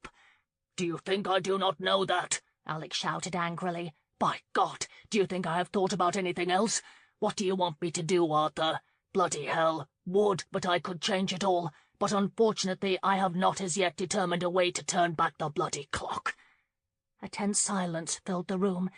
Arthur's eyes flashed angrily as he stood abruptly and went to the window. Alex frowned as he regarded his brother's rigid back. He understood his desire to protect the family's good name. That same instinct, coupled with a healthy dose of guilt, had plagued him all night and all morning. "You must begin to undo the damage, today, before Marlene returns," Arthur said quietly. "I fully intend to," Alex responded, and wondered just how exactly he could undo it all. He could not stop thinking about Lauren, much less navigate a way out of this mess. "I will help you," Arthur said, turning to face him. "But first you must promise to forget her once and for all. It can never be. Do you understand that?" He understood. The pain in his chest reminded him of it with every breath. "I think we could both use a drink," he mumbled, and went to the sideboard. Arthur stayed for a while, devising a tale that he convinced himself would make last night look very innocent. Alex nodded at points that seemed appropriate, letting Arthur plot. He was far too distressed by what possible excuse he could make to Lauren tonight to really listen. Did he offer her a sum to forget it had ever happened? The very thought disgusted him. Did he explain that he had responsibilities, and therefore could not consider a continuing liaison with her? Brilliant Christian, he thought bitterly, a little late for that. Did he suggest she become his mistress? God, how contrived that would seem. And exactly when did he say all this? Before or after he made love to her again, because God knew that idea was consuming him. It consumed him well after Arthur left, and up until the moment Finch announced Marlene and the Duchess. Startled, Alex came off the leather couch like a fox caught in the hen-house. The last thing he expected or needed today was Marlene. God, not now, not today, he silently begged, but Marlene walked in behind Hannah, her face a wreath of smiles. "Alex, I have missed you dreadfully," she cried as she hurried across the room to him. He perfunctorily kissed her cheek and wondered madly if she could see the shame burning his face. "I am glad you have returned," he said, mustering as much enthusiasm as he could. "How is Grandmamma?" "Did you not receive my letter? She has made a remarkable recovery. Oh, Alex, the doctor thinks she'll be able to come to the wedding after all. It is simply divine providence, don't you think?" She beamed. "That's wonderful news." "Oh, my, you do look awfully worn. Have you been eating? I hope you did not work too hard at Parliament." His excuse for leaving Tarleton knifed through what was left of his conscience. "I have eaten with alarming regularity," he said wearily, and turned to Hannah. "Good afternoon, Mother." "Alex, I thought you would want to know that Marlene is staying with me at Arthur's until her mother can return to London." She crossed the room to him, her expression thoughtful, as she lifted her palm and pressed it against his cheek. "Did you sleep last night?" "Of course." He laughed and pulled her hand away from his face, fearful that she might feel the heat. "Did the two of you think I would expire?" he joked, and turned away from his mother's probing eyes to Marlene, motioning her toward the couch. "Come, and tell me about Grandmamma." "Of course I shall, but first I must dash off a note to Lady Paddington. I promised my mother I would let her know the moment we returned with the news of Grandmamma's condition. Did you not receive my note saying we were arriving today?" Marlene asked again, frowning prettily. He had not looked at his correspondence in 3 days. "I must have missed it," he said, and left it at that. It seemed to satisfy Marlene. She floated to his desk, chattering eagerly as to what she should put in the note, then light-heartedly ticking off the myriad things she needed to do before the wedding. Alex resumed his seat on the couch, listening to the almost childlike way she spoke. He was fond of Marlene. There was no question in his mind as to that. She was a sweet, caring person, and if she had a fault, it was that she was too caring. Nonetheless, he respected her immensely for it. But she just did not fill his soul. Lauren filled him to the very brink. Marlene did not seem to have the same enthusiasm for life. She was much too concerned with what others might think. It was inconceivable to him that his fiancée would ever allow herself to venture into a field. She would contribute funds to an orphanage, but never shelter the children herself. She would abide his kisses, but she would never ask him to make love to her, and he seriously doubted she would respond to him with complete abandon. She was not Lauren. Bloody hell, Arthur was right. He had responsibilities that far outweighed these unprecedented feelings of love. He almost laughed out loud at the very idea, but he, of all people, might have feelings of love. What in the hell was love, anyway? Certainly nothing that could justify turning against years of certain beliefs about society, responsibility, and the peerage. Lauren was not of his station. A marriage to her would not consolidate fortunes or create formidable family alliances. Marlene met these requirements, and she had waited for 2 years to be married to him. Waited like a good hunting dog, he thought miserably. Remorse washed over him. Whether or not he could have defied convention, it was too damned late. He had made his commitments, and he had no choice but to honor them. Listening to Marlene's voice now, he knew he could not forsake her. "Alex, I would have your opinion on this note," Marlene said eagerly, and began to read what she had penned to Paddy. Yes, she deserved the wedding she so desperately wanted, the life of a duchess. She deserved far better than the likes of him. But unfortunately she was unknowingly as mired in this mess as he was. "That's lovely," he said, smiling thinly as he came to his feet. "Oh my, look at the time," Hannah said suddenly. "I promised Hortense to be a fourth at one of her loo tables. Marlene, dear, I shall send the coach round in time for supper." "Good afternoon, Your Grace," Marlene called in a sing-song voice. Hannah walked to the door, pausing as she grasped the brass handle. Looking over her shoulder at Alex, her eyes flicked the length of him. He thought she might speak, but she abruptly smiled and left. Marlene looked up from the desk and smiled prettily at Alex when the door shut behind his mother. He reminded himself again that she would make him a good wife, a comfortable wife. He had never imagined or wanted more, just that she would be a good and comfortable. God damn it, he did not want a good and comfortable wife. He wanted a wife that could stir the deepest passions in him, a lover who would move him to give her the stars. He wanted a wife who would make him thank God each day he awoke next to her. He suddenly strode to the desk and roughly pulled Marlene to her feet. "I missed you," he muttered, and claimed her mouth, searching hungrily for something, anything, to cover the open wound in his heart, any signal but she could fill the void. Startled, Marlene stiffened, her lips sealing tightly shut. Her hands came between them as he restlessly sought to unleash some response within her.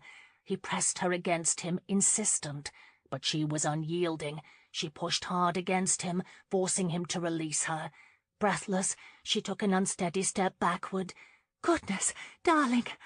"I want to make love to you, Marlene, right here, right now." Red infused her face, and she anxiously patted her perfect coif as her eyes darted about the carpet. "Alex, dearest, you would not ask me to do that before our wedding, would you?" "Then marry me now, today," he said impulsively, frantic to lose himself in her, to claim her body and soul, to awaken something in her that would make it all bearable. Anything, but might wrest Lauren from his heart and replace her with the woman he would marry. "You cannot be serious," she exclaimed, her alarm evident. "I am deadly serious. Marry me now," he said, and reached for her. She reacted convulsively, jerking insensibly out of his reach. Alex drew up, his eyes searching her face. She pressed her lips firmly together, focusing on his shoulder. Good God, she was frightened by him. At any other time he might have found her maidenly angst amusing, but at this moment he found it bloody irritating. He calmly watched the alarm and dread widen her brown eyes. There was no desire there, no need of him, only fear.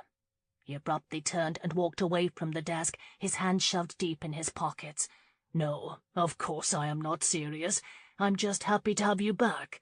Go on with your plans, why don't you? There is something I must do, but I shall return shortly." He walked out of the library without looking back. Vauxhall Gardens was out of the question. Everything, all that he desired, was out of the question the moment Marlene had walked through that door. He had no choice but to send a note.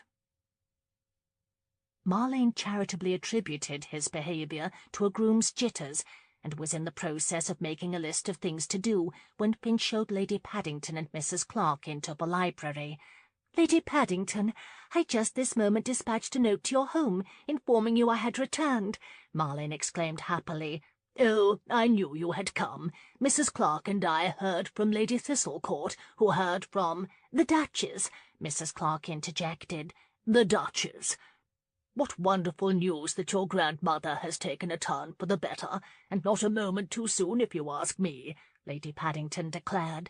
She seated herself, her voluminous stiff satin skirts rustling loudly as she situated herself just so. "Not a moment too soon?" Marlene asked politely, coming from behind the desk. Mrs. Clark shot Lady Paddington a frown. "Did I say that?" Lady Paddington laughed and looked contritely at Mrs. Clark. Confused, Marlene looked at the two women. "Pardon, but did I miss something?" "Well, of course not. You were only gone a week. What on earth could happen in a single week?" Lady Paddington fairly shouted. "Clara!" Mrs. Clark snapped. "What?" Lady Paddington responded gruffly. Marlene's stomach lurched oddly. She slowly lowered herself onto the couch. Mrs. Clark looked askance at Marlene, then attempted a smile. "Lady Paddington is not quite herself today," she said apologetically. "I am very much myself, thank you. I just thought the poor girl might have heard some of the ugly rumours flying about, and I thought to tell her straight on that there is not a shred of truth to them," Lady Paddington insisted. Marlene's stomach did another queer flip. "Rumours?" she asked, very certain she did not want to hear them. "Oh, it's all rubbish. A man may escort a woman to an opera. It's done all the time, I tell you." "I am quite sure I do not know what you mean. Of course men escort women to operas. Is there some question?" Marlene asked, swallowing past a growing sense of disaster. Lady Paddington brushed the lap of her gown very carefully. "No, at least not in my mind. Why, just last week His Grace escorted Lady Fairlane to the opera, and no one thought a thing of that." "Well, of course not. Lord Fairlane was called away unexpectedly, and Lady Fairlane had been so looking forward to the event. Alex was being kind," Marlene said. "He is very kind," Mrs. Clark agreed. "They cannot take that from him." "And he kindly escorted Countess Bergen last evening.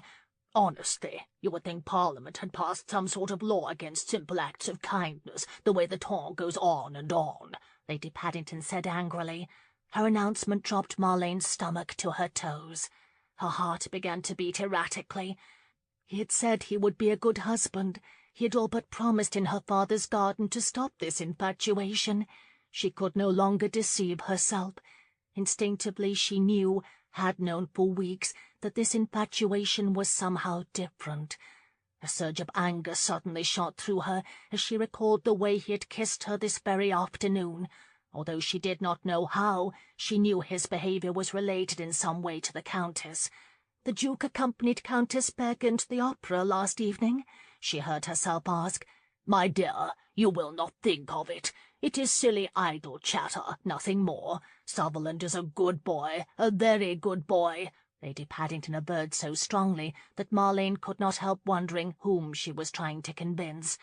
"No talk about him, of course," Mrs. Clark quickly replied.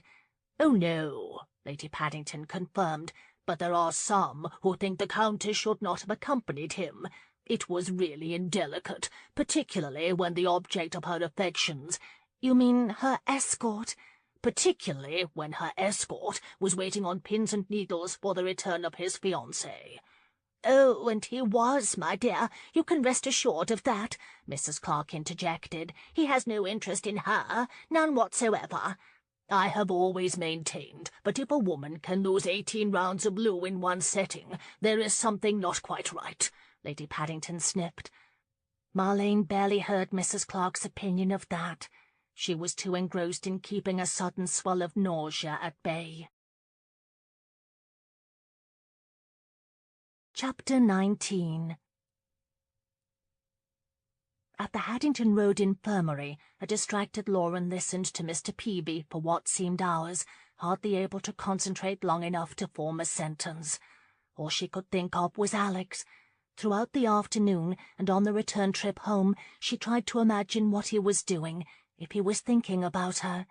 She closed her eyes and saw the way his dark hair curled above his collar, his broad hand resting on hers, his eyes crinkling at the corners when he laughed. She saw the smouldering way he looked at her as he had thrust into her. An involuntary tremble coursed through her, and she rubbed her hands vigorously against her arms. Once again at Russell Square, she dressed very carefully for the evening. The pale pink brocade gown she chose seemed a little overdone for Vauxhall Gardens, she thought, and burst into gay laughter. She could meet him in the middle of the pumpkin field for all she cared, anywhere, as long as she saw him again. At 6:30, she fairly flew outside to wave down a passing hack and cheerfully gave the driver the direction to Lady Darfield's. Arriving at the Audley Street mansion, she smiled broadly at the Darfields' butler when he showed her to the green sitting-room where Abby was on the floor playing with Alexa. Her friend clambered to her feet when Jones announced her. "Lauren, what a wonderful surprise!" she exclaimed, greeting her with a fond hug. "I had not expected you. I'm so glad you have come. Michael and I have spent the entire day preparing for our return to Blessing Park, and I could sorely use some company. I should have sent a note around, but I was hoping you might do me an enormous favor," Lauren said, clasping her friend's hands. "Of course. What is it? Would you please help me with my hair?" "Your hair?" Abby laughed. My, Countess Bergen, I have never known you to be overly concerned with your hair."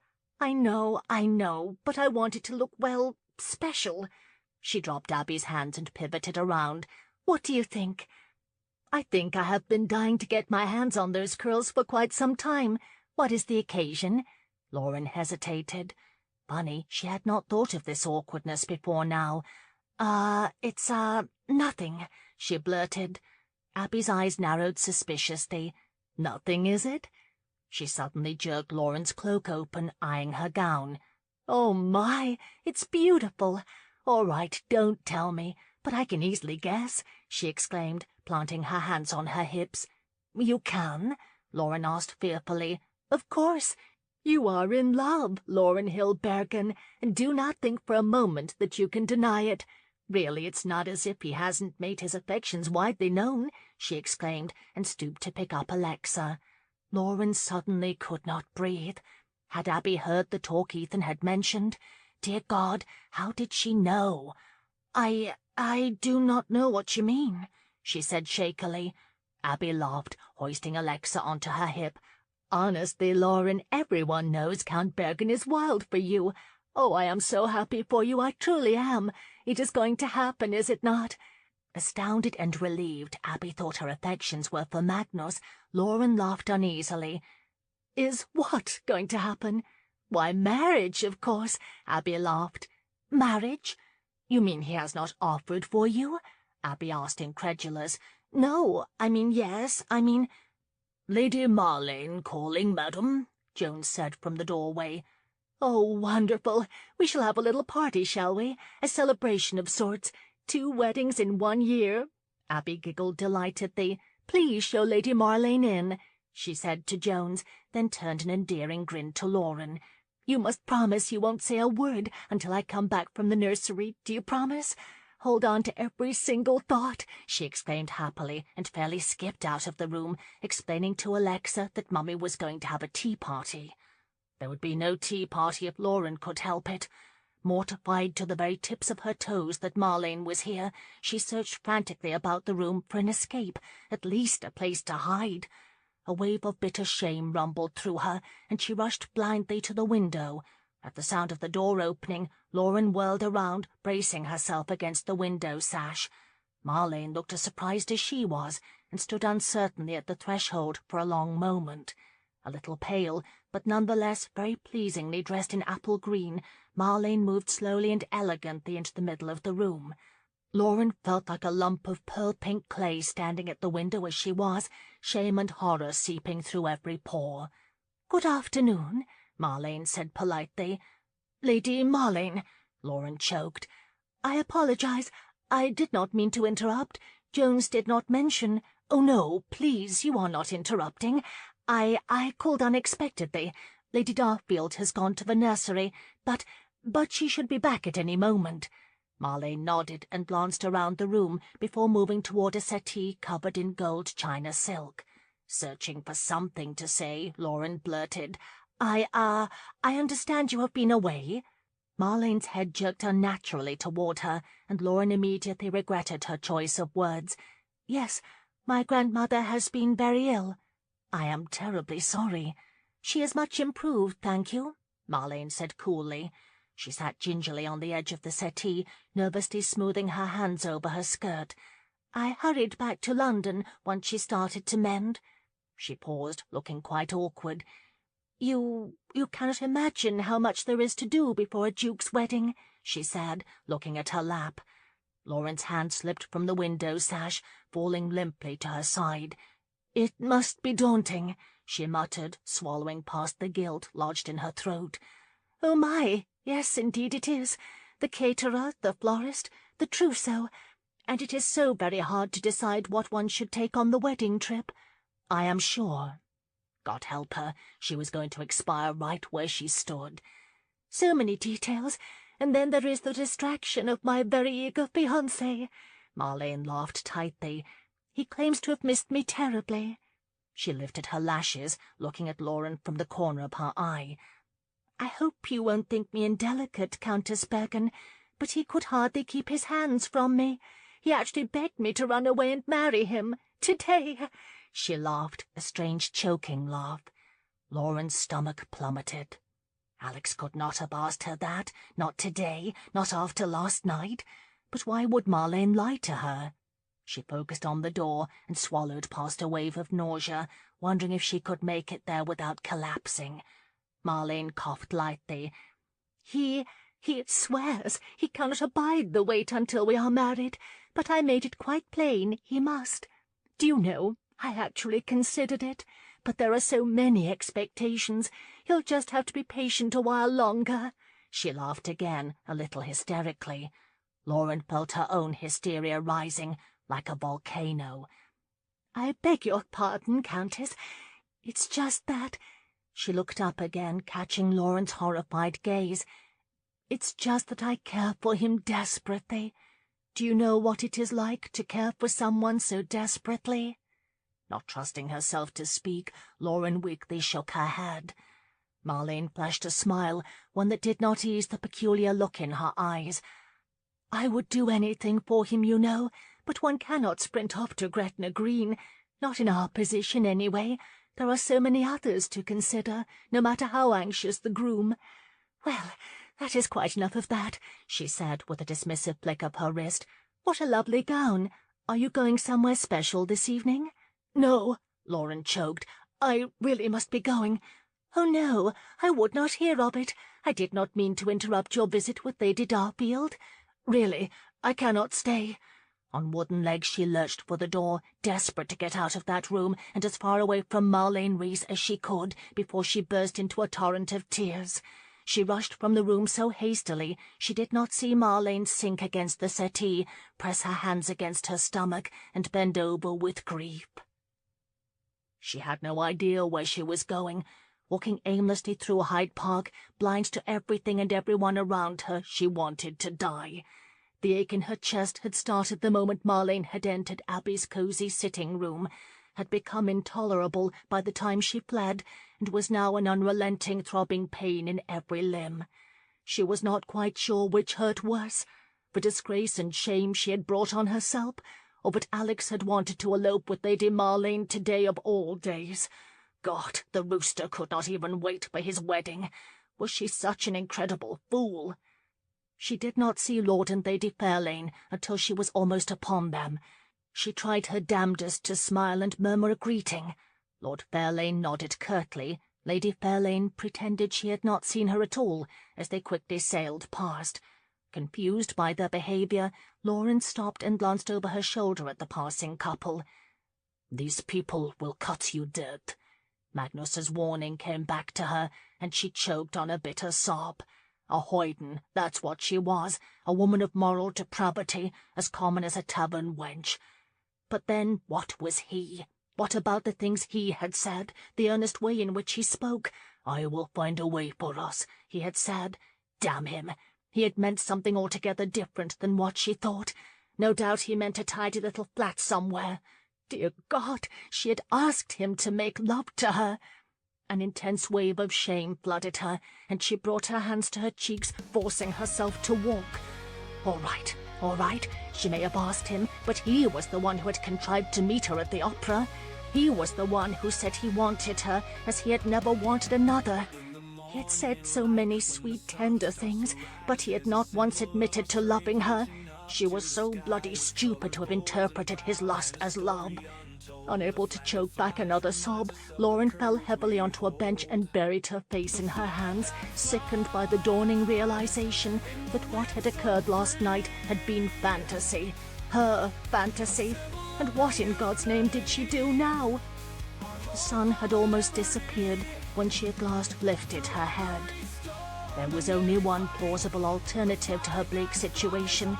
She had to get as far away from Alex Christian as she could, as far away from London as was possible, from England for that matter.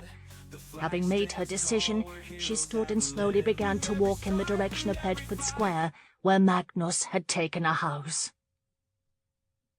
Magnus did not like the frumpy man he had hired to be his butler. He seemed to spend most of his time in the kitchens with the scullery maid. The inability to hire good help was the single most annoying curse of being a foreigner, he was quite convinced. If he had not happened to be walking near the entry, no one would have heard the rapid knocking on the door. Grumbling in German, he stalked to the door and flung it open. He gasped. From the strands of dark hair blowing in all directions to the hem of her gown stained with the dirt of the street, Lauren looked as if she had been physically beaten. She started to speak, but the words died on her tongue. Alarmed, Magnus caught her before she sank onto the steps and pulled her inside. "Liebchen, what is wrong?" he asked desperately, his big hand smoothing the hair from her face. "What is wrong?" "Magnus, I have to talk to you," she mumbled, shakily wiping a tear from her cheek. "Do not try and talk now," he said, lapsing unconsciously into German. "Let me get you something to drink." He helped her into the main drawing-room and yanked angrily on the bell-pull. Seating her on a settee, he nervously took her hand in his. The butler appeared, his eyes rounding with great surprise when he saw Lauren. "Port!" Magnus barked. He waited until the butler had gone before asking, "What has happened?" Tears pooled in her eyes, and she shook her head. Slowly she inhaled, obviously trying very hard to regain her composure. "Tell me, has someone—" "No," she whispered. "What is it? What has happened to you?" "It does not matter," she said, flicking a limp hand at the unknown. "Magnus, I have considered your generous offer. I accept." He gaped at her in surprise. The butler entered, carrying a tray with a full decanter of port and crystal glasses. Magnus impatiently motioned for him to place the tray on a table nearby and leave. "I do not understand," he said, reaching for the port. "I will marry you," she said weakly, shaking her head to the port he offered. But I have two conditions." Greatly surprised and equally suspicious, he said carefully, "Go on." "The first," she said in German, "is that you allow me to go to Rosewood so that I may settle a few things and say good-bye." A deep sob escaped her throat. He made a move to touch her, but she shook her head, swallowed hard, and continued in a whisper, "And the second is that you take me to Bavaria." She lifted her eyes to gauge his reaction. He had never seen such misery in his life. "That is all?" he asked slowly. She nodded. "You are certain? Lauren, are you quite certain?" Her eyes pooled again. A single tear drifted from the corner of her eye, sliding slowly to her mouth. "I am very certain." On impulse, Magnus grabbed her, wrapping her into a protective embrace. He kissed her salty lips, grimacing when she began to cry again. He did not ask her anything. He had made his promise, and he would keep it. There was nothing he could do but cradle her head against his shoulder as a river of grief flowed from her body. She eventually took the port he insisted she drink, and calmly, if not leadenly, talked through the arrangements with him. They agreed to leave as soon as Lauren could pack a few things. Magnus was not so certain she would be able to travel in her current state, but she insisted she would be quite all right. When he escorted her home, it was he who broke the news to a stunned Ethan and Paul. Paul took the news quietly, his eyes travelling frequently to Lauren, who was trying gamely to put on a smile for them. Ethan naturally acted disappointed. He had set his sights on the Duke, but Magnus knew he would gladly accept his generous settlement. He even agreed to pay the Russell Square rent through the end of the season, as Ethan complained he was just beginning to enjoy himself. Pleased with that concession, Ethan insisted upon toasting his latest accomplishment. As the bastard chortled over his feat of snaring 2 Bergen men, Magnus stole a glance at Paul. He stared at his untouched brandy, his mouth set in an implacable line. Lauren looked as if she had been handed a death sentence. He left very soon afterward, eager to be away from the obnoxious Lord Hill. The gargoyle clock on the mantel chimed 11 times. From the writing-table in her room, Lauren glanced at it and frowned. Turning back to the empty paper in front of her, she tapped the quill against her cheek. What she had in mind was childish, but she could not resist a parting shot for the scoundrel. She was struggling. She had never been very good at expressing her innermost feelings, yet she was deeply compelled to tell him how badly he had hurt her. As impotent as a few words might seem to him, they gave her a strength she desperately needed at the moment. But she was completely inept at describing her utter devastation, and fretted with the end of the quill as she mulled it over. He had asked another woman to run away with him, after he had sparked a flaming passion in her that was not even now extinguishable. He meant to install her as his mistress, not find a legitimate way for them to be together, as she had so foolishly hoped. There was nothing that could soothe her, nothing that could ease the pain he had caused her. Suddenly reminded of a poem, she dipped the quill in the inkwell and wrote quickly, "When lovely woman stoops to folly, and finds too late that men betray, what charm can soothe her melancholy? What art can wash her guilt away?"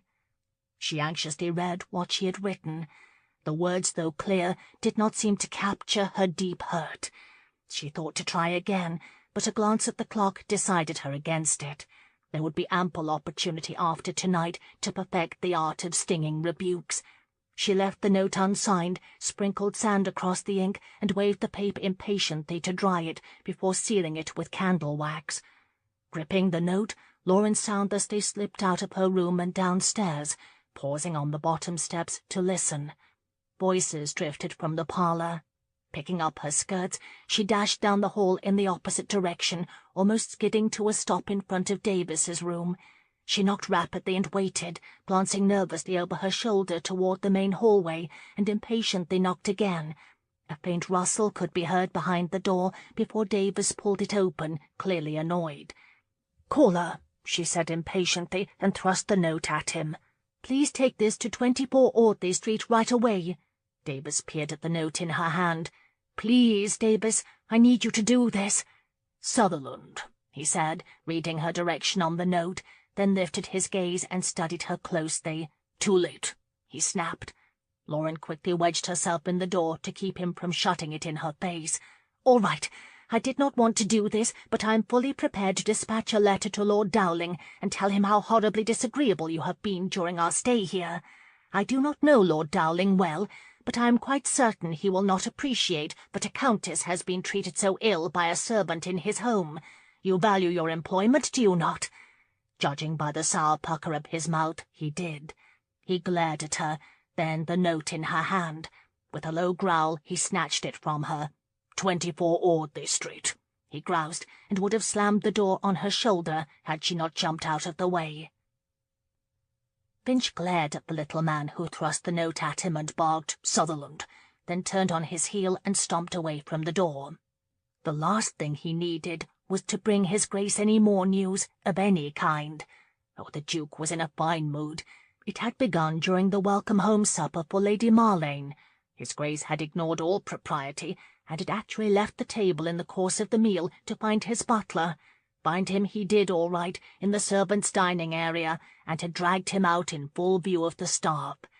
Finch's second misfortune, the first having been found, was to be the one to tell his Grace that the messenger was unable to locate Countess Bergen at Vauxhall Gardens. The Duke's face had grown dangerously dark as Finch assured him the messenger had gone to every single fountain in the gardens, big and small alike, but had not located her. He had timidly returned the note that should have been delivered, only to watch his Grace rip it into tiny little pieces before marching back to the dining-room. God only knew what news this note brought, but there was one thing of which he could be sure, Finch thought, as he walked slowly to the Duke's private study, the note held before him on a silver tray. His Grace would not like it. His Grace signalled his displeasure by groaning the moment Finch stepped into the room. "What is it?" he barked. "A note has arrived, Your Grace." He growled, slamming the glass of whisky down on a table. "What time is it?" 12:30 midnight. The Duke rubbed his temples. "Bring it," he snarled, and tossed aside the book in his lap. Finch carefully handed him the note, and then backed out, shutting the pocket doors very softly. Alex could not bring himself to read it. He paced around the room, clutching the note tightly in his hand. He could not bear to be reminded of the mess he had created, or be filled with a new rash of longing. He took a deep breath, ripped past the seal, and looked at the page. "Bloody hell! Bloody hell!" he shouted at the ceiling. It was unsigned, but he knew exactly who had penned it. Good God, who else went about quoting from pages of English poetry? He stumbled backward and into a chair. How could she have come to the conclusion that last night was a lie? How in the bloody hell had she judged it a lie? It was not a lie, God damn it! God, what had he done? He asked himself for the 1,000th time, as bitter disappointment churned in his gut. Reminded of his strange premonition last evening that she was slipping away from him, he realized he had lost her. He had lost the one thing that had ever mattered to him. His world was rapidly crumbling. He glanced at the clock, 1:15. There was nothing he could do at this hour, not a bloody thing, except drink. Chapter 20. His head felt like stone. Not only that, he must have eaten mud last evening, so foul was his mouth. God help him, but that woman had caused him to overindulge 3 nights running now, and last night had been his best effort yet. Alex lifted his head from the desk and tried to open his eyes, blinking against the shards of sunlight that knifed his brain. This madness had to stop. He was neglecting his responsibilities and scaring Marlene half to death. She was trying very hard to be understanding, but she was smothering him with her concern, constantly hovering, asking if there was anything she could do for him, if there was anything he needed. There was something he needed, all right, something she could not give him. He did not look up when the door to the library opened and closed. "God's blood!" Arthur exclaimed. Alex gestured for him to soften his voice. "You look like hell, man. Judging by the look of you, I suppose there is no need to tell you Countess Bergen has left London." What did you say?" Alex demanded, pushing himself up in his chair with supreme effort. "I said you look like hell." "Not that." Arthur exhaled his aggravation and picked up Alex's discarded neckcloth. "She left yesterday." Sagging, Alex closed his eyes, his head reeling. She was gone. He pinched the bridge of his nose and wished like hell the room would quit moving. "Yesterday?" he croaked. "In the company of the German." "Bloody hell," he grumbled. "God, Alex, when will you end this tiresome brooding of yours? Do you remember you are to be married in a matter of days? You should be treating your fiancée with the adoration she is due on the eve of that fortuitous occasion, and not diving into your cups night after night." If Alex had possessed 1 ounce of strength, he would have cheerfully split his brother's skull open. And Lauren thought he was arrogant. "How long do you intend to let this self-pity continue? How long will you allow the gossip to abound? Do you know that Marlene attended a concert without you last evening? Told the Delacourts you were ill, but as you managed to make it to White's yesterday afternoon for a drink, Delacourt knew it to be a lie. Oh, But do not worry. Your fiancée had a nice time of it with her cousin Miss Broadmoor. A smashing good time, by all accounts. Seems the pendulum has swung the other way. Now Marlene is the object of gossip." Alex rubbed his temples in a vain attempt to dispel the throbbing. "She will be the source of constant gossip once she is a duchess, and may as well get accustomed to it. God knows I have." Arthur's unsympathetic moan reverberated about the room. "Here now, take Marlene to the Fremont ball tonight. That will end the worst speculation."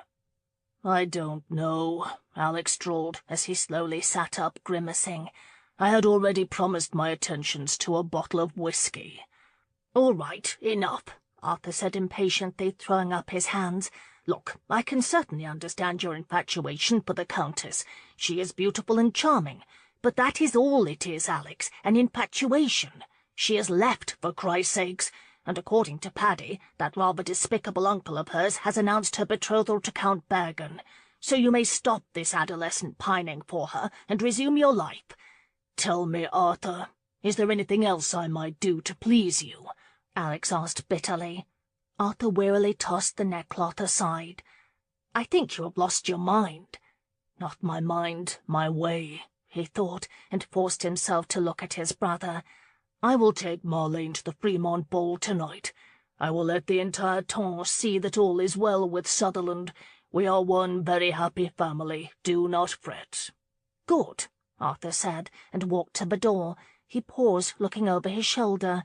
"Come now, it can hardly be as bad as all that. You will have forgotten her soon enough, just like the others." Alex snorted as the door closed behind his brother. He would never forget her. There was not enough whiskey in the world for that. Arthur's indignation, Alex suspected, sent him running to Hannah, as he could think of no other explanation for his mother's sudden appearance. He was sitting in his study, his head lolling against the leather wing-back chair, staring into the fire. Lauren had left with the goddamned German, and there was not a bloody thing he could do about it. He himself would be married by the end of the month. He could hardly fault Lauren for doing the same. After all, everyone must make a suitable match, one befitting their station and the Ton's expectations. Everyone must eventually settle. He would, she would. Life would go on, and he would learn to endure this agony. It was that which he was contemplating when Hannah appeared at the door of his sanctuary, her hands on her hips. Hardly in a mood to hear a maternal lecture, he barely glanced at her. "It would seem my son has a problem," she said imperiously. That was putting it rather mildly. He sighed impatiently. "What, was there some offence Arthur failed to mention?" "Sarcasm does not become you, Alexander," she said, gliding into the room. "And Arthur is right. You have behaved abominably these last few days. I really must thank Arthur for his complete dossier. I spoke with Marlene earlier," she continued, ignoring his biting sarcasm. "She confided to me that you have been very distant with her. She fears you are suffering from second thoughts. Quite naturally, of course." "That's rich," he scoffed. "Only Marlene could make my behaviour sound reasonable." Hannah sat heavily on the edge of a chair next to him. "I have asked myself over and over again why you are behaving this way. You are a fine man, Alex, a decent, caring man. You are hardly one to invite gossip or disregard the feelings of others, or intentionally hurt those for whom you care." "Mother, I apologize, all right," he said with icy impatience. But she continued as if he had not spoken. "So I asked myself, Hannah, what on earth would cause him to ignore all civility and act in such a way? What would cause him to cast off the lessons he has learned from the cradle about revering the women in his life? Marvellous. And what did Hannah say?" he said mockingly. "That there could be but one reason, that at last her son had discovered love." Startled, Alex flicked his gaze to her. She was looking at him pointedly, daring him to disagree. "I have no doubt Hannah had an opinion about that," he said slowly. She smiled softly. "Only that she prays it is true," she murmured. Alex frowned disapprovingly. It was inconceivable to him that his mother would want what she implied, but she assured him she did, with her smile. "I am a mother, Alexander, and I know my son very well. I know he does not allow his feelings to show, assuming, of course, he actually has any. I know he thinks he has made a very good match, one that will meet with everyone's approval. I also know he does not love his intended, but carries another in his heart, and that he was never expecting anything like this to happen, not in 1,000 years. Stung that she had pegged him so accurately, he snorted disdainfully. "What has love got to do with anything?" he asked contentiously.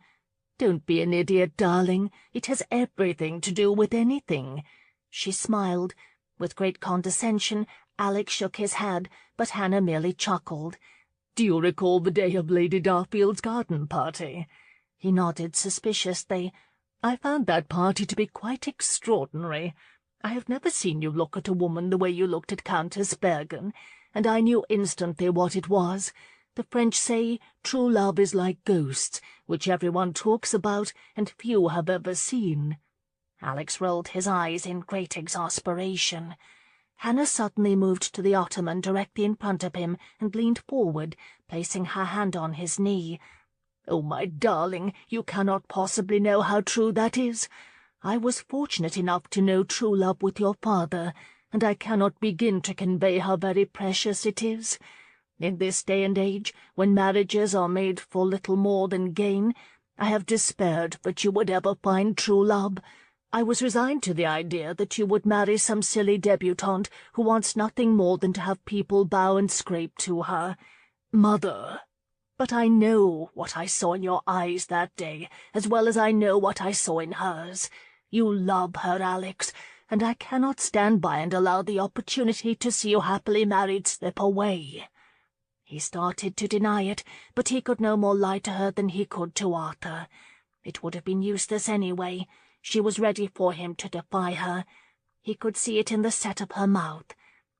"She has left town," he said slowly, uncertainly, "in the company of the German." "Ha!" Hannah scoffed with an airy wave of her hand. "I don't really care for him, do you?" "I don't think she really cares for me," he muttered. "Rubbish. She believes I used her." "Well, did you?" "No," he snapped angrily, then muttered, "I could never." Hannah took his hand and held it tenderly between both of hers. A silence fell over the room as mother and son contemplated one another. It was extraordinary, he thought, but he actually felt relieved, as if a great secret weight had been lifted from him.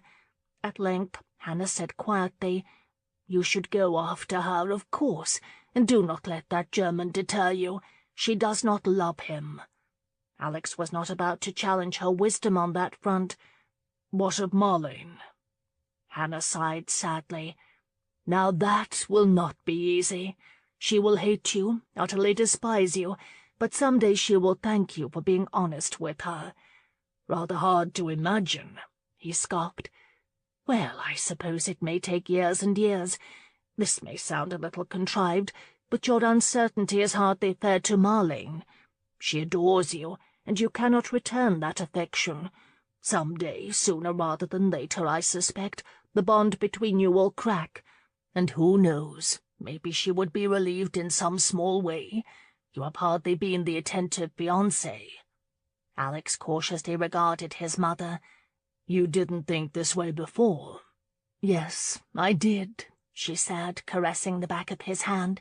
"But I suppose I was a bit afraid of the talk. It wasn't until you returned from Tarleton that I realized just how deeply you felt for the Countess. And it wasn't until the last few days I realized how devastated you were. Come what may, no mother can see her child suffer so and not want to move heaven and earth to fix it." She lifted his hand to her mouth and kissed it. His eyes began to sting. Embarrassed, he blinked and hastily looked down. Thank you, Mum. I will think on what you have said." Hannah grinned at him. "I know you will, darling. Now then, if you will excuse me, I shall be off to improve the life of my youngest son." I should hardly think it possible to improve 2 lives in one day, but let me suggest you work on the nasty little habit he has of tattling on his brother." Hannah rose, chuckling. She stooped to place a kiss on Alex's cheek. "I love you, Alex. I want only the very best for you." He grasped her hand and pressed his lips to her knuckles. "I know, and I love you for it." For the remainder of the afternoon, Alex contemplated his mother's wishes, but eventually dismissed them as sentimental. He could not betray Marlene.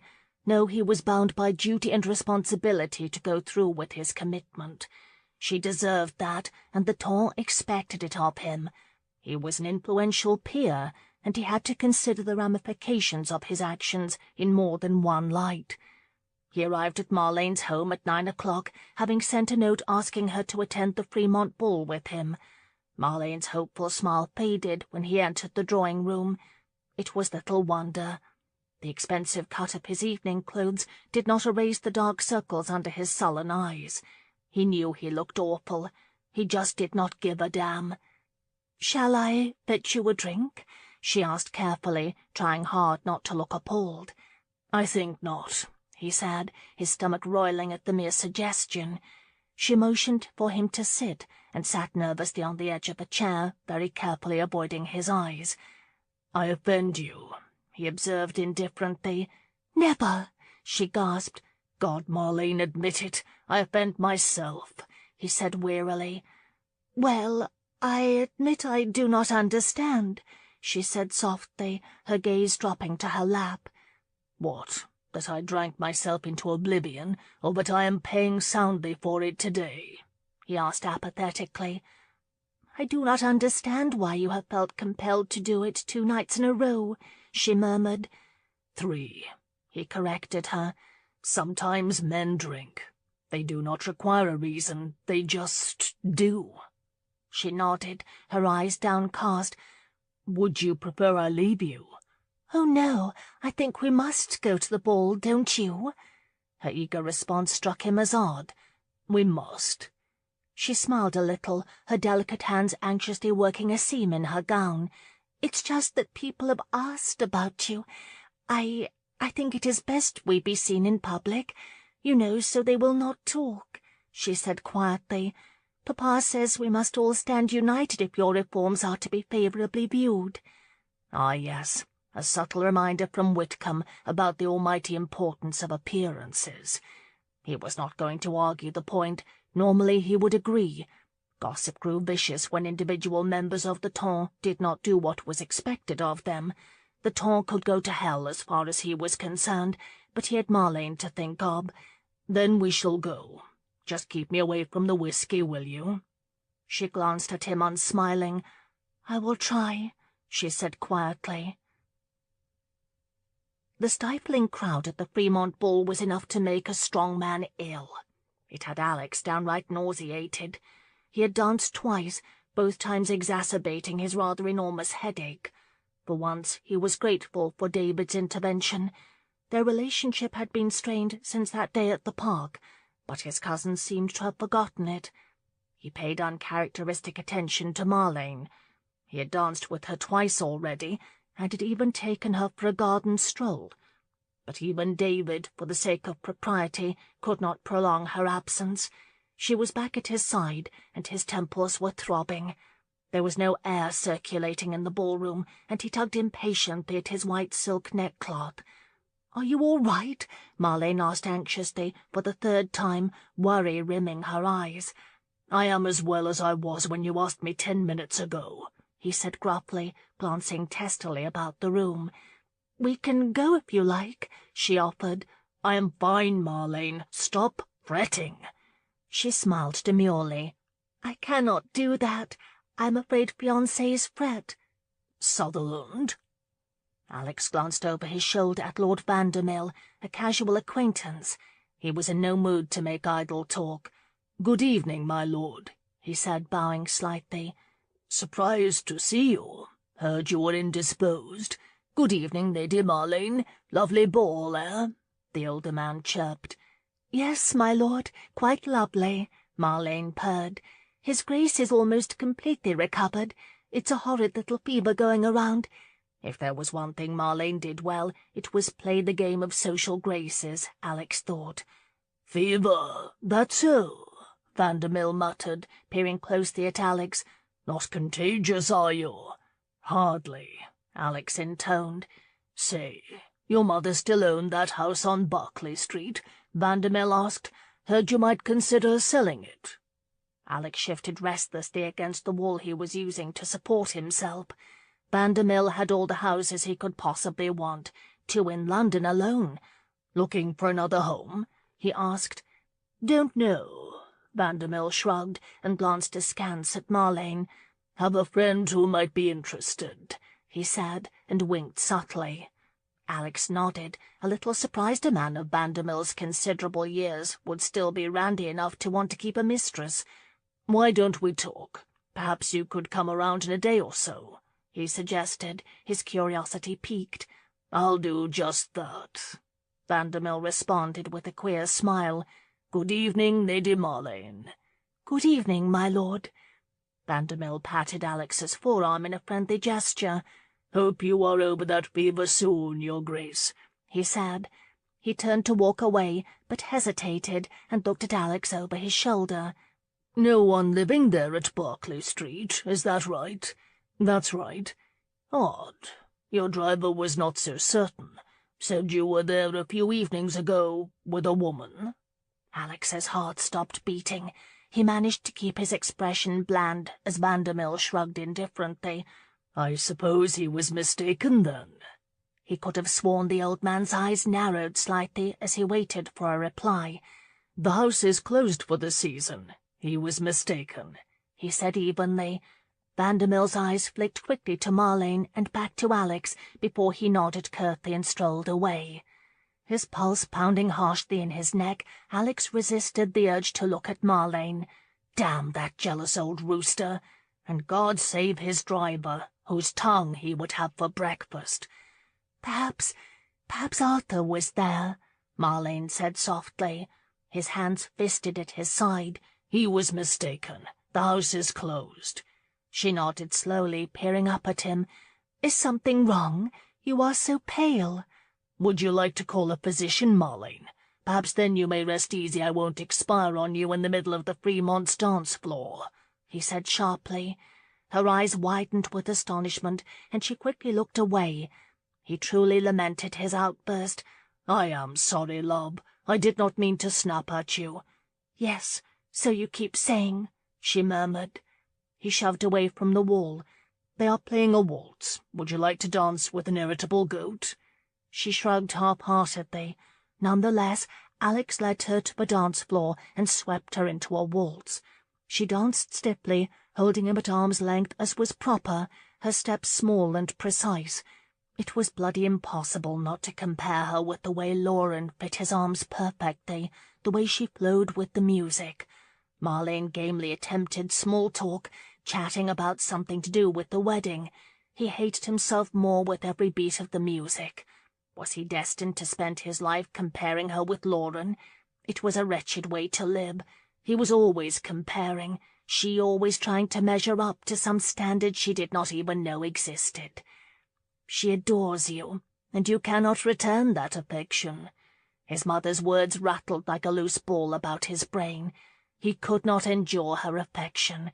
He could not even muster the patience for one ball for her. It was a great relief when Marlene asked to be taken home. He helped her into the coach and sat across from her, closing his eyes and sinking against the plush squabs with numbing fatigue. "You work so hard, Alex. You need your rest," she said as the coach rolled away from the curb. Her constant concern pricked at him, and he was an ogre for resenting it. Unfortunately, it seemed there was little he did not resent tonight. "What are your plans tomorrow?" he asked, desperate to avoid another discussion about his health. "I really must finish the invitations.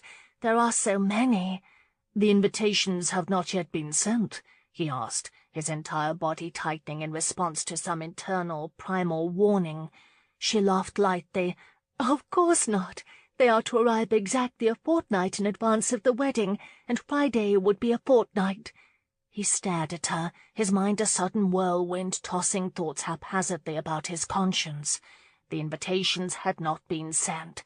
The bloody invitations had not been sent. She adores you, and you cannot return that affection. It was not too late, he thought madly.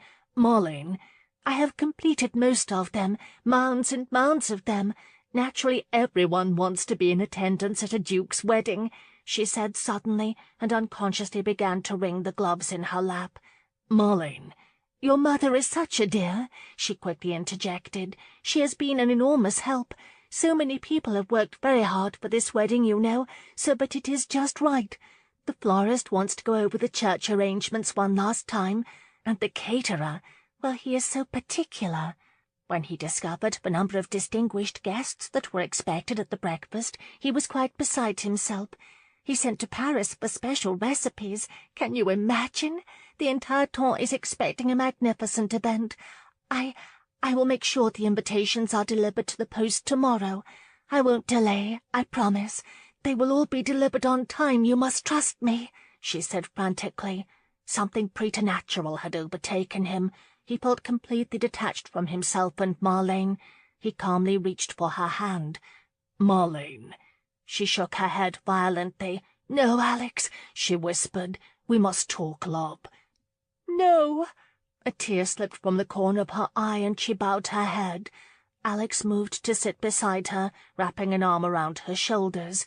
Oh, God, please no, she gasped and began to sob. I am so very sorry, he said, wincing at how violently the sobs racked her slender frame, but I cannot. Don't do this to me, Alex. Don't make a fool of me, she sobbed. I'm afraid I will make a fool of you if we wed, he said miserably. Marlene stifled a scream and slid off the bench, falling to her knees on the floorboards and burying her face against his leg.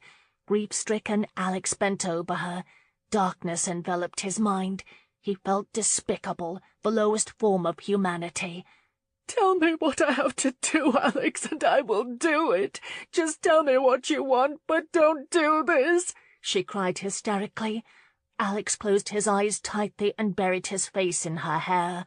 Oh, Marlene, he breathed, there is nothing you can do. It is beyond my power to change, he muttered sadly. With her fist she hit his leg. It's her, isn't it? You are forsaking me for her, she cried. When Alex did not answer, she hit him again and again. By the time the coach reached her father's home on Mount Street, Marlene had fallen into stunned silence. He tried to help her down, but she pushed away from him and alighted awkwardly on her own. I will call first thing in the morning and explain to your parents, he said softly, hating the sound of his own traitorous voice. Don't bother yourself, she muttered acidly, and pushing past him, walked unsteadily to the door. After a sleepless night, Alex was shown the next morning to the drawing-room of the Whitcomb residence by a butler who regarded him as if he had just crawled up from the bottom of the Thames. As he crossed the threshold, Lord Whitcomb fairly vaulted out of his seat, his face white with anger. Marlene refused to look at him. I don't know what insanity has overcome you, Sutherland, but you had better assure Marlene that she has misunderstood you, Whitcomb roared. She has not, Edwin, Alex said in a low voice. I deeply regret what I must do, but I cannot marry your daughter. Whitcomb gaped at him in horror. What sort of monster are you? Lady Whitcomb gasped. By God, you had better explain yourself, Lord Whitcomb shouted. A faint queasiness rumbled through Alex's gut. There was nothing he could say or do, no fabrication he could create that would ever justify or excuse his actions to the Reese family. Not even the diagnosis of complete madness, which he believed was just shy of true. I have determined we do not suit, he said simply. Whitcomb exploded. Do not suit? God damn it, Sutherland, think of what you are doing. You are about to erase 40 years of association between the Christian and Reese family. Do you realize that? I do. Lady Whitcomb sank dumbfounded into a chair. You are contemptible. What manner of gentleman, she spat, would abandon the daughter of Earl Whitcomb for a wanton? Do not, Alex said with deadly calm. "Cast aspersions on anyone else but me, madam. There is no one to blame for this but me." Lady Whitcomb snorted in disbelief and glanced at Marlene, who had yet to look up. "Make no mistake, your grace. We blame you completely," she said haughtily. "I should have known," Lord Whitcomb growled. "I defended you when they called you a radical. Give the man a chance, I said. God, to take it all back now, you must be as mad as they say." Alex had, of course, anticipated Whitcomb would abandon his support of reforms. "I would hope your vote would not be unduly influenced by this unfortunate incident. The reform movement is valid and vital to this country. I don't give a damn, Sutherland, do you hear me? You can bloody well look for support elsewhere." "I will not have Marlene's name disgraced before all of society," Lady Whitcomb interjected, oblivious to the exchange between her husband and Alex. "As far as I am concerned, she abandoned you. And believe me, everyone will know why." "Say whatever is necessary, Lady Whitcomb," he said blandly. "Oh, rest assured I will say—" "Mother!" Marlene succeeded in gaining everyone's attention. Pale as a ghost, she slowly stood and glared at Alex. "I think enough has been said. I would thank you to leave now, Alex." He desperately wanted a word alone with her, the chance to apologize one last time. "Marlene, could I—" "No, please go." "I cannot tell you how very sorry I am," he attempted. "You heard her. Get out of my house," Whitcomb growled. Marlene lifted her chin and stared at him hatefully. There was nothing else that could be said. Alex turned and walked out of the drawing-room. The next day, Alex made one final call. Pulling his hat lower to shield the blinding rain from his eyes, he marched to the door of the Russell Square townhouse. When the diminutive butler opened the door to his pounding, he did not pause to shake the rain from his coat, but strode inside and demanded to see Paul Hill. It had been 5 full days since he had looked into her dark blue eyes or heard the melodic sound of her voice. 5 full days, but he had worried unto death he had lost her forever. He had done what he had to do, wreaked havoc in London. His announcement that Marlene had ended their engagement had set the ton on its ear. This morning the Times had carried nothing else on the society pages except speculation as to what extraordinary indiscretion had forced an end to the match of the decade. There were several theories: that he had lost a sizable fortune in East India, that the reforms he pushed had been more than the Rees family could endure, that his sudden drinking, obviously indicating a larger problem, had forced her hand. He was in no mood to explain himself to anyone, and least of all to Paul Hill. Davis pointed to the parlour, and Alex marched inside. It was Ethan Hill who greeted him from a chair pulled in front of the fire, his stocking feet propped in front of the flames. "Where is Paul?" he demanded of the enormous man. Lord Hill grinned as Paul emerged from the hall, his cane forcefully striking the floor. "Come calling again, have you?" he asked blandly. Alex angrily yanked off his gloves.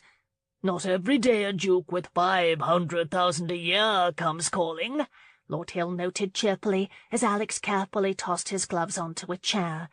"A brandy, that's what we all need. Shall you have a brandy, your grace?" the rotund gentleman asked, grinning. "No, I have come to learn the whereabouts of your niece." "Ah, how marvellous. Had your cousin here a month ago," Lord Hill chortled. "She has left London with her fiancé," Paul announced expressionless. Alex shouted an impatient glare at Paul. "Where is she?" Paul cocked his head to one side and considered Alex. "You may not put much store in formal betrothal agreements, your grace, but the Hills do." "Aye, but," Lord Hill loudly and hastily interjected, "until the vows have been said, the Hills will consider all offers." A muscle in Alex's jaw flinched. "I do not believe a formal agreement prevents her from speaking to me," he said, trying desperately to keep his tone even. "Unfortunately," Paul remarked, "she does not ever want to speak with you again." Paul Hill was playing with fire. Alex deliberately turned to his uncle. "It is extremely important I speak with your niece," he said with icy calm, "and I am in no mood to argue that point." Paul actually smiled at his deadly tone.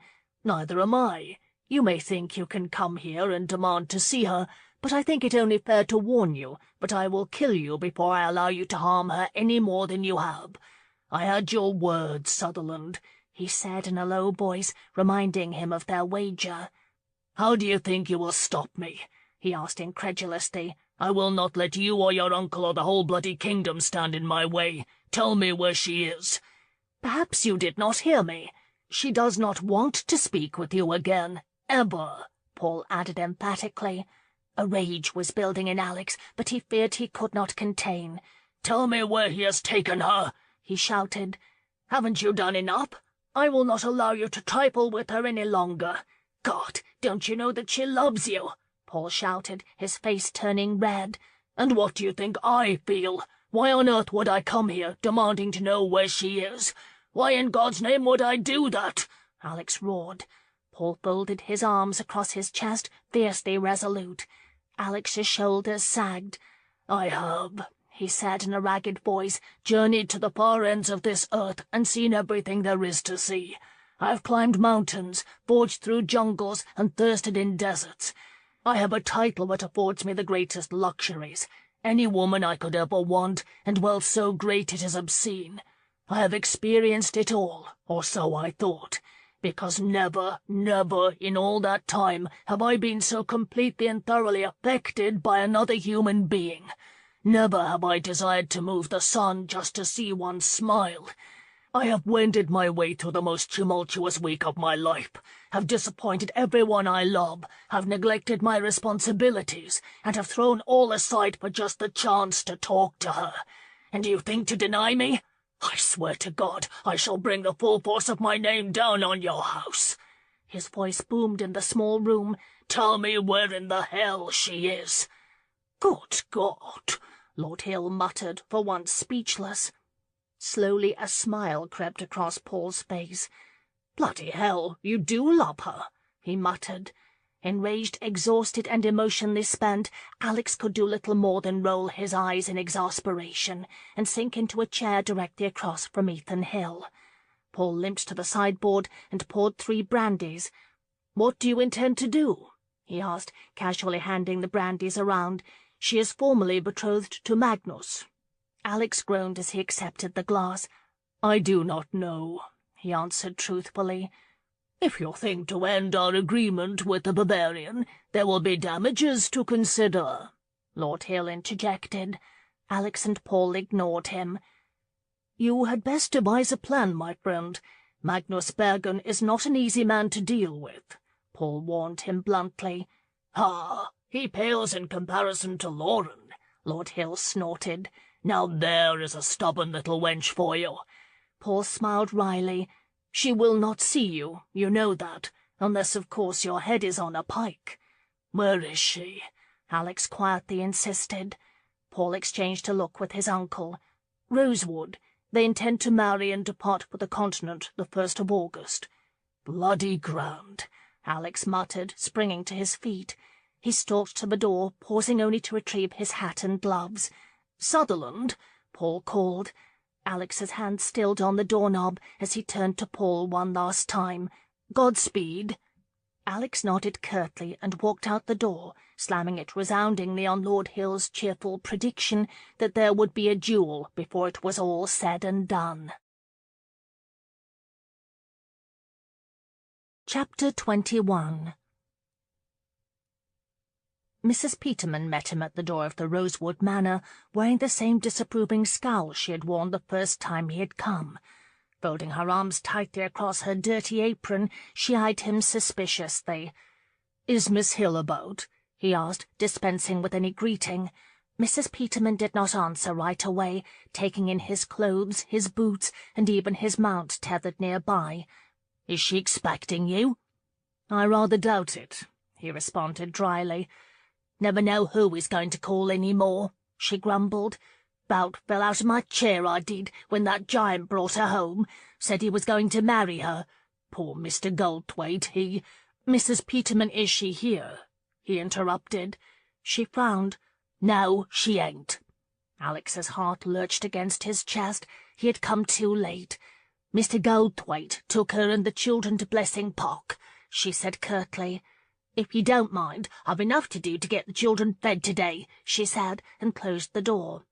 Alex pivoted on his heel and marched to his horse.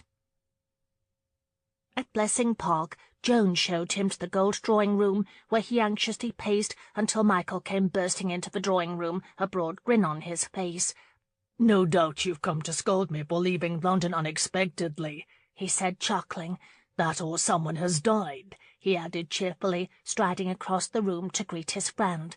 As he neared, his grin faded. "God forgive me," he exclaimed. "Has someone died?" Alex managed a wry smile and shook his head. "No, I have come—" He choked on the words, unable to admit he had come for Lauren. "Yes?" Michael asked, with genuine concern. Alex glanced sheepishly at the Marquis of Darfield. If there was a man in the temps who had given in to love, it was Michael Ingram, and he had fought its onset with gusto. But he had succumbed quite thoroughly, in Alex's estimation. Surely Michael would understand the desperation he himself felt. "Good God, man, has something happened?" Michael demanded. Alex took a deep breath. "Is Countess Bergen here?" he asked. Confusion scattered across Michael's face. "Yes. Have you brought her bad news?" "I suppose that depends on one's perspective," Alex said dryly. "My engagement with Marlene is ended." Michael blinked, staring at Alex in shock. Then suddenly he turned and went to the drink cart and poured 2 whiskies. "I think," he drawled as he handed a glass to Alex, "I have put 2 and 2 together. Let me explain." He was interrupted by Abby's cheerful burst into the drawing-room, grinning happily. "Darling, have you—" She drew up short the moment she saw Alex. Neither he nor Michael, judging by his little chuckle, missed the sudden change in her demeanour. "Oh, Your Grace, you have come," she said simply. "I believe, my love," Michael said, sauntering toward her, "you meant to say that mean-spirited, detestable reprobate has come." Abby paled visibly and shot an imploring look at her husband. "I have no idea what you are saying, Michael. You must excuse me. I look a fright," she said, taking a step backward. Michael caught her hand and pulled her, against her will, into his side. "You look wonderful." He wrapped an arm firmly around her shoulders. Abby's cheeks were suddenly quite red, and she stared intently at the carpet. Michael grinned at a bewildered Alex. "You and I have never minced words, Sutherland," he said laughingly. "I have been hearing about an unforgivable scoundrel for several days now. Apparently you are he." "I see," Alex muttered. Michael's grin broadened. "Now I understand why my wife has refused to identify this evil being to me. Undoubtedly she feared I would take your side, as we are cut from the same black cloth," he said, and smiled adoringly at Abby. "The wedding is off, darling," he said, and quickly put a hand over her mouth before she could shriek a response. "Countess Bergen is in the paddock with my head gardener, Withers," he said cheerfully, and with a playful kiss to Abby's temple removed his hand. "Oh, Alex," Abby said, and sighing gave in to their long-term friendship. "I am so sorry, but you had best be prepared. Lauren, well, she does not speak very highly of you." Alex nodded and tossed the whiskey down his throat. "I assure you, I have come quite prepared to battle to the death," he said, and strode past them just as Michael gathered Abby into a loving embrace that he could not help envying. He could hear the sound of children's laughter as he walked across the west terrace. As he sprang down the stone steps onto a gravel walkway lined with clipped hedges, his heart raced. At the end of the walkway he paused to straighten his neckcloth, desperately needing to collect his thoughts. As he tried to think, he heard her dulcet laughter. It literally snatched the breath from his lungs. He stepped forward and peered around a tall hedge, unnoticed by those in the paddock. His eyes riveted on Lauren. His angel was standing in her old leather boots, wearing a boy's white lawn shirt and buckskin trousers that fit her curves like a glove. She was absolutely glorious. Her hair was bound in a single braid, and she wore a ridiculous-looking hat garnished with a wide variety of fruit. Her cheeks bore a hint of colour, her teeth gleaming in a smile. Little Sally clung to her leg, and Withers, a man with fists like hams, was standing next to her, watching a child being led about on the back of an old nag. Slowly a smile spread his lips as he watched Theodore, sporting a new pair of spectacles, come eagerly to Lauren's side when she beckoned him to fetch Sally. Lydia leaned against the paddock railing, smiling coyly at the stable-boy leading the nag.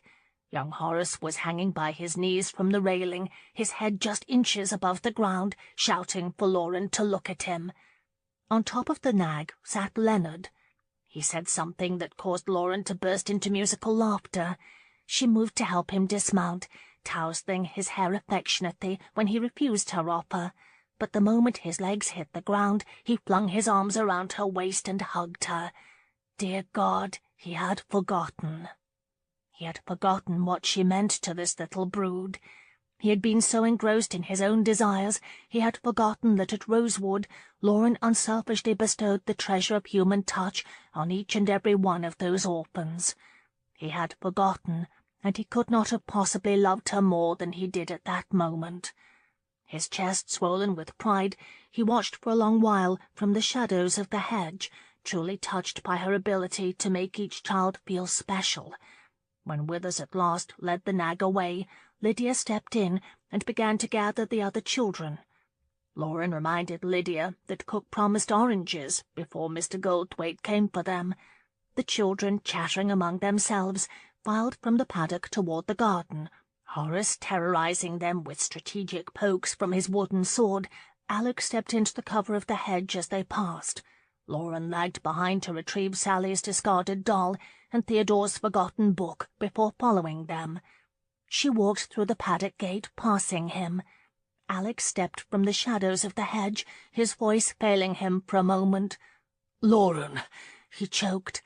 She froze in mid-stride.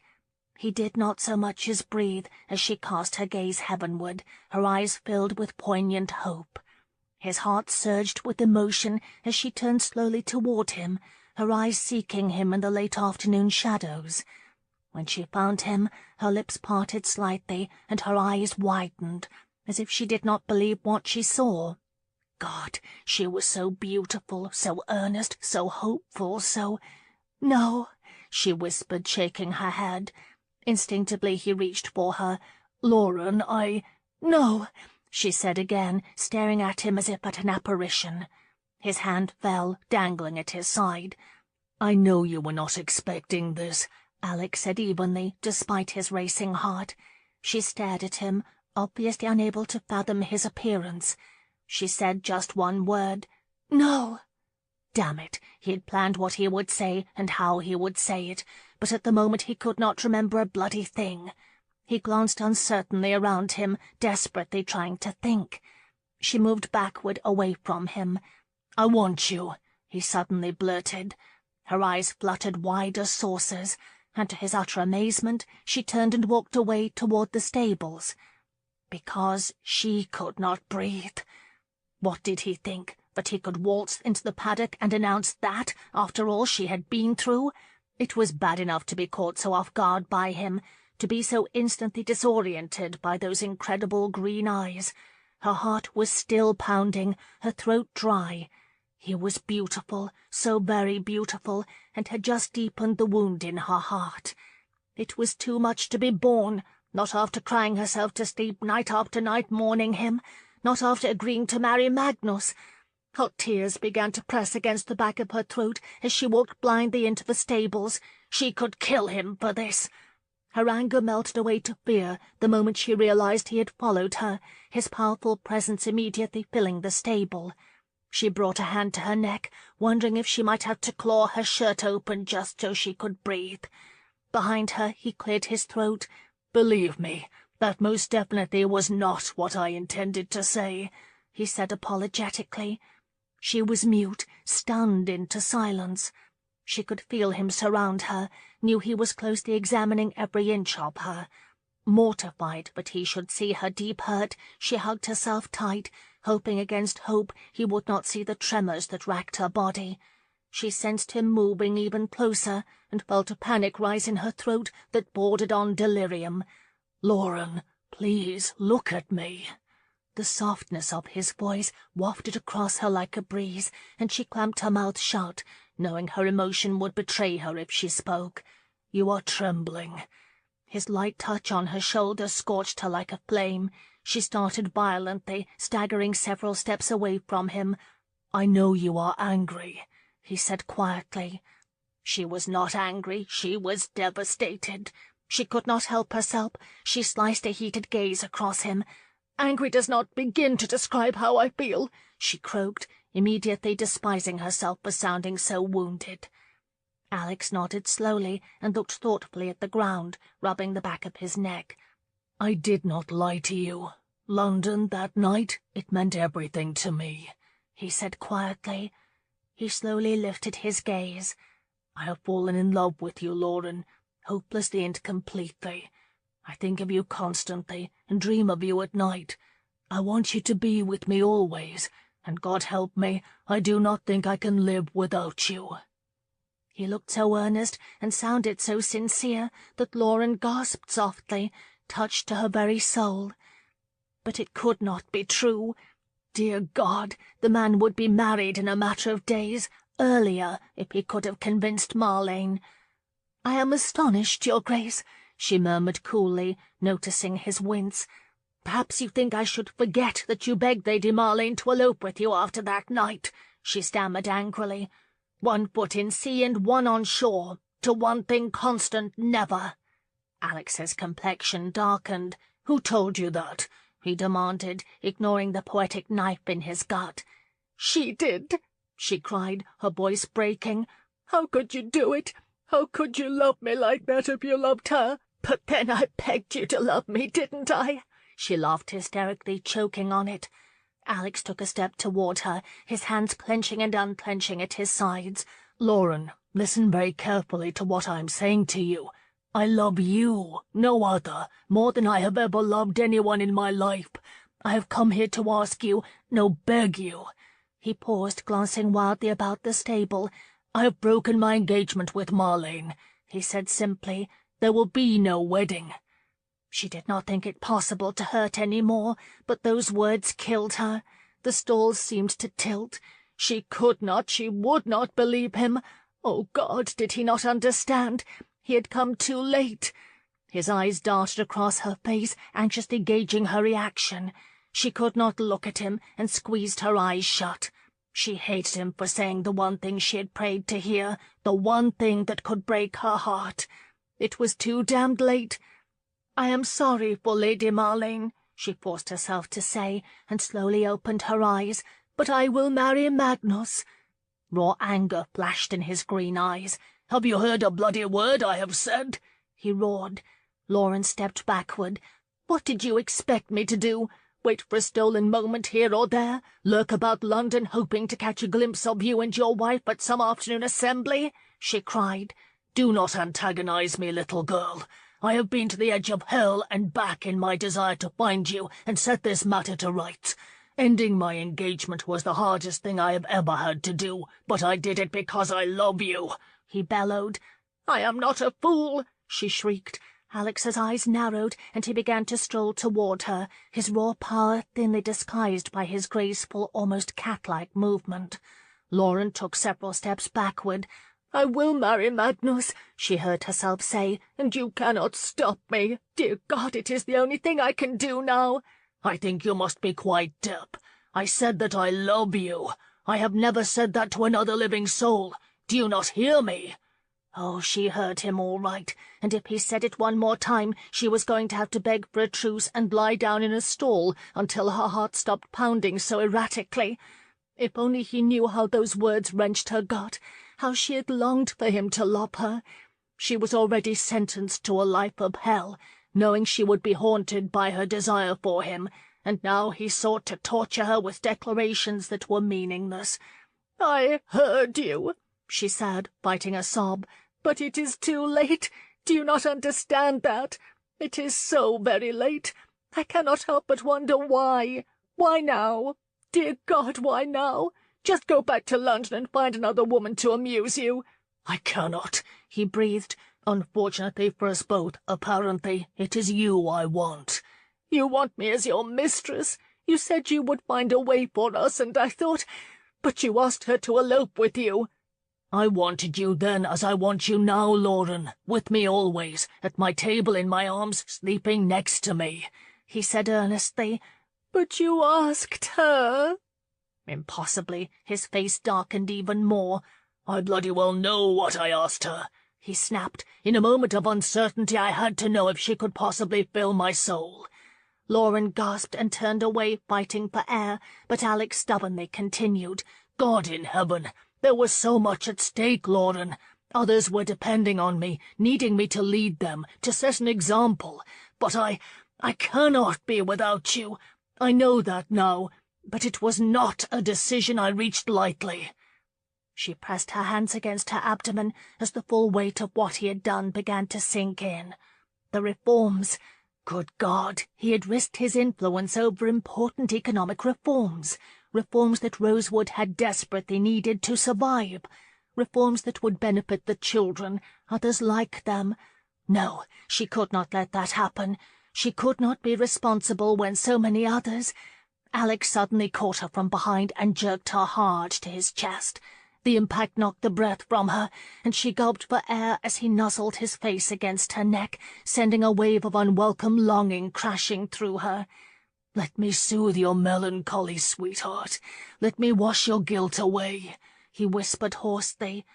The poignant use of the poem she had sent him in her darkest hour was her undoing. She swallowed a violent sob and pivoted in his arms. He cradled her face in his hands, peering deeply into her eyes. "I will not lose you again," he breathed, and crushed his mouth to hers, devouring her. She surrendered easily, abandoning everything to him. Love and desire swirled through her, and she responded with the intensity of those powerful emotions, groping for him until her thoughts began to cloud her passion. Her conscience would not let her abandon herself completely to him. Images of Magnus swept across her mind's eye, the recognition of Alex's importance in the Lords. Her passion began to ebb, flowing out like the tide and allowing guilt to seep in. She suddenly broke away, shaking her head. "Don't stop," he rasped in her ear. "You shouldn't have come here," she whispered. She felt him stiffen. Wearily, he laid his forehead against hers, breathing deeply. "I can't be with you, Alex. You have to leave." His head jerked up at that. "Never," he said roughly. "No, never, please God, never," she silently prayed, but pushed softly against his chest. "Maybe it's not too late, if you go back to London." "What in the hell are you saying?" he demanded. "I can't be with you," she said again, her voice quivering. Alex slowly dropped his hands to his sides. Lauren stepped away, flattening her back against a stall, fighting the urge to fling herself into his arms again. There was simply too much at stake. His expression was disbelieving, incredulous, but he had to believe it. Pivoting on her heel, she fled the stables, blinded by tears. She ended up in Abby's favorite sitting room. Like a wild animal, she paced around the sewing baskets, books, and magazines scattered about the floor, intermittently crying and suppressing a rifling anguish. Oh, God, why had he come and made such a bloody mess of everything? No, there was no mess, she angrily reminded herself, other than her state of mind. Ethan had signed the betrothal agreement, had already posted the banns. What of Magnus? Good God! How could she look at him, having heard Alex's declaration of love? How could she lie with him on their wedding night? That monumental event was just days away. Even now he was in Portsmouth, readying his ship to take her to Bavaria, to take her away from Alex. With a sob, Lauren whirled toward the windows overlooking the gardens. Bavaria, where she would wake each morning to the memory of his words, I love you, no other, more than I have ever loved anyone in my life," she gasped in abject pain. When the door quietly opened, Lauren spun around, half afraid it was Alex and she would lose all reason. But it was Abby who entered, balancing a tray with a flagon and 2 tankards. Lauren hastily wiped the tears from her face as her friend carefully placed the heavy tray on a stool. Abby did not look at her as she knelt on her knees next to the stool. "Michael sent Mr. Goldthwaite to Rosewood with the children," she said quietly, "and Alexa is in bed." Lauren did not answer, afraid she would break apart if she did. Abby poured a tankard of ale and held it out to Lauren with a sheepish smile. "It's my favorite. Whiskey may seem more appropriate to you at the moment, but it does not go down quite as smoothly." Lauren could not move. She stared at the tankard. "It's none of my affair, but I am guessing things did not go particularly well," Abby said, and with her head motioned toward the tankard. Slowly, Lauren walked across the room, fell to her knees across from Abby, and took the tankard. "He has ended his engagement," she said bluntly, and took a long swallow of the foul liquid. Abby poured a tankard for herself and settled on the floor, leaning against an overstuffed couch. "Michael told me." Lauren slid to her hips, perching her shoulder against the couch, and stared into the tankard. "He says he loves me." She almost choked on the words. Abby took a generous swig as she contemplated that. "I think he must love you dearly to do what he did. It must have been very difficult for him." "What, to come here now, when it is too late?" Lauren asked bitterly. Abby smiled softly and shook her head. "No, I think it was very difficult to end his engagement and risk everything he has built." Lauren hid her guilt at that behind another swig of ale. "But," Abby continued, "I never thought he loved her. I mean, I think he hoped he would, but he found you. It's just that the timing is not very good." "The timing could not be worse," Lauren moaned and drank more. "You can hardly fault him for the timing, Lauren. It's not as if you presented yourself any earlier." "Oh, fine," she snapped, and drank more of the ale. After several minutes she blurted, "First of all, I did not present myself. Secondly, he may say whatever he likes now, because it is just too late." "Too late? Why is it too late? "Have you forgotten? I have to marry Magnus." "You do not have to do anything. You are not married yet, so how can it be too late?" Abby demanded. "Because it is." "No, it is not." Abby strongly disagreed. "What are you suggesting?" Lauren asked suspiciously. Abby snorted loudly and quaffed her ale before speaking. "You do not love Magnus, do you? Do not even think to try and tell me otherwise. It is quite obvious. Is that so? Well, the night in London I came to your house, you thought I was quite mad for him. Seemed obvious to you then," Lauren countered triumphantly, feeling a bit light-headed. Abby gave a curt toss of her head and glanced imperiously at the hearth. "I have had the opportunity to observe you closely since then." "You have had the opportunity to listen to me cry about my troubles, you mean?" Abby abruptly giggled into her tankard. "All right, so I have. But you have told me everything, and my point is that you love him, Lauren, not Magnus. And Alex loves you. So much that he ended an important engagement, severed a powerful family alliance, and walked away from everything he has accomplished in the Lords. Therefore it is not too late." Abby lifted her tankard into the air, ending with a flourish.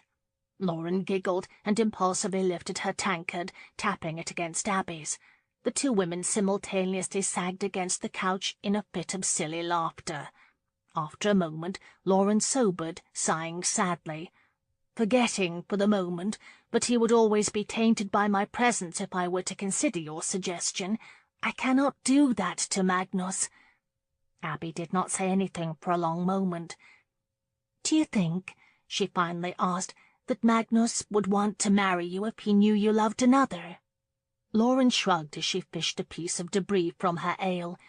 "He knows. It does not matter to him. It was part of the agreement between us," she said softly.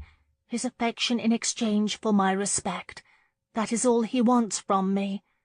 Abby looked sceptical. Truly? I mean, he may have said that, but do you think he could truly mean it? Lauren did not immediately respond. She drained her tankard and helped herself to another. "It does not matter," she said resolutely.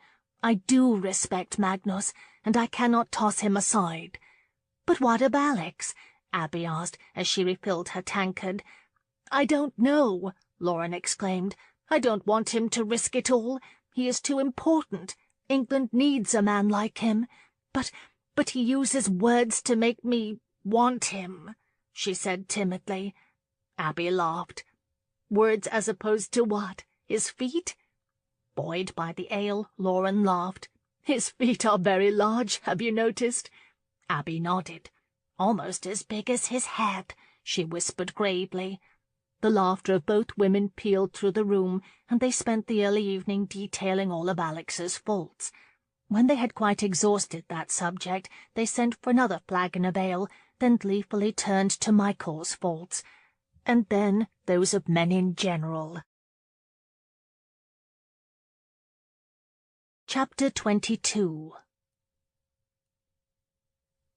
After depleting Medarfield's ale reserves, Lauren was escorted home by 2 coachmen and Withers. The next morning her headache was far too blinding to answer the dozens of questions Mrs. Peterman put to her. She hardly knew what she was doing as she attempted her chores. If she never saw a pint of ale again, it would be too soon. Unable to endure the housekeeper's disapproving looks, she finally stumbled outside to feed Lucy. But even she seemed to be looking at her questioningly. "Et tu, Lucy?" she mumbled. Misery, both physical and emotional, deluged her. In the rare moment she was capable of thinking clearly, she was baffled and drained by Alex's unexpected appearance. She could not think. She did not want to think. Dropping the empty feed pail, she began to walk to no particular destination. Just somewhere away from all humanity, somewhere she would not have to think. Without realizing how far she had gone, she stumbled onto the pumpkin field and moaned. How apropos that she should end up exactly where her little saga had begun. She dragged herself to a tree and leaned against it, looking out over the fallow field. There would be no pumpkins this year. Magnus did not like the fact that she had established trade. Like Paul, he did not think it terribly befitting a countess.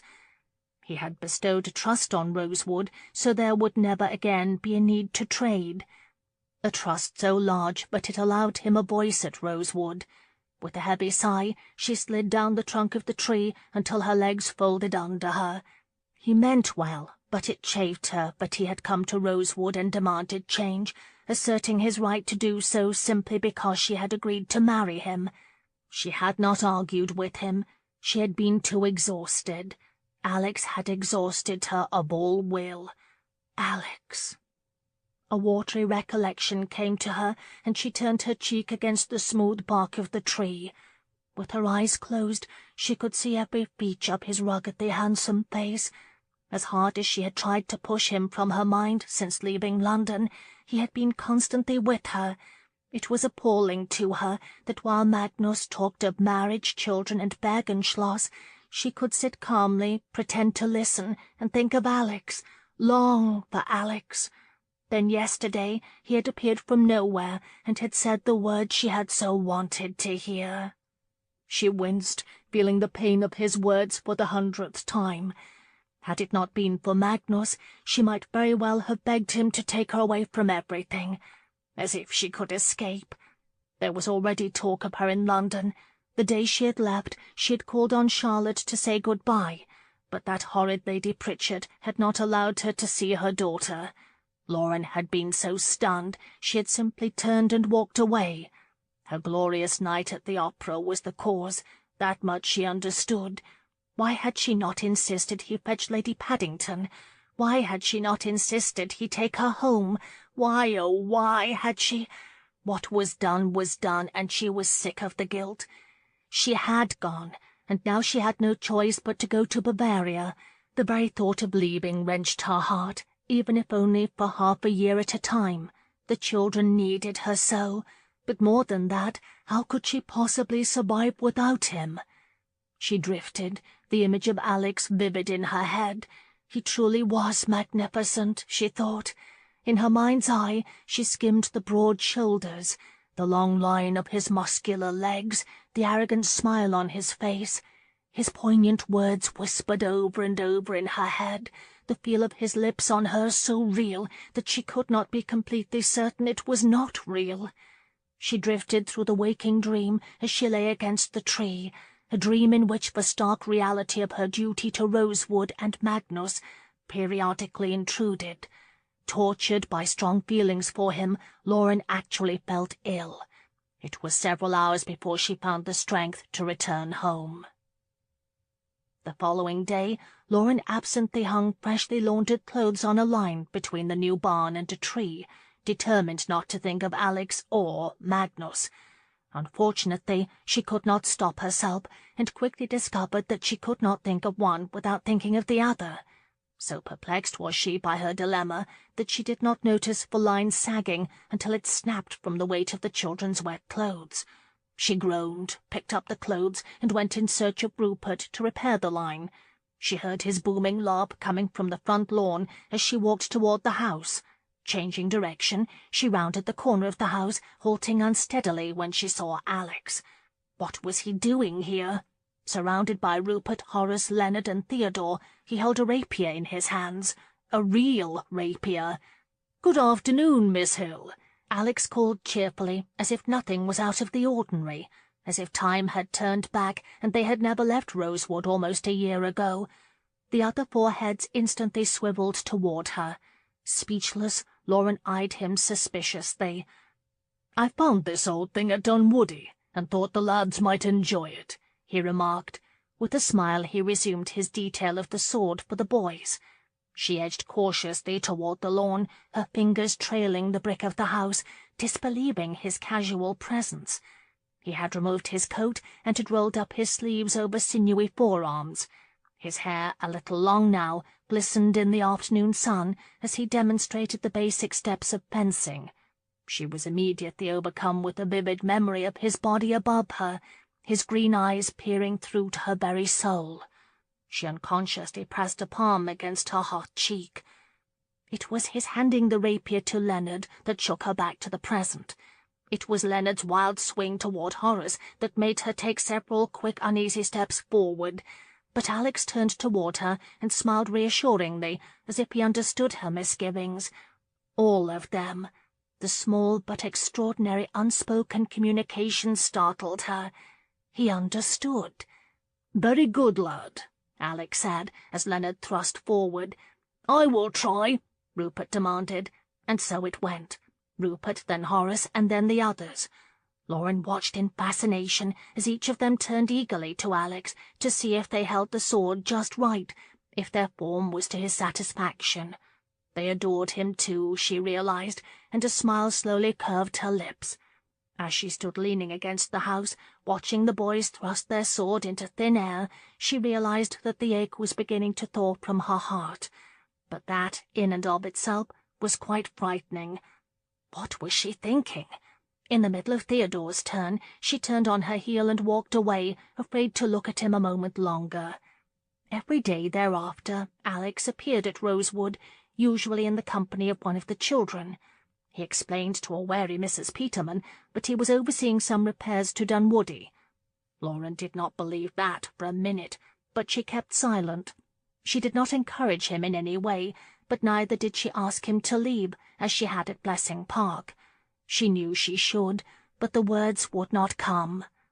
He appeared every day, filling her with his mere presence, assuring her without words. He charmed them all. Even Mrs. Peterman began to soften toward him, even though she still held him fully responsible for Lauren's refusal of Mr. Goldthwaite. On the front lawn he taught Lydia the latest dance from London, accompanied by his rich baritone hum. The poor girl was so admiring of him that she almost swooned, and did not once mention Mr. Ramsay Baines, the young lad she was determined to marry one day. He brought Theodore 2 books of fiction, one a pirate story, the other an adventure. He helped Rupert shore up a fence the cattle had crumbled. He took Leonard riding on Jupiter. At the supper table, the children could speak of little else than Mr. Christian and the many adventures he had experienced, climbing mountains, exploring jungles, and meeting strange people who wore grass for skirts. She could not help but be drawn to wherever he was, but she kept a respectable distance. At first she was reluctant to even speak with him for fear of betraying herself and ultimately Magnus, but it was impossible to resist him. After a few days she began to respond timidly to his chatter. He asked about her plans for Rosewood. She cautiously explained her idea, rejected by Magnus, of establishing a dairy and trading its products for food and sundry dry goods. She fully expected him to tell her it would not work. He surprised her by proclaiming it a marvellous idea, agreeing that Rosewood could not rely on the land to produce enough grain to sustain them. He offered to help, said he knew a dairyman who could help her get started if she should have the opportunity. Lauren realized she was smiling as he spoke, eagerly discussing her dreams with him, encouraged and enthused by his tacit approval. She even garnered enough courage to ask him about Sutherland Hall. He grew animated as he spoke of his home, regaling her with tales of 3 brothers who were constantly into mischief. Every once in a while, if she had allowed herself to be near him, he would reach up and casually smooth a curl from her temple, or let his knuckles graze her cheek. His touch always startled her. She was so sure she would succumb to her desire that she made certain she was never alone with him. It was very obvious he did not care for her reticence. He tried any number of ways to be alone with her. Part of her desperately wanted to walk with him when he asked, or to ride Jupiter with him, or to accompany him to Pember Heath. But it was too dangerous, too tempting. She forced herself to think of Magnus. She reminded herself that Alex should be in London at the close of the parliamentary session, not Dunwoody, not whiling away the time at Rosewood. There was too much at stake. She told herself that so often that she was beginning to chant it like a mantra. Though it hardly seemed possible, she grew to love him more each day, and therefore became more confused. She tried to make herself think of Bavaria, of when Magnus would return, of who she was, but she still refused to face her future. She still allowed herself the remnant of a dream. But then a letter from Paul arrived. He had written to confirm that he and Ethan would arrive at the end of the week. In the course of his note, he wrote that the latest speculation as to the true cause of the sudden break-up between Lady Marlane and Sutherland was the Duke's obsession with a titled woman unknown to Baton before this season. In so many words, he told her that the gossip about her was malicious. That might have been enough to confirm her determination to marry Magnus, but Paul had gone on to report that the Ton was on edge over the potential fate of the Reform Bill, now that it had passed the Commons. Unfortunately, he wrote, most pundits gave it little chance of passing the Lords without the Rees Christian support, which was now, of course, highly doubtful. Paul's opinion was that, for all intents and purposes, the Reform Bill was dead. From there he had launched into a discussion about his plans to pick up the mantle of reform, perhaps starting in their home parish. Just as soon as he set Rosewood to rights, he would seek a seat in the Commons, he boasted. Lauren had burned Paul's letter. The sight of it reminded her of the reality of her situation beyond the bounds of Rosewood. Instead of being in London, where he was sorely needed, Alex was here. Instead of swaying the Lords to enact the reforms and change the destiny of the country, he was teaching Lydia to dance. Dear God, even if she could end her betrothal to Magnus and follow Alex, which she could not, there was no hope. She was ruined just as Paul and Magnus had predicted. She would be a source of constant embarrassment to him, a thorn in the side of the Earl of Whitcomb and his family.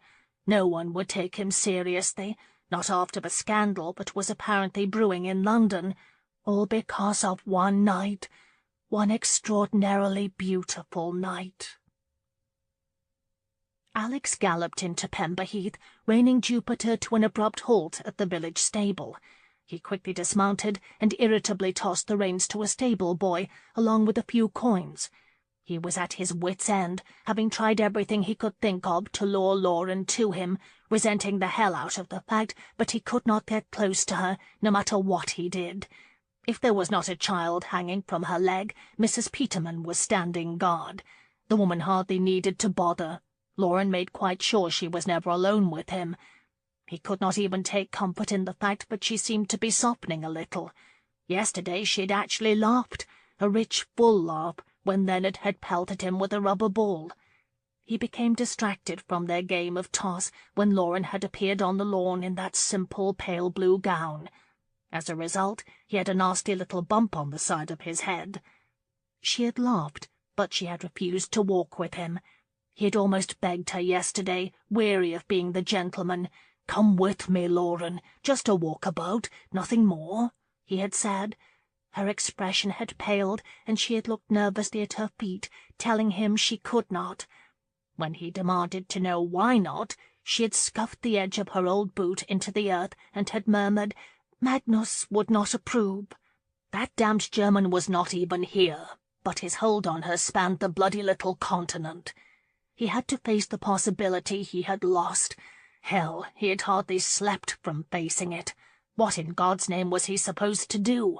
He could not live at Dunwoody indefinitely. There was a dearth of simple human companionship, except the groundskeeper and his wife, whom he rarely saw. With little to keep his mind occupied, save her, he restlessly rambled from room to empty room, absolutely obsessed with her. He hated to admit it, but he supposed it was possible she actually felt some affection for Mad Goose. Did that mean she had lost the love for him she had so blissfully proclaimed the night of the opera? He did not know for certain, and it was driving him mad. He would try one last time, he had decided. If she did not come to him now, if she did not give him some sign there was hope, he would leave. First to London to wrap up some business, and then, by God, he would leave England, perhaps indulge in an adventure or two, anything that might cleanse his soul of her. He stalked toward the end of the main thoroughfare, wondering just where in the hell a person might find a bunch of gardenias in such a god-forsaken little village. "Sutherland!" Alex pivoted sharply. Scanning the crowded street, he saw Paul Hill limping toward him, using his cane to force the carriages and horses to bear around him. "I had thought I would receive word that the wedding had been postponed," he said breathlessly as he reached Alex. Alex flicked his eyes to the people around them, then to Paul. "I did not know you were at Rosewood," he muttered, and motioned toward a covered breezeway between two buildings. "We only just arrived. Ethan has gone to find Rupert. Damn fool was to have met us. Never mind that. What about Lauren?" Paul asked, trying to catch his breath as they moved into the breezeway. Alex scowled. "Your sister, sir, is the most intractable woman I have ever known," he responded irritably, and leaned over the railing to peer into a babbling stream below them. "Well then, what have you done?" Paul demanded. "Other than be my usual charming self," he answered acerbically. "I have done nothing. I cannot get close enough to her to so much as offer a handkerchief." "Oh, God!" Paul snorted. "That's it. I expected more from you, Sutherland." Alex angrily jerked around to face Paul. "What in God's name would you have me do? Abduct her, for Christ's sakes!" he fairly shouted. "She is apparently content to marry that heathen Bavarian." "You are wrong," Paul said evenly. "She has loved you since the day you stumbled onto Rosewood. She practically deified you, Mr. Christian. She has wanted no other, not since the day you almost killed her." "I did not." With a great sigh of exasperation, Alex angrily shook his head. "That was before London, before Mad Goose arrived to claim her. She has obviously changed her mind. If you think Bergen stands in your way, you are a fool. Can you not see that Bavaria is a convenient solution for her?" Paul blustered angrily. When Alex did not immediately respond, he sighed, glancing impatiently at the stream. "Look here, she thinks Bavaria is the only place she can go now, and the circumstances being what they are, I have to agree with her. London has branded her. There is no hope for her in England, not the way things are." Alex remained silent, his doubts overpowering him. Paul groaned with exasperation. "I know my sister. I know when she loves. It is completely, without artifice. Would that I had understood that sooner," he muttered, more to himself than to Alex. "She cannot bear to love you without hope. She would prefer Bavaria to that. But you can change that." Alex looked again at the stream, slowly shaking his head. "I have tried." Paul gripped the railing. "What you said in London. If you truly love her, if you truly want her, you will find a way. But you had best be quick about it. They wed Friday and set sail the following morning." He did not wait for a response, but shoved away from the railing. Alex clenched his teeth as he listened to the clip of Paul's cane. He had 4 days. Theodore announced excitedly that Count Bergen was coming down the drive. Lauren's heart sagged with disappointment. She had been waiting for Alex to come. When he had not come around yesterday, she had tried to convince herself that it meant nothing. But as today had passed with excruciating tedium, she had begun to wonder if she had succeeded in chasing him away. If she had been as successful as all that, she was prepared to march right down to the river and throw herself in. Could she do nothing right? Without looking at Paul, she slowly put away the socks she was darning and stood, smoothing the lap of her gown. "Well," said Paul cheerfully, "Bergen's return means you will be leaving soon." He smiled and picked up his cane. "You must be very excited. The nuptials, a wedding trip abroad, a fancy ship, married bliss in Bavaria." In her current state, it was beyond her ability to fathom why Paul might try to provoke her, but he was doing a fine job of it. God, she wanted to slap him. This was hard enough without his needling. "Should you not welcome your beloved home?" He grinned, confirming her suspicions. With an icy glower, she walked out of the drawing-room. Magnus was climbing down from his horse when she stepped outside. He smiled at her as he lifted his saddle-bags. "You are a welcome sight, Liebchen." "Welcome back," she said, trying to smile. Magnus hoisted the bags onto his shoulder and crossed the drive to her. He slipped a free arm around her waist and kissed her on the lips. "You will be pleased with the ship," he said in German. "I spared no expense to have my cabin made suitable for a bride." A bridal suite. Lauren felt herself colour. She thought of Alex immediately and tried to stop her traitorous thoughts into some remote corner. Magnus chuckled. "Come now, Liebchen, you are not as innocent as all that." He grinned and winked subtly. Feeling suddenly nauseated, Lauren swallowed a lump in her throat. Magnus frowned. "What is this?" "Ah, my dove, I will be as gentle as a lamb. You have nothing to fear," he said, and affectionately kissed her temple. "My Deutsch is not terribly good. What were you confessing, Bergen?" Paul asked. Magnus slid his gaze to Paul. His hand slipped from her waist, and he moved away, muttering something that caused Paul to chuckle.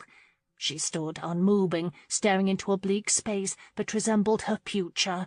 She heard Ethan's booming voice, and still she did not move.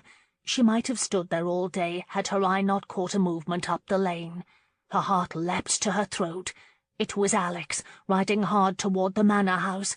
A silly grin spread her lips, which she quickly covered with her hand. As rider and horse neared, her heart pounded against her ribs with every thud of the hooves. He flew onto the drive, reining up hard, his eyes locked on her. Then slowly the green orbs flicked to the men behind her. "I see Mad Goose has returned after all," he said jovially, and gracefully alighted. Lauren did not turn around, but clutched her hands nervously in front of her, clinging to a thin thread of control, as Alex tethered his horse and walked briskly to where she stood. Her pounding heart would break free of her breast at any moment, she was certain of it. "Sutherland," Magnus said very gruffly, coming to stand beside Lauren. "What are you doing here?" Alex grinned unabashedly. "Wishing the happy couple well, Bergen," he quipped, then turned to Lauren. "Good day." "Good day, Your Grace." Oh, God, were her cheeks as flaming red as they felt? Judging by Alex's widening grin, apparently they were. Magnus flustered her further by suddenly hauling her to his side in an iron grip. Alex merely chuckled at his possessive display. "I could hardly let you sail to Bohemia." "Bavaria," Magnus growled. "Whatever," Alex said flippantly, "without saying good-bye. It has been such a challenge, knowing you, Bergen." "Sutherland," Ethan boomed, waddling out onto the front steps, "unless you've come to up the ante, be gone with you now." "Yes, go," Magnus said quietly. He was gripping Lauren's waist tightly, so tightly she was having trouble catching her breath. "In due time, my lord," Alex responded, undeterred. "I brought your angel a gift," he said, and pivoting on his heel, marched toward Jupiter. "Angel," Magnus echoed, peering sharply at Lauren. "Lydia. He means Lydia," she hastily responded. Alex reached inside his saddlebag and returned to the front steps, where Paul, Ethan, and Magnus now surrounded Lauren. "Miss Hill," he said, and held out a perfect single gardenia to her. "Would you be so kind to, give it to Lydia, that is?" Hesitantly she glanced up at him and saw the warmth in his eyes. Her heart fluttered wildly. Magnus's grip tightened painfully. She coughed uncomfortably and slowly reached for the flower. Alex put it in her hand, his fingertips brazenly brushing her palm. What shall I say?" she asked, mortified that her voice trembled. He smiled, his eyes fixed on hers, seemingly oblivious to the others. "Tell her the heaven such grace did lend her, that she might admired be." A tendril of sweet desire coiled around her heart, and Lauren exhaled softly. No one could touch her as deeply as Alex, she thought, and looked at the gardenia in her palm, blurred through a haze of tears. She heard the guttural growl from Magnus and Ethan's angry bluster. Slowly she lifted her gaze to Alex and returned his warm smile. "You are not welcome here, Sutherland," Magnus said suddenly, his voice dipping dangerously low. "Get on your horse and go." Alex reluctantly shifted his gaze to Magnus and actually smirked. "Haven't taken your bows yet, have you, Bergen? I think your presumption of owning the place is a bit premature." Magnus suddenly let go of Lauren and took a large step forward. A good 2 inches taller than Alex, he stood only inches from him, arms akimbo, a threatening expression on his face. "I said leave. You are not welcome here any longer." Alex chuckled and casually shifted his weight onto one hip as he regarded Magnus with a hint of amusement. "I suppose in Bavaria it is impolite to wish a couple well, then. Is that right, Bergen? You Germans prefer the civility of the pagans." "Pagan," Magnus breathed. "My apologies. What is the word in a language he can understand, Lauren?" Magnus suddenly lunged for Alex, grabbing for his throat, but Alex was too quick. He whirled around, neatly sidestepping him, and chuckled at Magnus's bluster. "You'll have to be a damn sight quicker than that if you want to harm me, my friend. But in England we have other ways of settling our differences, if you care to explore them." "Here now," Ethan called nervously, and Paul hastily limped toward the 2 men, shoving his cane between them. "There is no cause for that. Bergen, he has come to wish you well, nothing more. And Sutherland, your kind wishes are graciously received, but the Count has only just arrived from Portsmouth. Perhaps it is best if you call another time, if you don't mind." "Not," Alex drawled, "any more than usual." He glanced at Lauren, who was paralyzed by what was quickly unfolding in front of her. His eyes quickly flicked to the length of her, then landed on her face again. "Good day, Lauren," he said quietly. With a curt nod to Paul, he pivoted and swung onto Jupiter's back and galloped away in a cloud of dust. Magnus watched him go, then jerked around to face Lauren, his face mottled with rage. "What in the hell was he doing here?" he demanded angrily in German. Lauren shrugged weakly. "As he said, to wish us well. If you will excuse me, I should give this flower to Lydia before it wilts." She fairly flew inside, just as Paul clapped Magnus on the shoulder and remarked that it did seem a very kind thing for the Duke to do. Supper was a horrid affair for Magnus. He could not stop staring at her, watching her blue eyes dip to her plate as she pushed her peas about one by one. Paul was unusually animated, talking incessantly about the blasted Duke, and the uncle was orally spending the trust Magnus had given Rosewood as a betrothal gift. He thought the blasted meal would never end, and when it did, he stood abruptly, announcing that he would retire to the village. He stalked silently outside, Lauren close behind. Thankful to find that the simpleton Rupert had brought his horse around, he tossed his saddlebags on the mare's back, then turned sharply to face Lauren. She stood with her hands clasped behind her back, rocking gently on her feet. The light spilling from the house cast shadows on her face that made her allure even more profound. For the sake of propriety, he had chosen to stay in Pember Heath.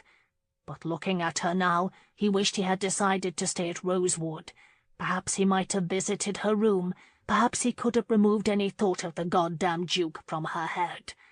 He folded his arms across his chest, growing angrier with each passing moment. He deserved an explanation for the Duke's presence, but she said nothing, absolutely nothing. Not only did she make no effort to soothe his ruffled feathers, she did not even attempt to send him off with a warm goodbye. And that, he realized, was not a very auspicious beginning for two people about to be married. "You seemed preoccupied this evening, Lauren. Is there something on your mind?" he asked at last, struck by how harsh his native tongue suddenly sounded. "Have I? I was not aware. I apologize," she said, and averted her gaze across the lawn. "You did not answer me. Is there something on your mind?" he asked again, silently willing her to assure him that all was well. "Why, no," she said sweetly, still looking across the lawn. "How long has he been here?" he asked abruptly. Lauren stopped rocking and looked at him from the corner of her eye. "Paul and Ethan arrived yesterday," she said softly. Magnus's hands clenched at his sides. "I am not referring to your kin. How long has he been here?" he asked angrily. Lauren drew her bottom lip between her teeth for a moment. "I gather you mean the Duke?" "What in the bloody hell is going on here?" he breathed, his pulse beginning to beat soundly at his temples. "Nothing, Magnus," she said soothingly, and for a moment he hoped. "He came to wish us well," she added gently. He knew he should accept her explanation, but he just could not leave it alone. "We had an agreement, you and I. You promised to honor me." She looked surprised. "I do honor you." "You do not honor me when you look at him with eyes as big as moons and blush like a maid when he smiles at you." Lauren blinked, then slowly raised her chin. "I honor you, Magnus. I respect you. I will do so until my dying day, but there can be nothing more," she said quietly. "That was our agreement." His breathing was suddenly constricted. It was their agreement, all right, his goddamned agreement. Enraged, he suddenly vaulted to the mare's back, yanking the reins hard to keep her from bolting at the sudden impact. He glared down at Lauren, his mind and heart racing. She looked at him so serenely, for a moment he wondered if he had misjudged the situation. But he knew he had judged it perfectly well, and abruptly spurred the mare into the night. She could sleep soundly tonight, knowing that she lived up to her end of the agreement. But not him. His promise was starting to strangle him. Chapter 23. Lauren had every intention of apologizing. Magnus was right. She did not honor him by practically fainting over Alex's gift of a gardenia. When he had ridden away last night, so furious and wounded, guilt had overcome her with a vengeance. She felt so badly about it that she had not slept well at all, and had awakened Rupert at daybreak to hitch one of the old greys to the wagon. Dressed in one of her best walking dresses, she left a note for Mrs. Peterman and started for Pember Heath to make amends, beginning with an apology to the man she would marry. A dense morning fog blanketed the earth, and it was impossible to discern the landscape, weather that exactly matched her mood. It seemed of late she had no idea which way was up or down. Every day was a kaleidoscope of confusion, her emotions turning and twisting in her heart and mind. She had had enough, she thought, as the grey trotted briskly along the road. She had selected her fate, had signed all necessary documents, and would honor her commitment. Magnus had been a model of patience, very kind in his own unique way, and had asked for nothing in return but that she respect him. She had promised him that much. She owed him that much. She urged the old grey faster. Horse and wagon rattled across a small bridge that marked the halfway point between Pemberheath and Rosewood. A screeching noise suddenly rent the air, coming from the wagon, and Lauren frantically drew up on the reins. Sighing impatiently, she climbed down and hands on hips surveyed the old conveyance. The working of the thing baffled her, other than that the 4 wheels were required to turn. She walked to the horse and led her forward. The horrendous sound occurred again, and looking back, she saw the front wheels did not move. "Oh, honestly," she exclaimed, marched back to the heap of old lumber, and impetuously kicked it. She immediately grabbed her foot, wincing in pain. "Damned slippers!" she muttered, and glared hatefully at the dainty emerald footwear that matched her dress. Wonderful!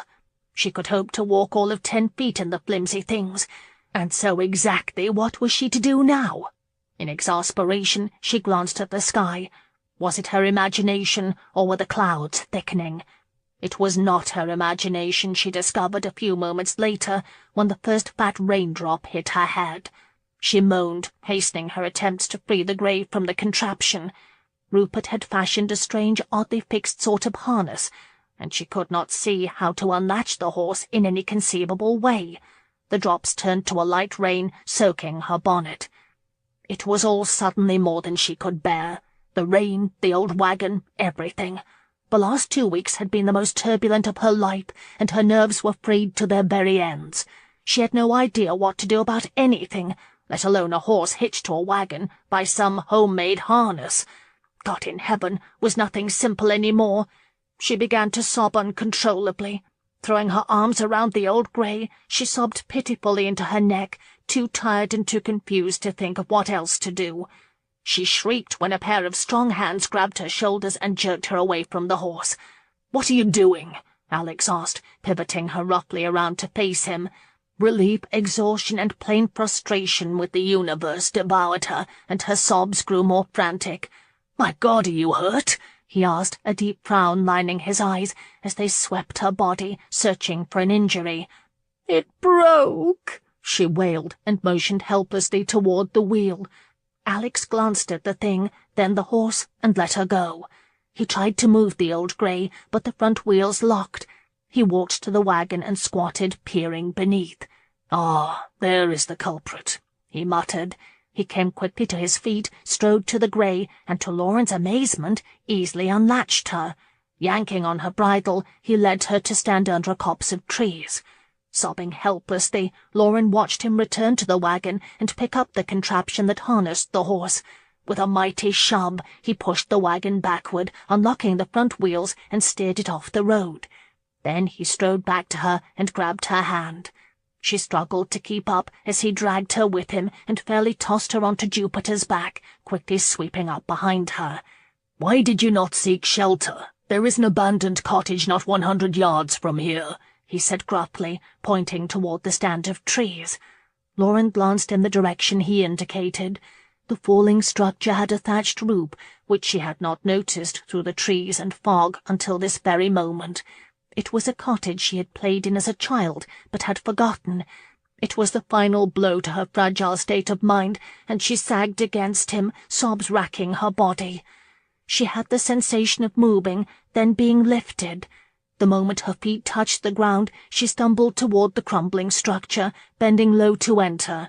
Just a single room. There was nothing inside except a few bales of hay. The floor was mud, an elaborate cobweb covered one corner. A fireplace held the remnants of some long-ago fire, and the place smelled of cattle. She wept harder. A moment later, Alex came inside, his hand landing on the small of her back and guiding her to sit on one of the bales.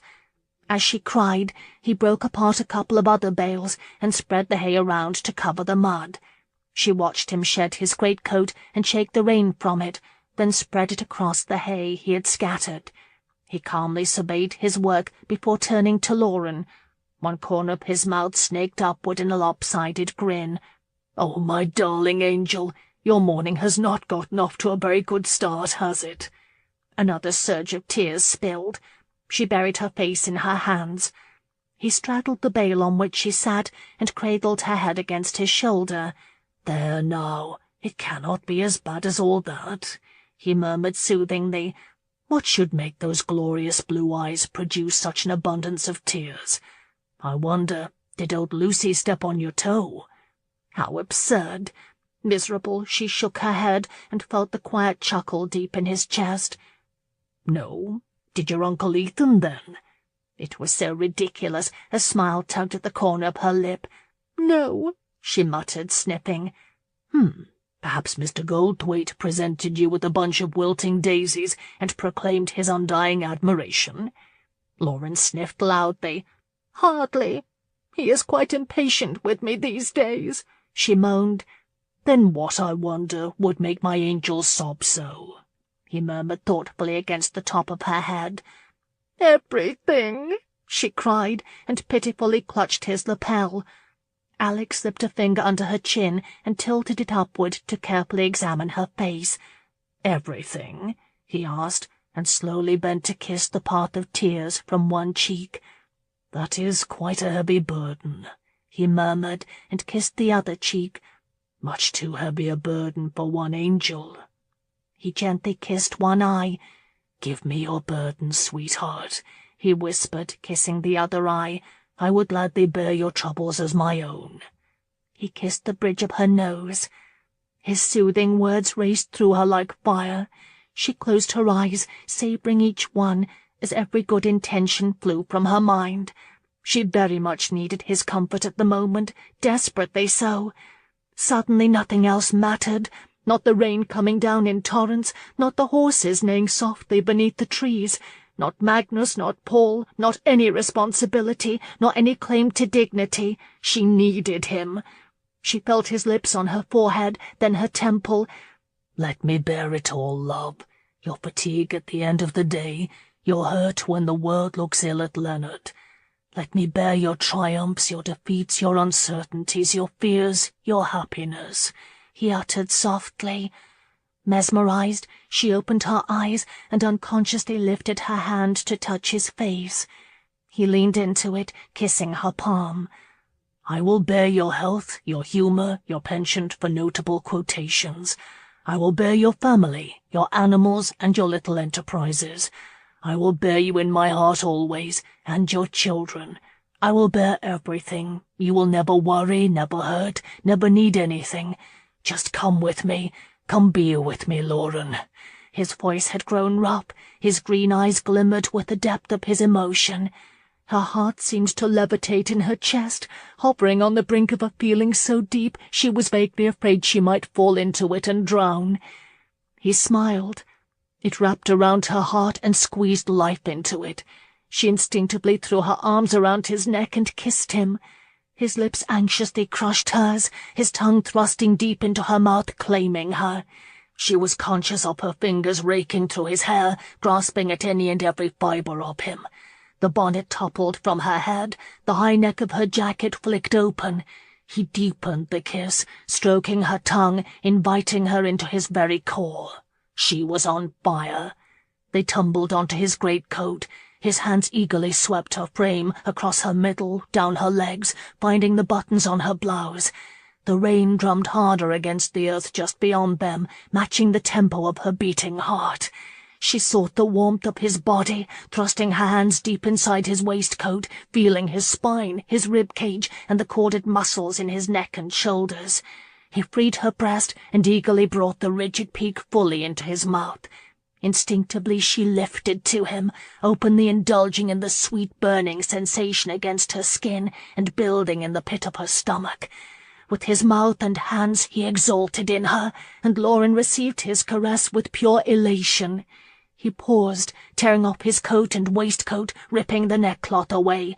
She frantically clawed at the pearl buttons on his shirt as his hand skimmed below her skirts, drifting up her leg. With his free hand he easily unfastened her skirt. "You belong with me," he whispered as he pulled the soiled skirt from her waist and tossed it onto the remaining bale of hay. "You know you do."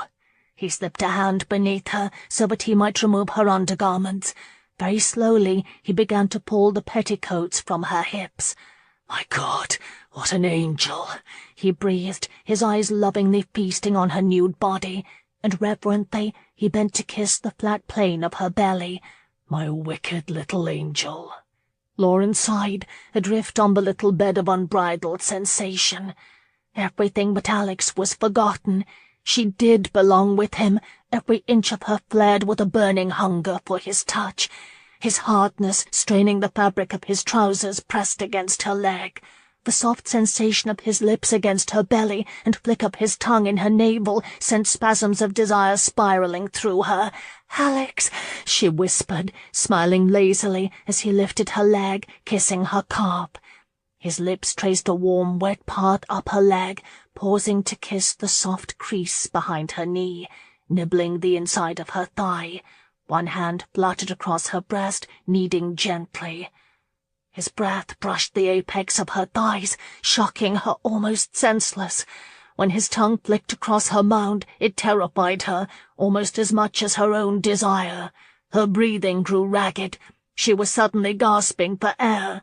He moved between her legs, lifting them over his broad shoulders, and slowly descended. Spiraling recklessly toward release, she began to writhe beneath him, clutching desperately at his head, moving innately to meet the caress of his tongue. Roughly, his hands clutched her buttocks, holding her to him as he delved deeper, then began to lovingly torment her in the most intimate way imaginable. The pressure building in her was unbearable. She strained to meet him, grabbing the straw around her. She sought to hold on. His hand slipped into hers, squeezing it tightly as the stroke of his tongue quickened. The experience was staggering. Soaring higher and higher, she suddenly plummeted into a pool of sweet oblivion. Her own guttural moan rang in her ears as the extraordinary sensation washed over her in wave after wave of stunning delight. Alex left her for a moment to kick the trousers from his legs. His heart raced madly as he gazed at the beautiful creature stretched before him. It was so different this time, he thought, as his swollen manhood skimmed her leg, so very right. A tender smile creased his lips as he beheld the woman he loved with all his heart. "God, I do love you," he whispered. Her dark blue eyes widened, then her lashes fluttered as she cupped his chin. "Alex," she murmured huskily. He bent to kiss her, the taste of her still on his lips. He found her hand, guided it to the velvet head of his manhood, and wrapped her fingers around the pulsing member. Her touch was exquisite. His tongue thrust into the corners of her mouth in rhythm with her hand, gliding over her teeth and gums. Desperate to prolong this incredible experience, he suddenly grabbed her hand, pulling it away from him as he quickly found the opening to her sheath. He lifted his head to look into her eyes and plumb their depths, to bear witness to the emotions of an angel he had fallen in love with so many months ago. "God forgive me, but I want you," she whispered. It was the most erotic thing she might have said. With a powerful thrust of his hips, he buried himself deep within her. Crying out in ecstasy, she wrapped herself around him, and Alex had the sensation of being deeply drawn into her warm depths. He moved slowly, pulling almost completely free, then plunging again, marveling at the passion sparkling in her eyes each time he did. She rose to meet each powerful thrust. Her body tightened around him, coaxing him to the brink of fulfillment. But he kept his long strokes deliberately slow, antagonizing himself to the point of insanity. In a swift, graceful movement, he abruptly rolled to his back without missing his stride, taking her with him. She was on top of him, bracing herself against his chest, kneading his muscles, fingering the hardened nipples. His strokes took on a new urgency, one she seemed to understand completely as she gazed down at him. Her body seemed to flow into his, meeting him in perfect harmony as he bucked beneath her. As the pressure in him began to give way to an eruption of rapture, Lauren suddenly threw back her head in sensual triumph, her hair tumbling to his legs. He cried her name with his last powerful surge inside her and convulsed into her, giving his life's blood to her womb. Panting, Lauren fell on top of him, her hair spilling over his chest and face. He turned slightly. Their bodies still joined. He lightly stroked her back as he tried to regain his breath. "Oh, God, how I love you!" she moaned as he brushed her hair from his face, then hers, and tenderly kissed her. "I love you, sweetheart," he whispered. She twisted in his arms, propping her chin on his shoulder, gazing up at him with the same adoration he felt through to the very centre of his soul. They remained that way, silently gazing at one another, taking in every feature, quietly marvelling at the joy they had created. As he memorized her body with his fingertips, Alex could not remember ever feeling so remarkably at peace. At last he smiled and kissed her softly. With the back of his hand he carefully smoothed the curly tendrils of hair from her temple, his gaze languidly roaming her face. "I am the most fortunate man," he mused, and cupped her full breast. "I must have done something right along the way. I would, but I could loll about all day with you naked in my arms, and make love to you over and over again." He kissed the curve of her neck and shoulder, unable to sate his desire to touch her. It was amazing to him, but a man of his years and experience could be, quite simply, rocked off his feet. But Lauren was so different. What she lacked in experience she made up for with passion so intense and heartfelt, but he was left reeling. God, he loved her. He had never known it possible to love so deeply. "When I think of the moments we have already lost," he sighed, stroking her hair, "I suppose I shall just have to work doubly hard to make up for them." Lauren responded by burying her face in the curve of his neck, her fingers gripping his shoulder tightly. He smiled at her modesty and glanced down at the long line of her body, her legs tangled with his. This, the two of them, was so right. "There will be no more lost moments, Lauren," he said, kissing her shoulder. "There is nothing that can keep us from one another ever again." It was then that he felt the wetness of her tears on his shoulder. His gut twisted, warning him. "Lauren?" She slowly lifted her head, her eyes glistening. "There can be no us," she whispered hoarsely. His stomach moved again, violently. "Whatever do you mean by that?" he asked roughly. "Of course there can be an us." Struck by the absurdity of it, he attempted to laugh. They had just shared an extraordinary demonstration of their love for one another. He was being ridiculously apprehensive. But Lauren just lay there in his arms, an expression on her face but looked as if she would be sick at any moment. He stared at her, waiting for her to allay his fear, needing her to comfort him, to tell him he misunderstood. A tear slipped from her eye and ran down her cheek. "What is the matter with you?" he demanded, quite certain he did not want to know. I know what you must think, but I am engaged to be married," she stammered in a whisper. "What?" His mind began to reel. She could not mean what she was saying.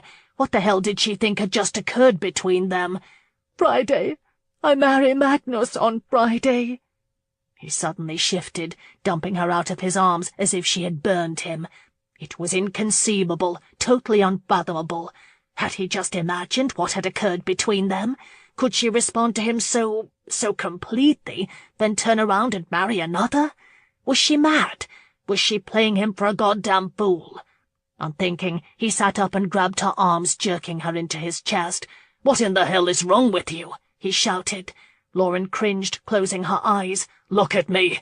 You cannot mean it, Lauren. You cannot mean you will marry him." She tried to turn away, but he held her fast, angrily shaking her.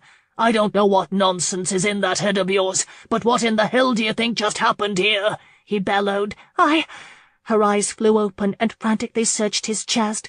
"God help me, but it does not change anything. I made a commitment." Stunned, he pushed her away. She caught herself on her elbow, one hand slowly rubbing the spot on her arm he had gripped. He gaped at her, racking his brains for even a modicum of understanding.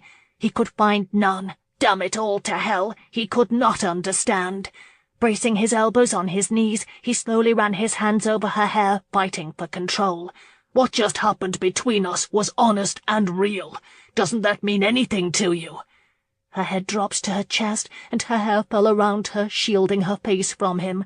Desperate, he reached for her, but she quickly brought her arms up and covered her breasts. Don't," she said unsteadily. "Lauren!" "Don't!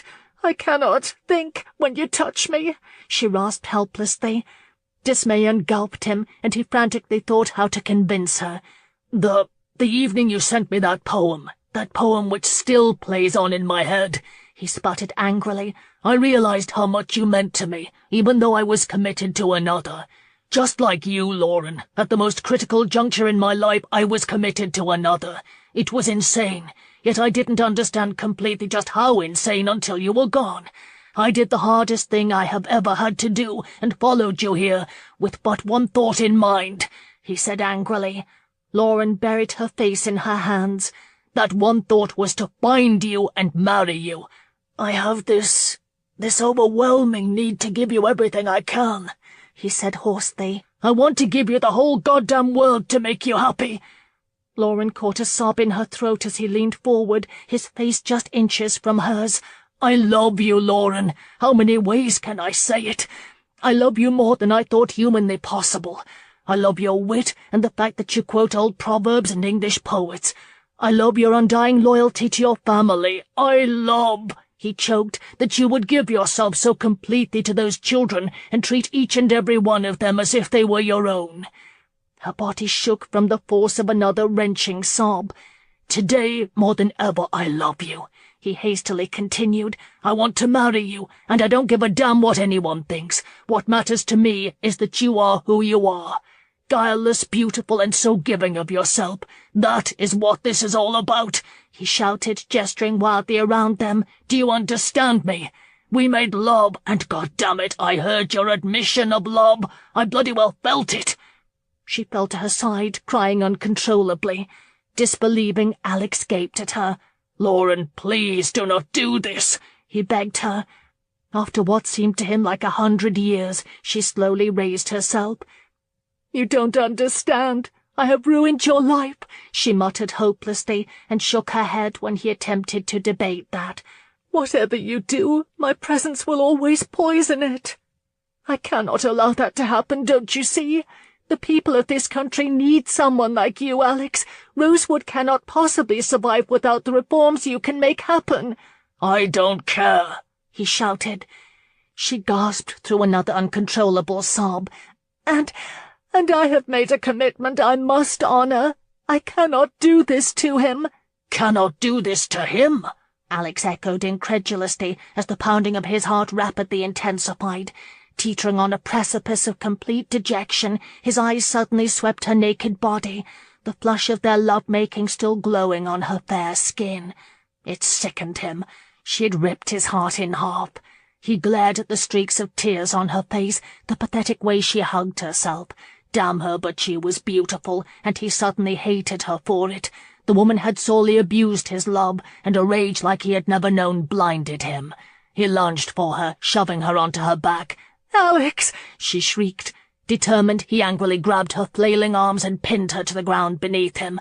"Perhaps I was not persuasive enough," he muttered bitterly, and crushed his lips to hers, kissing her fiercely. It caught him as much by surprise as it did her, and it unnerved him badly. He recoiled. Even now the wicked little angel was capable of evoking a response, and that only heightened his rage. His loathing was suddenly like a river running deep. Loathing of himself, for loving her, for being a damned slave to it. It frightened him. He would not have thought it possible to be brought to his knees, begging violently for the return of his affections. Wild with fury, he kissed her again, battering her lips with his tongue. At first she refused him, her lips pressed tightly together, but he would not relent, madly convinced she did not yet understand, but he could make her understand. Gradually the stiffness began to ebb from her body, and she began to respond to his fury. He gentled the kiss, touching her tenderly, his hands caressing her satin skin. Lauren's teary eyes did not waver from his face as he positioned himself between her legs and slowly entered her. "Do you feel it?"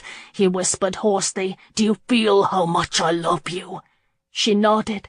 "I feel it," she whispered, "and I love you, Alex. You must know that I love you with all my heart." More tears slipped from her eyes. He groaned and lowered himself to her, longing to release himself deep inside her, to bury himself to the hilt. He crushed his mouth to hers in another gentle assault to block out her tear-filled eyes. His heart simply could not accept what he knew would come. Almost unconsciously he moved inside her, aware that when she reached her climax, the words of love she whispered would be the last. He found his own release more violently than before, and lay against her, unwilling to accept that he had lost her. "Oh, Alex, my love," she whispered sadly. He dislodged himself from her and rolled away, his breath harsh in his lungs. He dragged his gaze to the object of his pain. Emotionally and physically spent, she lay on her side, her face covered in the crook of her arm, her shoulders trembling with silent tears. His heart lurched painfully. He stumbled to his feet, yanked on his trousers, then his boots. "Alex, please try to understand." He would never understand, not in 1,000 years would he understand, and for that she could rot in her little Bavarian hell for all he cared. He plunged his arms into his shirt, and gathering the rest of his clothes, he stalked out of the little cottage without looking back. Once on Jupiter's back, he gave the cottage a final glance, then spurred Jupiter with all his might, galloping away from her and the indescribable pain that engulfed him like a raging fire. Chapter 24. A steady rain had begun 2 days ago when Paul told her Alex had returned to London. For 2 days she had sat in the same chair, staring out the same window, staring into the same blank landscape. Seated in a chair pulled up to the drawing-room window, Lauren watched the path of rain rivulets on the glass panes. She had never known such misery. Nothing could ease her heartache. Every time she closed her eyes, she saw Alex striding away from her, half-dressed, half-mad. She had no one to blame but herself. He had professed a depth of love that still made her tremble, and she, in all her infinite wisdom, had ignored the utterance of his heart, as if their love-making had meant nothing. No wonder he had looked at her with such loathing. She loathed herself. Not only had she turned away, rejected the only man she would ever love, she had betrayed Magnus. Deeply ashamed, she could hardly bear to look at him any longer. That she could betray him so completely just 4 days before they would marry sickened her. The whole sordid mess sickened her. She hardly knew herself any longer. She was a woman who had betrayed 2 men and had destroyed another woman's future, as well as herself in the process. One of those men was seated on the couch, quietly reading. For 2 days, while she had stared out the window, he had sat on that couch, reading. She forced herself to look at Magnus. As if sensing her thoughts, he glanced up and smiled thinly before lowering his gaze to his book again. It was obvious that she was making him miserable, sucking him into her nightmare. Magnus did not deserve this. He was a good, decent man. How sad that she would never love him, not like— "Do you like it?" Lauren started and looked toward the door as Lydia bounced into the room wearing one of her London gowns Mrs. Peterman had altered. Lauren smiled weakly as Lydia twirled around. "You are beautiful, Lydia," she murmured. Magnus glanced up briefly, but quickly resumed reading. "It is divine," Lydia sighed, with all the angst of a 13-year-old, and fell onto a settee. "Why don't you want it any longer?" "I have no need for it. Mrs. Peterman did a fine job, did she not? You will be the prettiest girl at the Harvest Assembly." "I hope Ramsay Baines thinks so. He has hardly even looked at me since the church picnic," she moaned, and sat up, meticulously arranging the full skirts to their best advantage. "He dotes on Eugenia Prenshaw, but when he sees me in this, he'll change his mind." Lauren frowned. The girl was obsessed with Ramsay Baines, constantly incensed that the young man held some sort of unshakable esteem for the plain daughter of a solicitor. Master Baines seemed to be Lydia's single goal in life, but from everything Lauren had seen, the young man's single goal was Eugenia Prenshaw. "I am quite certain he will notice how lovely you are, Lydia, but you mustn't set your hopes too high. One cannot hope to contrive the affections of another. It must come naturally." Magnus looked up from his book at that and thoughtfully considered her, as Lydia sprang to her feet and wandered impatiently to the hearth. But if he thinks me lovely, then he will no longer love Eugenia, she protested. She is not so very pretty, you know. Too much pride is unbecoming, darling, Lauren softly rebuked her. Lydia sighed heavily and wandered to the window, tracing her finger down the edge of one pane. I don't mean to be prideful, but everyone says I am much prettier than Eugenia Prenshaw, so Ramsay Baines must think so too. And when he sees me in a gown as fine as this, he shall love me. I know he shall. When had such monstrous conceit overtaken Lydia? Beauty lives within the eye of the beholder. Do you know what that means? Sometimes the most beautiful people are not the most handsome. Ramsay Baines sees a beauty in Miss Prenshaw but attracts him, and you cannot force him to have that same affection for you. It must come naturally. Lydia came to her side and leaned against the chair, swaying softly as she absently fingered a curl on Lauren's head. But it did not come naturally for you, and now you love Count Bergen. When you came home from Bavaria, you said he was a goat, but he made you love him. Why can't I make Ramsay Baines love me just the same? I respect the Count. The words rolled up her tongue without thought or feeling, as if she had rehearsed it 1,000 times. Unwillingly, she glanced at Magnus from the corner of her eye. He was watching her closely. There, you see, he made you change your mind, Lydia observed, stroking her hair.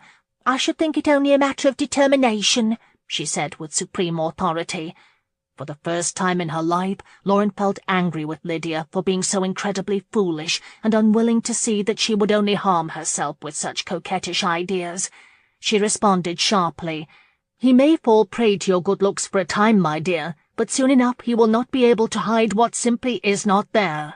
Holy Mother, what was she saying? Clearly startled, Lydia stepped away from the chair and shrugged defiantly. So? So? You will always wonder if he is thinking of Eugenia when he looks at you, she cried angrily. Lauren, the Count's deep voice carried a warning that she ignored. Day after day you will find yourself wondering if his smile is for you or if he is daydreaming of her. Every word he speaks will be held up to your scrutiny to see if it is sincerely spoken. When he goes to London for a day, you will wonder if he goes to Eugenia. Lauren, Magnus said more forcefully. Lydia's face fell. Her bottom lip trembled slightly as she looked down at her new gown. But he might learn to love me, she said softly. No, he will not. You cannot force him, she cried, her voice breaking. She gripped the arms of her chair. What was she doing? Taking her frustration out on Lydia, that was what. She came swiftly to her feet and hugged Lydia tightly to her. I am sorry. I did not mean to speak so harshly. Oh, darling, I so want you to be happy, but I don't think you will be if you try to force the lad to return your affections.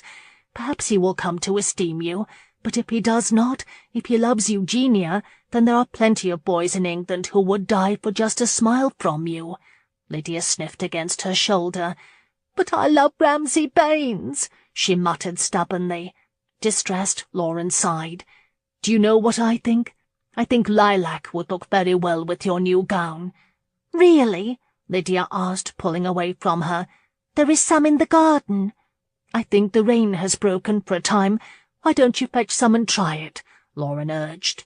Oh, yes, that's a wonderful idea, Lydia proclaimed and hurried to the door, seemingly oblivious to Magnus, who had come to his feet. Be careful not to soil your dress, Lauren called. I won't, her youthful voice echoed as she rushed from the room. Lauren stared after her, completely spent. Her own words had done a rather fine job of pointing out the tremendous mistake she was about to make. She could hardly ignore her own advice, could she?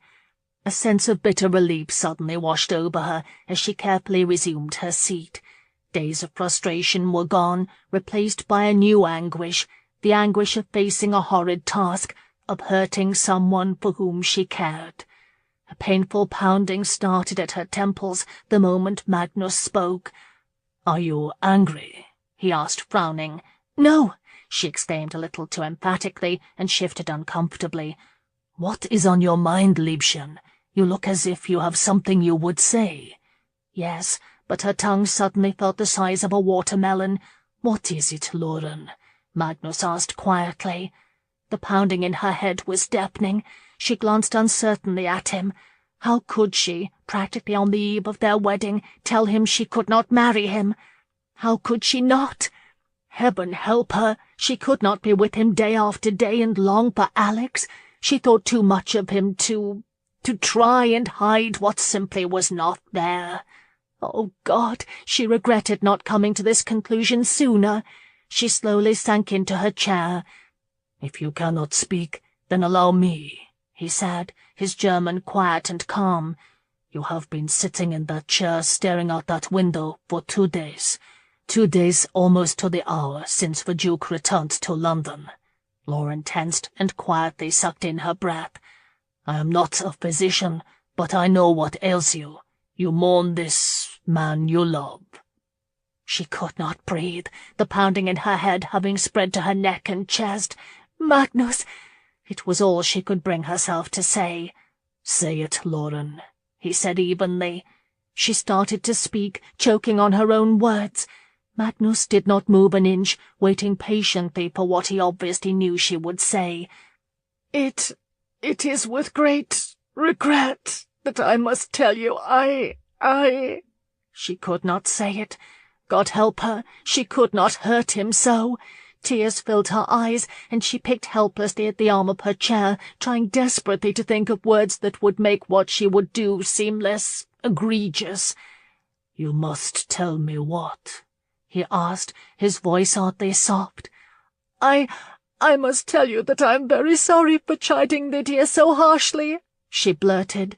"God knows I did not want to, but the girl is so foolish. I mean, I would rather die than hurt her, but I could not pretend that everything would be all right," she exclaimed, aware of how ridiculous she must seem and despising her lack of courage. His jaw clenched shut for a long moment. When at last he spoke, his voice filled the room. "Lydia loves Ramsay Baines, it would seem." Lauren nodded frantically. Yes, she loves him truly, and although he is quite fond of Lydia, and I think truly respects her, he cannot quite love her. But he has tried, he has really tried. It's just that... "There is someone else," he offered helpfully. Lauren cautiously nodded, gauging his reaction from beneath the cover of her lashes. With a rueful smile, he dropped his gaze to his hands. Tears suddenly spilled from her eyes. "Oh, God!" she gasped, and looked helplessly to the ceiling. There was no use in pretending, no point in putting off the inevitable. "I was so very wrong to have accepted your offer, Magnus, but I honestly thought—" She nervously gasped for air. "You would come to despise me, don't you see?" "Yes," he said simply, and reached for her hand. It was such a kind gesture, too kind considering what she was doing. Her eyes riveted on the large hand covering hers. "We had an agreement, but it was a foolish agreement, I think." "It was foolish," he agreed. Do you really think so? I thought you would be so angry with me, but I could not bear it if you wanted every day, if... Magnus smiled thinly. "I would see the evidence of it every time I looked into your eyes, I can assure you," he said softly. Distraught by that, Lauren bowed her head in shame. Magnus sighed and stroked her hand with his thumb. I hoped that you would one day return my affection, but I no longer believe that is possible. You love him too deeply, I think." She glanced up, his clear blue eyes locking with hers. "And I thought I knew what I wanted, a wife to give me an heir, nothing more. But now I realize I want the woman I married to return my affection. I want to see the tenderness in her eyes when she looks at me. I do not want her to dread the touch of my hand." "Oh, Magnus," she whispered, a fat tear falling on his cup. "I am so sorry. I should not have. I did not plan for this." "Lauren," he said hoarsely, "if I thought you had a choice. We never plan the great events of our lives, they just happen. I think you are as helpless as I am to alter your heart. I am—" He swallowed convulsively and looked about the room. I am disappointed, I will not deny it, but I cannot fault you for following what is in your heart." Slowly he brought her hand to his mouth, his lips lingering on her palm as he quietly regarded her. Then he put her hand in her lap and rose. "I will speak with your uncle." He paused, his blue eyes skimming her face one last time as his fingers lightly brushed her cheek. "Have a care, Liebchen. If you ever have the opportunity to be in Bavaria, promise me you will visit. The potato man misses you." Lauren smiled tremulously. "I promise," she whispered. There was nothing left to say. He turned and walked out of the room, and she finally gave in to the relief and anguish, letting a river of grief and remorse flow from her until she had exhausted herself. She drifted for days in a state of numbness. Guilt, remorse, and a keening sense of loss invaded her and would not release its grip. The children cast wide-eyed looks at her, intuitively whispering in her presence. In her own direct way, Mrs. Peterman attempted to make her smile, but inevitably shook her head in dismay and left Lauren alone. Obviously having heard the news, Mr. Goldthwaite appeared very quickly on the scene, brandishing an armful of overgrown daisies. He did not stay long. Even Ethan, forever counting the next pence, did not once chastise her for the loss of the annuity promised in her betrothal agreement, apparently taking solace in the generous trust Magnus had endowed and left intact for Rosewood. Paul watched her closely, apparently afraid she might crumble at the slightest thing, and that was not far from true. Only Rupert said much of anything to her, but then again he was completely oblivious to everything that had happened, and equally oblivious to her sombre mien. Melancholy threatened to drown her. After several days she desperately needed something to keep her mind and hands occupied, something that would give her refuge. So she made jam. She made jars and jars of it, sending the children out each morning in search of fruit until the apple trees, berry vines, and fruit bushes were depleted. Rupert was sent to Pemberheath in search of jars twice, his pockets jangling with the coins Paul supplied. One morning, as she stirred a boiling cauldron of strawberries, Ethan came into the kitchen and landed heavily on a wooden bench, causing the jars lined neatly on the table to knock against one another. His expression was stern as he propped his hands on top of his huge belly. Lauren stood, a wooden spoon in her hand, waiting for him to speak. When he did not, she numbly turned back to her task. "Paul is returning to London," he said abruptly. Mildly surprised, Lauren looked over her shoulder. "Lord Dowling has sent word he will not return from America until Yuletide, and has accepted payment for the lease of his home until then." "Why?" she asked indifferently as she placed 2 more filled jars on the narrow window-sill to cool. Ethan waved an impatient hand at her question. "Investments, he says. I rather suspect it is the gaming hells of which he is so enamoured. Fancies himself quite the man about town." Lauren nodded apathetically and rummaged in the big tub she used to sterilize the jars, pulling 2 free and balancing them on the edge of a workbench, already overflowing. "Parliament will adjourn in 2 weeks, Ethan continued, and if I had to guess, I would say this could be your last opportunity." Lauren frowned up at him as she wiped a jar clean with a linen cloth. "Magnus bestowed a very generous trust on Rosewood. Surely you are satisfied with that?" she said dispassionately. A faint smile lifted her uncle's lips. "No, I do not seek another offer for your hand." "That's grand, because in case you have not heard, I am persona non grata in London," she said a little petulantly. He nodded, the light smile developing into a decided smirk. "Perhaps, as I was saying, it would appear to me that this is your last opportunity. Sutherland is bound to leave London soon. He got the Catholic Emancipation Bill through the Lords, you know. Quite a fiery speech, I hear. I reckon there is nothing left for him to do this season, so you had best go to him now." She was astonished by what he was saying. The mere mention of Alex's name made her queasy. She carefully placed the jar on a narrow workbench. "I beg of you, do not mention his name." "Nonsense," he interrupted. "Enough of this brooding. You've come too far to go on hiding at Rosewood and making jam for the rest of your life. His suggestion was outrageous, not even worthy of a response. She picked up the spoon and began to stir the boiling contents of the cauldron with a vengeance.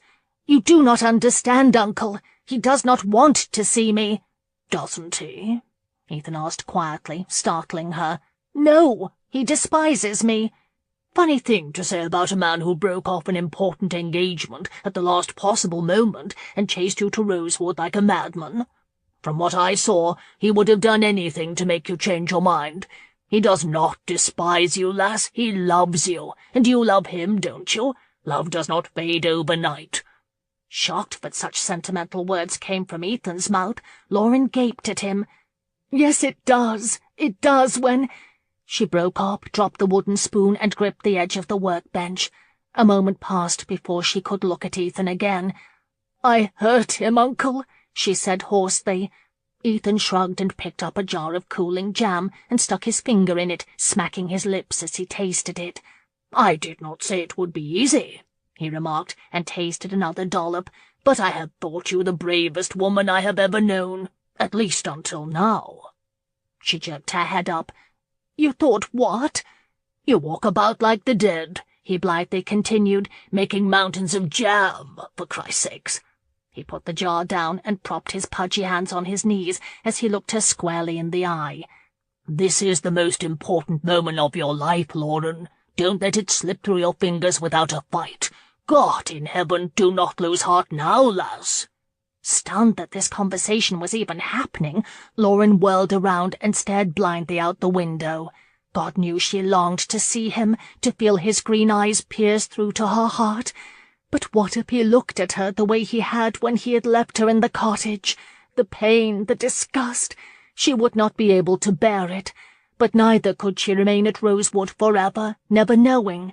All she had been through paled in comparison to the prospect of always wondering, of always needing closure. "Well then, don't dally about it. You know I am right," Ethan said, as if reading her thoughts. Touched by Ethan's uncharacteristic concern for her, and still reeling from the notion that he was even capable of it, Lauren pivoted suddenly and went to him, throwing her arms around his enormous shoulders and kissing him on the cheek. Ethan scowled, red-faced. "Enough of that," he groused, as a shy smile toyed with the corners of his mouth. "Why, Ethan?" she asked, ignoring his gruff response. He shrugged and looked at the jars of jam lined neatly on the table. "Believe it or not, silly girl, I was in love once." With that admission, he could have knocked her over with no more than a sneeze. "You were?" she gasped, incredulous. "With who?" "Well, who do you think? Your Aunt Wilma, of course," he blustered, then sighed longingly. "God rest her weary soul." Embarrassed, he began to wave an impatient hand at her. "Go on with you now." Lauren smiled for the first time in days. "What shall we do? We cannot allow him to continue like this." Wringing her hands, Hannah anxiously paced the floor of Arthur's spacious drawing-room on Mount Street. "Did you see him last night? Lord Barstone came dangerously close to calling him out." "We are not going to do anything. I would strongly advise against meddling in Alex's affairs," Arthur answered. "I would also strongly advise you stop pacing before you wear a hole in my very expensive carpet." Seated in a floral damask chair, one leg dangling negligibly over the other, Arthur thought Hannah looked as if she wanted to slap him. "I will not sit by and watch my son's heartache turn him into a bitter man," she said sharply, "assuming he does not drink himself to death first." She bestowed an imploring look on her youngest son. "Will you not at least speak with him, Arthur? God knows I have tried, but if I so much as mention Countess Bergen, he flies into a black rage." "Mother, I have spoken with him. He will not talk about it. Whatever happened is locked away forever, I fear." "But there must be something we can do. Dear God, he loved her so, loves her. Can you not see how he is hurting?" "I can see how he is enjoying the company of a variety of females," Arthur muttered. Since returning from Dunwoody, Alex had thrown himself into the final festivities of the season with abandon. It was so out of character, so unlike Alex, but Arthur secretly shared his mother's grave concern. Alex attended one mindless rout after another in the company of different women, and usually married ones at that. It was the appearance of Lady Barstone on Alex's arm last night that had Lord Barstone strutting about like a rooster, making loud threatening comments concerning Duke Sutherland's person. And Hannah was right. Alex had, of late, developed quite a liking for Scotch whisky. His disdain for everything and everyone had grown so blatant that rumours were flying wildly. In salons across Mayfair, the quality whispered about the immoral affair that purportedly led to the end of his engagement. Thanks to Lady Whitcomb, everyone knew but a disreputable foreign countess was the cause. Lady Pritchard made sure that no stone was left unturned by spreading rumours of some terribly compromising event that had forced Lady Marlane's hand, finishing off her little tale with a whisper that Alex still held a strong tendre for Lady Marlane. Naturally, a well-heeled young woman such as Earl Whitcomb's daughter would have nothing to do with such a scoundrel. Nothing could actually have been further from the truth. Alex hardly seemed to notice Marlane. Whatever had transpired at Dunwoody between him and the Countess had wounded him deeply. Arthur looked at his mother, not liking the lines of worry he saw in her face. He placed his brandy snifter on a cherrywood table, rose and walked to her side, taking her hand in his. "I will speak with him again.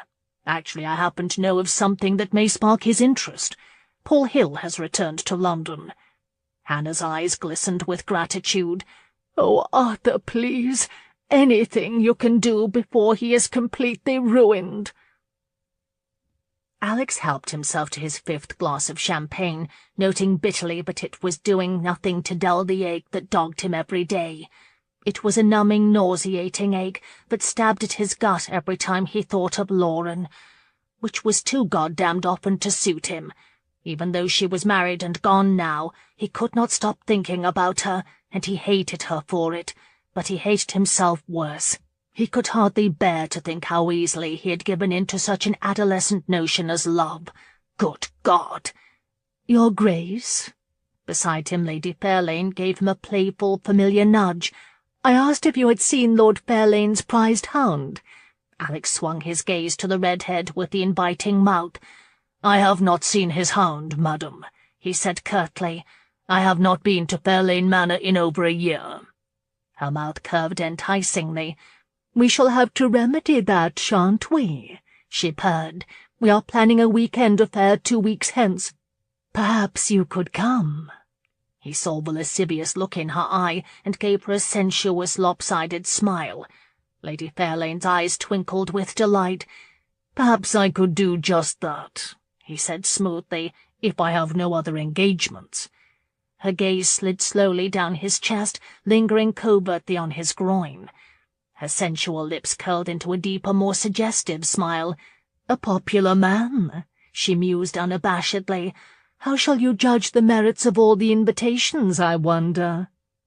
How would he judge them, indeed, he thought, and openly beheld her breasts, threatening to spill out of the deep décolletage of her gown. "I beg your pardon, my lady, but Lord Fairlane appears to be trying to gain your attention." Alex winced at the sound of his brother's voice. God, but he was a determined shadow. Lady Fairlane glanced at Arthur as he strolled toward them, chuckling low in her throat. "Yes, I rather suppose he is," she sighed silkily, and with an explicit look at Alex, curtsied deeply. "I hope to see you at Fairlane Manor, Your Grace." As she walked away, she made sure her satin skirts swung suggestively. Alex, quaffing his champagne, brazenly admired the view. "Quite obvious in her admiration, is she not?" Arthur drawled. Alex handed his empty glass to his brother. "And what if she is? She is married to an old goat," he said coldly, and shoved away from the column on which he was leaning. "She and others like her are making you a very unpopular fellow, Alex. I suppose that should alarm me. I don't give a damn what anyone thinks. Not even Lauren." Disgusted, he frowned at himself as he picked up a 6th glass of champagne from a passing footman. "The point is that you are making a spectacle of yourself," Arthur said gruffly. "Save your opinions for your tea with Mother, Arthur," Alex sneered. "You and the Duchess can amuse yourselves ad nauseam about me then." "Your Grace, may I be so bold as to request an introduction for my daughter Eliza?" Alex turned sharply and eyed the portly Lord Stepplewhite and his equally portly young daughter.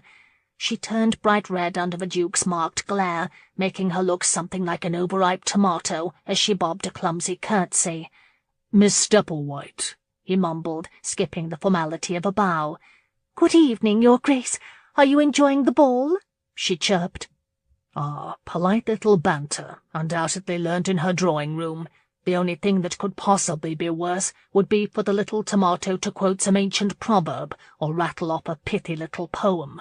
She probably expected him to add his name to her dance card because it was a nice thing to do." The memory of that long-forgotten Harris ball jabbed at him. "Yes," he answered curtly, then slid a heated look to Lord Stepplewhite before stalking away, leaving the pudgy young woman to stare after him in hurtful shock. It served her and her overreaching father right. "That was not very well done," Arthur said disapprovingly as he followed closely behind. Alex whipped around and glared at his brother. "If you are worried, you are welcome to soothe her tender feelings," he responded nastily. "All right, Alex, that's enough. I know you are hurting, and you are beginning to sound like an old woman. But there is no need to take it out on an innocent girl," Arthur continued evenly. "And since when did you become my conscience?" Alex snarled. "Since you seem to have misplaced yours," Arthur shot back irritably. Alex downed his champagne.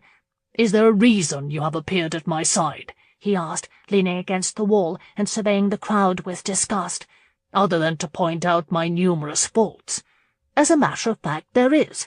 There is someone with whom I thought you might want to speak." Alex's heart slammed into his ribs.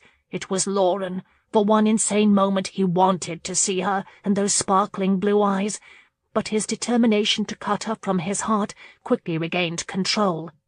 "I am not interested in anything she has to say," he muttered, not realizing what he had revealed until he saw Arthur's smirk.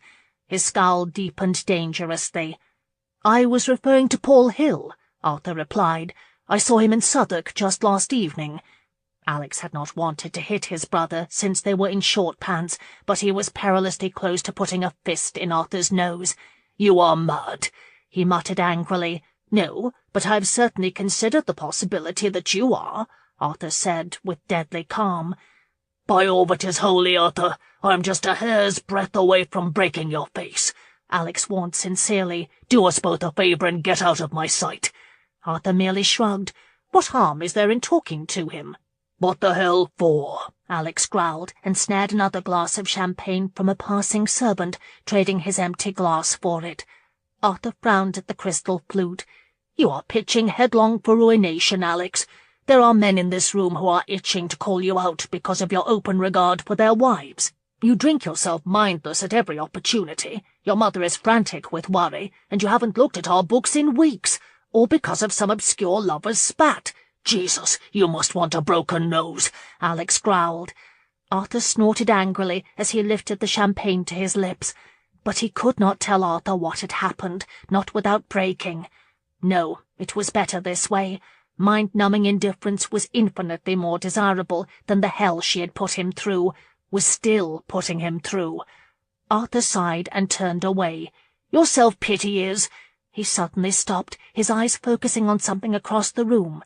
Suddenly conscious of the murmuring in the crowd, Alex glanced in the same direction. His heart stopped. He had to remind himself to breathe as Lauren floated into the crowded room on the arm of his own cousin, David Westfall. God damn it, she was beautiful. Wearing a creation of gold and creme chiffon, her skin positively glowed. A mass of chestnut curls was piled on the crown of her head, adorned with gold filigree. The crowd's murmuring seemed to intensify, and slowly he realized they were whispering about her. From Paddy he knew some of the things that were said about her, owing chiefly to Lady Whitcomb, who had struck like a mother-cat when he had ended his betrothal to Marlane. But he had not realized until this moment how intense the talk apparently was. "My God," said Arthur, glancing about them. Every eye in the house was on her.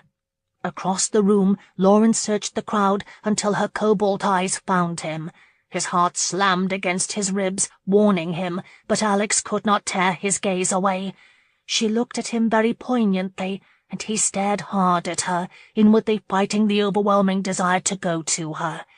The hurt that plagued him won. He had no idea what she was doing here, and at the moment he bloody well did not give a damn. In the space of a single morning she had utterly destroyed him. Without a word he put the flute down and walked in the opposite direction of her, through a throng of people and out the door in search of his driver. Chapter 25. After days of moping about, Lauren had cried her last tear, determined to occupy her thoughts with more pleasant matters.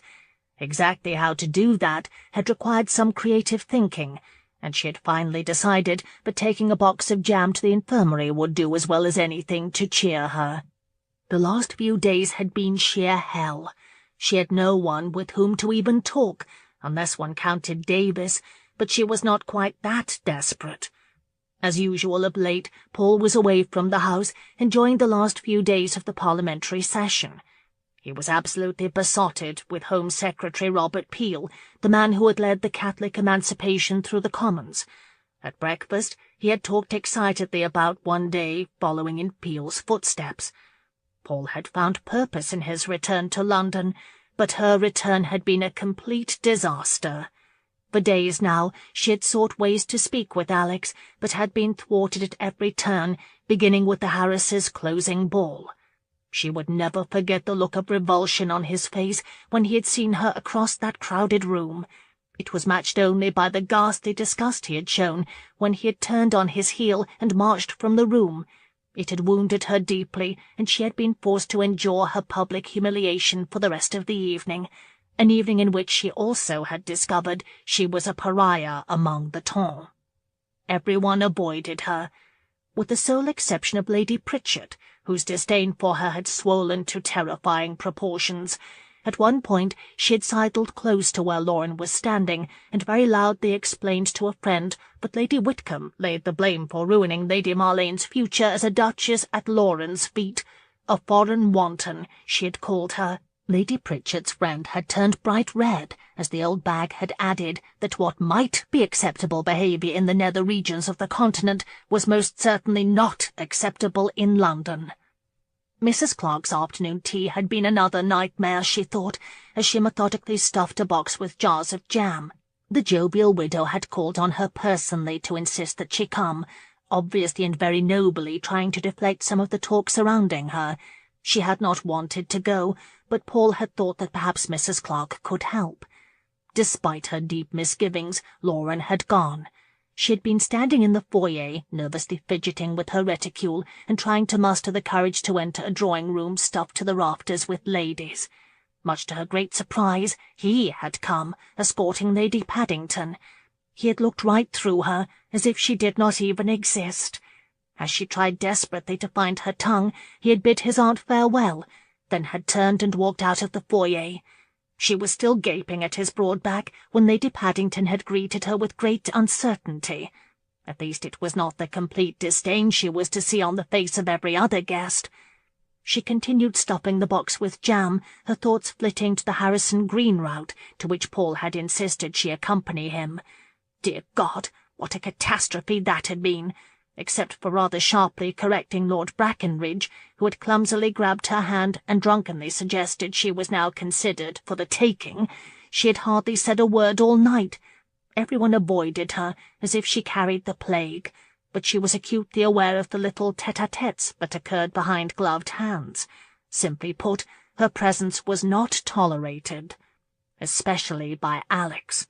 Her ill-timed attempt to speak with him had gotten her a cruel public dismissal.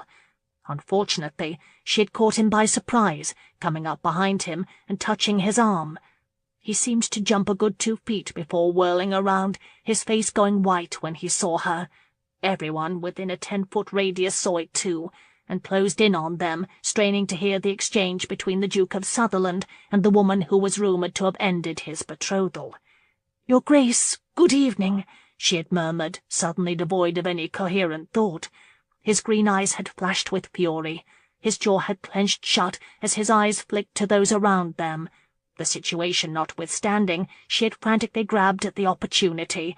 "I had hoped— I need to talk to you, Alex," she had whispered, her heart roaring in her ears. "I am engaged at present," he had said coldly, and had presented his back to her as he smiled charmingly at his blonde companion. It was an appalling cut.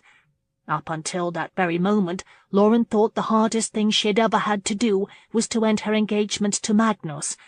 Oh, how wrong she was! The hardest thing in her life was to hold her head high as she had walked away through a throng of gaping onlookers.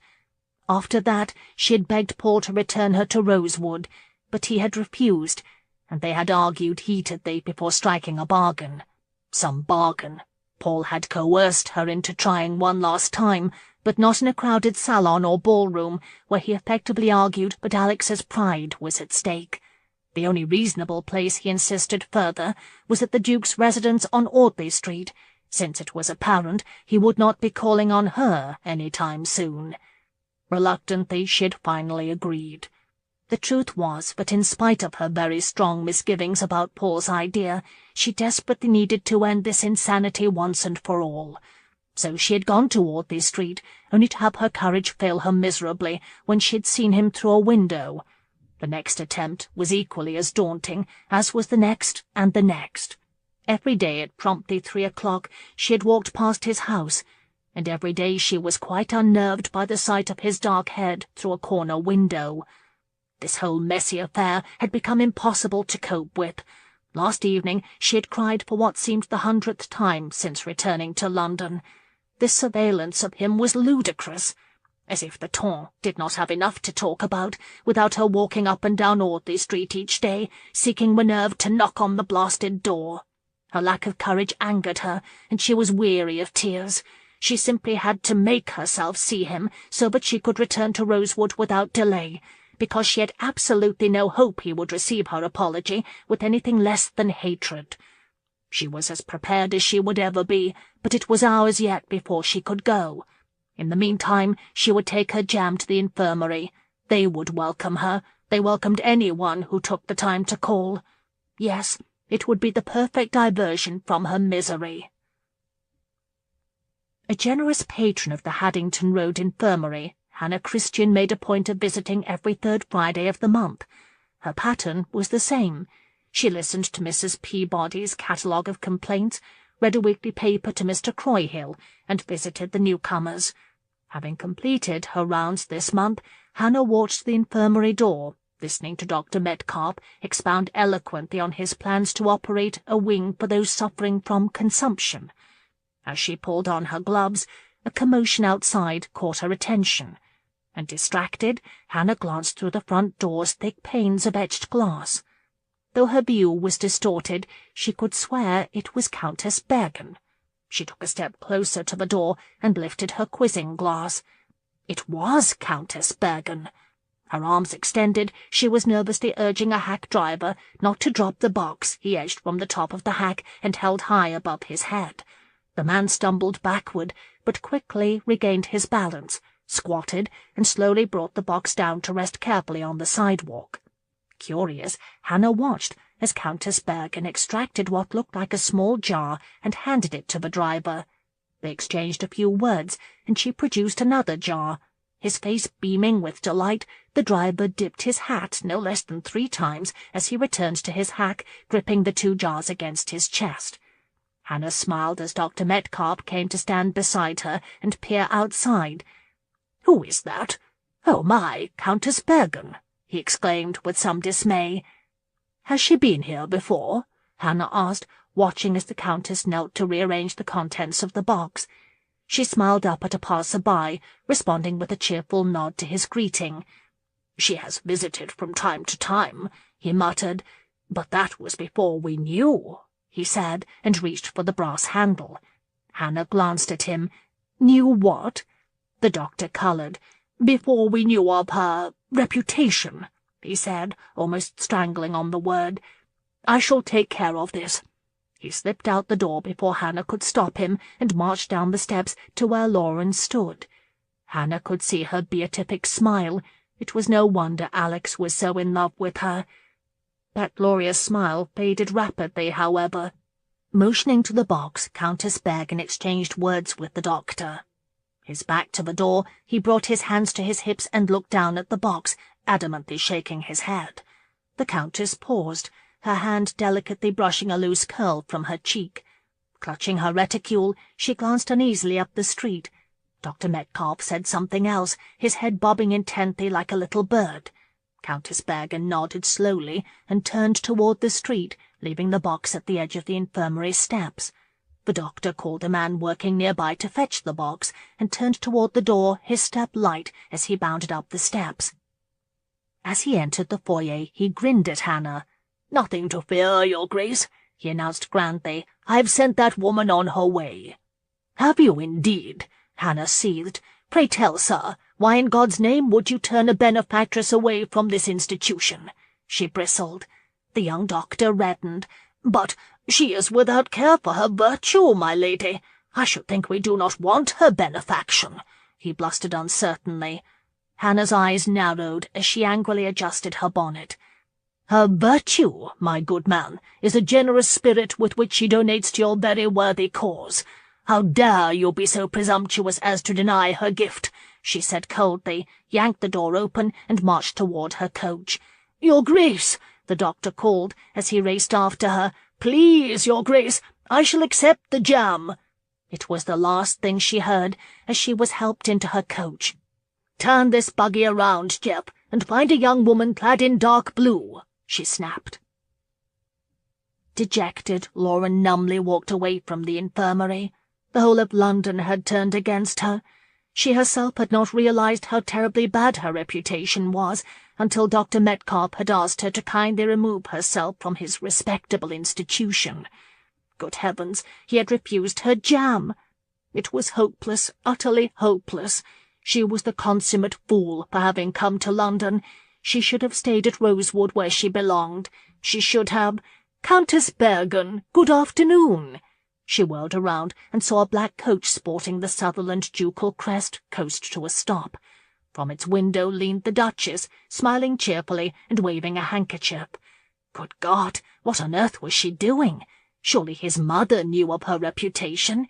Did she not understand how this would look to everyone? "Might I offer you a ride to your destination?" she called cheerfully, and motioned for a coachman on the back runner to open the door. Lauren glanced surreptitiously around her. Several people on the street had paused to look at the Duchess, some openly gaping at the ornate coach. "Thank you, Your Grace, but no." The Duchess's face clouded. She muttered something under her breath. Her head disappeared from the window, but appeared a scant moment later in the door. Grasping the coachman's shoulder, Lady Sutherland hauled herself to the ground and marched to stand directly in front of Lauren, a smile plastered on her face. "Please, my dear, get in the coach. I should very much like to drive you to your destination," she snapped through her smile. Taken aback by her forcefulness, Lauren gulped. Acutely aware of the eyes upon them, she nodded faintly and followed a smiling Duchess to her coach. Once inside, Lady Sutherland frowned mightily. "Why in God's name would you refuse me?"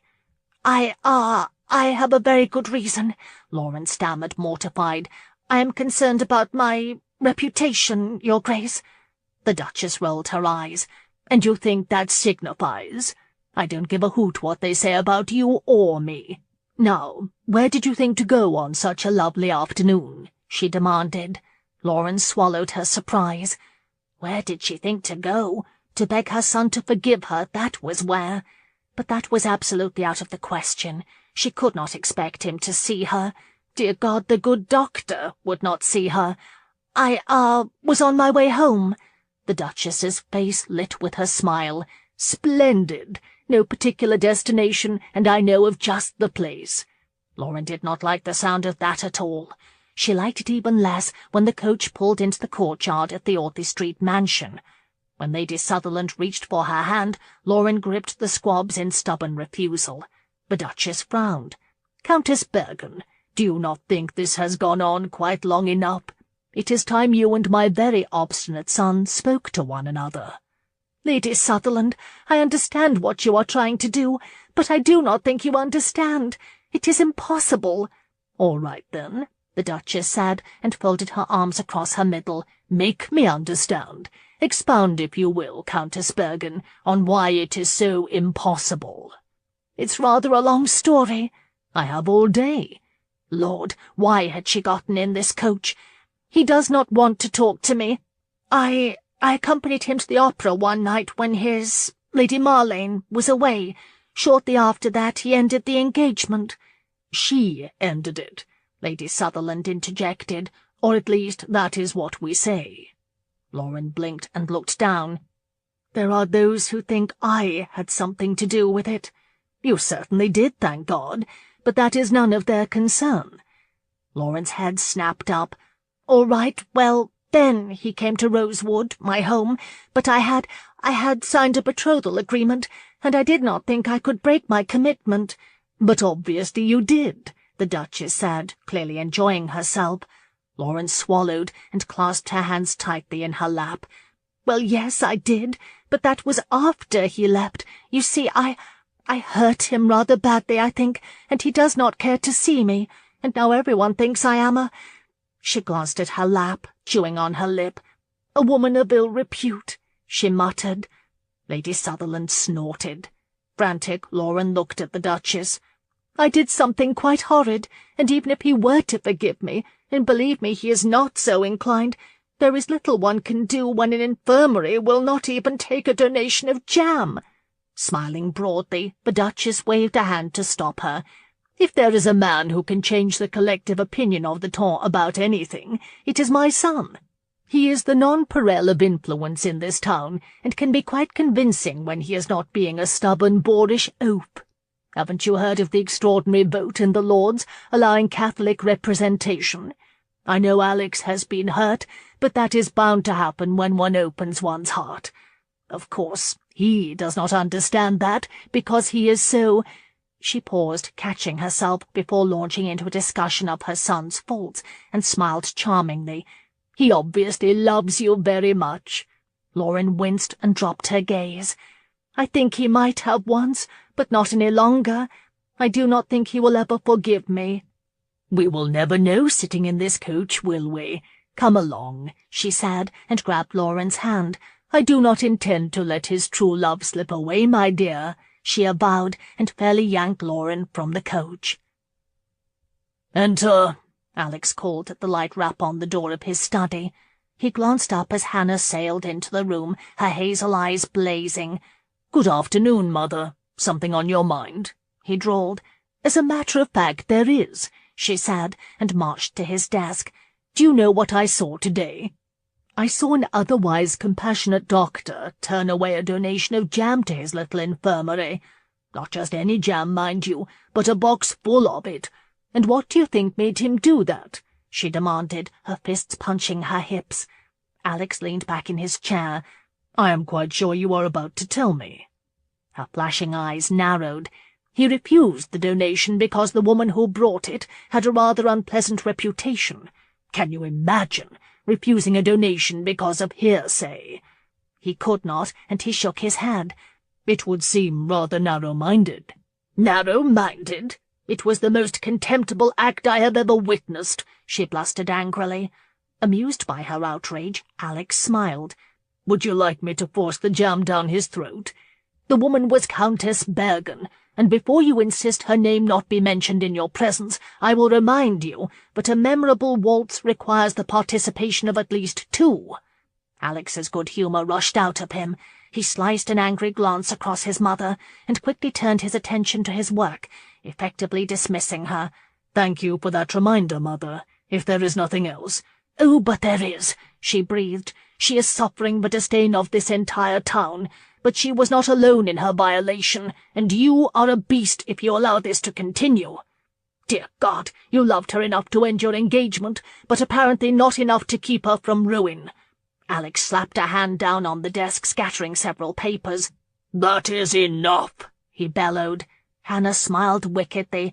"Yes, I think it is," she said, and pivoting on her heel, marched out of the room, slamming the door behind her.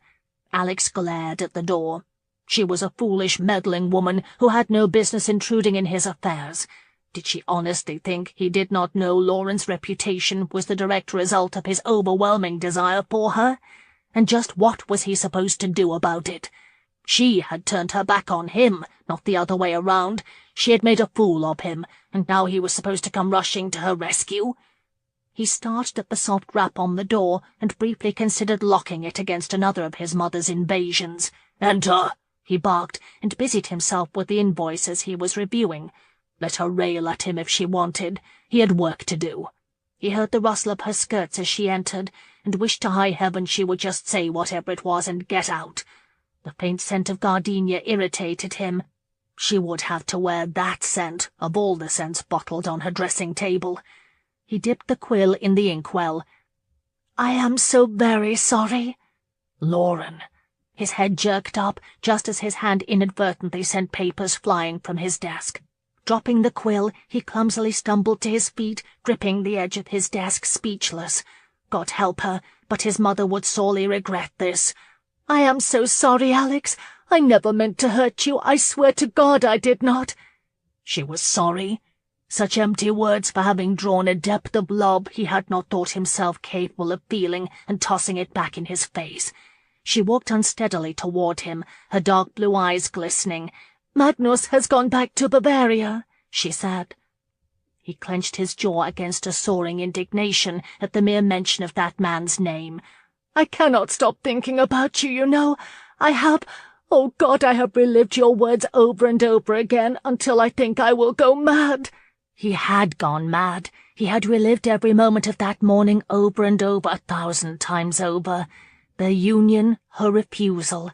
A shot of pain ripped down his spine as he remembered her lying naked in that cottage, prepared to marry that German. "I have nothing to say to you," he said hoarsely. "Get out and don't come here again." He pivoted away from her to stare blindly out the window, his body rigid. Lauren's knees buckled. She caught the edge of the desk and stared at his broad back. It was over. God help her, it was over. She had lost him. Humiliated, she retreated, unseeing, to the door. It was foolish to have come here. It was wrong to have ever loved him. God, what had she been thinking when she had come to London? Why hadn't she just let it die? Her hand closed around the brass door handle, and she slowly pulled it open. "You belong with me." He had whispered those words to her in the cottage, and she knew in her heart that he had believed them. He had come for her. He had forsaken his duty, everything, and had come for her. The memory suddenly made her angry. This had been impossible for them both, yet he seemed to think his pain was greater, but he was the only one who had suffered. She glanced over her shoulder. He was still standing at the window, his hands clasped tightly behind his back, his legs braced apart. How dare he? Her hurt, her anger, her frustration all bubbled to the surface, and she suddenly shoved the door shut and whirled around to face him. The sound startled him. He jerked around, his eyes blazing. "You are a hypocrite, Alex! You said I belonged with you, and I believed you!" she cried out in anger. "God's blood!" he cursed furiously, and quickly turned away again. "You don't belong with anyone, Lauren. You are a selfish—" "Selfish?" she gasped in disbelief, then laughed hysterically. "Of course, I am so bloody selfish, aren't I? That is why I have humiliated myself in front of the whole damned town, just for the one chance to tell you that I love you desperately, Alex. I have loved you from the moment you appeared at Rosewood, and God help me, I shall go to my grave loving you." He half-turned, his expression livid. "Please God, spare me this little scene, madam. It is too pathetic," he said acidly, and folded his arms defensively across his chest. "Damn him, damn him!" She marched into the middle of the room and furiously swiped at the tears on her face. "Do you hurt so much that you want only to destroy me, Alex?" He snorted contemptuously. "Don't flatter yourself. I feel nothing for you." "You are a liar. I know how badly you are hurting, because I hurt just as badly, whether you want to believe it or not. But at least I am not lying to myself." His nostrils flared, and he unconsciously tightened his arms across his chest. "I do not lie to you or myself, madam. Whatever I foolishly thought I felt for you is blessedly gone. Dashed. It has been pummeled and beaten out of me until it cannot be resurrected. Do you understand? Do not be a fool and delude yourself into thinking otherwise," he shouted. He could have knifed her in the heart, and it would not have hurt so much, but she knew he was lying. She raised her chin. "Don't delude yourself. Or are you so very arrogant to believe you are the only one to have felt the shackles of your duty and your word?" His eyes narrowed dangerously, but he did not respond. "Rest assured, I know what it is like to love without hope," she stubbornly continued, to dread the night because dreams of you torture my very soul." He blinked rapidly. She noticed for the first time the bright sheen in his green eyes. He knew too, and her traitorous heart went out to him. "I know, Alex, I know what it is to love so completely that I would forsake everything for one touch. I would sell my soul for your kiss. You have my heart in your very hands, don't you know that?"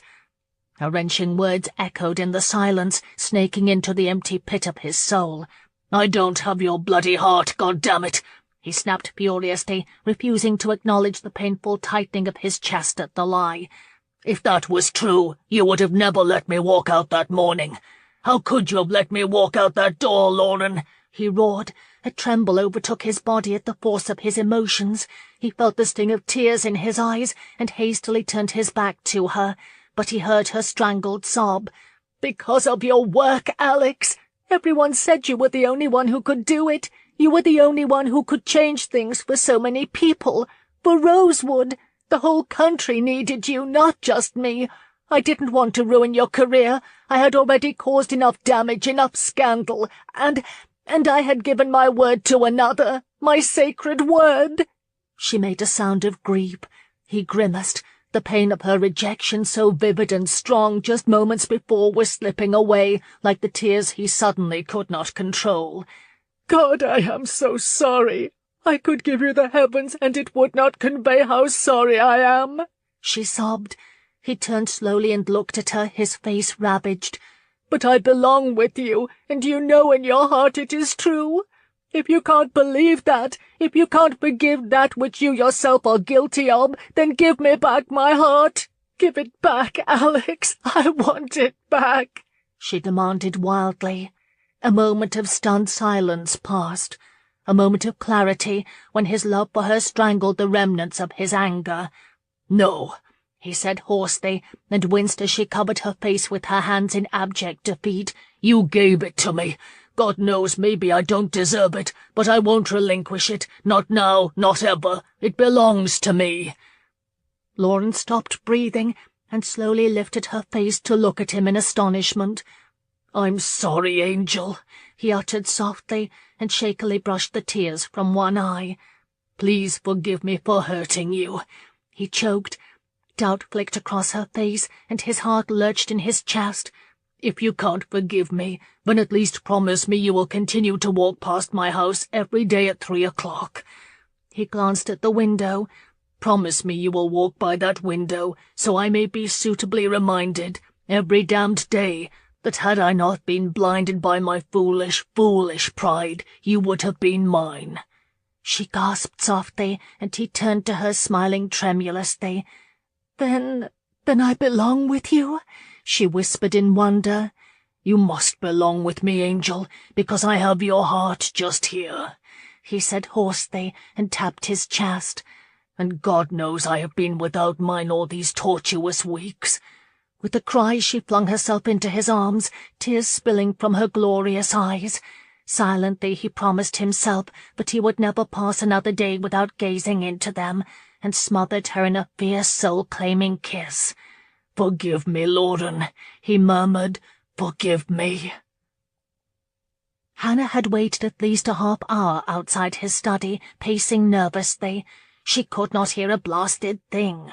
She had expected the shouting, but that had ended some time ago, and now there was nothing, just silence.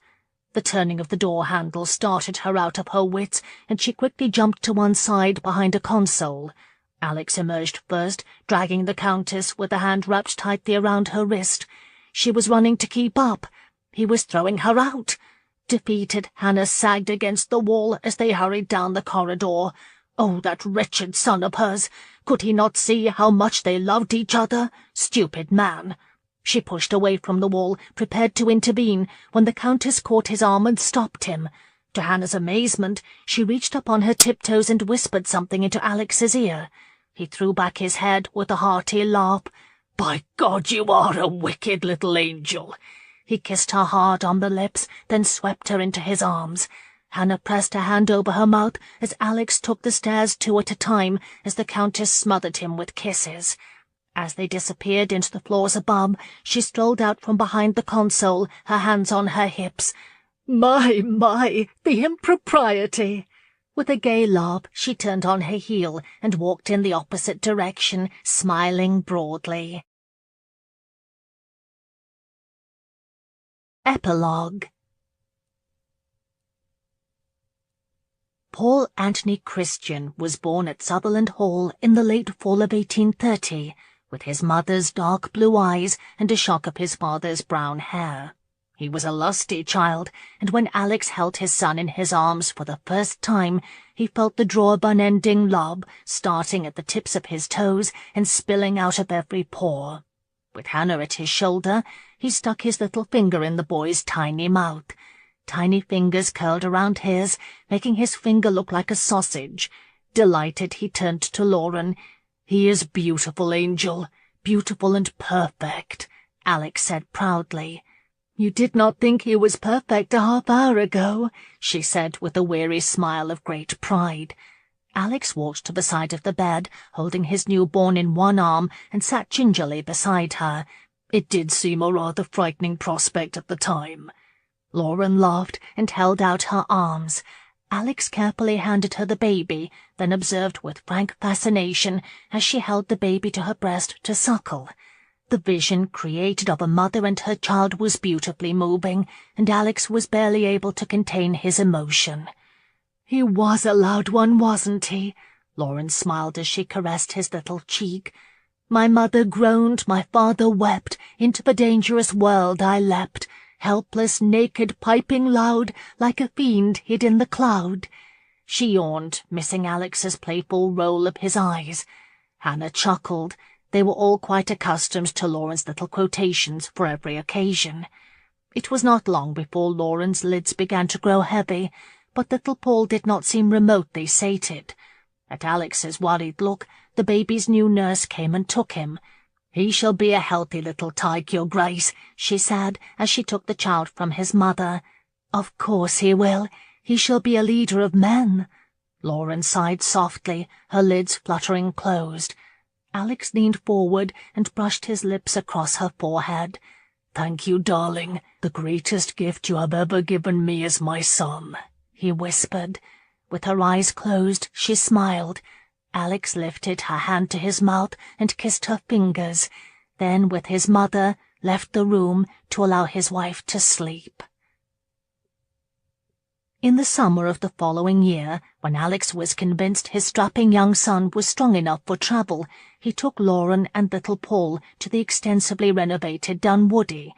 They arrived with a coterie of nurses and maids, and infused a life into the old manor house it had not seen in decades. The shout of children's laughter and the gurgling of a happy infant could be heard in all corners of the house. When Arthur arrived for a visit several weeks later, he found the Duke and Duchess sitting on the back terrace, watching a handful of frolicking children on the bowling lawn below them. Nearby, a plump nurse kept an eagle eye on the heir to the Sutherland fortune. "My God, is this the same Dunwoody?" he asked appreciatively, after exchanging warm greetings and settling into a wrought-iron chair. "Amazing, is it not?" Alex chuckled. He pointed to a young man of about 14 who was standing in the middle of the children with his arms folded across his chest. His face was marred by a large splash of purple, but none of the other children seemed to notice. A little girl leaned against one leg as the young man peered down at Master Christian. "That is Leonard," Alex explained. "Hanging on to his leg is my son's most ardent admirer, Sally. She is wont to smother Paul with kisses, which Leonard fiercely resists. He is quite afraid she might succeed, and I rather think so am I." Lauren laughed. "There," she smiled, pointing, is Theodore, who has his nose in a new science book. The boy with the rapier, she paused, frowning disapprovingly at Alex, is Horace. He shall be the captain of all Alex's ships one day, simultaneously, I understand. Who is the young lady? Arthur asked. Lauren sighed. That is Lydia. Honestly, she'll be the death of me yet. I had no idea so many eligible young gentlemen lived in and around Pember Heath, she exclaimed. Uncle Ethan is forever grousing about the constant stream of young gentlemen callers.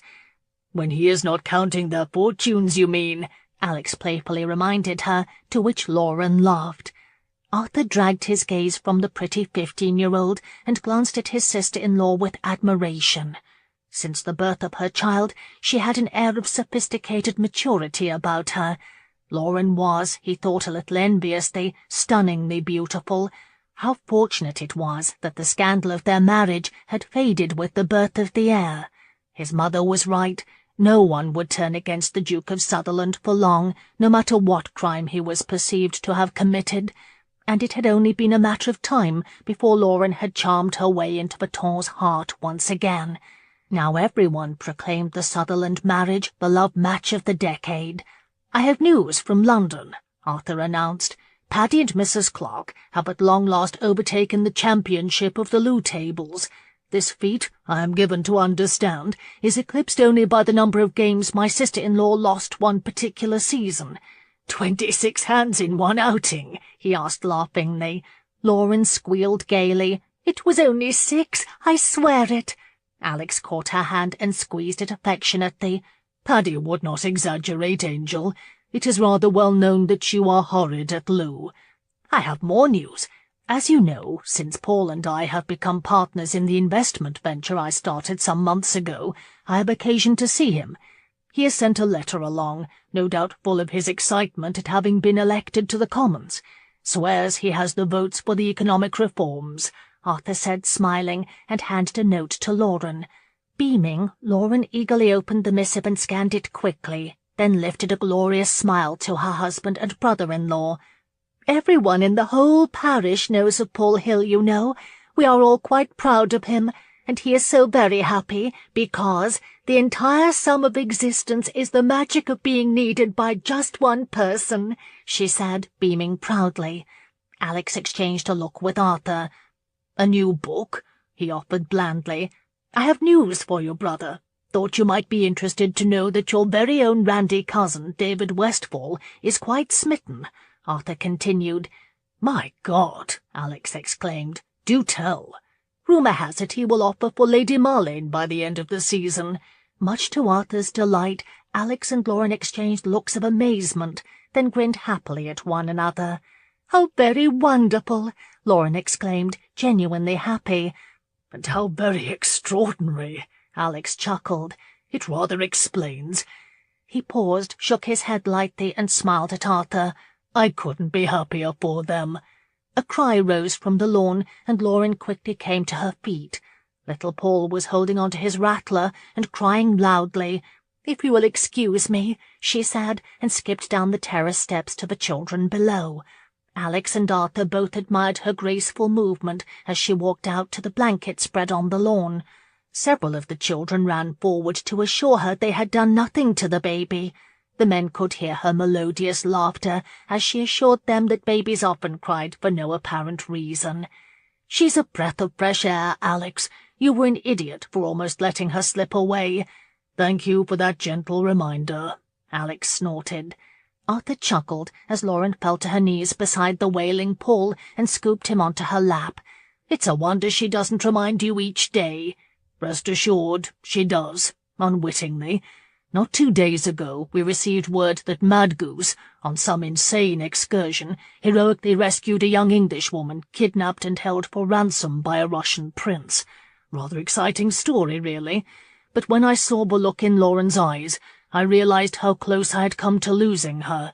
She is remarkably rather fond of that damned Bavarian." Arthur glanced at his brother from the corner of his eye and felt a small tug around his heart. He was constantly amazed by how much Alex loved her. What was it he had said of her? She was all that was Grace to him. Below them, the baby Lauren was holding put up a valiant struggle to be freed. Once she realized the boy would not be calmed, Lauren relented and handed him over to his nanny, who began a prompt march for the young boy's cradle. Lauren stayed a little longer on the lawn, talking with the children, who obviously adored her. Eventually, she started back to the terrace. As she walked slowly toward them, Arthur chuckled. "What?" Alex asked. "It's an irreverent thought," Arthur mused, and slanted a devilish look at Alex. "I had an idea for a small wager on what she might say."